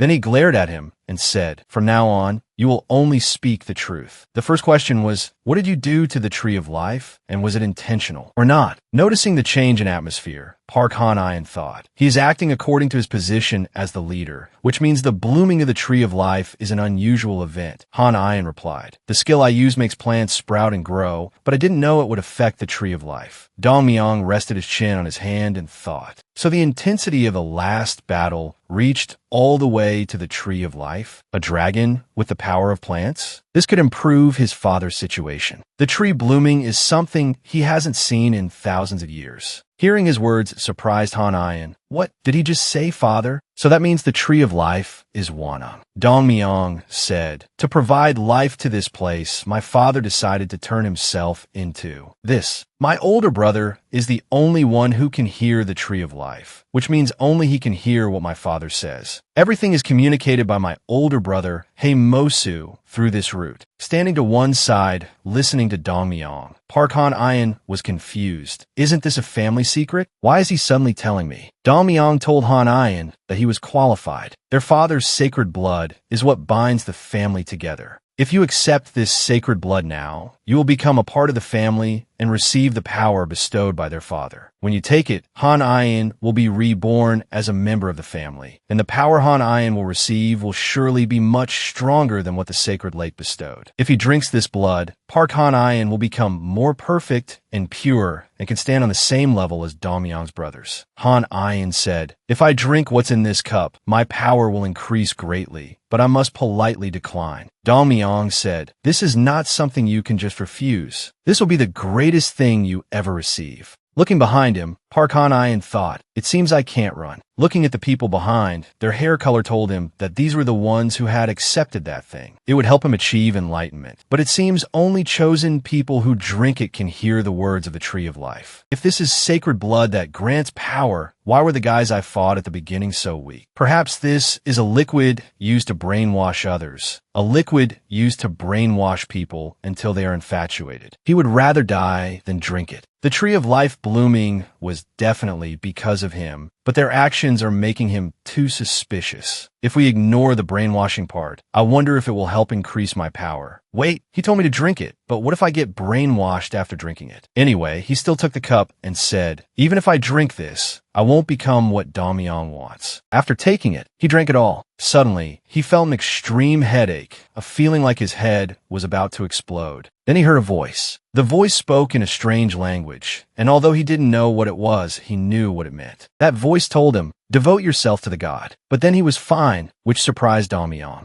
Park Han Ayin said that thanks to his liver, he could neutralize the poison from the sacred blood. When they saw he was fine, everyone around was surprised because despite receiving the power of the Tree of Life, Park Han Ayin's hair did not turn white. Damyang stood there in astonishment because even after drinking the sacred blood, his appearance didn't change, yet he still had a connection with the Tree of Life. Damyang angrily stepped forward, grabbed Han Ayin's collar, and asked angrily, "What did you do?" Despite being choked, Han Ayin still smiled and replied, "Didn't I say I wouldn't become what Damyang expected?" Thinking back, he realized that if he had played any tricks, he couldn't have a connection with the Tree of Life. Damyang removed his hand from Han Ayin's collar and said to him, "Perhaps because you are a dragon, nothing has happened yet, as they have never accepted a dragon before." Park Han Ayin thought, "Why doesn't he believe that I can't be brainwashed?" Damyang removed his hand and said, "Anyway, with the amount of blood you just absorbed, you will be able to stand on equal footing with them. From now on, Han Ayin will become Damyang's youngest brother." Park Han Ayin smiled and said, "Then treat your little brother well, big brother." After everything was settled, Han Ayin went outside while people were gossiping. This person has real potential. And he thought, is there another ranking battle? The announcement said, rank 1 has been taken by the Dragon King of the Sacred Lake. The current battle is for rank 2. Recognizing the person fighting was Manhwa, Park Han Ayin went over and asked him, who was tired after the battle, if he had achieved what he wanted. "You're badly injured right now and need immediate treatment." Saying that, Han Ayin helped Manhwa away, while he thanked him and fainted. While helping him, Han Ayin thought he didn't force Manhwa to get rank 2, but he still tried to get the rank below him. What a stubborn person. A few days later, Park Han Ayin was checking his body. He said, "It seems that sacred blood hasn't harmed his body yet." Watching Manhwa training hard, Han Ayin thought, Manhwa recovers quickly. In a few days, they will discuss fighting the Dragon King of the East Sea. So there will be a meeting in a few days. They don't have much time left. The time for battle is approaching, and there's no more time for training. Suddenly, Han Ayin wondered why Manhwa was being delayed. It should have appeared by now. Even though he didn't want to, the battle was coming. So he had to check on Manhwa to see if he was okay. Park Han Ayin invited Manhwa, "If you're well, come with me for a bit." When Manhwa asked where, Han Ayin replied, "To the peninsula, North Korea, because he wanted to meet Wadiak right now." When they arrived, a boy came out to welcome Park Han Ayin. It turned out to be the boy whose body had been possessed by Tae Afin. The boy ran out excitedly, out of breath. Han Ayin introduced himself to the boy. He is a disciple of Wadiak, the master of the sword Tae Afin, and asked where Wadiak was. The boy, panting, said, "Master is in trouble." Han Ian asked the boy, "Have you heard about the item I was entrusted with?" The boy said, "About that, there's a problem right now. Please follow me." The boy led them into Wad Diok's bedroom, making Han Ian wonder why he was taking them in here. Lifting a floorboard, the boy said, "The item you were entrusted with is in this safe." For some reason, Wad Diok suddenly disappeared and put everything valuable in this safe. They couldn't do anything because they couldn't open the safe. He just told them to wait, so all they could do was wait. Wai Hong Wai took a quick look and told Park Han Ian, "This seal was made specifically for you. Your job is simply to open it." That statement surprised both Han Ian and the boy. Hong Wai explained, "This seal was created using the power of fire, so you just need to use the opposite element, water, to easily destroy it." Han Ian said, "So now I just have to destroy the seal?" Wai Hong Wai said, "It's not that simple. If you do it wrong, there will be serious consequences, so follow my instructions." The boy stood to one side, thinking even the master's disciples couldn't break the seal, but this person can. So cool, as expected of the Dragon King, who saved me. He must be very handsome under that mask. Then the two of them, Wai Hong Wai and Park Han Ian, channeled their energy. Down. After a while, the seal was broken. When they opened the box, they took out a flute. Han Ian said, "Here it is, manhwa." The boy asked Han Ian, "Is this what you were looking for?" And Wai Hong Wai said, "This is a very valuable item. Otherwise, it wouldn't have been hidden so carefully." Park Han Ian was worried. He thought he would come here and have a friendly chat with Wad Diok to receive it. Why did things turn out like this? Wai Hong Wai said there was also a letter inside. Picking up the letter, the word Diakwangam was written on it. Holding the letter, Han Ian thought, "Is Wad Diok trying to tell me his current location?" "Why Diakwangam?" Han Ian asked Wai Hong Wai if he knew where Diakwangam was. Without a second's hesitation, he replied, "Diakwangam is where King Manhwa rests, the 30th king of Silla, son of King Kim Chun-chu, who ended the war between the three kingdoms and was a famous ruler." Herrick said, "King Manhwa? He was a protector of the dragon race, so she knows him too. He was famous among those who possessed the Cinnamoni. When he departed, he said he would become a dragon in a faraway place, and he left behind the manhwa. King Manhwa said that after the war ended, the war between Silla and Tang ended after 7 years. The Tang army, under the command of Emperor Gaozong, refused to admit defeat. He awakened something that should not have been awakened, and that thing wreaked havoc on the peninsula. Because of that thing, King Manhwa had to transform into a dragon to fight. She heard that the monster was successfully driven away, but no records documented it. From then on, everyone knew that anyone could become a dragon. So whether they were monsters or immortals, they all came to Pandemonium for a chance to become a dragon. Some rumors say that Wat Diok knows how to become a dragon, but in the end, no one really knows how. Baek Han Yin seemed to understand something after listening. From Herrick's story, he was sure that Wat Diok had been kidnapped by Lady Yuhua because he knew the way to become a dragon. Perhaps she wanted to create a dragon that would obey her commands. Elsewhere, Lady Yuhua was torturing Wad Diok, telling him to open his mouth and speak, but he remained silent. She threatened his family, but he still said he knew nothing. Lady Yuhua knew well that Wad Diok would not utter a single word, even if she used his family to threaten him. She suddenly laughed, having thought of a way to make his life a living hell. She said, "Hands are the most important thing for a blacksmith, right?" She ordered her men to chop off Wad Diok's hands. Baek Han Yin suspected, was Wad Diok taken by Yuhua because he knew how to become a dragon? Could it be that she wants to create a dragon that obeys her? He believed it was true because Yuhua had many times wanted to re-establish Beach. If that were the case, Han Yun thought she would have announced that the position of the Dragon King of the EC would belong to Beach. But since he hadn't heard any such information, Han Yun was confident that Wad Diok had not yet uttered a single word. Plus, the fact that he left this letter meant he wanted him to investigate this case. But Han Yun still decided that whether the method of becoming a dragon was real or not, he could not let Yuhua achieve her wish. But if he just went to Beach and caused a ruckus, he would attract attention. Thinking again, Han Yun believed he could use other connections to resolve this. But no one knew how King Manhwa became a dragon, and the fact that you all wanted to know the way to become a dragon was also a matter of concern. Baek Han Yun scratched his head in frustration because if he knew even a little about how to become a dragon, it would have been better. Suddenly, he remembered something. He had something that could solve what was troubling him. Then Baek Han Yun moved to the peach tree that he hadn't visited in a very long time.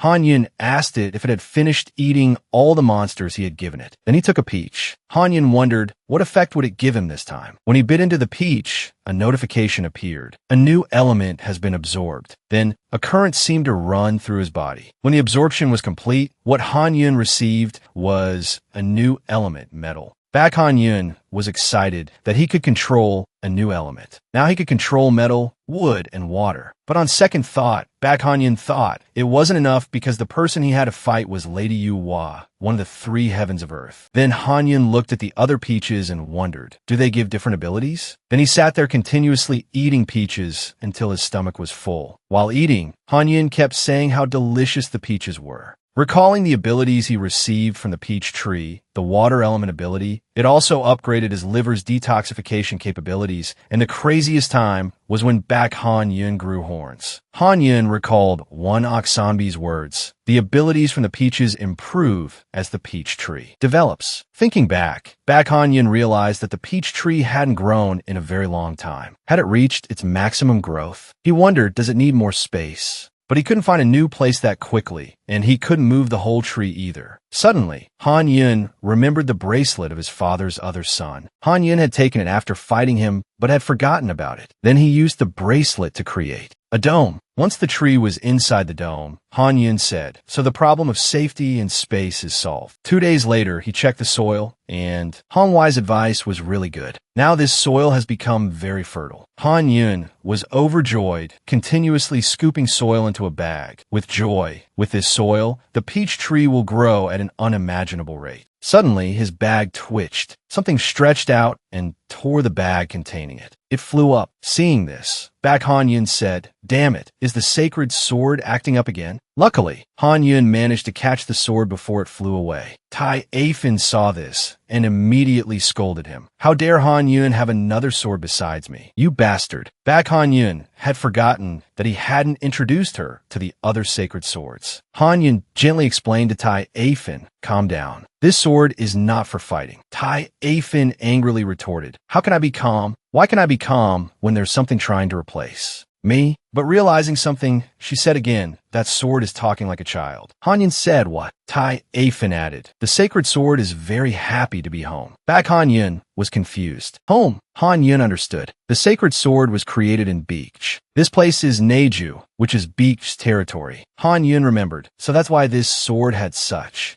power back then. Back Han Yun thought if he swung it right now, since it was like that last time, the sword's power would be greatly increased. Suddenly, he was transported to another place. Han Yun asked Tai Afin, where is this? She said that this is Wairi Song. Wairi Song, the place where, during the time of King Jero, the 21st king of Beach, the country was weakened by Goguryeo. That's why they had to flee. So, until now, no one knows its location. Back Han Yun told Tai Afin, I can't believe I was able to come to Wairi Song. Thinking back, Han Yun remembered that the last time he used it, he met the Goblin tribe. So this sacred sword was created in Wairi Song. Huh. Suddenly, a tremor startled Back Han Yun. Where's this amount of metal rushing towards him from? But this isn't from a human. Is something rushing towards him? Suddenly, many skeletons appeared around him. Back Han Yun wondered, are they the guardians of this place? How many of them are there? Then Han Yun realized something. Is it the flag of the Jujui army? Jujui also means king. So are these the king's personal guards?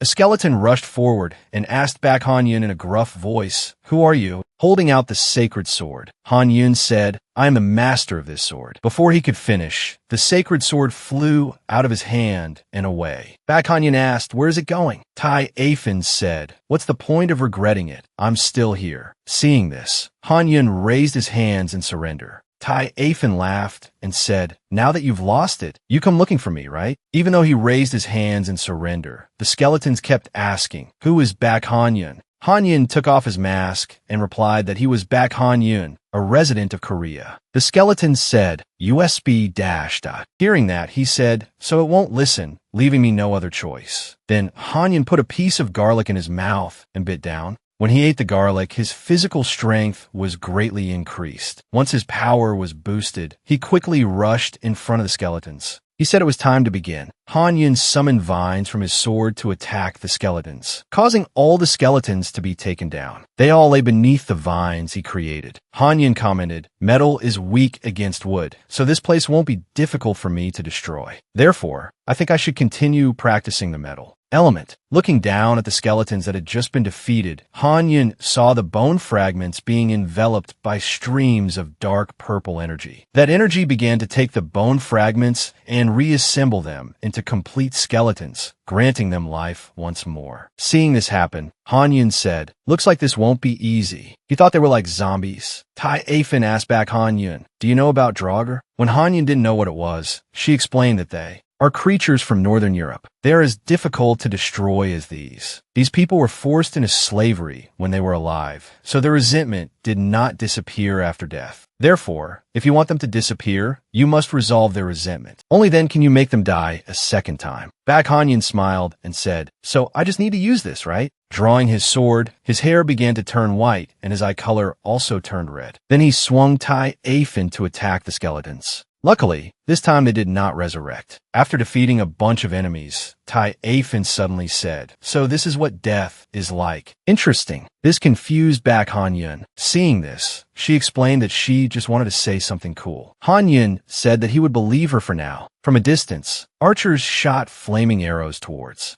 them. Thousands of flaming arrows rushed towards them. Luckily, Baek Han Yin noticed in time and created water to envelop himself. While protecting himself from the arrows, he also slashed at the sword-wielding skeletons. Han Yin felt that continuing like this was not the way because there were too many of them. Baek Han Yin was afraid he would run out of stamina before defeating them all. But he figured that since this was an army, it was being controlled by someone. He just needed to eliminate that person, and they would also be done for. Han Yin broke down a huge door in front of him to find the one controlling them. Inside was a skeleton sitting on a throne, holding the sacred sword that had just flown away. Next to it were two servants who were also skeletons. The scene before him surprised Han Yun. Looking at the sword in its hand, he wondered if this was a king because he was dressed very simply. But he was sure this was a king because that person was holding the sacred sword. He sheathed Tai Afin and stepped forward. Approaching the skeleton, he wondered, which king is this?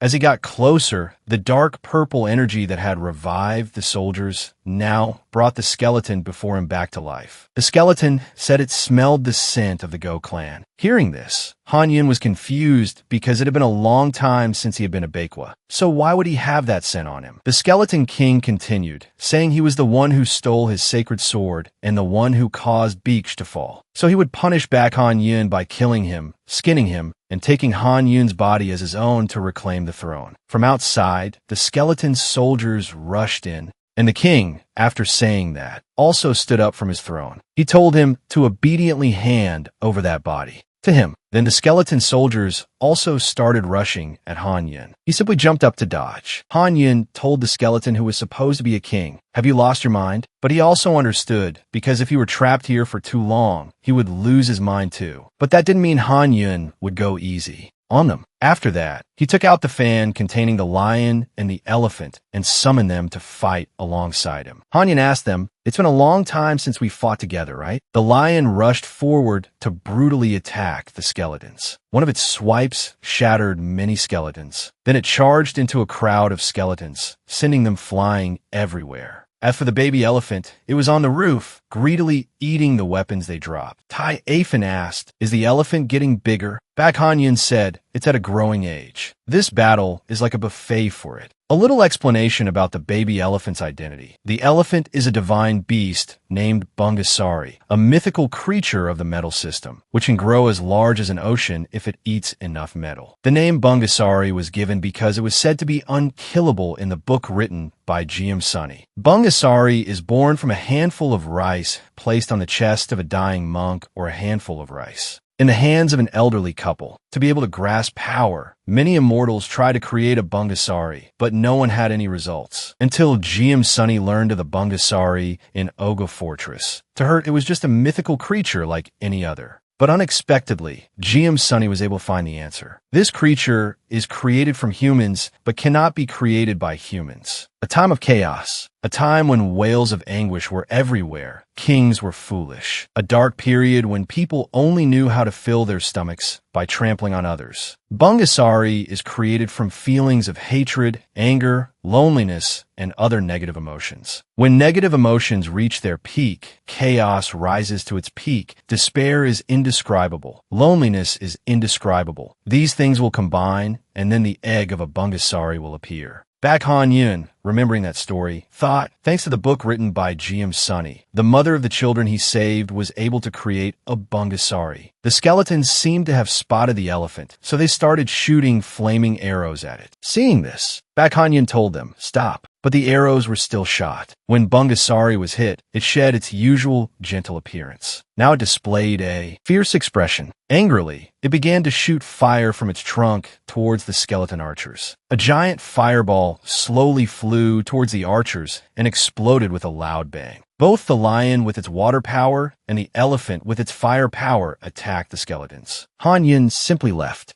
Seeing him leaving, the lion approached him, startling him. Han Yun asked it, what trick are you trying to pull? It simply came over and licked his face. Han Yun asked it, where's the elephant? Bungasari slowly staggered forward, now shrunken in size. Baek Han Yun tried to hold back his laughter because it was huge before and now it was tiny. Han Yun patted its head and advised, don't overdo it next time. He also understood that if it ate and used up everything it had just eaten, it would shrink back to its original form. He said he would feed it more metal to prepare for future battles. After coddling the two divine beasts, Han Yun used the fan to recall them inside. From behind, the skeleton believed to be the king was still crawling out and demanding Han Yun's body. He was surprised at how persistent he was in demanding his body. Looking inside, Han Yun noticed that in the hands of the two servant skeletons were a royal robe and a crown. Han Yun wondered why he wasn't wearing it if he was the king. Looking at him, he smiled and said that he understood what was happening. He deduced that he was King Jero based on what he said, and the reason he wanted his body was because his own body was suffering torment for losing the Goryeo capital. Han Yun said, since you keep wanting to take my body, I will punish you by putting on that crown. Hearing that, the skeleton screamed, no.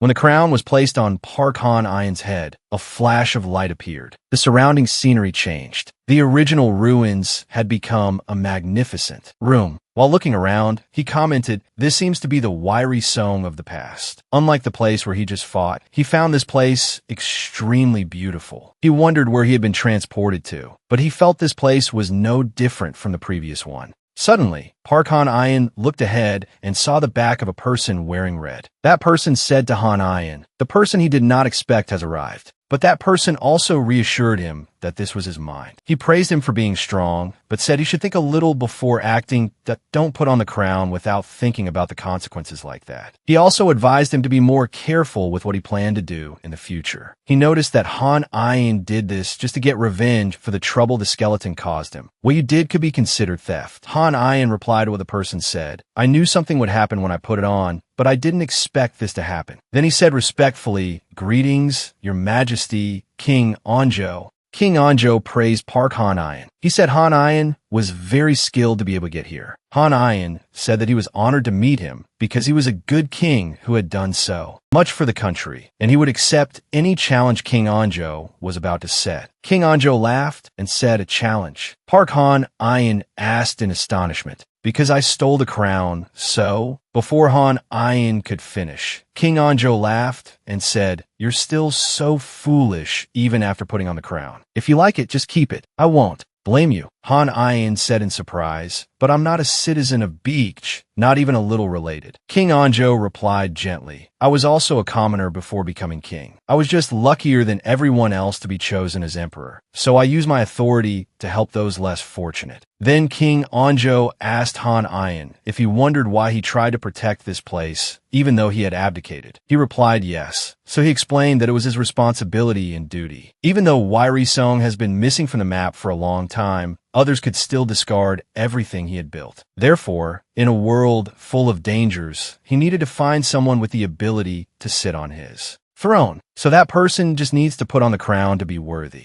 He doesn't care how that person did it to wear it. If that person can get here to meet him, he will give that person a challenge. Han Ayin asked, that person, could it be? King Anjo cut him off. That's right. You've already met that person. Hearing that, Park Han Ayin was sure that the person he was talking about was King Jero. Because he couldn't wear the crown, he had to choose to steal someone else's body to wear it. That's why he's still here. He covets that position. King Anjo told Park Han Ayin, I am just like you, born immortal with a somewhat deformed body, and my older brother was the same. Han Ayin was surprised to learn that both King Anjo and King Biryu were born with defects. According to historical records, when King Anjo ruled Beekj in Wairi Song, King Biryu ruled another place in Michahol. A popular rumor is that King Biryu committed suicide because he could not bear the humiliation of his government being so useless. Seeing Park Han Ayin thinking, King Anjo added, actually, my brother Biryu was the founder of Wairi Song. You should have been the king instead of me. But the news that Biryu was deformed was known by too many people. So if he became king, he would attract a lot of attention. That's why the throne was passed to Anjo. Perhaps Park Han Ayin thinks his brother was a fool for giving up the throne. When his brother committed suicide, he ruled without problems, because everyone only cared about his brother. King Anjo was very sad because if King Biryu were still alive, the two brothers would have ruled this country together. Park Han Ayin was about to console King Anjo when he turned back and said to Han Ayin,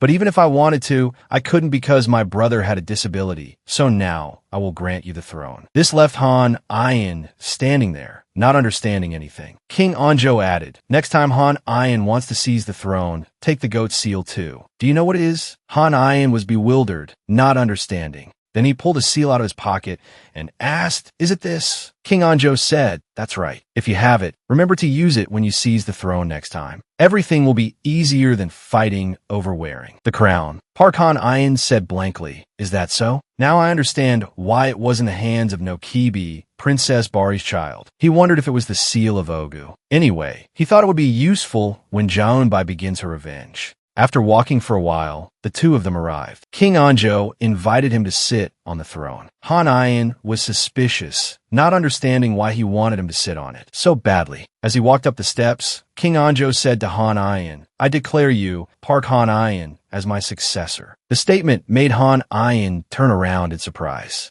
He added, this is my gift to you before you return safely. Finally, Park Han Ayin returned from the illusion. The resentful skeleton kept screaming, no, it can't be. My throne. He kept screaming my throne, but his skeletal body was gradually disappearing. Seeing what was happening before his eyes, Park Han Ayin was surprised because he hadn't done anything. So why was his body disappearing? Tai Afin also said that slashing it earlier had no effect. So why was this happening? Then Han Ayin noticed the great sacred sword standing behind a pillar, witnessing everything from beginning to end. It stood there trembling. Han Ayin approached and let Tai Afin speak. She said the sacred sword was trembling with fear, different from its previous demeanor, the demeanor of doing whatever it wanted. But look at it now. Tai Afin said, can we melt this sword down now? Park Han Ayin stood there thinking. Thanks to it, he was able to obtain the throne. He thought that from now on, he should follow where it leads more often. Han Ayin said gently, it's okay, don't be afraid. If you lead me astray next time, I won't melt you down. The sacred sword became happy again. But Tai Afin said, what a boring story, no drama at all. Remembering the need to hide this sacred sword from outsiders' eyes, this would be very difficult because the sword was very hyperactive, but there was one thing he needed to do first. Raising the sacred sword, he shouted loudly for the skeletons to hear, from now on, I, Park Han Ayin, will be the new king of Wairi Song. Light emanated from the sacred sword. While below the throne, skeletons were surrounding a modern city. The news was reporting on that hag, Jumong, raising a dragon. It seems this hag will really appear on a live broadcast. Maybe she will attract attention this way. It is said that King Jumong can control this dragon, but right now, no one has even seen King Jumong's face. It could be that Jumong transformed into a dragon. There are also rumors that it stepped on the head of a yellow dragon and rode it up to the sky. The ceremony is taking place around Gyeongju. When will it start? It is today. At a clear blue beach on the sand, a stage was set up. 2 tents were erected next to the stage. Below, there were about 40 audience seats. People standing outside the barricades were trying to look inside. It's raining, a reporter said. Somehow, I feel it won't go smoothly, the person next to him said. There's an unwritten rule here that immortals get to sit in the front row instead of high-ranking politicians. The Bakwa booth, those who seek to win over the public, blatantly discriminate by rank. Should I write the headline like that? The two reporters from earlier were standing outside. If we do that and make her angry, I'm sure she'll make us pay with a mark. Ordinary people like us can't do anything to fight back. The other person, who was using a camera for work, replied to the other, but on the other hand, this event is truly unusual. The 7 stars, immortals from Asadal, will be here. So are they the immortals from the Asadal immortal community? As he spoke, he turned to look at the girls standing not far away. I've never heard of any male immortals other than Dangun among the high-ranking immortals of Asadal. Huh, that's right. I've never met him before. He looks so strong. He's like Ungnyo. Everyone was startled and astonished. Here, everyone looked up at the sky. A white dragon was riding the clouds, flying down. That was the king of Paradise Lake. The dragon appeared with Parkanayan, and everyone exclaimed in amazement. He flew down with the dragon and said loudly, "Welcome, everyone." Ah, the successor to King Anjo has arrived. The successor to King Anjo. Everyone was surprised, and murmurs arose. Parkanayan stood there, a black aura behind him watching everyone. The king of Paradise Lake becomes the king of Beach. What Beach? No one expected this. Everyone was truly surprised by what was happening before their eyes. Where is he? How could someone from Beach come here? The crowd chaotically rushed towards him. Parkanayan thought to himself, so noisy. A few soldiers stood in front of him, swinging his sword. A man in front of him asked, "Are you the king of Beach?" "I am the one who previously cut off a part of the Beach king's head." This statement shocked him, but on the surface, he remained nonchalant. What is happening here? Dandu OK stepped forward, ignoring the surrounding soldiers' attempts to stop him. The man standing in front of Parkanayan was Gogrian. He was asked to leave. Before leaving, he whispered something into Parkanayan's ear. Dandu OK placed his hand on his chest and bowed to Parkanayan cautiously. He said his godmother wanted to see him. After a moment of silence, Parkanayan agreed. Inside the camp, Dandu OK led Parkanayan in. He bowed. Godmother. His godmother was Yua. The king of Paradise Lake has arrived. Very good. She sat perched on a chair, holding a fan, and spoke with a sarcastic tone. Suddenly, Parkanayan noticed the man standing next to Yua. He realized it was the legendary Wadayoke, who looked quite worn out. He was startled, his eyes filled with disbelief as he saw the man's right hand. Wait, has his right hand been cut off? Damned old hag. Parkanayan gritted his teeth in anger, but Wadayoke signaled to him, shaking his head. At his reaction, he fell silent, not knowing what to say. He noticed that behind them, too many pairs of eyes were watching us at this moment. The hag Yua began to speak. Every word she uttered reeked of blatant provocation. When she went too far, even Dandioke spoke up to intervene, godmother. But Parkanayan still replied to her in a nonchalant tone, as if unaffected by her provocations. After a while of talking, Parkanayan's words drove the hag Yua mad with anger. She threw the teacup beside her to the ground, and it shattered with a crash. She was furious, and then she ordered, Dandoke, get him out of my sight right now. Dandoke both raised his hand to shield Parkanayan and spoke words of counsel to Yua. The hag Yua trembled with rage. This damned Dok. Dandok continued. The truths that he spoke rendered Yua speechless, as she had no argument left to continue. Dandok approached, his hand on his chest to show his sincerity. After a period of persuasion, the truths about Yua's crimes were exposed, making her so angry that her hands gripped the armrests of her chair tightly. She trembled with rage. Dandok, how dare you defy my will? The hag growled, gritting her teeth. She shouted, what is this nonsense? Get him out of my palace right now. A few soldiers rushed inside. Dandok turned around and shouted loudly. He will not allow anyone to approach and harm the king. He is my important guest. Anyone who touches him, touches me. I will not forgive any such action. Anyone who does so intentionally will be severely punished. Seeing Dandok like this, Yua was both angry and helpless. She shouted, ordering the soldiers to throw them out. Wadaoke saw this, stopped Yua, and then whispered something to her.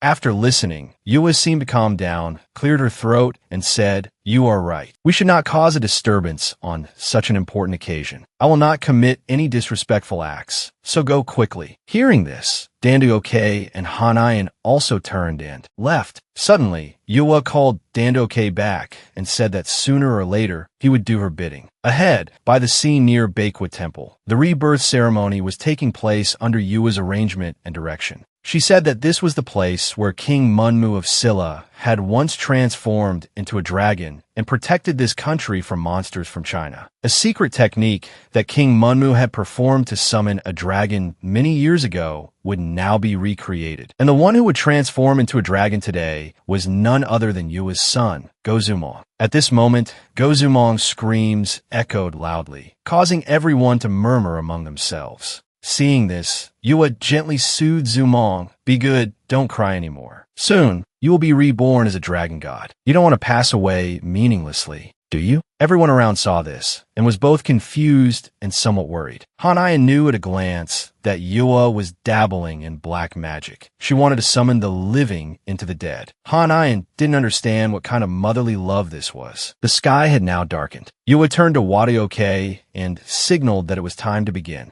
Wadaoke turned to face the sea. He closed his eyes, focused his breath and power, and then began to chant a complex spell. An orange stream of power radiated out, moving across the sea's surface. Wherever Wadaoke chanted, the stream of power moved, causing the water to stir into waves. After a moment, the seawater churned and rose. A giant mass of green moss shot up from the sea. It twisted tighter and tighter together, forming a large, green, round fruit at its peak. Wadaoke stepped forward and plucked it with his hand. Yua hurriedly ran over, took the seaweed fruit, and held it up, announcing loudly for Jang Jiamun to know that this is the blue dragon fruit, only for the one chosen to be reborn as a dragon. Just holding in my hand, I can already feel an abundant source of energy. Yua turned to where Gozumong was lying, slowly brought the strange blue dragon fruit close to Zumong, and gently fed it to Zumong. Seeing this scene, Hanayan immediately sensed that something was wrong. He shouted loudly, "Hey, wait, what are you doing?" But it was too late. The moment Zumong took a bite of that strange blue dragon fruit, he began to let out an earth-shattering scream. His mouth closed for a moment. Then suddenly, piles of seaweed grew out of Zumong's mouth. They began to grow larger and larger, covering the entire sky, leaving Yua bewildered, not knowing what was happening. At this moment,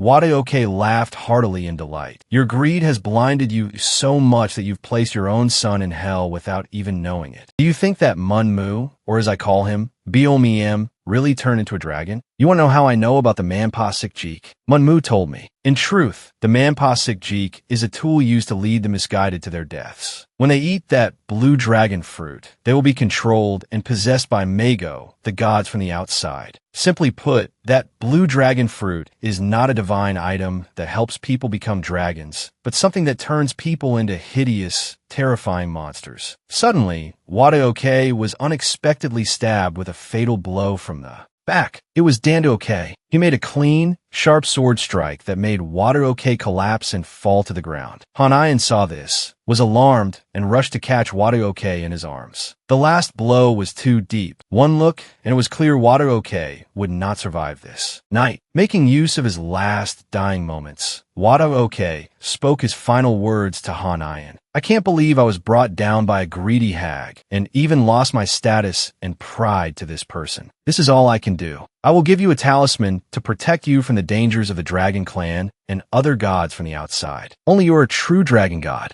I'm sorry." Wadaoke took his last breath and closed his eyes forever. On the other side, the seaweed tentacles from Zumong's mouth were still extending and wriggling. Although Hanayan was heartbroken by Wadaoke's passing, there was no time for much grief. Right now, what he needed to do was to stand up strong and fight. Hongwai, let's fight. The vines from the body of Ayuwa's child began to extend and wrap around his body, turning him into a monster. Then it used the vines on its back to attack. Everyone, The people around began to flee. Meanwhile, Lady Ayuwa just stood there, screaming her son's name, Myung, while others tried to pull her away. People started to panic and run everywhere, while Go Danduoke drew his sword and charged in to attack Myung, who was in monster form. He apologized to the monster because Myung had to endure these things, but it was because of his mother's greed that he became like this. He slashed the vines from its back, but they regenerated immediately. Seeing this, Go Danduoke thought, this is going to be tough. Then he noticed its vines were moving to attack the other people who were running, and he shouted for them to get out of the way. Fortunately, Shin Sumin appeared in time to use her umbrella to block the attack for them before it was too late. She told them to leave quickly. Then, she told Go Danduoke to keep focusing on the fight. She would take care of getting everyone to safety. Watching the ongoing battle, Sumin thought, even though many immortals are fighting, it hasn't revealed any weaknesses at all. Then she concluded that this is not the power of something newly born. This is the power of something that has lived for a very long time. Its name is Mago. In Korean mythology, it is known as the founding goddess, often called Mother Mago by others.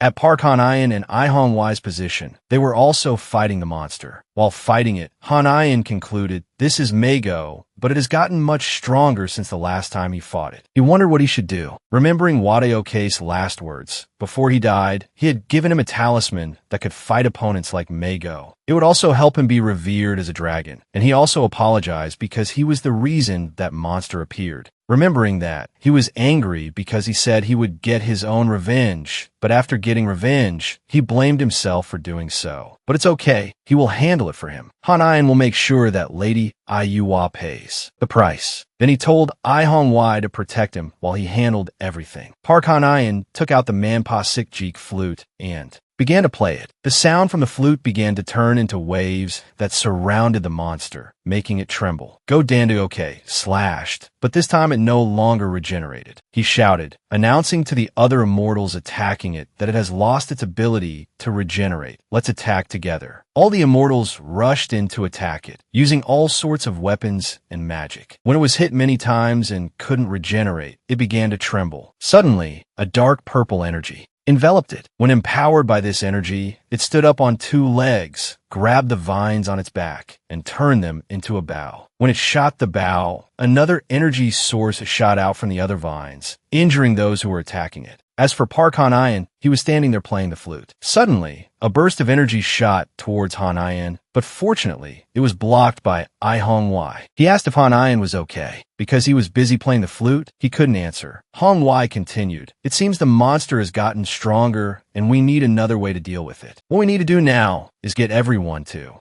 a safe place. Just as he turned back, due to a loss of focus, he took an arrow to the face. Despite being shot straight in the face with an arrow, I-Hong-Wai was not seriously injured. Only half of his mask was shattered. Park Han-ayan determined that Hong-Wai was truly a strong warrior for taking that hit and still being fine, because that arrow was very powerful and accurate. Then he transformed his sword into a bow and prepared to shoot a glowing arrow. Seeing I-Hong-Wai about to shoot a glowing arrow, Hong-Wai reminded himself, even if he is the best archer, he must stop him. I-Hong-Wai remembered being given the bow by Kim Sae-up. That bow was the celestial bow of the first dynasty. It made him extremely emotional because it was a family heirloom and he thought he would never see it again. He apologized to him for hiding it. Now that he was also about to pass away, he entrusted it to I-Hong-Wai and hoped that one day it could help him. Remembering those memories, he thanked Kim Sae-up and then began to shoot that glowing arrow. The arrow traveled very far and then hit the monster. When that arrow went through the monster's body, it left a huge hole in it, and he promised that he would not let Kim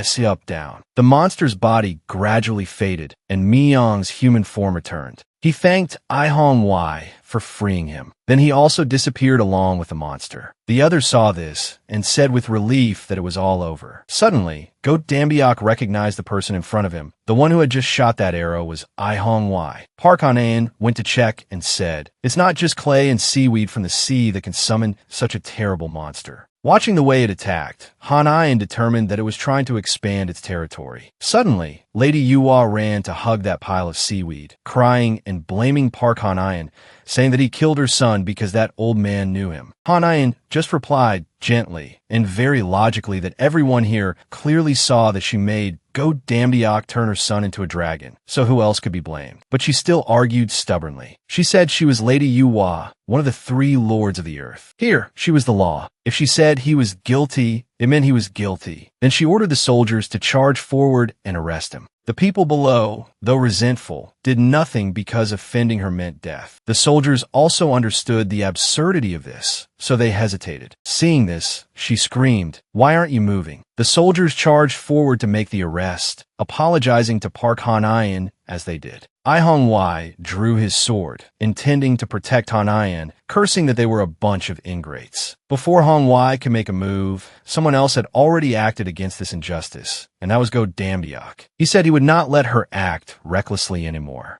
This made her angry, and she scolded him. Go Damdiok said he could not sit idly by and watch evil happen without doing anything, even if he shared the same bloodline with her and the people of Baekwa City. Then he used his sword to cut his own face and declared he would stop her evil deeds and would bear this karma in her place. Then Go Damdiok turned back to the soldiers and told them, "Listen, the words I say today must be passed down to future generations. You must distinguish right from wrong. As for anyone who lies about today's events, I, Go Damdiok, will punish that person." Lady Yuhua angrily scolded, "Is this a rebellion? You want to usurp my throne? Do you think taking my throne is easy? The others won't stand for it." Han-ayan spoke up. He nominated himself. Park Han-ayan, the Dragon King of the Sacred Lake, is the one who will now become the new master of Baekwa City. Hearing this, Yuhua laughed loudly and said, "What right does a newcomer have to nominate himself?" Park Han-ayan just casually showed off that he had just become the king of Baekji,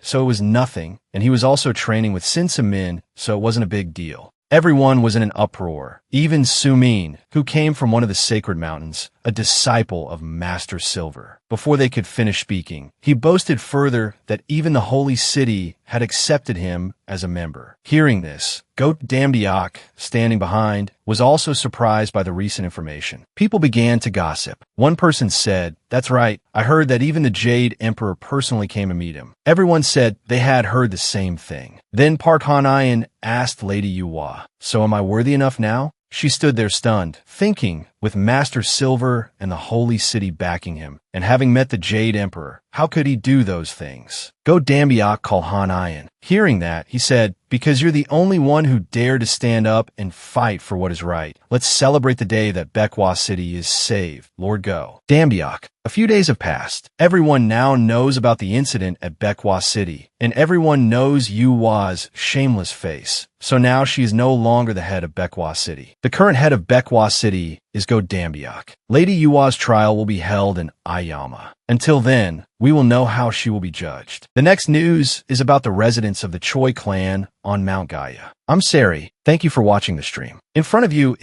that's what was broadcast from the live stream on Park Han-ayan's phone. Ta Ping asked Han-ayan, "How does it feel to be famous?" Looking down from the rooftop, there were many people outside the gate wanting to see him. Ta Ping asked who they were. Park Han-ayan replied, "They are people who, upon hearing that he has Master Silver and the holy city backing him, want to come, and well, you know." Ta Ping said sarcastically, "So now, both ordinary people and immortals are attracted to a deformed person like you?" Ta Ping became serious and asked, "There's a rumor that Han-ayan is a level 9 immortal. Is that true?" Han-ayan said it was just a fabrication. It's only been a short time, so he's not at that level yet. It will be a long time before Han-ayan's level can reach that. Suddenly, he thought of Go Damdiok. He thought he would become a level 9 immortal soon, or even higher, because his fighting skills are very good, as he had witnessed him defeat the king of the Chan nation with ease. He wanted to call him Haiyang, but he probably wouldn't like it. Ta Ping asked Han-ayan what he planned to do next, since they seemed to have brought all sorts of expensive things. It said, "Why not go down and take the things first?" Park Han-ayan said, "No, if you accept from one person, you have to accept from others, and if you accept, you have to help when they ask."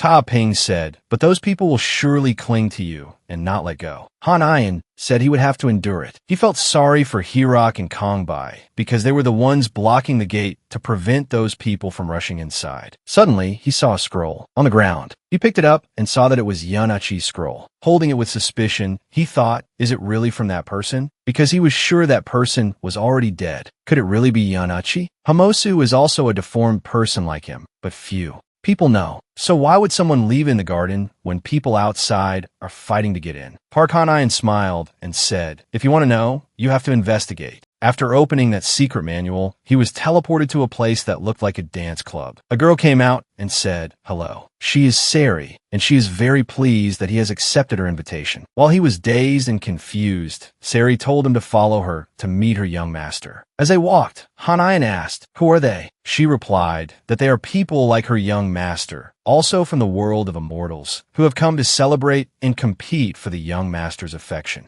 Then they arrived at Sari's young master's room. She announced that the Dragon King of the Sacred Lake had arrived. Sari's young master was a blonde-haired guy surrounded by girls. He said, you've arrived? He asked Han-ian, haven't you learned your lesson? Why do you pick up things so carelessly? Han-ian said, but you're the one who sent it. He said, you could have ignored it when you saw it. So why did you pick it up and open it like that? Park Han-ian thought, this guy is really stubborn. He added, is the liver that can neutralize all poisons due to your deformed body? Han-ian asked in surprise, how did he know? He said, because you opened that scroll without hesitation. And he also has a deformed body, which is why he wrote his name on it. Now everyone here knows that Han-ian has a deformed body. But it's okay. They're not the gossipy type if you agree to do one thing. That is to kneel at his feet. Park Han-ian thought, is this guy trying to threaten me? Han-ian drew his sword, slashed at him, and said, you've picked the wrong person. He cursed at him. Are you a madman for thinking you can take on everyone here? Han-ian said, it's true I can't take them all on, but I just need to beat you. Then he teased him, what can you do with an illusion technique that can't even kill a fly? He said in astonishment, how did Han-ian know? He said to be less obvious next time you use it. All the people here can't be famous people. So next time, instead of using tricks like that, why not come and meet Park Han-ian face to face? Then Han-ian swung his sword down.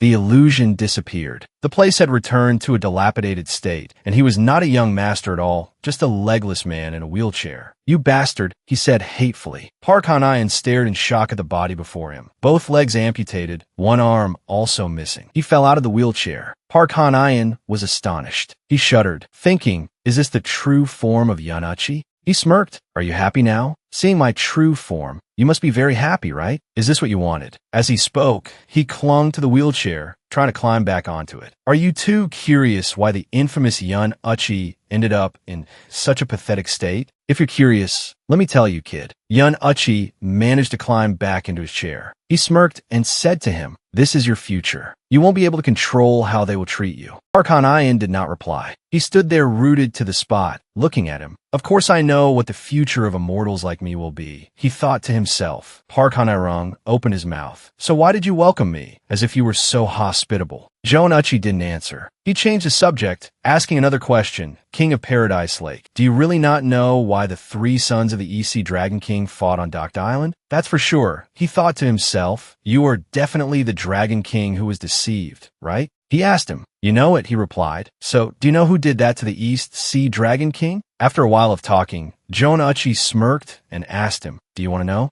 Perhaps this statement drove Park Han-ian mad with anger. He raised his sword threateningly. Speak now. Don't let my sword speak for me. After seeing Park Han-ian raise his sword, Yunachi panicked. I'll talk. I'll tell you, it's Hong Jiodong. He shouted. It's Hong Jiodong of the Weibin Group. He wants your life. He froze. The Weibin Group? Hong Jiodong. After that, Yunachi continuously revealed incredibly shocking truths to him. A moment later, he sheathed his sword. Carefully observing his surroundings, he's playing the role of an informant very well, he thought to himself. Park Han-ian picked up a piece of paper. He asked him, how did you find this information? This stuff is easy to get, especially since I can use technology for this, Yunachi replied. He then asked Yunachi a few more questions when suddenly, the man remembered something. A liver, he yelled. Park Han-ian asked doubtfully, a liver? It's a famous story from the mythology of water spirits like you, Yunachi replied. After hearing his answer, he thought for a moment. Yunachi asked doubtfully, you really don't know that story? Parkhan Irung scratched his head shyly and laughed it off. Jonuchi told him the story. It was a story about a dragon who received the power of Master Gonjoing, a great immortal who lived in ancient times and possessed the ability to see the future. The Dragon King then devised a plan to capture and eat Master Gonjoing to become a perfect being. However, Master Gonjoing, who could foresee the future, cleverly deceived the Dragon King and flew to the moon. Because of that, the dragon lost its ability to predict the future. The five-colored aura will brilliantly devour the rabbit's liver, and I will soon become a dragon god, roaming the 4 seas and 5 continents. After he finished telling the story, Parkhan Irung was lost in thought for a moment.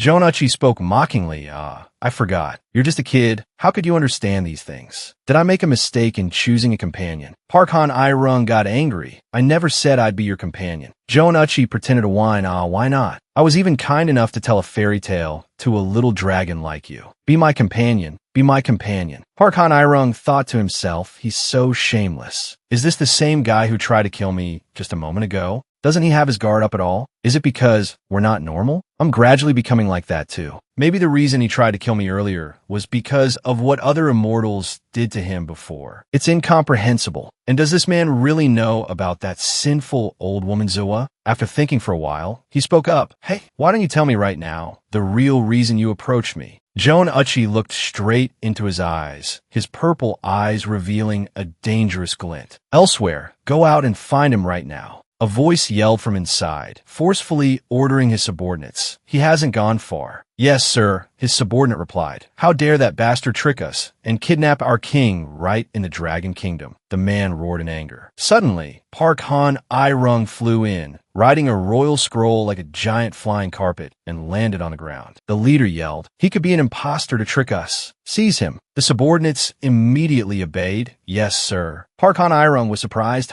Immediately after, all of them rushed towards him despite him yelling, stop, it's me. Don't lie. Get him. Parkhan Irung yelled, stop, it's me, the king of Heaven Lake. Everyone stopped. The leader asked him, so you've met Jonuchi, haven't you? The two sat down to talk, face to face. The man spoke up, I thought that guy was dead. I can't believe he's still alive. That's right, he replied. What did he say behind my back? Don't listen to him. As he spoke, he stood up and tore the talisman paper he had used to fly here. After some persuasion, he moved on to the main issue. It's time for the conference. The words made him fall silent. Moving to the Primrose Palace, which was once a stadium in Seoul, but after the monsters invaded when the Heavenly Gate opened, this place was renovated and became a meeting place for immortals and was renamed the Primrose Palace. Stepping inside, Parkhan Irung marveled. It felt like just yesterday he was here watching so many matches, and now it had changed so much. He also didn't expect the Immortal Council to hold a meeting so quickly, especially after the huge scandal at Baekwa Fortress. Han Irung guessed the meeting was to consolidate power before Baekwa Fortress became a more disciplined place. Baekwa Fortress had probably lost its status after what happened. While looking for a seat, Han Irung felt a murderous aura from a woman that made him turn his head. Looking at the woman, Han Irung thought, so this is Princess Bari. She's very formidable. Otherwise, she wouldn't have become the keeper of the Siakian Flower Garden. Her abilities and power are on par with you. Wah. Seeing Dayan in the distance, Han Irung thought, Dayan, the guardian of the Siakian Flower Garden, is here too? Could that be the reason you wanted to invite her to her fortress?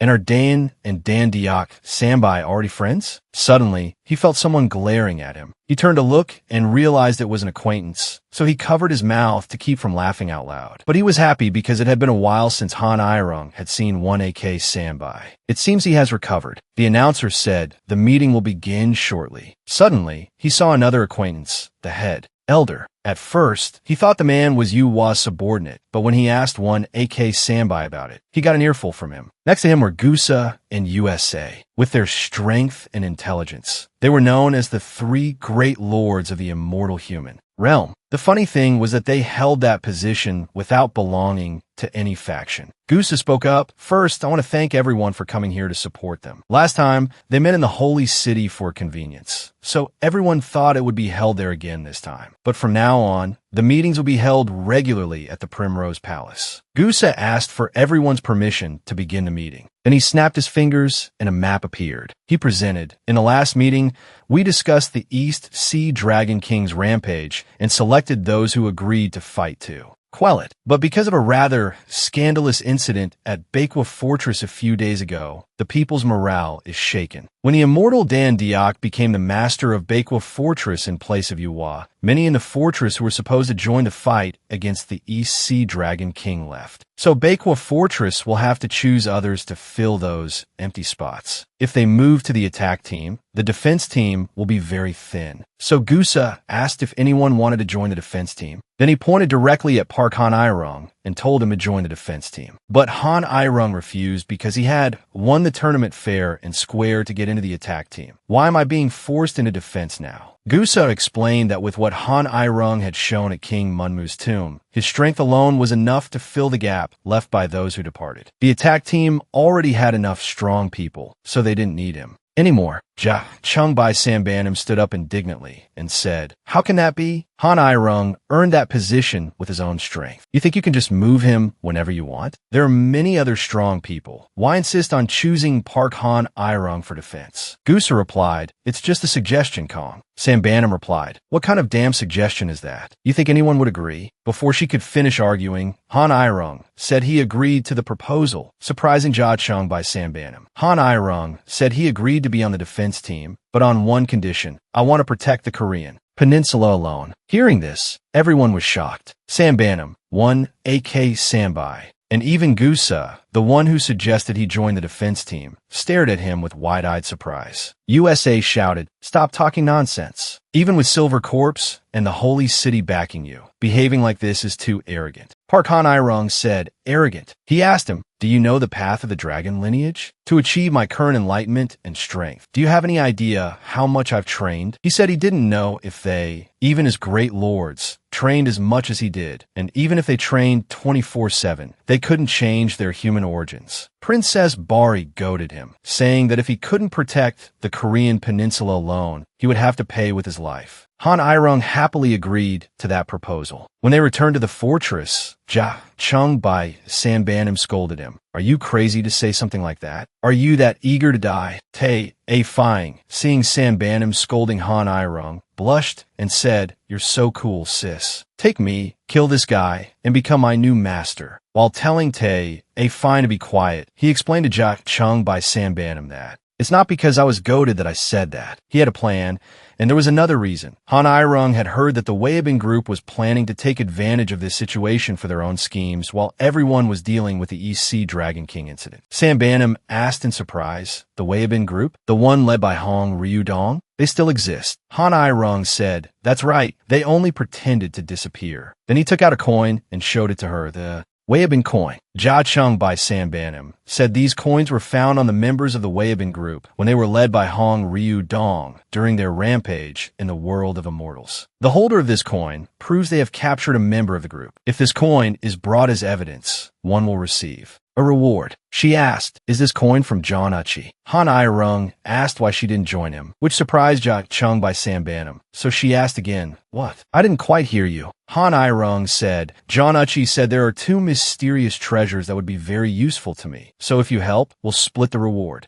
This surprised Sambanam, for that bastard to be willing to reveal the location of a treasure. Then she angrily grabbed Han Irung and asked, "There's no way he'd give information for free like that. Are you being threatened? I'll deal with him." Han Irung said there was no need to worry. He was the one who threatened him. She shot daggers at Han Irung and asked in a low voice, "So are you sure you're not being tricked?" Park Han Irung said, "I'm sure he's not tricking me, because John Uchi, like me, is a mutant, so we can sympathize with each other." She said, "Okay, I understand." Suddenly realizing something, she shouted, "What? A mutant?" Han Irung replied, "You heard right. I'm not a normal person. I was born a mutant." Ja Chung by Sambanam said, "So you're a mutant?" And the two stood there looking at each other for a moment. Suddenly, Park Han Irung burst out laughing and asked, "Aren't you going to kill me now that you know?" Sambanam replied, "Of course not. So what if you're a mutant? No one wants to be born that way. I won't attack you just because of that." She said she understood. The two of them were cooperating because they were both mutants and could sympathize with each other. Now that Ja Chung by Sambanam was convinced, she asked, "So what is this treasure?" Park Han Irung said, "The treasure is something held by the Crown Prince of Silla Crown Prince Mao E, who was taken to the underworld. Hearing that, Sambanum was surprised and said, "What? The underworld?" She said angrily, "The underworld is not a place you can just go to whenever you want."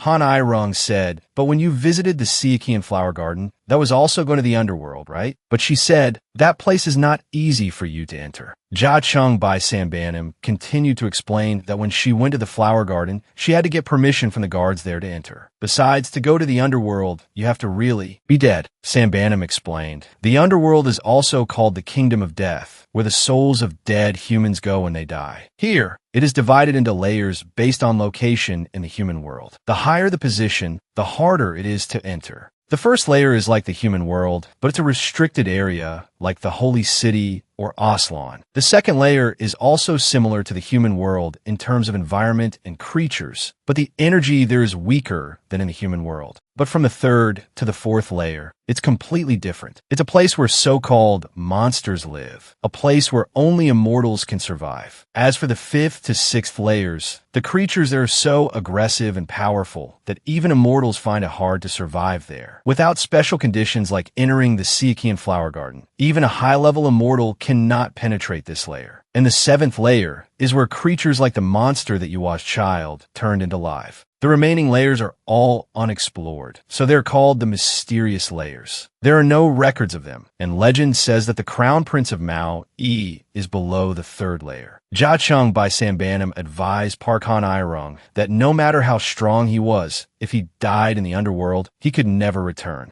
After she finished her explanation, Han Irong asked Sambanum, "If it were you, could you return?" As if understanding his meaning, she took a flower from her pocket and said, "Don't tell me you're talking about this flower of rebirth. I'm sorry, but that's just its name. Its function is very different. It can only absorb negative energy from the user. If both the flower and you go to the underworld, you will both be affected by the deathly aura. It will absorb some of the deathly aura, but that place is full of it, so it will soon wither and die. And if you don't get out before that flower dies, Parkhan Irong's life will be over too." Jia Chung by Sambanum said sadly that she didn't want Parkhan Irong to die in that place, so she didn't agree with him going for it. Han Irong said, "I understand. I'll find another way if you don't agree with my method." Sambanum said, "I'm glad you understand." Jia Chung by Sambanum turned away and said, "All right, I'll be going now. If you have any problems, just call me." Han Irong said, "I definitely will. Have a safe trip." The moment she turned away, he quickly took the flower of rebirth. He felt a deep sense of remorse for having to do this. He felt extremely guilty towards Sambanum. Not long after, he moved to a place surrounded by a barrier. Han Irong said, "It's been a long time since I've been to this place." He wondered, after the heavenly gate opened, where did the monsters I encountered come from? It wasn't until the story about the underworld that I learned where they came from.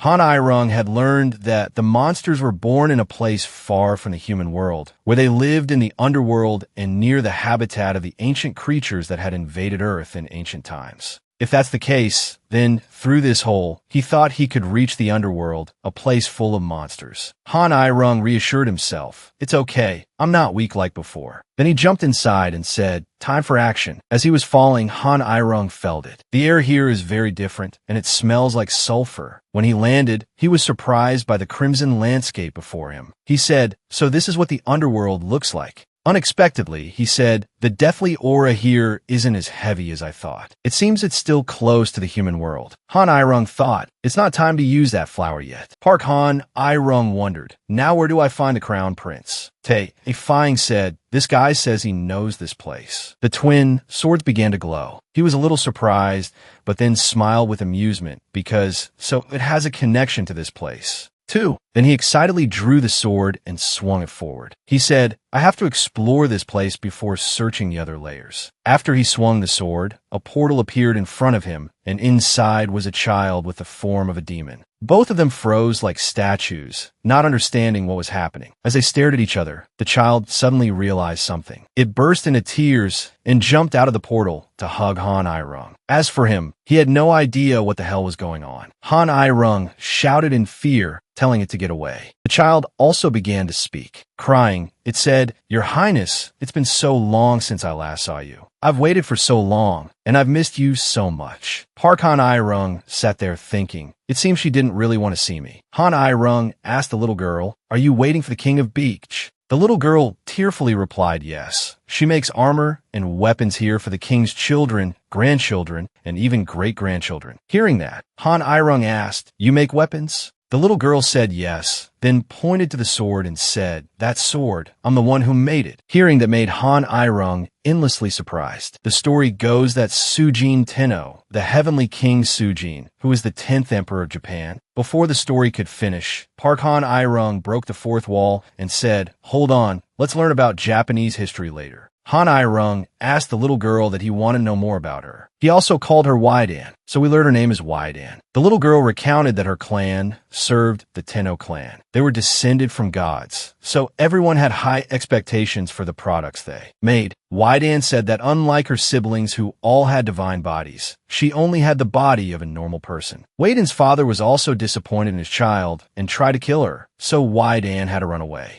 Until one day, while begging, she met King Anjo. He understood her so well, as if they had been friends for a long time. So she followed King Anjo in general and the Anjo clan in particular to be a blacksmith, crafting armor and weapons for them. But one day, Anjo suddenly stopped coming, so she was very moved to see the new king of Beekj arrive. Then she blamed Han Irung for not coming here sooner. While he was stammering, not knowing how to tell her about the state of Beekj, the little girl grabbed Han Irung's clothes and said, "These clothes look terrible. Let me forge you a new set of armor." Waidan asked Han Irung if he had brought any materials she could use to forge things. Before he could say no, Waidan saw the bag on Han Irung's belt. She immediately snatched it to check for any materials. Seeing another shirt inside, she praised it. "The shirt is so good." He explained that the shirt belonged to the trader. Saika, the little girl, said it was good stuff. Waidan said she could take this shirt and upgrade Han Irung's current one. The little girl excitedly ran over to strip Han Irung's clothes, but he stopped her and said, "I can take them off myself. I don't need help." When it was finished, Han Irung marveled, wondering when he would be able to use these things. It was lucky he met Waidan. The little girl also knew how to turn the amulet into an accessory like that, which made Han Irung very satisfied. Tae Afying told Park Han Irung that the sword told it that the little girl is a descendant of the legendary blacksmith Amitsumura. It's no surprise that someone with the blood of a legendary blacksmith can forge such high-quality items. The little girl also upgraded Tae Afying. She combined it with the nine-tailed fox fan, the fan containing the baby elephant and the lion, into one. Tae Afying said excitedly, "Look how cool it is now."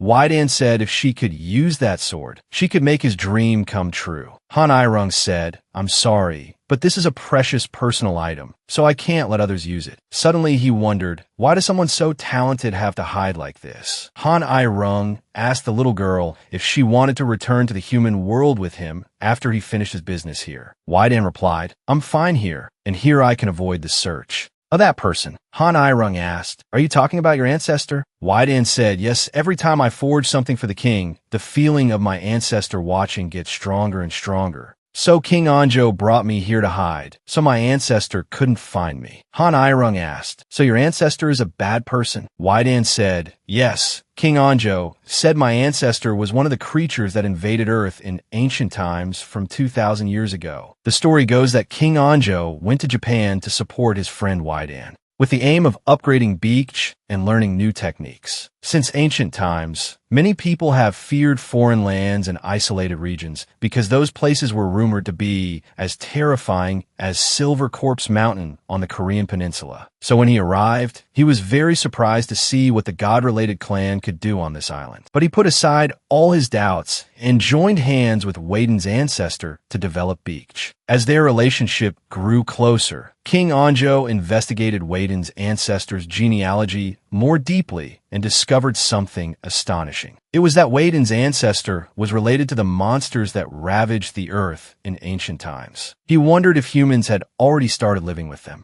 It couldn't be. Humans had closed the heavenly gate so they couldn't return. Or perhaps this place was the habitat of those monsters. The monsters had very special abilities. He felt the energy of this place was similar to Silver Corpse Mountain on the Korean peninsula, but he still believed in this illusion. Until he saw the sword, the illusion vanished. The sword was named Amanrakumanotaruji, also known as the Heavenly Cloud-Rending Divine Sword, or its other name, Kusanagi no Tsurugi, also known as the Grass-Cutting Sword, one of the 3 treasures here. This sword was the one that killed the Yamada no Orochi. When he held the sword, it emitted a truly pure energy. He wondered why a demon-slaying sword had not yet been defiled. Then he began to research, and he discovered that the Yamada no Orochi was the guardian deity of this island, and it had been killed by those monsters. Parkhan Irung thought. So the monster that tried to kill Orochi was killed, and then Orochi was also killed at the hands of another monster. But it's not surprising, since a monster pretended to be the founder of Korea. Word of mouth is hard to believe. Wide-An said perhaps the gods in Japan had predicted it would soon.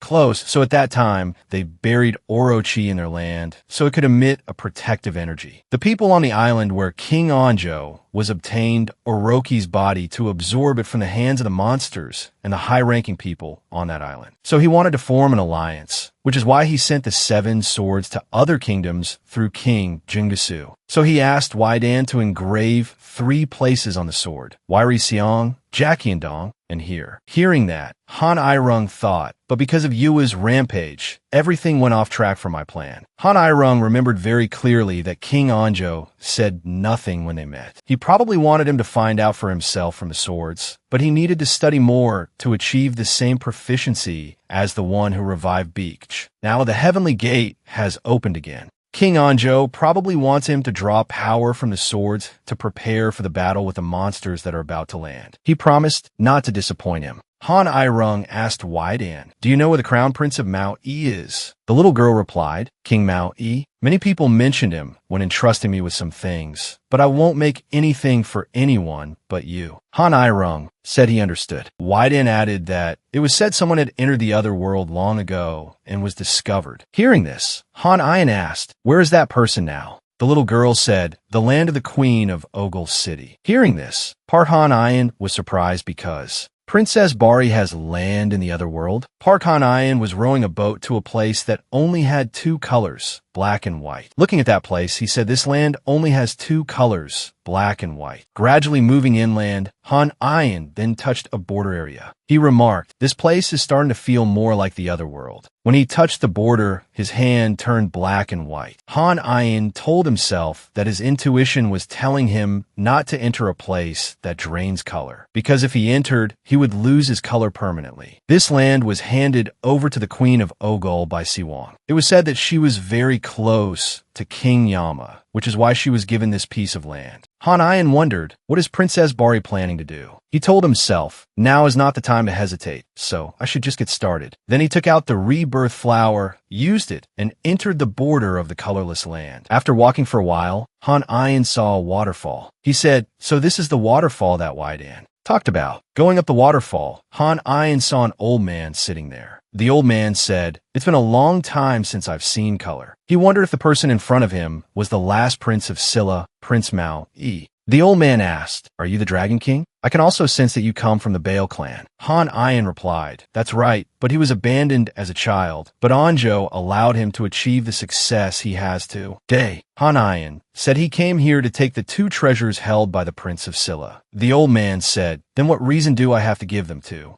you?" He asked him why, and the old man replied, "Do you think I could just easily give away something I brought with me from the human world to the other world?" Looking at the old man, Han Iron was surprised because all of his color was gone. The old man pushed a chest forward and said, "Take it, it's in that box. One is a golden staff that can cure all diseases and resurrect anyone. The other is a fire bead created by the Great Queen, Shaun Dayak, by pooling all the nation's resources to achieve immortality and enlightenment. Although he didn't know what it could do, he was sure it had immeasurable power. Han Ayan asked, "Are you really giving it to me voluntarily?" The old man said, "It's been a very long time, so Scylla has probably fallen. So what's the point of holding on to these things?" He would give them to anyone who had the guts to find him. Han Ayan had just managed to say the word, but when a sound startled both him and the old man. The old man said, "Perhaps someone has come looking for Han Ayan. I didn't want to say goodbye so soon, but farewell and good luck." Then he also vanished. His last words were, "The success of the Bale clan." Before he could finish, the old man disappeared, leaving Han Ayan standing there speechless.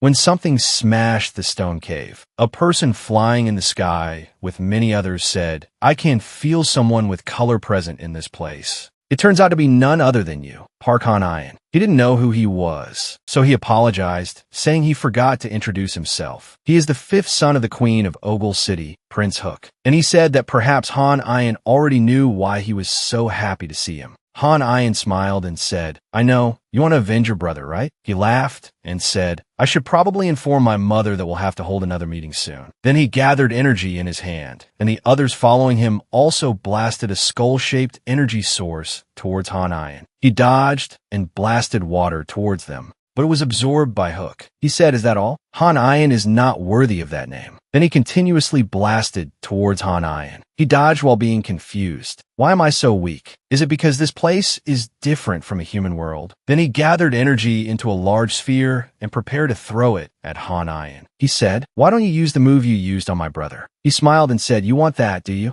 Then he absorbed the medicine he brought and the rebirth flower. After that, the colored area expanded, causing even Hook to regain his color. When everyone had their color back, Han Ayan said, "Let's see if he can withstand my attack." So that's the rebirth flower from the Siakian flower garden. He jumped into the sky, raised one hand to the sky, and spoke. A black vortex appeared, swirling tightly in the sky. Park Han Ayan stood on the ground, gripping his sword tightly, his gaze serious as he looked at him. "I didn't know you had it." He laughed wickedly, but come on, attack. As he spoke, he transformed into countless demons with pitch-black mouths and wicked, fiery purple eyes. They reached their hands towards him. The demons shrieked, rushing madly towards Park Han Ayan like zombies in an apocalypse movie. Park Han Ayan gripped the hilt of his sword, his sharp, cold eyes watching them. He jumped up, swinging his sword in an arc through the demons. The sword strikes were sharp, cold, and incredibly decisive towards those demons. After completing the slash, he calmly stood on the ground, looking at him.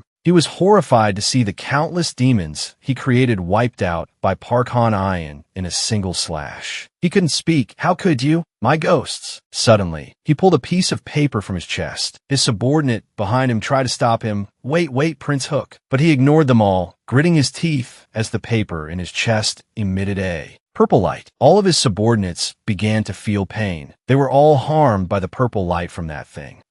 They clutched their necks, the poison spreading from it causing them to writhe in agony. Park Han Ayan stood on the ground, witnessing everything that was happening. Hook was flying in the sky. His subordinates, one by one, were enveloped by a purple gas. Then their bodies gradually transformed. They became hideous demons. Their teeth were incredibly ugly. This kingdom probably doesn't have money to get braces for its subordinates. They roared, a flame-like light radiating from their two pitch-black eye sockets on top of their heads, making them scream madly as if they had gone insane. They rushed forward like moths to a flame. Hook ordered, "Advance, turn that bastard into fertilizer for our flower garden." As soon as he finished speaking, his demon subordinates immediately rushed towards him like crazed zombies. Park Han Ayan watched them with a cold, sharp gaze, gripping the hilt of his sword, pointing it in their direction. He thought to himself, "Is this a curse technique? I can't believe he killed living people and turned them into demonic spirits. Every time I see this kind of curse technique, I feel extremely uncomfortable." Just then, the demons rushed right up to him, their ugly, unbraced teeth towards him. Their two eye sockets were two purple flames like faulty eyelash extensions, hideously ugly. Park Han Ayan said nothing, swinging his sword towards those demons. A slash that sparked with his yellow light, and they were all annihilated. annihilated. The bodies of those demons were blasted to the sides. Park Han-Ayan rushed forward to where Hook was standing. He was surprised. How did you kill all the demonic spirits? Amai. Park Han-Ayan smirked. It's been a long time since I've met someone as weak as you. He sheathed his sword. So, shall we practice Waiden's skills now? Then he swung the entire sword up, and a blue fox appeared and ran, winding around Park Han-Ayan. It ran towards Hook, plunged into his body, and passed through it, causing him immense pain. After receiving the agonizing pain, he plummeted from the sky straight to the ground, crashing with a thud that sent dirt and rocks flying. He lay on the ground, unable to get up, tears streaming down his cheeks. Park Han-Ayan jumped down, planting a foot on his neck. This damn dragon. How should I deal with you? He asked. Suddenly, Park Han-Ayan noticed something. What's this? He discovered a stone hanging from his hip. He picked it up, a memory stone. Hook, lying on the ground, cried out desperately. Not that. You can have anything else except for that. So that's what it is. Park Han-Ayan replied. So, it turns out you can store the demonic spirits of your curse technique in here. After a bit of conversation, Park Han-Ayan took the stone and destroyed Hook, causing him to scream in pain. He lay on the ground, his resigned, grimy face looking up. Park Han-Ayan asked him how to use this stone. After a bit of explanation, Hook suddenly said something strange, making him ask again. What was that? Elsewhere, Zayanuchi was eating pizza while staring intently at the screen. Suddenly there was a noise. He turned to look, startled. What was that? Park Han-Ayan suddenly appeared in his room. Zayanuchi sighed in relief.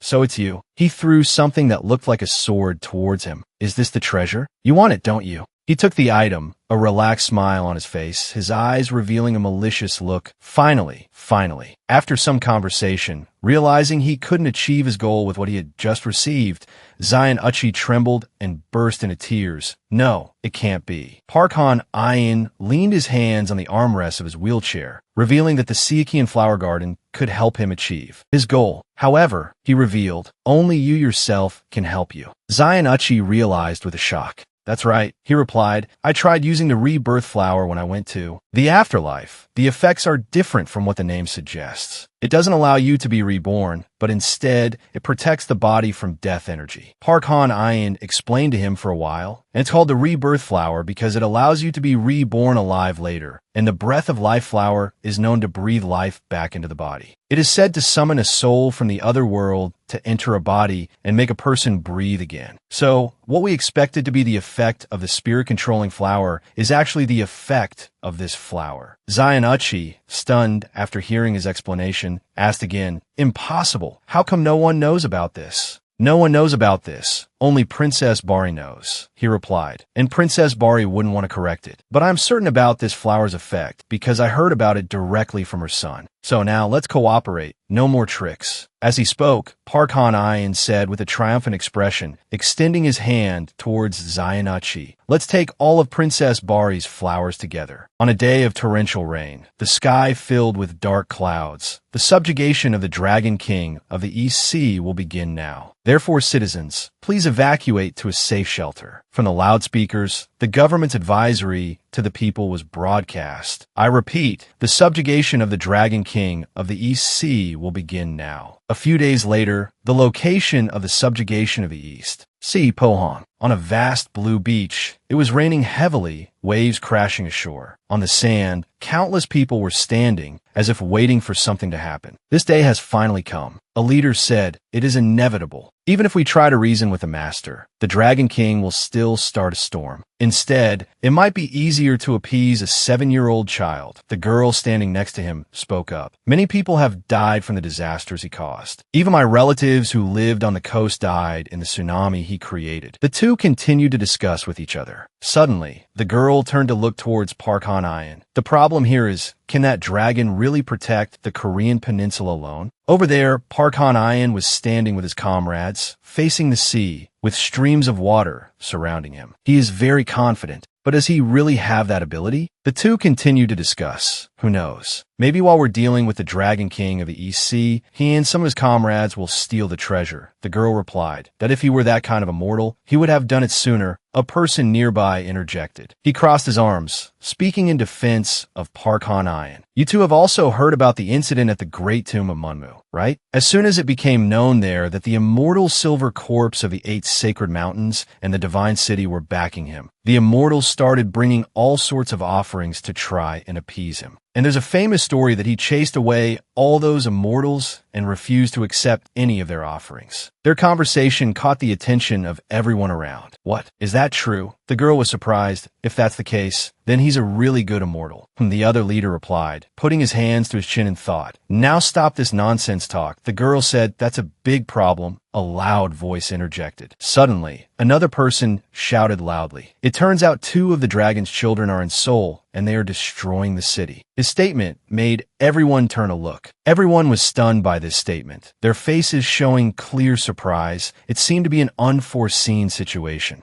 What? They all said in unison. Are they trying to ruin our plan? One person said. They were all in an uproar because this was outside of their plan. One person rushed forward to call Park Han-ayan back. Suddenly, up ahead, a tsunami rose up, frightening everyone. Everyone raised their hands, bracing themselves to be hit by the tsunami. But not a single drop of seawater splashed on their faces. The columns of waves suddenly stopped in midair. It turned out that Park Han-ayan had used his dragon power to stop these columns of water. He waved his hand that I'm glad I prepared this before the subjugation began. Everything returned to normal. The people around who witnessed the event were surprised.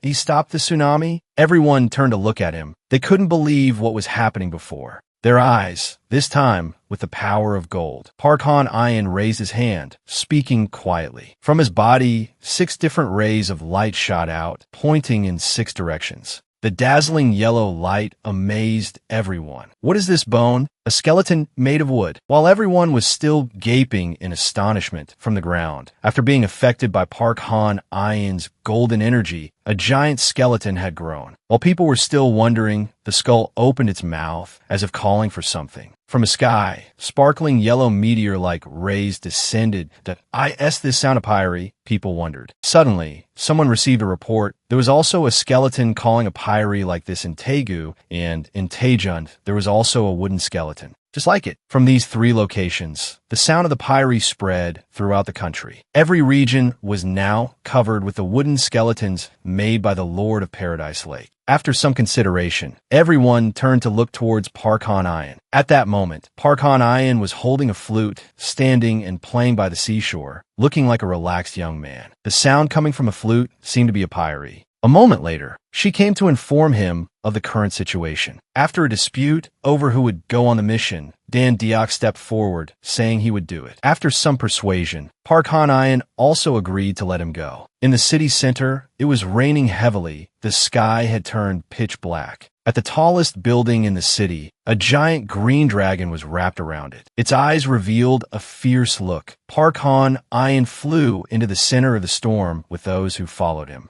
Han-ayan felt the storm and thought, the energy here is strong, but even so, it was still created by the prince, the son of the Dragon King of the East Sea. Han-ayan thought that the Dragon King's son was using this storm to distract the immortals meeting in Pohang, but it seems that's not the case. But he seemed to remember hearing that there were 2 princes in Seoul, but that's fine, he would still follow the plan. Park Han-ayan instructed Manhwa, hold this flute and take care of things up here with the immortals. I will jump in to take care of things below. Hearing this, Manhwa worriedly said, why are you leaving this flute with me? Han-ayan reassured Manhwa, don't worry too much, because I will use that thing. Hearing that, Manhwa understood, so he said, then I wish Han-ayan a safe return. Then he turned and ordered the immortals behind him, whoever has agreed to follow and help me, and Han-ayan, follow me now. Everyone with Manhwa also began to leave, so Park Han-ayan said it was time for him to leave as well. Down inside the city, the dragon was wrapping its body around the building. It said to the white-haired person below, why do you dare to block my mission? You damn bastard. This is the punishment for those who dare to reject the blessing of the Dragon King of the East Sea. So I'm telling you to accept it. Don't try. to resist. He was kneeling on the ground thinking, are there any immortals still alive around here? Even just one? The ones who were said to be the strongest had joined the attack and had all lost their lives. The dragon laughed and said, are you stupid enough to think that with them you could handle me? Then it flew up and took something out of its mouth. Seeing this, the white-haired person below shouted, is it crazy? If it puts that pillar down, this world will face its apocalypse. But it didn't listen and continued trying to plant that pillar down. It made the pillar grow larger and wrapped itself around the pillar, preparing to press it down. When the pillar enlarged, a light shone out, blinding the white-haired person below. As it prepared to plant the pillar, the dragon said, the era of the Dragon King of the East Sea has come.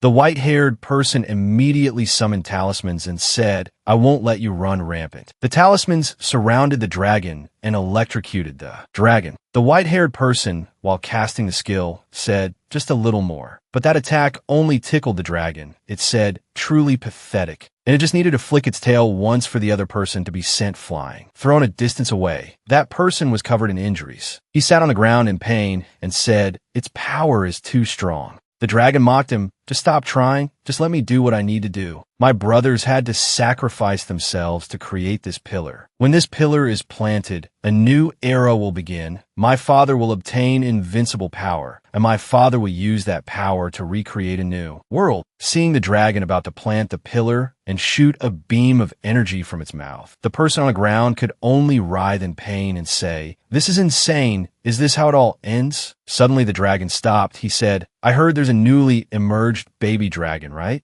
It turned out Park-Han-Ian had appeared and blocked the attack for the person on the ground. The dragon continued, so that baby dragon is you? The dragon said to Park-Han-Ian, if this earth is flooded, you'll still have a place to live. So why don't you and I cooperate? Han-Ian replied, sorry, but we're not the same. As he prepared to fight, Han-Ian looked at the flower petal in his hand and thought. With all the ultimate techniques he had learned, he was still not strong enough to deal with the son of the Dragon King. The flower petal had completely withered. He pulled something out of his pocket. He said this was the last resort when there was nothing left to lose, but now he had to use it. He recalled the conversation between him and Zion Uchi before he joined this battle. Uchi asked Han-Ian, why do you want to know more about dragons? He replied, because I don't even know the basics about dragons, and I think you know more about them than I do. Zion Uchi turned to his computer, looked back at Han-Ian's fight videos, and said, so he only knows how to use his horn? Seeing that, he thought, how does this guy have these videos? After watching the video, Uchi turned to him and said, it seems you've mastered many ultimate techniques. I can only advise you to be more careful. And he stressed, the most important thing is not to let anyone touch Han-Ian's dragon scales if he wants to live, because now he is a dragon. So he must avoid letting others touch his body, especially the dragon scales. Only when there are no other options should he touch the dragon scales. It will grant him unparalleled power, but it will fill his body with so much power that it could lead to death. Remembering Zion Uchi's advice, but having no other choice, he activated the power from his dragon scales. Upon activation, a massive sonic wave occurred, shaking everything around. Han-Ian began to receive tremendous power. Once the power was activated, his appearance changed. His skin turned black, his eye color changed to green, and horns grew on his head. Han-Ian immediately rushed forward at extreme speed, while the dragon was confused about what was happening. When he reached the dragon, he used his fingernails to claw at it, causing it to scream in pain. When it realized what had happened, it pushed him away and said, using the power of the dragon scales already, you want to die so soon? Even with the power of the dragon scales, you're no match for me. Using it will only make Han-Ian die faster. After speaking, it summoned streams of water in the shape of dragons that rushed at Han-Ian. He said, that may be so, but not right now. Then Han-Ian used a scroll to summon many demon masks to shoot energy beams at the dragon. Then Han-Ian coolly said, it might be true that I will die, but I will take you with me. The energy beams from the demon masks destroyed the water dragons, so he had another chance to get close to it again. It angrily shouted, impossible, and summoned more dragon heads to surround him. At this moment, Han-Ian was in front of it and preparing to draw his sword. Han-Ian said, I was planning to be gentle with you, but you're too stubborn. When he drew his sword, he received another source of power from Aping's hand. His hair also turned white and his eyes turned red. When the water dragons were all dealt with, the dragon screamed in pain, no, my brothers. Han Ayan told it, "If that pillar is completely destroyed, your mission will end, right? If so, then I will try to destroy it." The dragon shouted, "Don't destroy the pillar." Then it wrapped its body tightly around the pillar to protect it. No matter how many times Park Han Ayan slashed, causing the dragon to scream loudly in pain, it would not. Refused to let go. He said it was persistent, but he had another special technique. Then, he used his wood elemental power to grow tree roots. The tree roots grew rapidly, enveloping the dragon and the pillar. Once it was wrapped up tightly in the tree roots, the dragon said it didn't expect Han Ayan to use the power of the dragon scale just to stop it. Park Han Ayan replied, "You're not the only one who can sacrifice everything to protect this earth." The storm also seemed to have disappeared, so Han Ayan thought that perhaps their work was done. Suddenly, the dragon said to Han Ayan, "Do you really think they would only attack one place?" Hearing that, Park Han Ayan suddenly felt uneasy and thought. His intuition was telling him that somewhere far away, a place had been submerged in water. Submerged. Even though he had defeated the dragon, Park Han Ayan sensed that the power of the East Sea was growing stronger. He had to stop this before it was too late. Using the power of the dragon scale to fight caused him to collapse. The white-haired person flew over to check on him, asking if he was okay. Han Ayan said he was fine.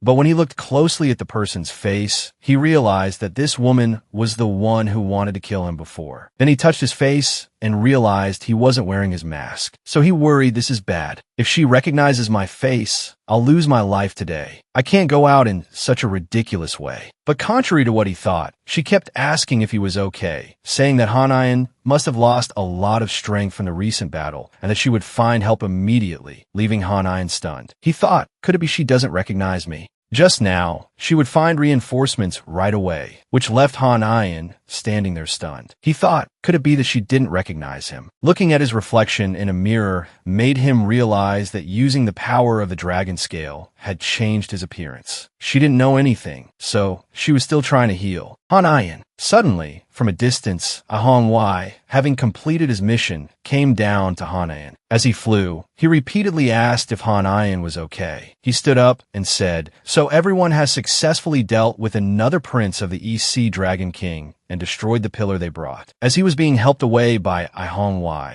Han Ayan said that he could feel something happening somewhere very far away, so he had to return to Pohang to see. The white-haired girl said, "No, I have to treat Han Ayan." He shouted at her, "There's no time. The more time we waste on useless things, the stronger the East Sea Dragon King will become, possibly to a point where he can't be stopped." At the battle site of Sanbannim's clan, the place where she fought, many immortals had already fallen. Down. She wondered, why has he become so strong? Manhwa and Park Han Ayan had arrived there to provide support. Seeing them, she asked Han Ayan, "It seems you've returned safely, which means the situation in Seoul has been handled." Han Ayan said that's right. He explained that the East Sea Dragon King's plan was to sacrifice his princes to submerge the entire continent in water. Hearing this, Sanbannim was extremely surprised. She asked again, "It's true, I felt an earthquake, but how do they plan to raise the water level?" Han Ayan replied, "They have a pillar that raises the water level when planted." The white-haired girl ran over from a distance and said, "That's right, it's the thing Han Ayan was trying to stop them from planting in the ground." Suddenly, water spouts behind them made the four of them look back in surprise. Seeing what was happening behind them, Han Ayan concluded, "It seems the East Sea Dragon King won't stop here." Sanbannim thanked Han Ayan, saying that thanks to him, Seoul wasn't submerged, and she apologized because she wasn't strong enough, so this place had already been submerged that I wish I could jump into the water and fight. Hearing that, Han Ayan said, "All right, in that case, I'll go into battle." Hearing this, the two girls were extremely surprised. The white-haired girl stopped him by grabbing his hand. She told Han Ayan that he had just fought the Eastern Prince, and now was the time for him to stay and heal. Han Ayan pushed her hand away and said, "Here, only I am strong enough to fight the Eastern Dragon King, so I will go alone." With the thought that if he wanted to do this, he had to go alone.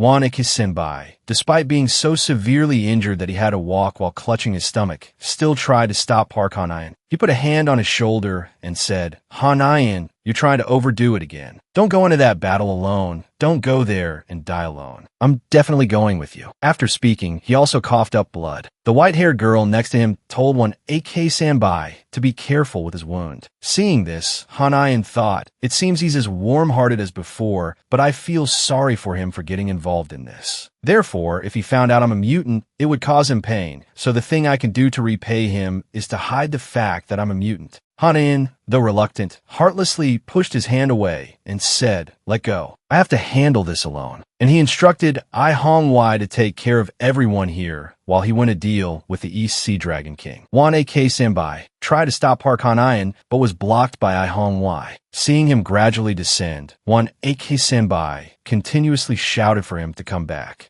As soon as he moved down into the water, he saw the palace of the Eastern Dragon King in front of him. But after walking around for a while, Han-in saw that it was empty. As he walked, he thought, why are they so thirsty for power? Despite having a few suspicions, Han-in found it strange that there was nothing stopping him from entering the palace of the East Sea Dragon King. The closer he got to the palace, Han-in sensed, why is there so much wood energy here? When he moved inside and opened the door, he discovered that this is stepping inside. Park Han-in saw many people entangled by trees. He wondered, why are the people here like this? Based on the energy he sensed, he knew they had just been awakened as immortals with divine bodies. He concluded that there was no way they would willingly sacrifice themselves to be used by the East Sea Dragon King like this. Touching the trees, Han-in thought, these trees give me a strange feeling. Suddenly, Han-in realized that the East Sea Dragon King was experimenting on those who had sacrificed themselves for him, but he wondered why. Suddenly, Han-in noticed a medicine crafting table nearby, making him wonder if this was where he created the drugs for his experiments. Seeing a wooden sculpture on the table, Han-in wondered, why is this here? Picking up the statue, he wondered, I can feel a very weak wood energy inside it, but what does this have to do with those experiments? Reading the characters on the statue, Han-in saw the words, Lord Shinnon. This startled him, because Shinnon was the one who created the wood-style windstar technique that he was using. Now he knew that the East Sea Dragon King was also researching the wood element. The people on the ground were not dead yet, so they weakly said, save me. But Park Han-in told them that he couldn't help them right now. Even so, Han-in knew that if they could return to the surface, they would regain their strength and easily break the trees imprisoning them. Han-in thought he should report this. Stepping deeper inside, he saw that something huge was covered in vines. Han-in wondered, could that be the Dragon King? Teofing spoke up, is this the Dragon King? This isn't simple. All these trees are living creatures. 1,000? No, 10,000, even more than that. Hearing that, he was extremely surprised. Suddenly, the mass of trees spoke, saying it had been waiting for him for a long time. Little dragon. Suddenly, it moved, revealing a dragon's head. Seeing this, Han-in asked, are you A.O. Guang, the East Sea Dragon King? Why were you waiting for me here? He asked why Han-in was not harmed when exposed to his wood energy. Park Han-in asked in confusion, what do you mean, not harmed? He continued, saying that he also had the power of the wood and metal elements within him. He said he had never known anyone who could use so many elements. He said, so Han-in has the essence of the moon in his liver, which is why Han-in can learn so many things. Hearing this, Han-in was surprised because he didn't expect that he could tell what elements he could use and what he had absorbed with just a glance. Park Han-in was also surprised about the moon essence. He thought, could it be that when I ate those peaches, I received the moon essence? And he also wondered what the moon essence was. He added that at first, he thought the Weibin group was trying to mock him, but now he knew that a liver with moon essence was completely real. He shouted, now, surrender and give me that liver. If I have that liver, I will become extremely powerful. He summoned trees to attack him. A cloud of smoke rose from where Han-in was attacked. His hair had turned white, meaning he had used Teofing. He said, there's no way I'm handing it over that easily. If you want it, take it with your own strength. With that, Han-in charged forward with his sword, and behind him, Demon Mask prepared to fire energy at him. He continuously slashed at him, but the severed parts turned into smaller vines to stab him. Those vines pierced his body and shattered the masks.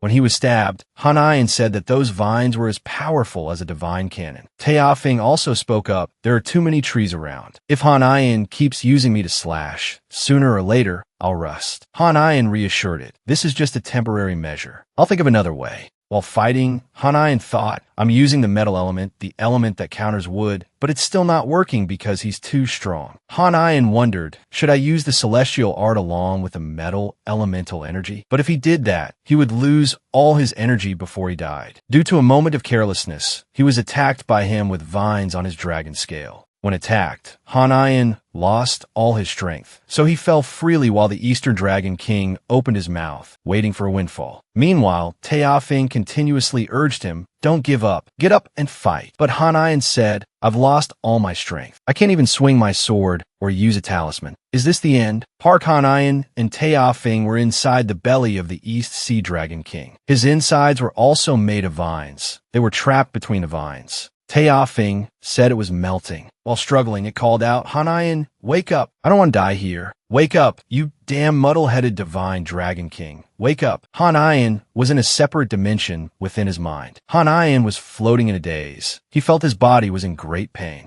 He couldn't even move a finger. He wondered if he had used the power of the dragon scale too soon. Why did he try so hard for this? What Hanayan felt now was thirst. He wanted to drink something. But wait, drink something? Suddenly, Hanayan came to his senses. That's right, this place has a lot of wood energy. I'll absorb all of his wood energy. What a foolish Dragon King. Outside, the Dragon King was being absorbed, so he screamed in pain. He loudly asked what Hanayan was doing inside him. His belly began to glow, and Hanayan broke through his body and emerged. Teofing cursed him, "You bastard, I thought I was going to die." Hanayan said, "I thought I was going to die in there too." After his wood energy was absorbed, the Dragon King's body had turned from green to brown. He said to Hanayan, "I didn't expect you to be so proficient with the Wind Star technique. And why can't you be like him?" Despite researching for hundreds, even thousands of years, he still couldn't regenerate his body. Hearing that, Hanayan understood why he had experimented on those immortals. Then he summoned his sacred sword. As he summoned it, Hanayan said, "Even if that's the reason, experimenting with other people's lives is unforgivable. If you want to get your body back, go get reincarnated." With that, Hanayan used the glowing sacred sword to slash at the withered body of the Dragon King of the East Sea. He said, "What do you know?" Before he could continue, the energy from the sacred sword touched his body, making him scream in pain. He screamed, no, his blood vessels, his body began to be torn apart. On the ground, Jachungbai, Sanban Nim, Ahongwai, and the white-haired girl were walking around to see who was still alive and tend to their wounds. When they saw the sea was calm, someone asked, "Has the East Sea Dragon King been dealt with?" Yet, while healing everyone, Sanbanim wondered, "I wonder if Park Hanayan is okay." Suddenly, someone shouted, "What's that in the sky?" In the sky appeared something that looked like a portal, and from within it fell the withered corpse of the Dragon King. Sanbanim said, "Is that a dragon-shaped tree?" Park Hanayan slowly flew down and said, "This is the body of what was once called the Dragon King of the East Sea." Everyone said in surprise, "So that means?" Hanayan said, "That's right. It means from now on, there will be no one called the East Sea Dragon King to cause trouble anymore. It means we have successfully protected our country of theirs." Hearing that, everyone stood there cheering joyfully. Moving down, Sanbanim ran towards Hanayan and asked, "Are you okay?" And she was glad that he had returned safely.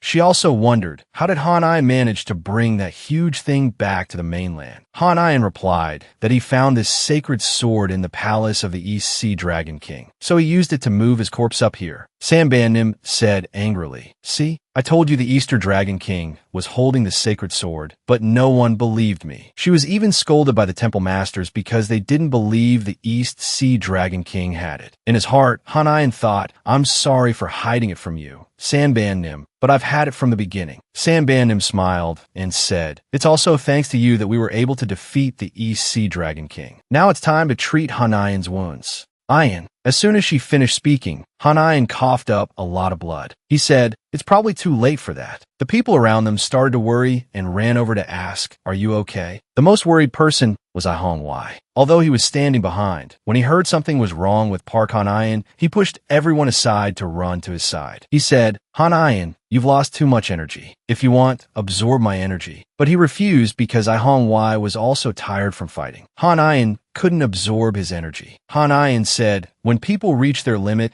they use a little bit of strength to try and hold on, but after a while, that strength will run out and they will collapse from exhaustion." Park Hanayan placed his hand on Ahongwai's shoulder and instructed, "I'm leaving the rest to you." Then his body turned to dust and flew away. Jachungbai Sanbanim couldn't believe what just happened and asked Ahongwai, "Please tell me everything is okay." I Hongwai announced. The Dragon King of the Sacred Lake has exhausted his strength, so his power has dispersed. Jia Chengbai Sanban Nim said in astonishment. So that means Park Han-Ayan is dead? The people around them began to express their condolences. Is Park Han-Ayan dead? The one who just protected us. Then they started to discuss, wait a minute, what about the East Sea Dragon King's treasure? The one who defeated the Dragon King is dead. So how do we divide the treasure now? Hearing this, Princess Bari started to stir up trouble. She shouted, this is absolute nonsense. How can the East Sea Dragon King be weaker than the Dragon King of Amir Lake? This is clearly a play for him to monopolize the treasure for himself. The white-haired girl said, are you going to deny all of Park Han-Ayan's contributions? And how do you explain that, corpse? Don't deny the truth like that. I'm also a witness. She shouted that she had seen Han-Ayan's power with her own eyes when he unleashed his strength and fought the son of the Eastern Dragon King. Then she asked the others, do you all think this is the truth or not? The catfish said, of course it's true. Don't you lie, you old hag. I Hongwai also said that at first, Han-Ayan intended to share all the treasure with everyone. The white-haired girl asked, then why did Han-Ayan go to fight alone? Hongwai knew the truth was that to defeat the East Sea Dragon King, one needed to use the sacred sword and the power of 3 elements. Therefore, Han-Ayan wanted to hide it, so he went alone. But he couldn't tell the truth. Ahongwai said, for humanity. The people around were all sad that a good person like Park Han-Ayan had sacrificed himself like that. Only Princess Bari sneered and said, for humanity, how ridiculous. Why are you lying through your teeth? Ahongwai, tell the truth. There's no way a person who could kill my son to rank up could say such noble things. Jia Chengbai Sanbanim heard this and got angry, preparing to deal with her. She said, don't say such venomous words about someone who just sacrificed his life to protect everyone. If you keep saying things like that, your life won't be spared, even if you're a person of high status. You won't keep it. Hearing that, the other immortals also took up their weapons to prepare to rush in and give her a beating. Hearing this, Princess Bari could only leave in anger. Ahongwai looked at the sacred sword on the ground, picked it up, and said, I don't need the treasure of the East Sea Dragon King. I just asked to keep this sacred sword and inherit Han-Ayan's power. Hearing Ahongwai say that, Jia Chengbai Sanbanim said, that's a bit. Hongwai said, this is also part of the treasure, so I have the right to keep it, don't I? She replied, that's true, but this is what the temple masters are fighting over. She knew that, given Han-Ayan's situation, they shouldn't argue, but this is something that involves other countries, so Ahongwai didn't let her finish before Dandiok slowly walked over from a distance to where Ahongwai and Jia Chengbai Sanbanim were arguing and said that it's okay. He will take responsibility if they are pursued. Pursued. She turned back in surprise and said, City Lord Dandiok,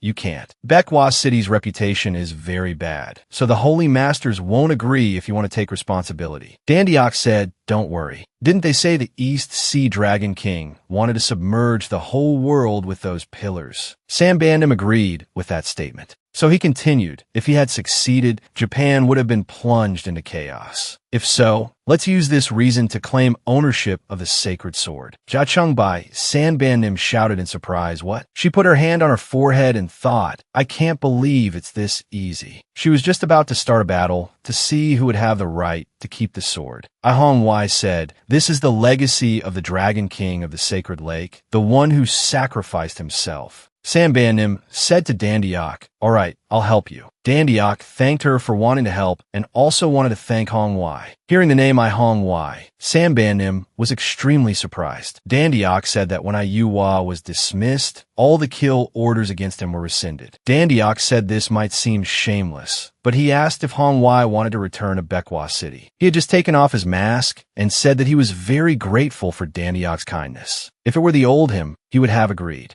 But now, Hongwai has been enlightened by Han-Ayan, so his life has changed a lot. So Hongwai said he would never return to Baekwa City again. Go Dandiok was surprised by Hongwai's answer. He smiled and said, I didn't expect Han-Ayan's legacy to remain even after he's gone. If he has decided so, then Dandiok will respect Hongwai's decision. He thanked Dandiok and left. Sanbanim stood looking up at the sky and cried. On one side, one Ekisenbai looked up and said, it's okay, Nuna. I know Han-Ayan too well. He's not dead yet. It was true. Park Han-Ayan was lying next to Hongwai. He sighed that after the fight, he was so tired he couldn't even move a finger. Hongwai praised him. Good job, my lord. Recalling the conversation between Zion Uchi and Park Han-Ayan, Ian, he replied in surprise. Does that mean if I use the power of the dragon scale, I'll die? Zayanuchi said, it's not that you'll die immediately. You'll just lose your form and return to what you were before you became a dragon. That's why many dragons don't want to use the power of the dragon scale, because it will waste all the effort of thousands of years of cultivation. That's why Han Ian faked his death. Now, he was just an ordinary person. Waking up in bed, he ate and said, there's nothing better than enjoying yourself after working hard. Besides, I am now the rightful owner of the sacred sword, so I don't have to be afraid of anything in human form. Plus, I have a bead I took from the old Dragon King while I was in his stomach. With it, he could restore his power. Han Ian wondered, if I suddenly appear and say that the Dragon King of the Sacred Lake is still alive, would there be a problem? But if he swallowed it, he would have to sleep for a very long time like before. This was the bead of the East Sea Dragon King, so he didn't know how long it would make him sleep. Ahongwai entered and asked if he was awake. He said he was. He announced that everything had been arranged according to his request. Kongbai and Herrick have become the owners of the sacred lake. Han Ian said, perhaps because of me, Ihongwai has had to go through many difficulties. Maybe without me, Kongbai and Herrick would have managed the sacred lake just fine.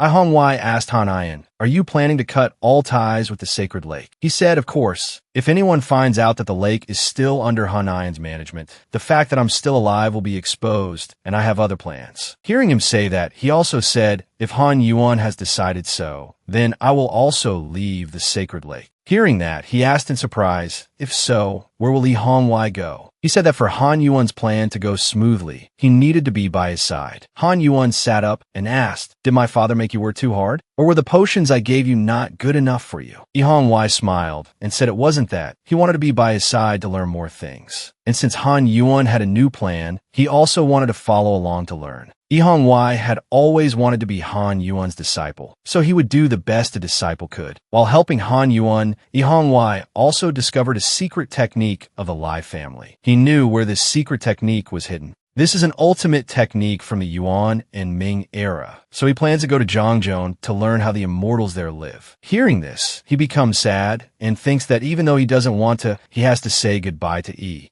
Hongwai. Han Yuan says that he's not as great as he's making him out to be. He says not at all. He never expected he could learn so much from him, and Ihongwai also never expected they could become so close. Han Yuan laughs and says that he was a bit fierce with him at first. Ihongwai says it wasn't their first meeting in the flower garden at Bikwajio Fortress. Hearing this, he is surprised and asks, since when did he know about him? Ihongwai explains that at first, he didn't recognize him because he had changed his appearance, but the sin of tea let him know who he was. Han Yuan is surprised and says, so, Ihongwai knew from the beginning? Then he holds his head in embarrassment, wondering why he did those embarrassing things and why he let him do them. Ihongwai laughs and says Han Yuan is really good at pretending to be a dragon. That makes him even more embarrassed. He says, I knew from the start that Han Yuan was human, but your dragon act was very convincing. Then he pats his head and says it's okay. He will still be his disciple, and he understands there must have been a reason for him to act that way. Han Yuan thanks Ihongwai for hiding his identity until the very end, and also apologizes for lying. He says, it's also thanks to you that I am where I am today. Ihongwai also says the person most hurt by this is Jaun by Sambianim, and he asks if he wants to tell her the truth or not. Han Yuan says there's nothing he can say, and the thought of her angry face scares him immensely. Han Yuan also admits he's a little scared of her. Ihongwai says that if she asks him, he probably won't be able to keep his mouth shut. Han Yuan says, it's okay, just tell her. If so, then this will be the last time they meet. After that, he gives Ihongwai the Dragon King's jewel. Han Yuan says this is the jewel of the Dragon King's son, and he wishes he could give him more, but unfortunately, there's only one. Ihongwai also takes out a book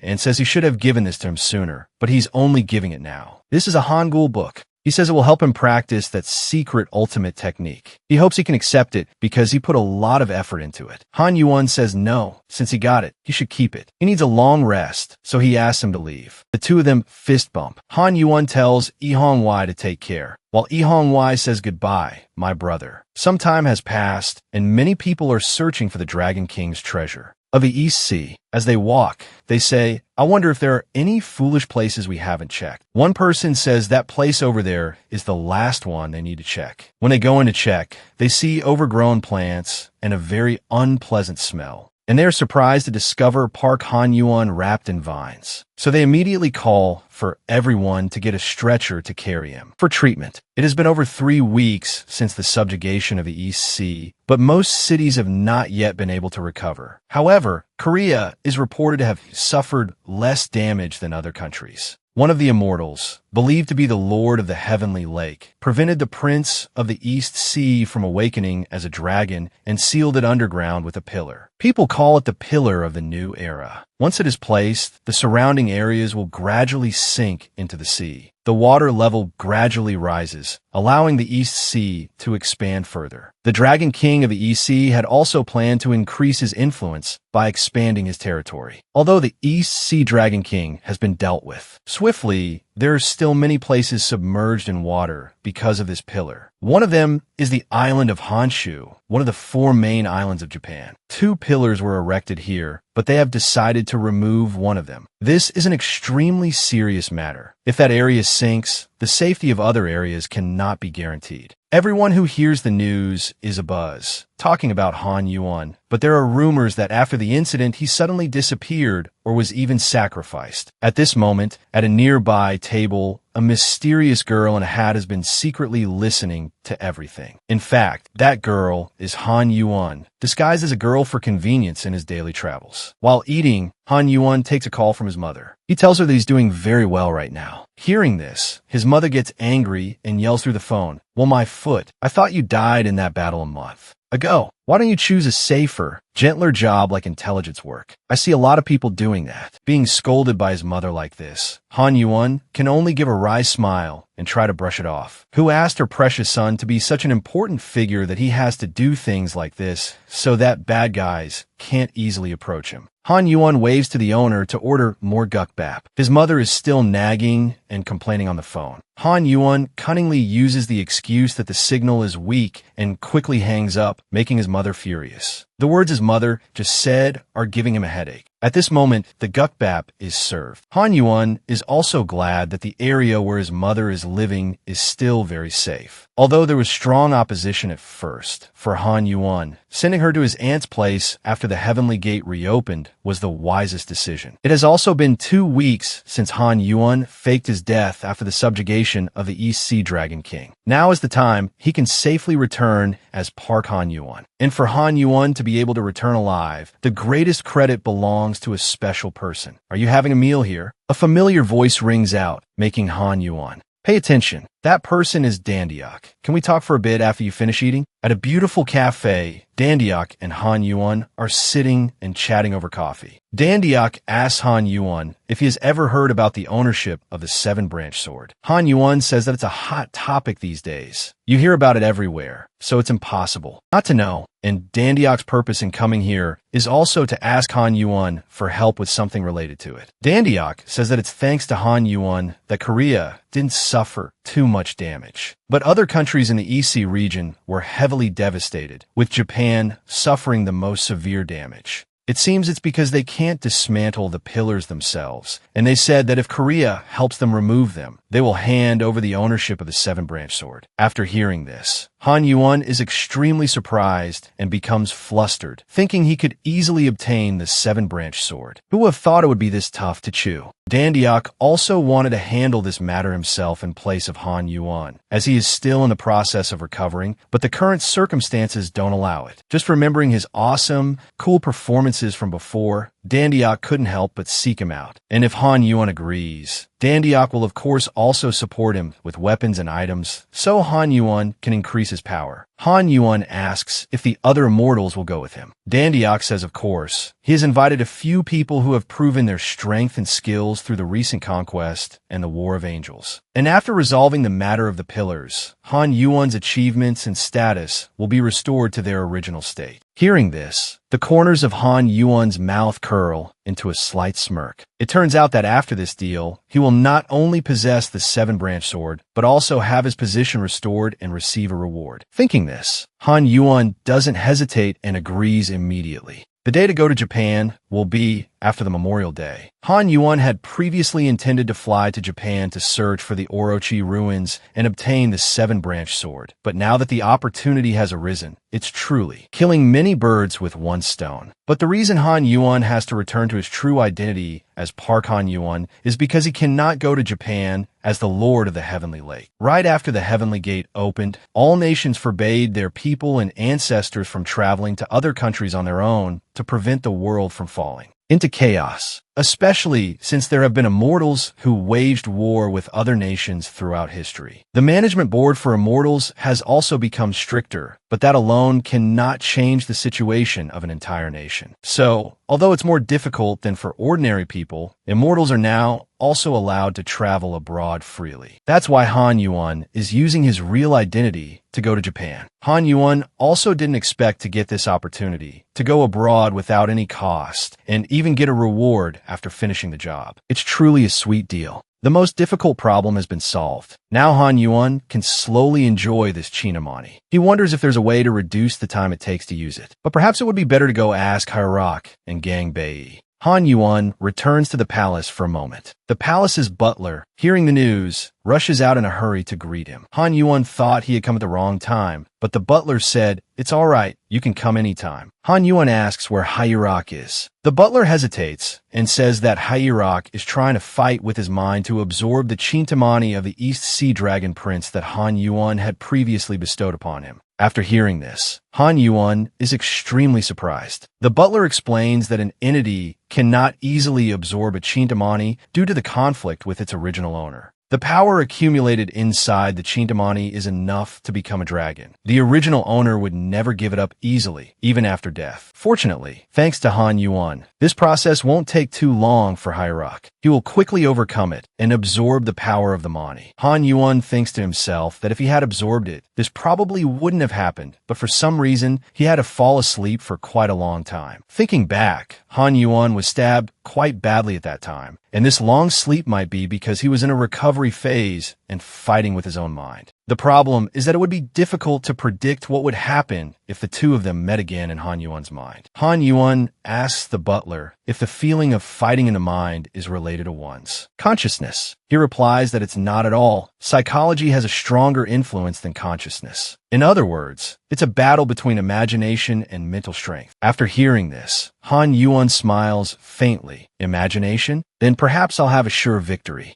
At this moment, Park Han Yuan is in secluded training to absorb the power of the Mani. A blue stream of power radiates around him, causing Han Yuan to float in mid-air. That you become more confident now, haven't you? The East Sea Dragon King suddenly appears and says. Han Yuan looks up at him with a confident expression. So this is the blue dragon of the East Sea. A vast white space surrounds them. So this is what the inside of Han Yuan's mind looks like. The East Sea Dragon King noticed at a glance that before entering, Han Yuan had intentionally used a type of herb to calm his mind. He sarcastically praises Han Yuan for being well prepared, but says that trying to absorb his Mani is the biggest mistake in the world, because this body of his is not simply a product of imagination. As he speaks, he lunges straight towards Han Yuan. The East Sea Dragon King raises his hand to create a whirlpool and then conjures a water dragon that heads straight for Han Yuan. The attack is so powerful and sudden that Han Yuan can't react in time, loses his balance, and nearly falls to the ground. Han Yuan lunges forward to launch a counterattack, but suddenly he disappears unexpectedly in front of Han Yuan. Han Yuan freezes for 5 seconds. A powerful stream of water appears, surrounds Han Yuan, and pulls him in. Han Yuan is fundamentally unable to defend, because if the East Sea Dragon King used wood power, he could at least see his attacks. But now that he's using water energy, Han Yuan can hardly see anything. Using his specialty power really makes a difference. The East Sea Dragon King has become much stronger. Perhaps this is the power of the legendary Blue Dragon of the East. The East Sea Dragon King's power is truly on another level. Even Han Yuan can't believe he could destroy a dragon like him. You seem to be doing quite well, don't you? In that case, I'll be a little gentler with you. The East Sea Dragon King flicks his finger lightly. A swirling blue stream of water rises, and then thousands of water needles, sharp as knives, continuously slash across Han Yuan's body, causing him to be painfully wounded and cough up blood. Han Yuan is now covered in injuries, staggering as he walks. He can clearly feel that it's very different. Even though he knows this is just an attack from within his mind, it seems his body isn't listening to him. You seem worried because things aren't going your way, don't you? The East Sea Dragon King says, your body is like a vessel that can contain and remember everything about the mind. Even if you try to tell it that it's an illusion, it still perceives the truth. Han Yuan grits his teeth helplessly and wonders, will these wounds affect his real body out there? Han Yuan tries to calm down, taking a deep breath to reassure himself. It's okay. Even if he's real, this is just an empty space in my mind. Suddenly, Han Yuan's whole body floats high up, and a blue stream of power envelopes him. I know the limits of a human's power, so I'll use that to fight him. Han Yuan has now transformed from a human into the form of a human dragon. Full of fighting spirit, he charges straight towards the East Sea Dragon King. The East Sea Dragon King, of course, would never lose to someone he considers a snot-nosed kid. He extends his hand, launching water arrows straight at Han Yuan. But wherever the arrows fly, Han Yuan manages to dodge them. He rushes towards the East Sea Dragon King, wanting to land a blow, but unfortunately, he misses. The East Sea Dragon King grins smugly and says, you think you could take me on with just that? This is the kind of power I want to fight. With that, the East Sea Dragon King extends his hand and lands a punch on Han Yuan's face. He laughs with delight and continues to punch Han Yuan relentlessly, not letting him fight back. There was clearly no opening for Han Yuan to counterattack, but when that thing happened, suddenly Han Yuan's eyes widened, his pupils dilating. Han Yuan has now been beaten so badly that he's crawling on the ground. The East Sea Dragon King taunts, how do you feel? That's the consequence of using those cheap tricks too often. Underestimating me? I'll be the only one who can take you down. Suddenly, the East Sea Dragon King reaches out, grabs Han Yuan by the neck, and lifts him up. I think you're the only one who's underestimating me. Do you know how many dragon's powers that Chinamani has absorbed? The power you're using here is from your imagination, but it will only last a little longer. You think you could defeat me here so easily. Like that? I hate using other people's bodies, but yours isn't bad because your body can even help me harness power. With your body, I can use all of Wang's skills. And you've got a lot of nerve, but this will be your end. The East Sea Dragon King says, then extends his hand, concentrating his power to deliver the final blow to finish Han Yuan. Han Yuan is still struggling to escape his grasp. Suddenly, a gentle stream of white water appears and knocks the East Sea Dragon King's hand away. Han Yuan smiles slyly. It seems the herb he used earlier has taken effect. Now it's time for our Han Yuan to counterattack. What did you do? Just a little trick that you absolutely hate. I thought of you when I used this medicine.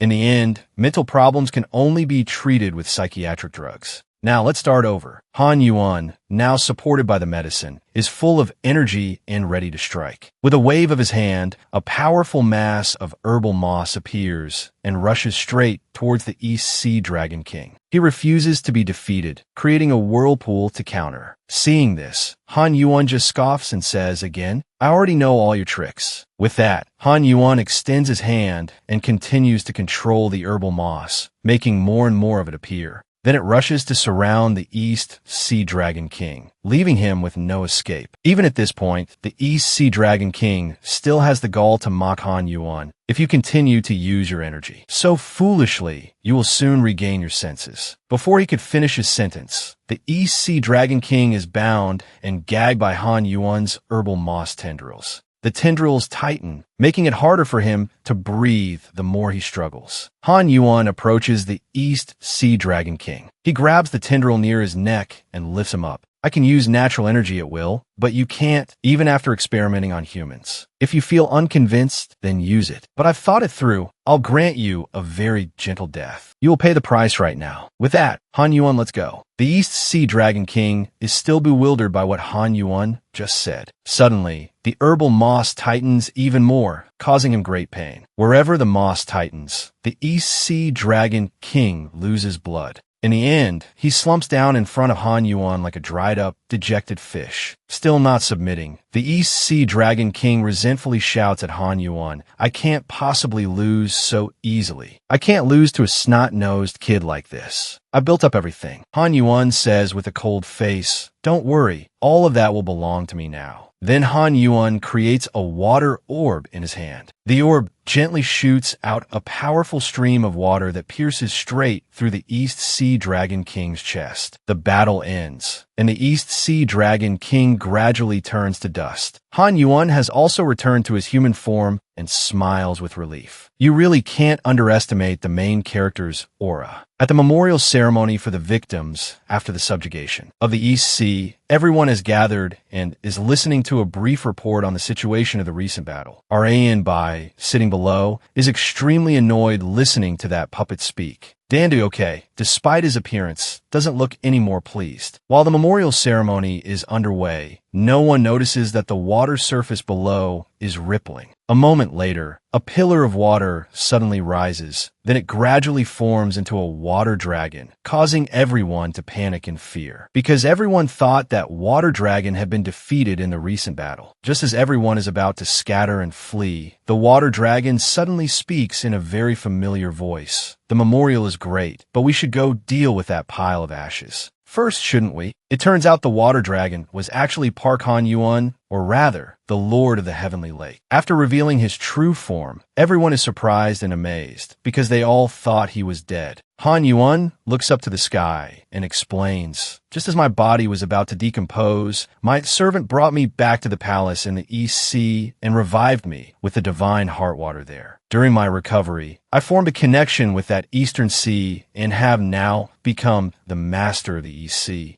After hearing this, everyone is surprised and starts chattering excitedly. The way Han Yuan talks about becoming the master of an entire great sea makes it sound as easy as buying vegetables at the market. Suddenly, a voice asks, "Do you all believe that person is the Lord of the Heavenly Lake?" That voice belongs to one of the 8 leaders of the 8 mountains, the immortal Pyongjiang. He says, "If you're so great, then take off that mask and prove you're the Lord of the Heavenly Lake." Not just anyone who puts on a mask becomes the Lord. Hearing this, Changbai immediately jumps up to object. "What are you talking about?" Just one look at those bling-bling, sparkling eyes, and you know it's the Lord of the Heavenly Lake. She's truly a boy-crazy fool. Pyongjiang turns back and asks Changbai if she wasn't the one who was by the Lord of the Heavenly Lakes side the longest. So if he's alive, Changbai must be the happiest person. Han Yuan says that if he wants him to prove himself, it's simple enough. It's understandable, as everyone here witnessed the Lord of the Heavenly Lake's death. Han Yuan suggests, "Why don't you try having a celestial battle with me?" After hearing the suggestion, Pyongjiang is extremely excited and even reminds Han Yuan not to cry and throw a tantrum if he loses. Pyongjiang pulls out his weapon, a brush, and with one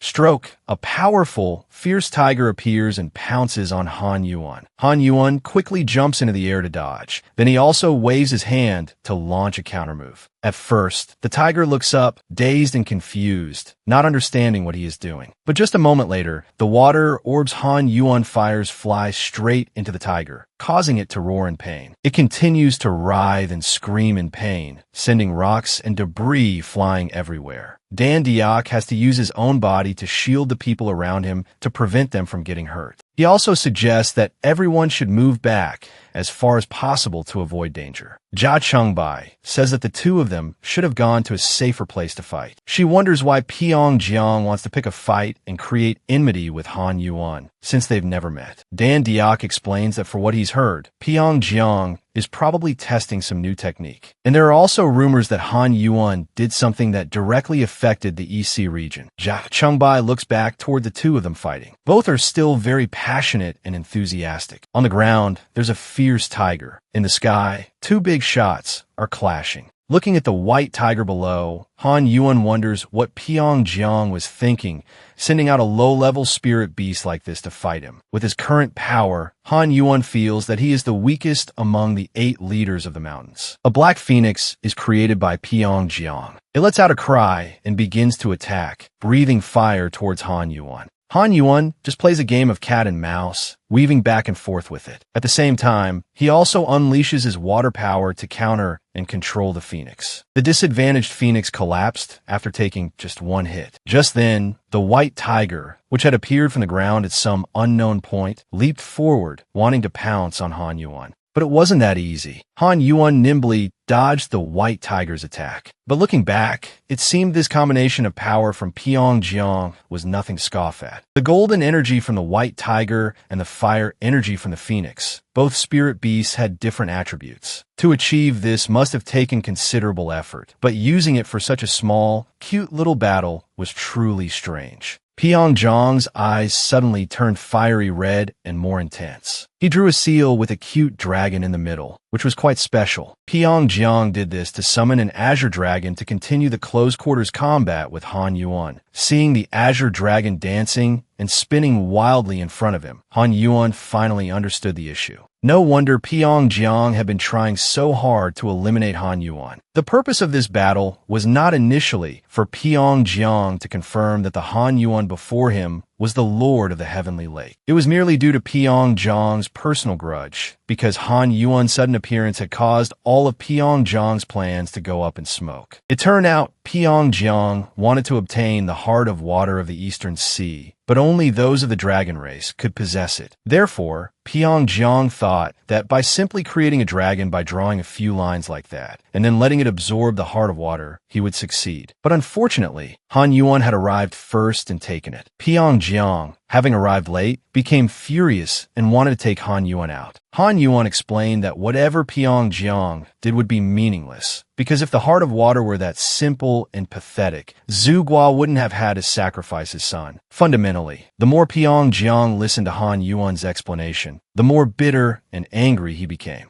At this moment, Han Yuan transformed into the true form of the Lord of the Heavenly Lake. He would provoke Pyongyang by showing him the power of the heart of water of the Eastern Sea. A summoned water dragon appeared, truly a spirit beast worthy of a main character. It looked incredibly powerful. Pyongyang was terrified and surprised upon seeing it. The water dragon powerfully lunged forward and bit the azure dragon. It roared in pain and tried to retaliate against the pounce. The two dragons then charged at each other, entwining in an extremely intense and spectacular combat. Their powers were equal, with neither side willing to yield. In the end, they merged and slowly fell to the ground. The people around could have been crushed to death by the two dragons in an instant. Fortunately, at that moment, a cluster of branches grew out of nowhere to support them. It was Han Yuan. He had used the natural power of wood to save hundreds of people in the nick of time. Han Yuan looked at Pyongyang with a serious gaze and asked, "How could you be so careless with the people around here?"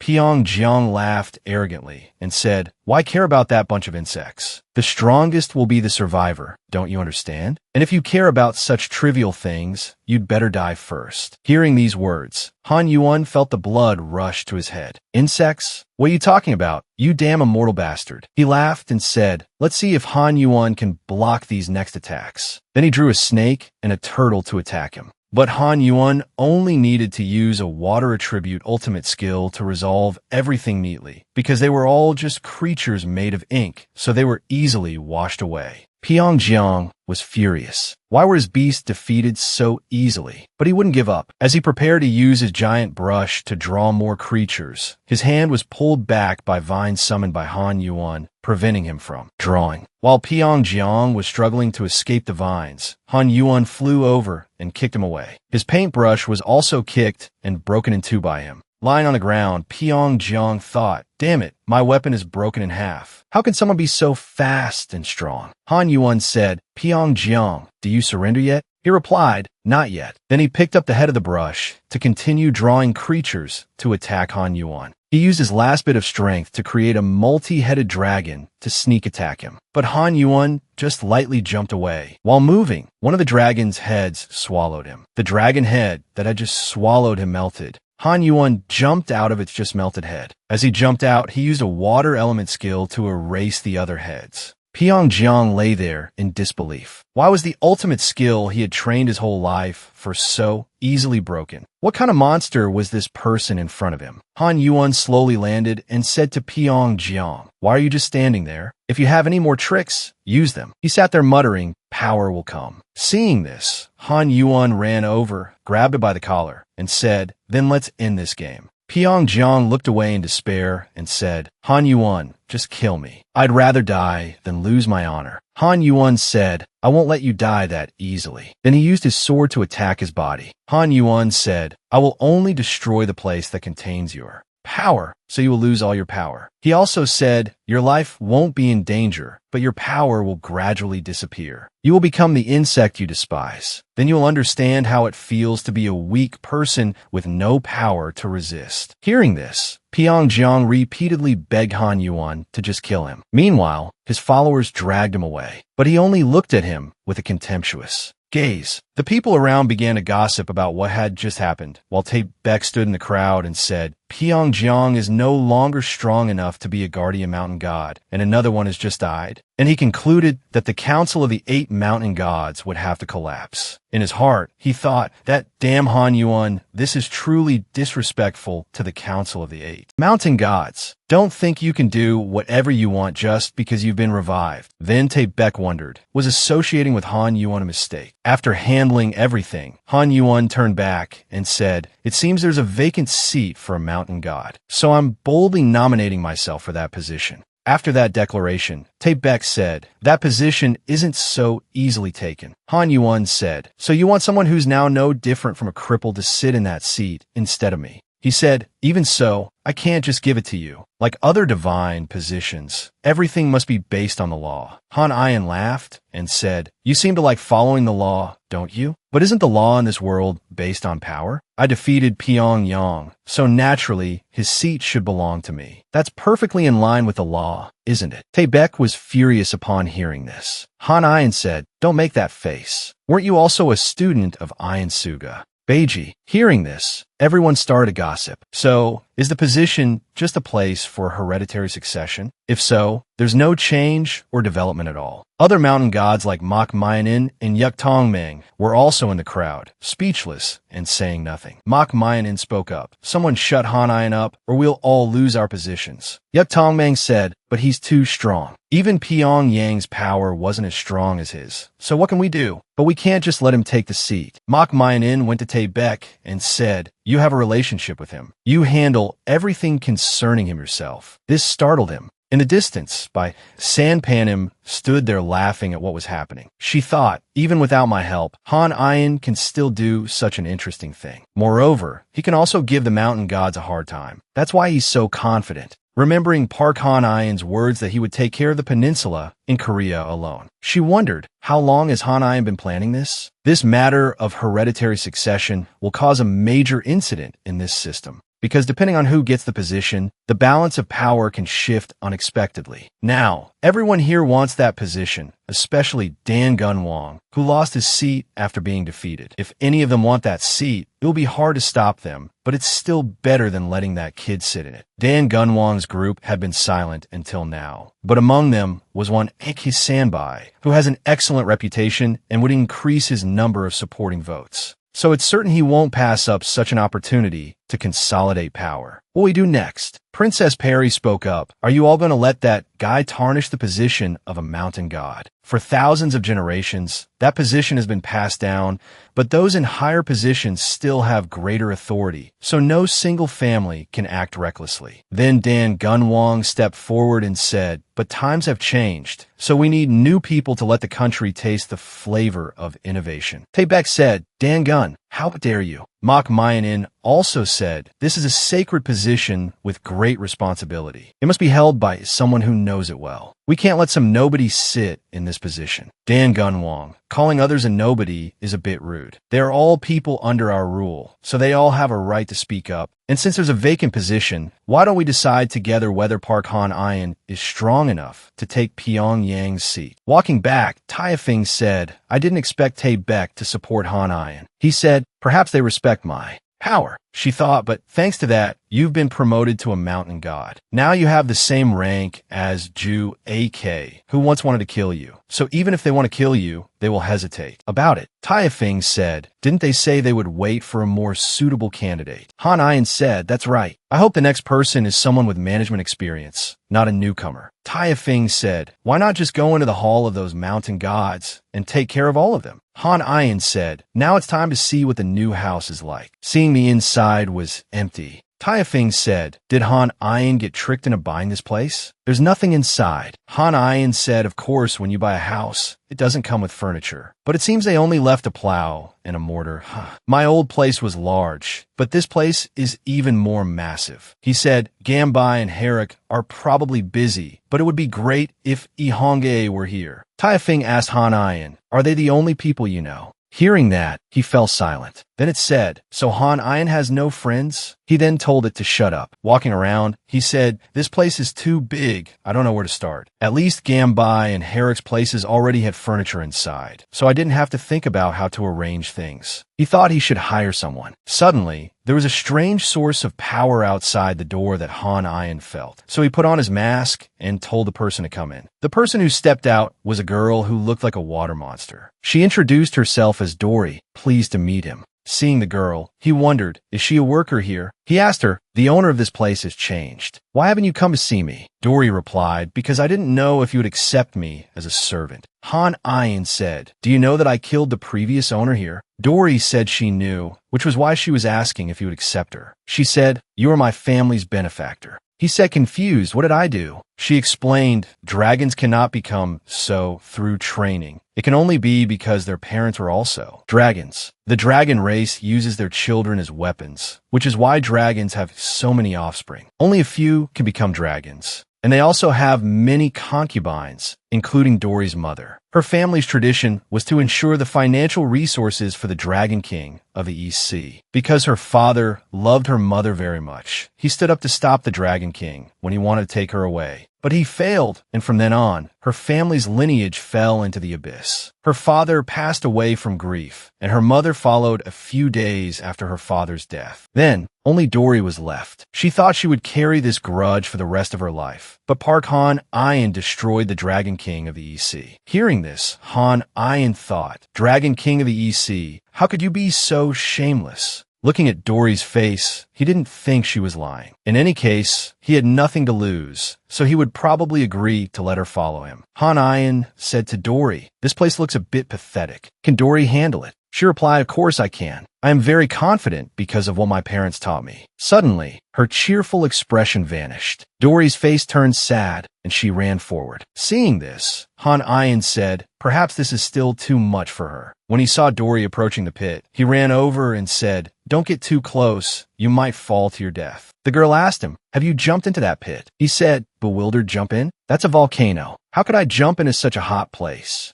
Dory pleaded with him, "Please jump in." Han Ian asked why. The girl said, "Because my father said there's something down there that the Dragon King of the East Sea coveted his entire life." Hearing this, Han Ian thought, something he coveted? Then he asked the girl, something that even the Dragon King of the East Sea couldn't obtain? "Do you know what you're saying?" Dory explained, "That is the place where Chang Eui Yang Guang conducted alchemy." Han Ian asked her, "Who is that?" The girl said, "That is the name of the previous Dragon King, whom the current Dragon King you just killed had killed to usurp the throne. Down there is a place he could not go down to." Hearing this, Han Ian asked, "So there was a previous Dragon King? Did he kill his own father to take the throne?" Dory said, "No, the Dragon King you killed was just a servant of the previous Dragon King." The girl said, "Chang Eui Yang Guang was the true king of the sea. He not only ruled the East Sea, but also Japan and other seas." Remembering what the old man he met had said, "If that is your true body, then Han Ian will be able to learn the Guang ultimate skill." Dory added, "When the battle in prehistoric times occurred, Chang Eui Yang Guang was severely injured, so that guy took the opportunity to usurp the throne, but he could only manage the East Sea alone." Han Ian said, "So Chang Eui Yang Guang was the ruler even before prehistoric times, and the one I just killed was incompetent, which is why he practiced the wood element." Dory said, "But the wood element is very harmful to creatures with red blood, which is why he ended up like that. Because he desperately wanted to be as great as the previous Dragon King, he made himself become like that." Hearing this, Han Ian was surprised. Dory added, "Chang Eui Yang Guang was someone who could initially only control water and wood, but later he mastered the 5 elements, yin and yang, and the art of bone setting, which is why he could become so great." The story goes that he had 8 heads, each representing a different element. Hearing this, Han Ian said, 8 heads. Then he thought, 8 heads? Why does that sound familiar? Then he remembered that the Yamada no Orochi also had 8 heads. Han Ayan realized. So the place where the old Dragon King I killed betrayed Chong, Eui Yangguang, was in Japan. And the 5-colored liver that can cure any poison, which has been passed down through generations of dragons, is the one I possess. Han Ayan sighed and said, could it be that King Anjo knew everything and gave me the throne so I could figure out myself? Then he pondered the connection between Gukjong and Owang. When the remains of Orochi are found, Gukjong will come on his own, but what Han Ayan needs to do now is go investigate the place where Chong Eui Yangguang conducted his alchemy experiments. The wood element is very rare, so maybe I can find a trace of Shinno. Han Ayan said he would go to the palace and leave it in the girl's care. Dory said, you can trust me. Jumping in, he thought, even if she's not as good as Herrick and Gambai, it's better than nothing. After jumping down and going a long way, he said, it's so hot. If I didn't have the power of the Dragon King of the East Sea that I absorbed, I would have died long ago. Taya Fing said, it's so hot. I'm about to melt. Han Ayan told it, hang in there. After falling for a long time, he said, oh, why is it taking so long? It's like it's bottomless. Just as he was complaining, Han Ayan hit something and was thrown off. Looking back, he said, what is this? A forest in the heart of a volcano. Slowly flying down, Han Ayan said, the wood element energy here is so abundant, so strong that the trees can grow this tall. The deeper I go, the stronger it gets. Han Ayan wondered, should I continue to go deeper? The surrounding trees, which seemed to have eyes, began to attack him. Seeing this, Han Ayan immediately dodged and said, good thing I noticed in time. The ultimate skill that Lu Zongbin taught is really useful. But after dodging for a while, he was also tied up by the branches. Han Ayan shouted, damn it. Looking closely, they weren't branches, but looked like a monster with a body made of wood, with 6 eyes and 4 arms. It was about to use its 2 hands to swat Han Ayan like a mosquito, but he quickly dodged the blow.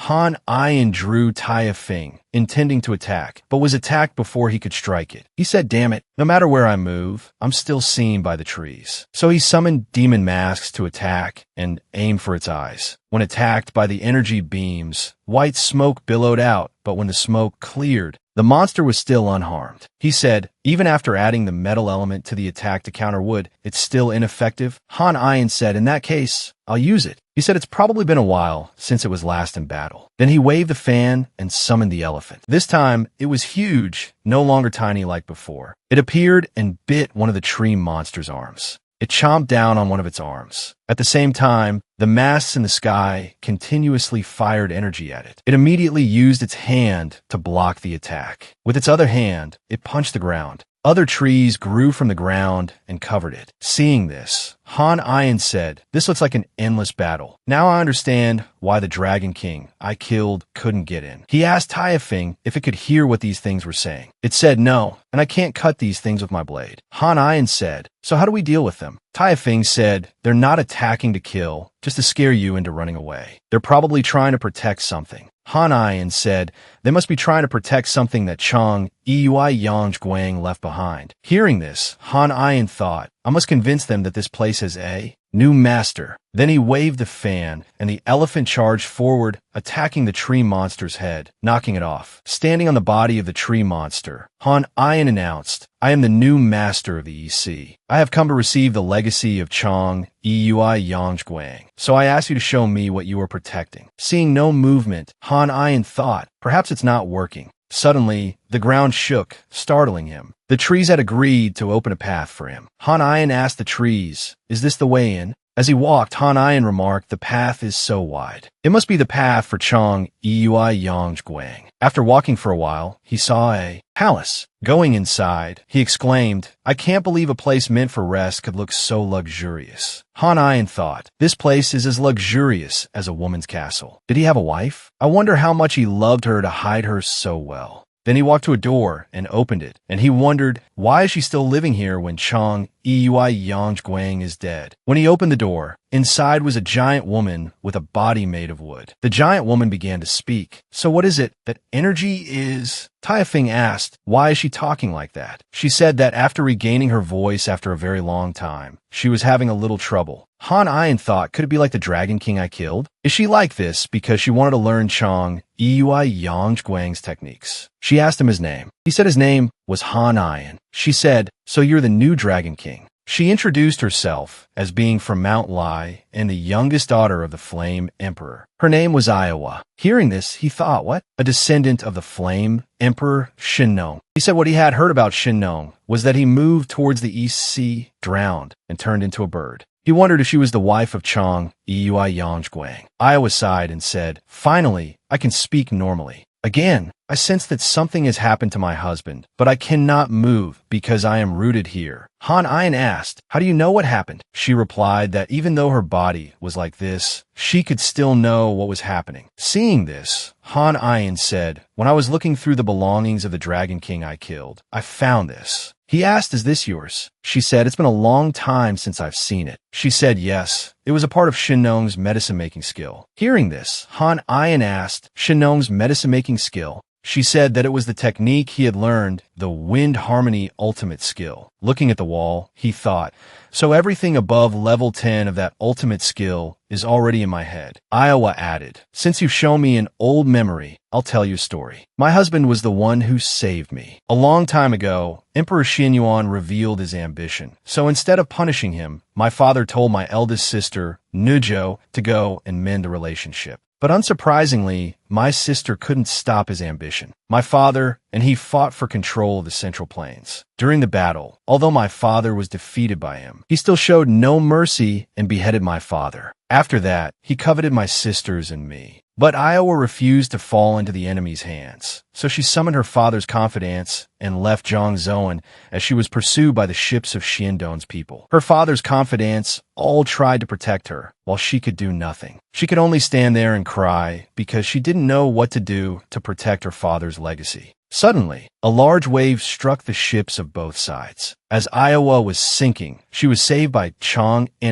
Iong Di Okwang, who would later become her husband. Iowa recounted, he was very caring because from the moment he saved her, he never left her side to take care of her. He was also very gentle, so she must have fallen for him. So she trusted him and gave him Shinnong's medicine concoction skill. He mastered that technique very quickly, but her body has been like this ever since. After absorbing enough wood energy, her Dantian's power increased uncontrollably. The Dragon King you killed was foolish to covet this power, which is why he ended up like me. Hearing this, Han Ayan said, so that's why only the first 10 levels of Shinnong's medicine concoction skill were passed down. But now that you have wood energy, you can completely master it. Han Ayan asked, then can you help me learn what's beyond level 10 of Shinnong's medicine concoction skill? Iowa smiled and said, then give me his head. Hearing that, he said, what? She said, because I am like this, I cannot take revenge. Xiandong, the one who killed my father and humiliated my sisters, is still alive out there. So if you want to learn, Han Ayan, bring me his head, or at least those of his descendants within 3 generations. If you promise, I will teach you everything I know, and if you bring me all of their heads, I will teach you the fire technique. Hearing that, Han Ayan said, the fire technique? Iowa said, that's right, the ultimate skill of Zhurong, who controlled the Emperor's flame since ancient times. Zhurong, the one known as the god of fire. This ultimate skill was passed down from my grandfather, and I also passed it on to my husband. Iowa asked, so, do you want to learn it, since you will be the one to receive my husband's legacy? Hearing those words, Han Ayan thought, although the ultimate skill sounds tempting, beheading Xiandong's descendants is no different from suicide. He wondered if this was her way of telling him not to be too greedy for that ultimate skill. But Han Ayan smiled and said, I must be overthinking it, and I've risked my life many times already. He declared confidently, all right, I will do it without fail. Iowa smiled and said that she was looking forward to that result, New Dragon King. Upon reaching the surface, Han Ayan recalled what Iowa had said and prepared to learn the new skill. Her words were, because she is in such a state, she cannot move and teach you directly, so she will teach you through the wall. Since you have mastered the first 10 levels, channel your energy into the wall, starting with level 1. The wall will react and guide you to the next level. Remembering what Iowa said, Han Ayan obediently followed her instructions. He channeled level 1, level 2,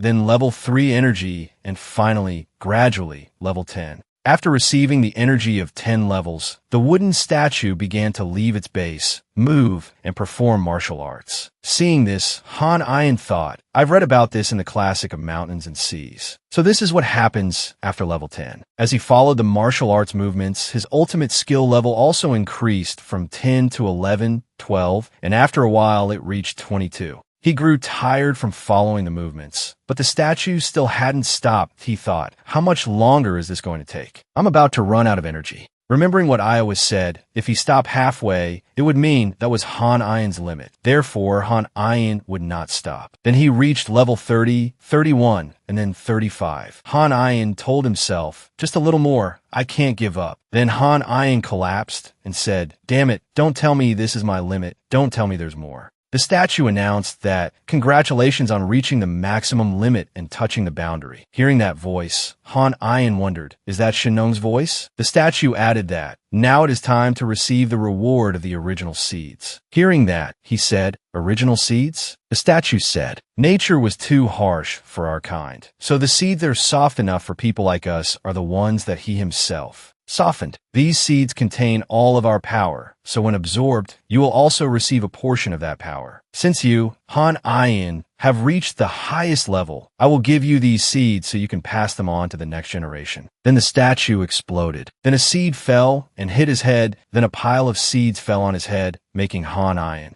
fall. Looking at the pile of seeds on the ground, he thought, don't tell me this is all of them. Picking one up, he asked, isn't this a grain of rice? But how can they be as big as almonds? Then Han Ayin tried tossing one, and he could feel its abundant energy. He remarked that if a normal person ate it, they would be overloaded with energy. Han Ayin said, luckily, I have a place where I can plant them without anyone knowing. As he was planting the seeds, he was surprised to see that a seed he had just planted had grown into a mature plant instantly, and that rice plant was also super gigantic. Han Ayin said, when I planted it, I only gave it a little energy, just like I do with other plants, but it already grew this big. The rice plant moved towards him and nuzzled its head against him like a pet nuzzling its owner. Han Ayin said, could it be that it recognizes its master? So this plant has intelligence. That's cute. Suddenly, the rice plant saw the skeleton next to it, so it immediately took a stance and knocked the skeleton away. Seeing this, Han Ayin broke into a cold sweat and said, don't tell me it's going to be hostile to everything except me. This thing is terrifying.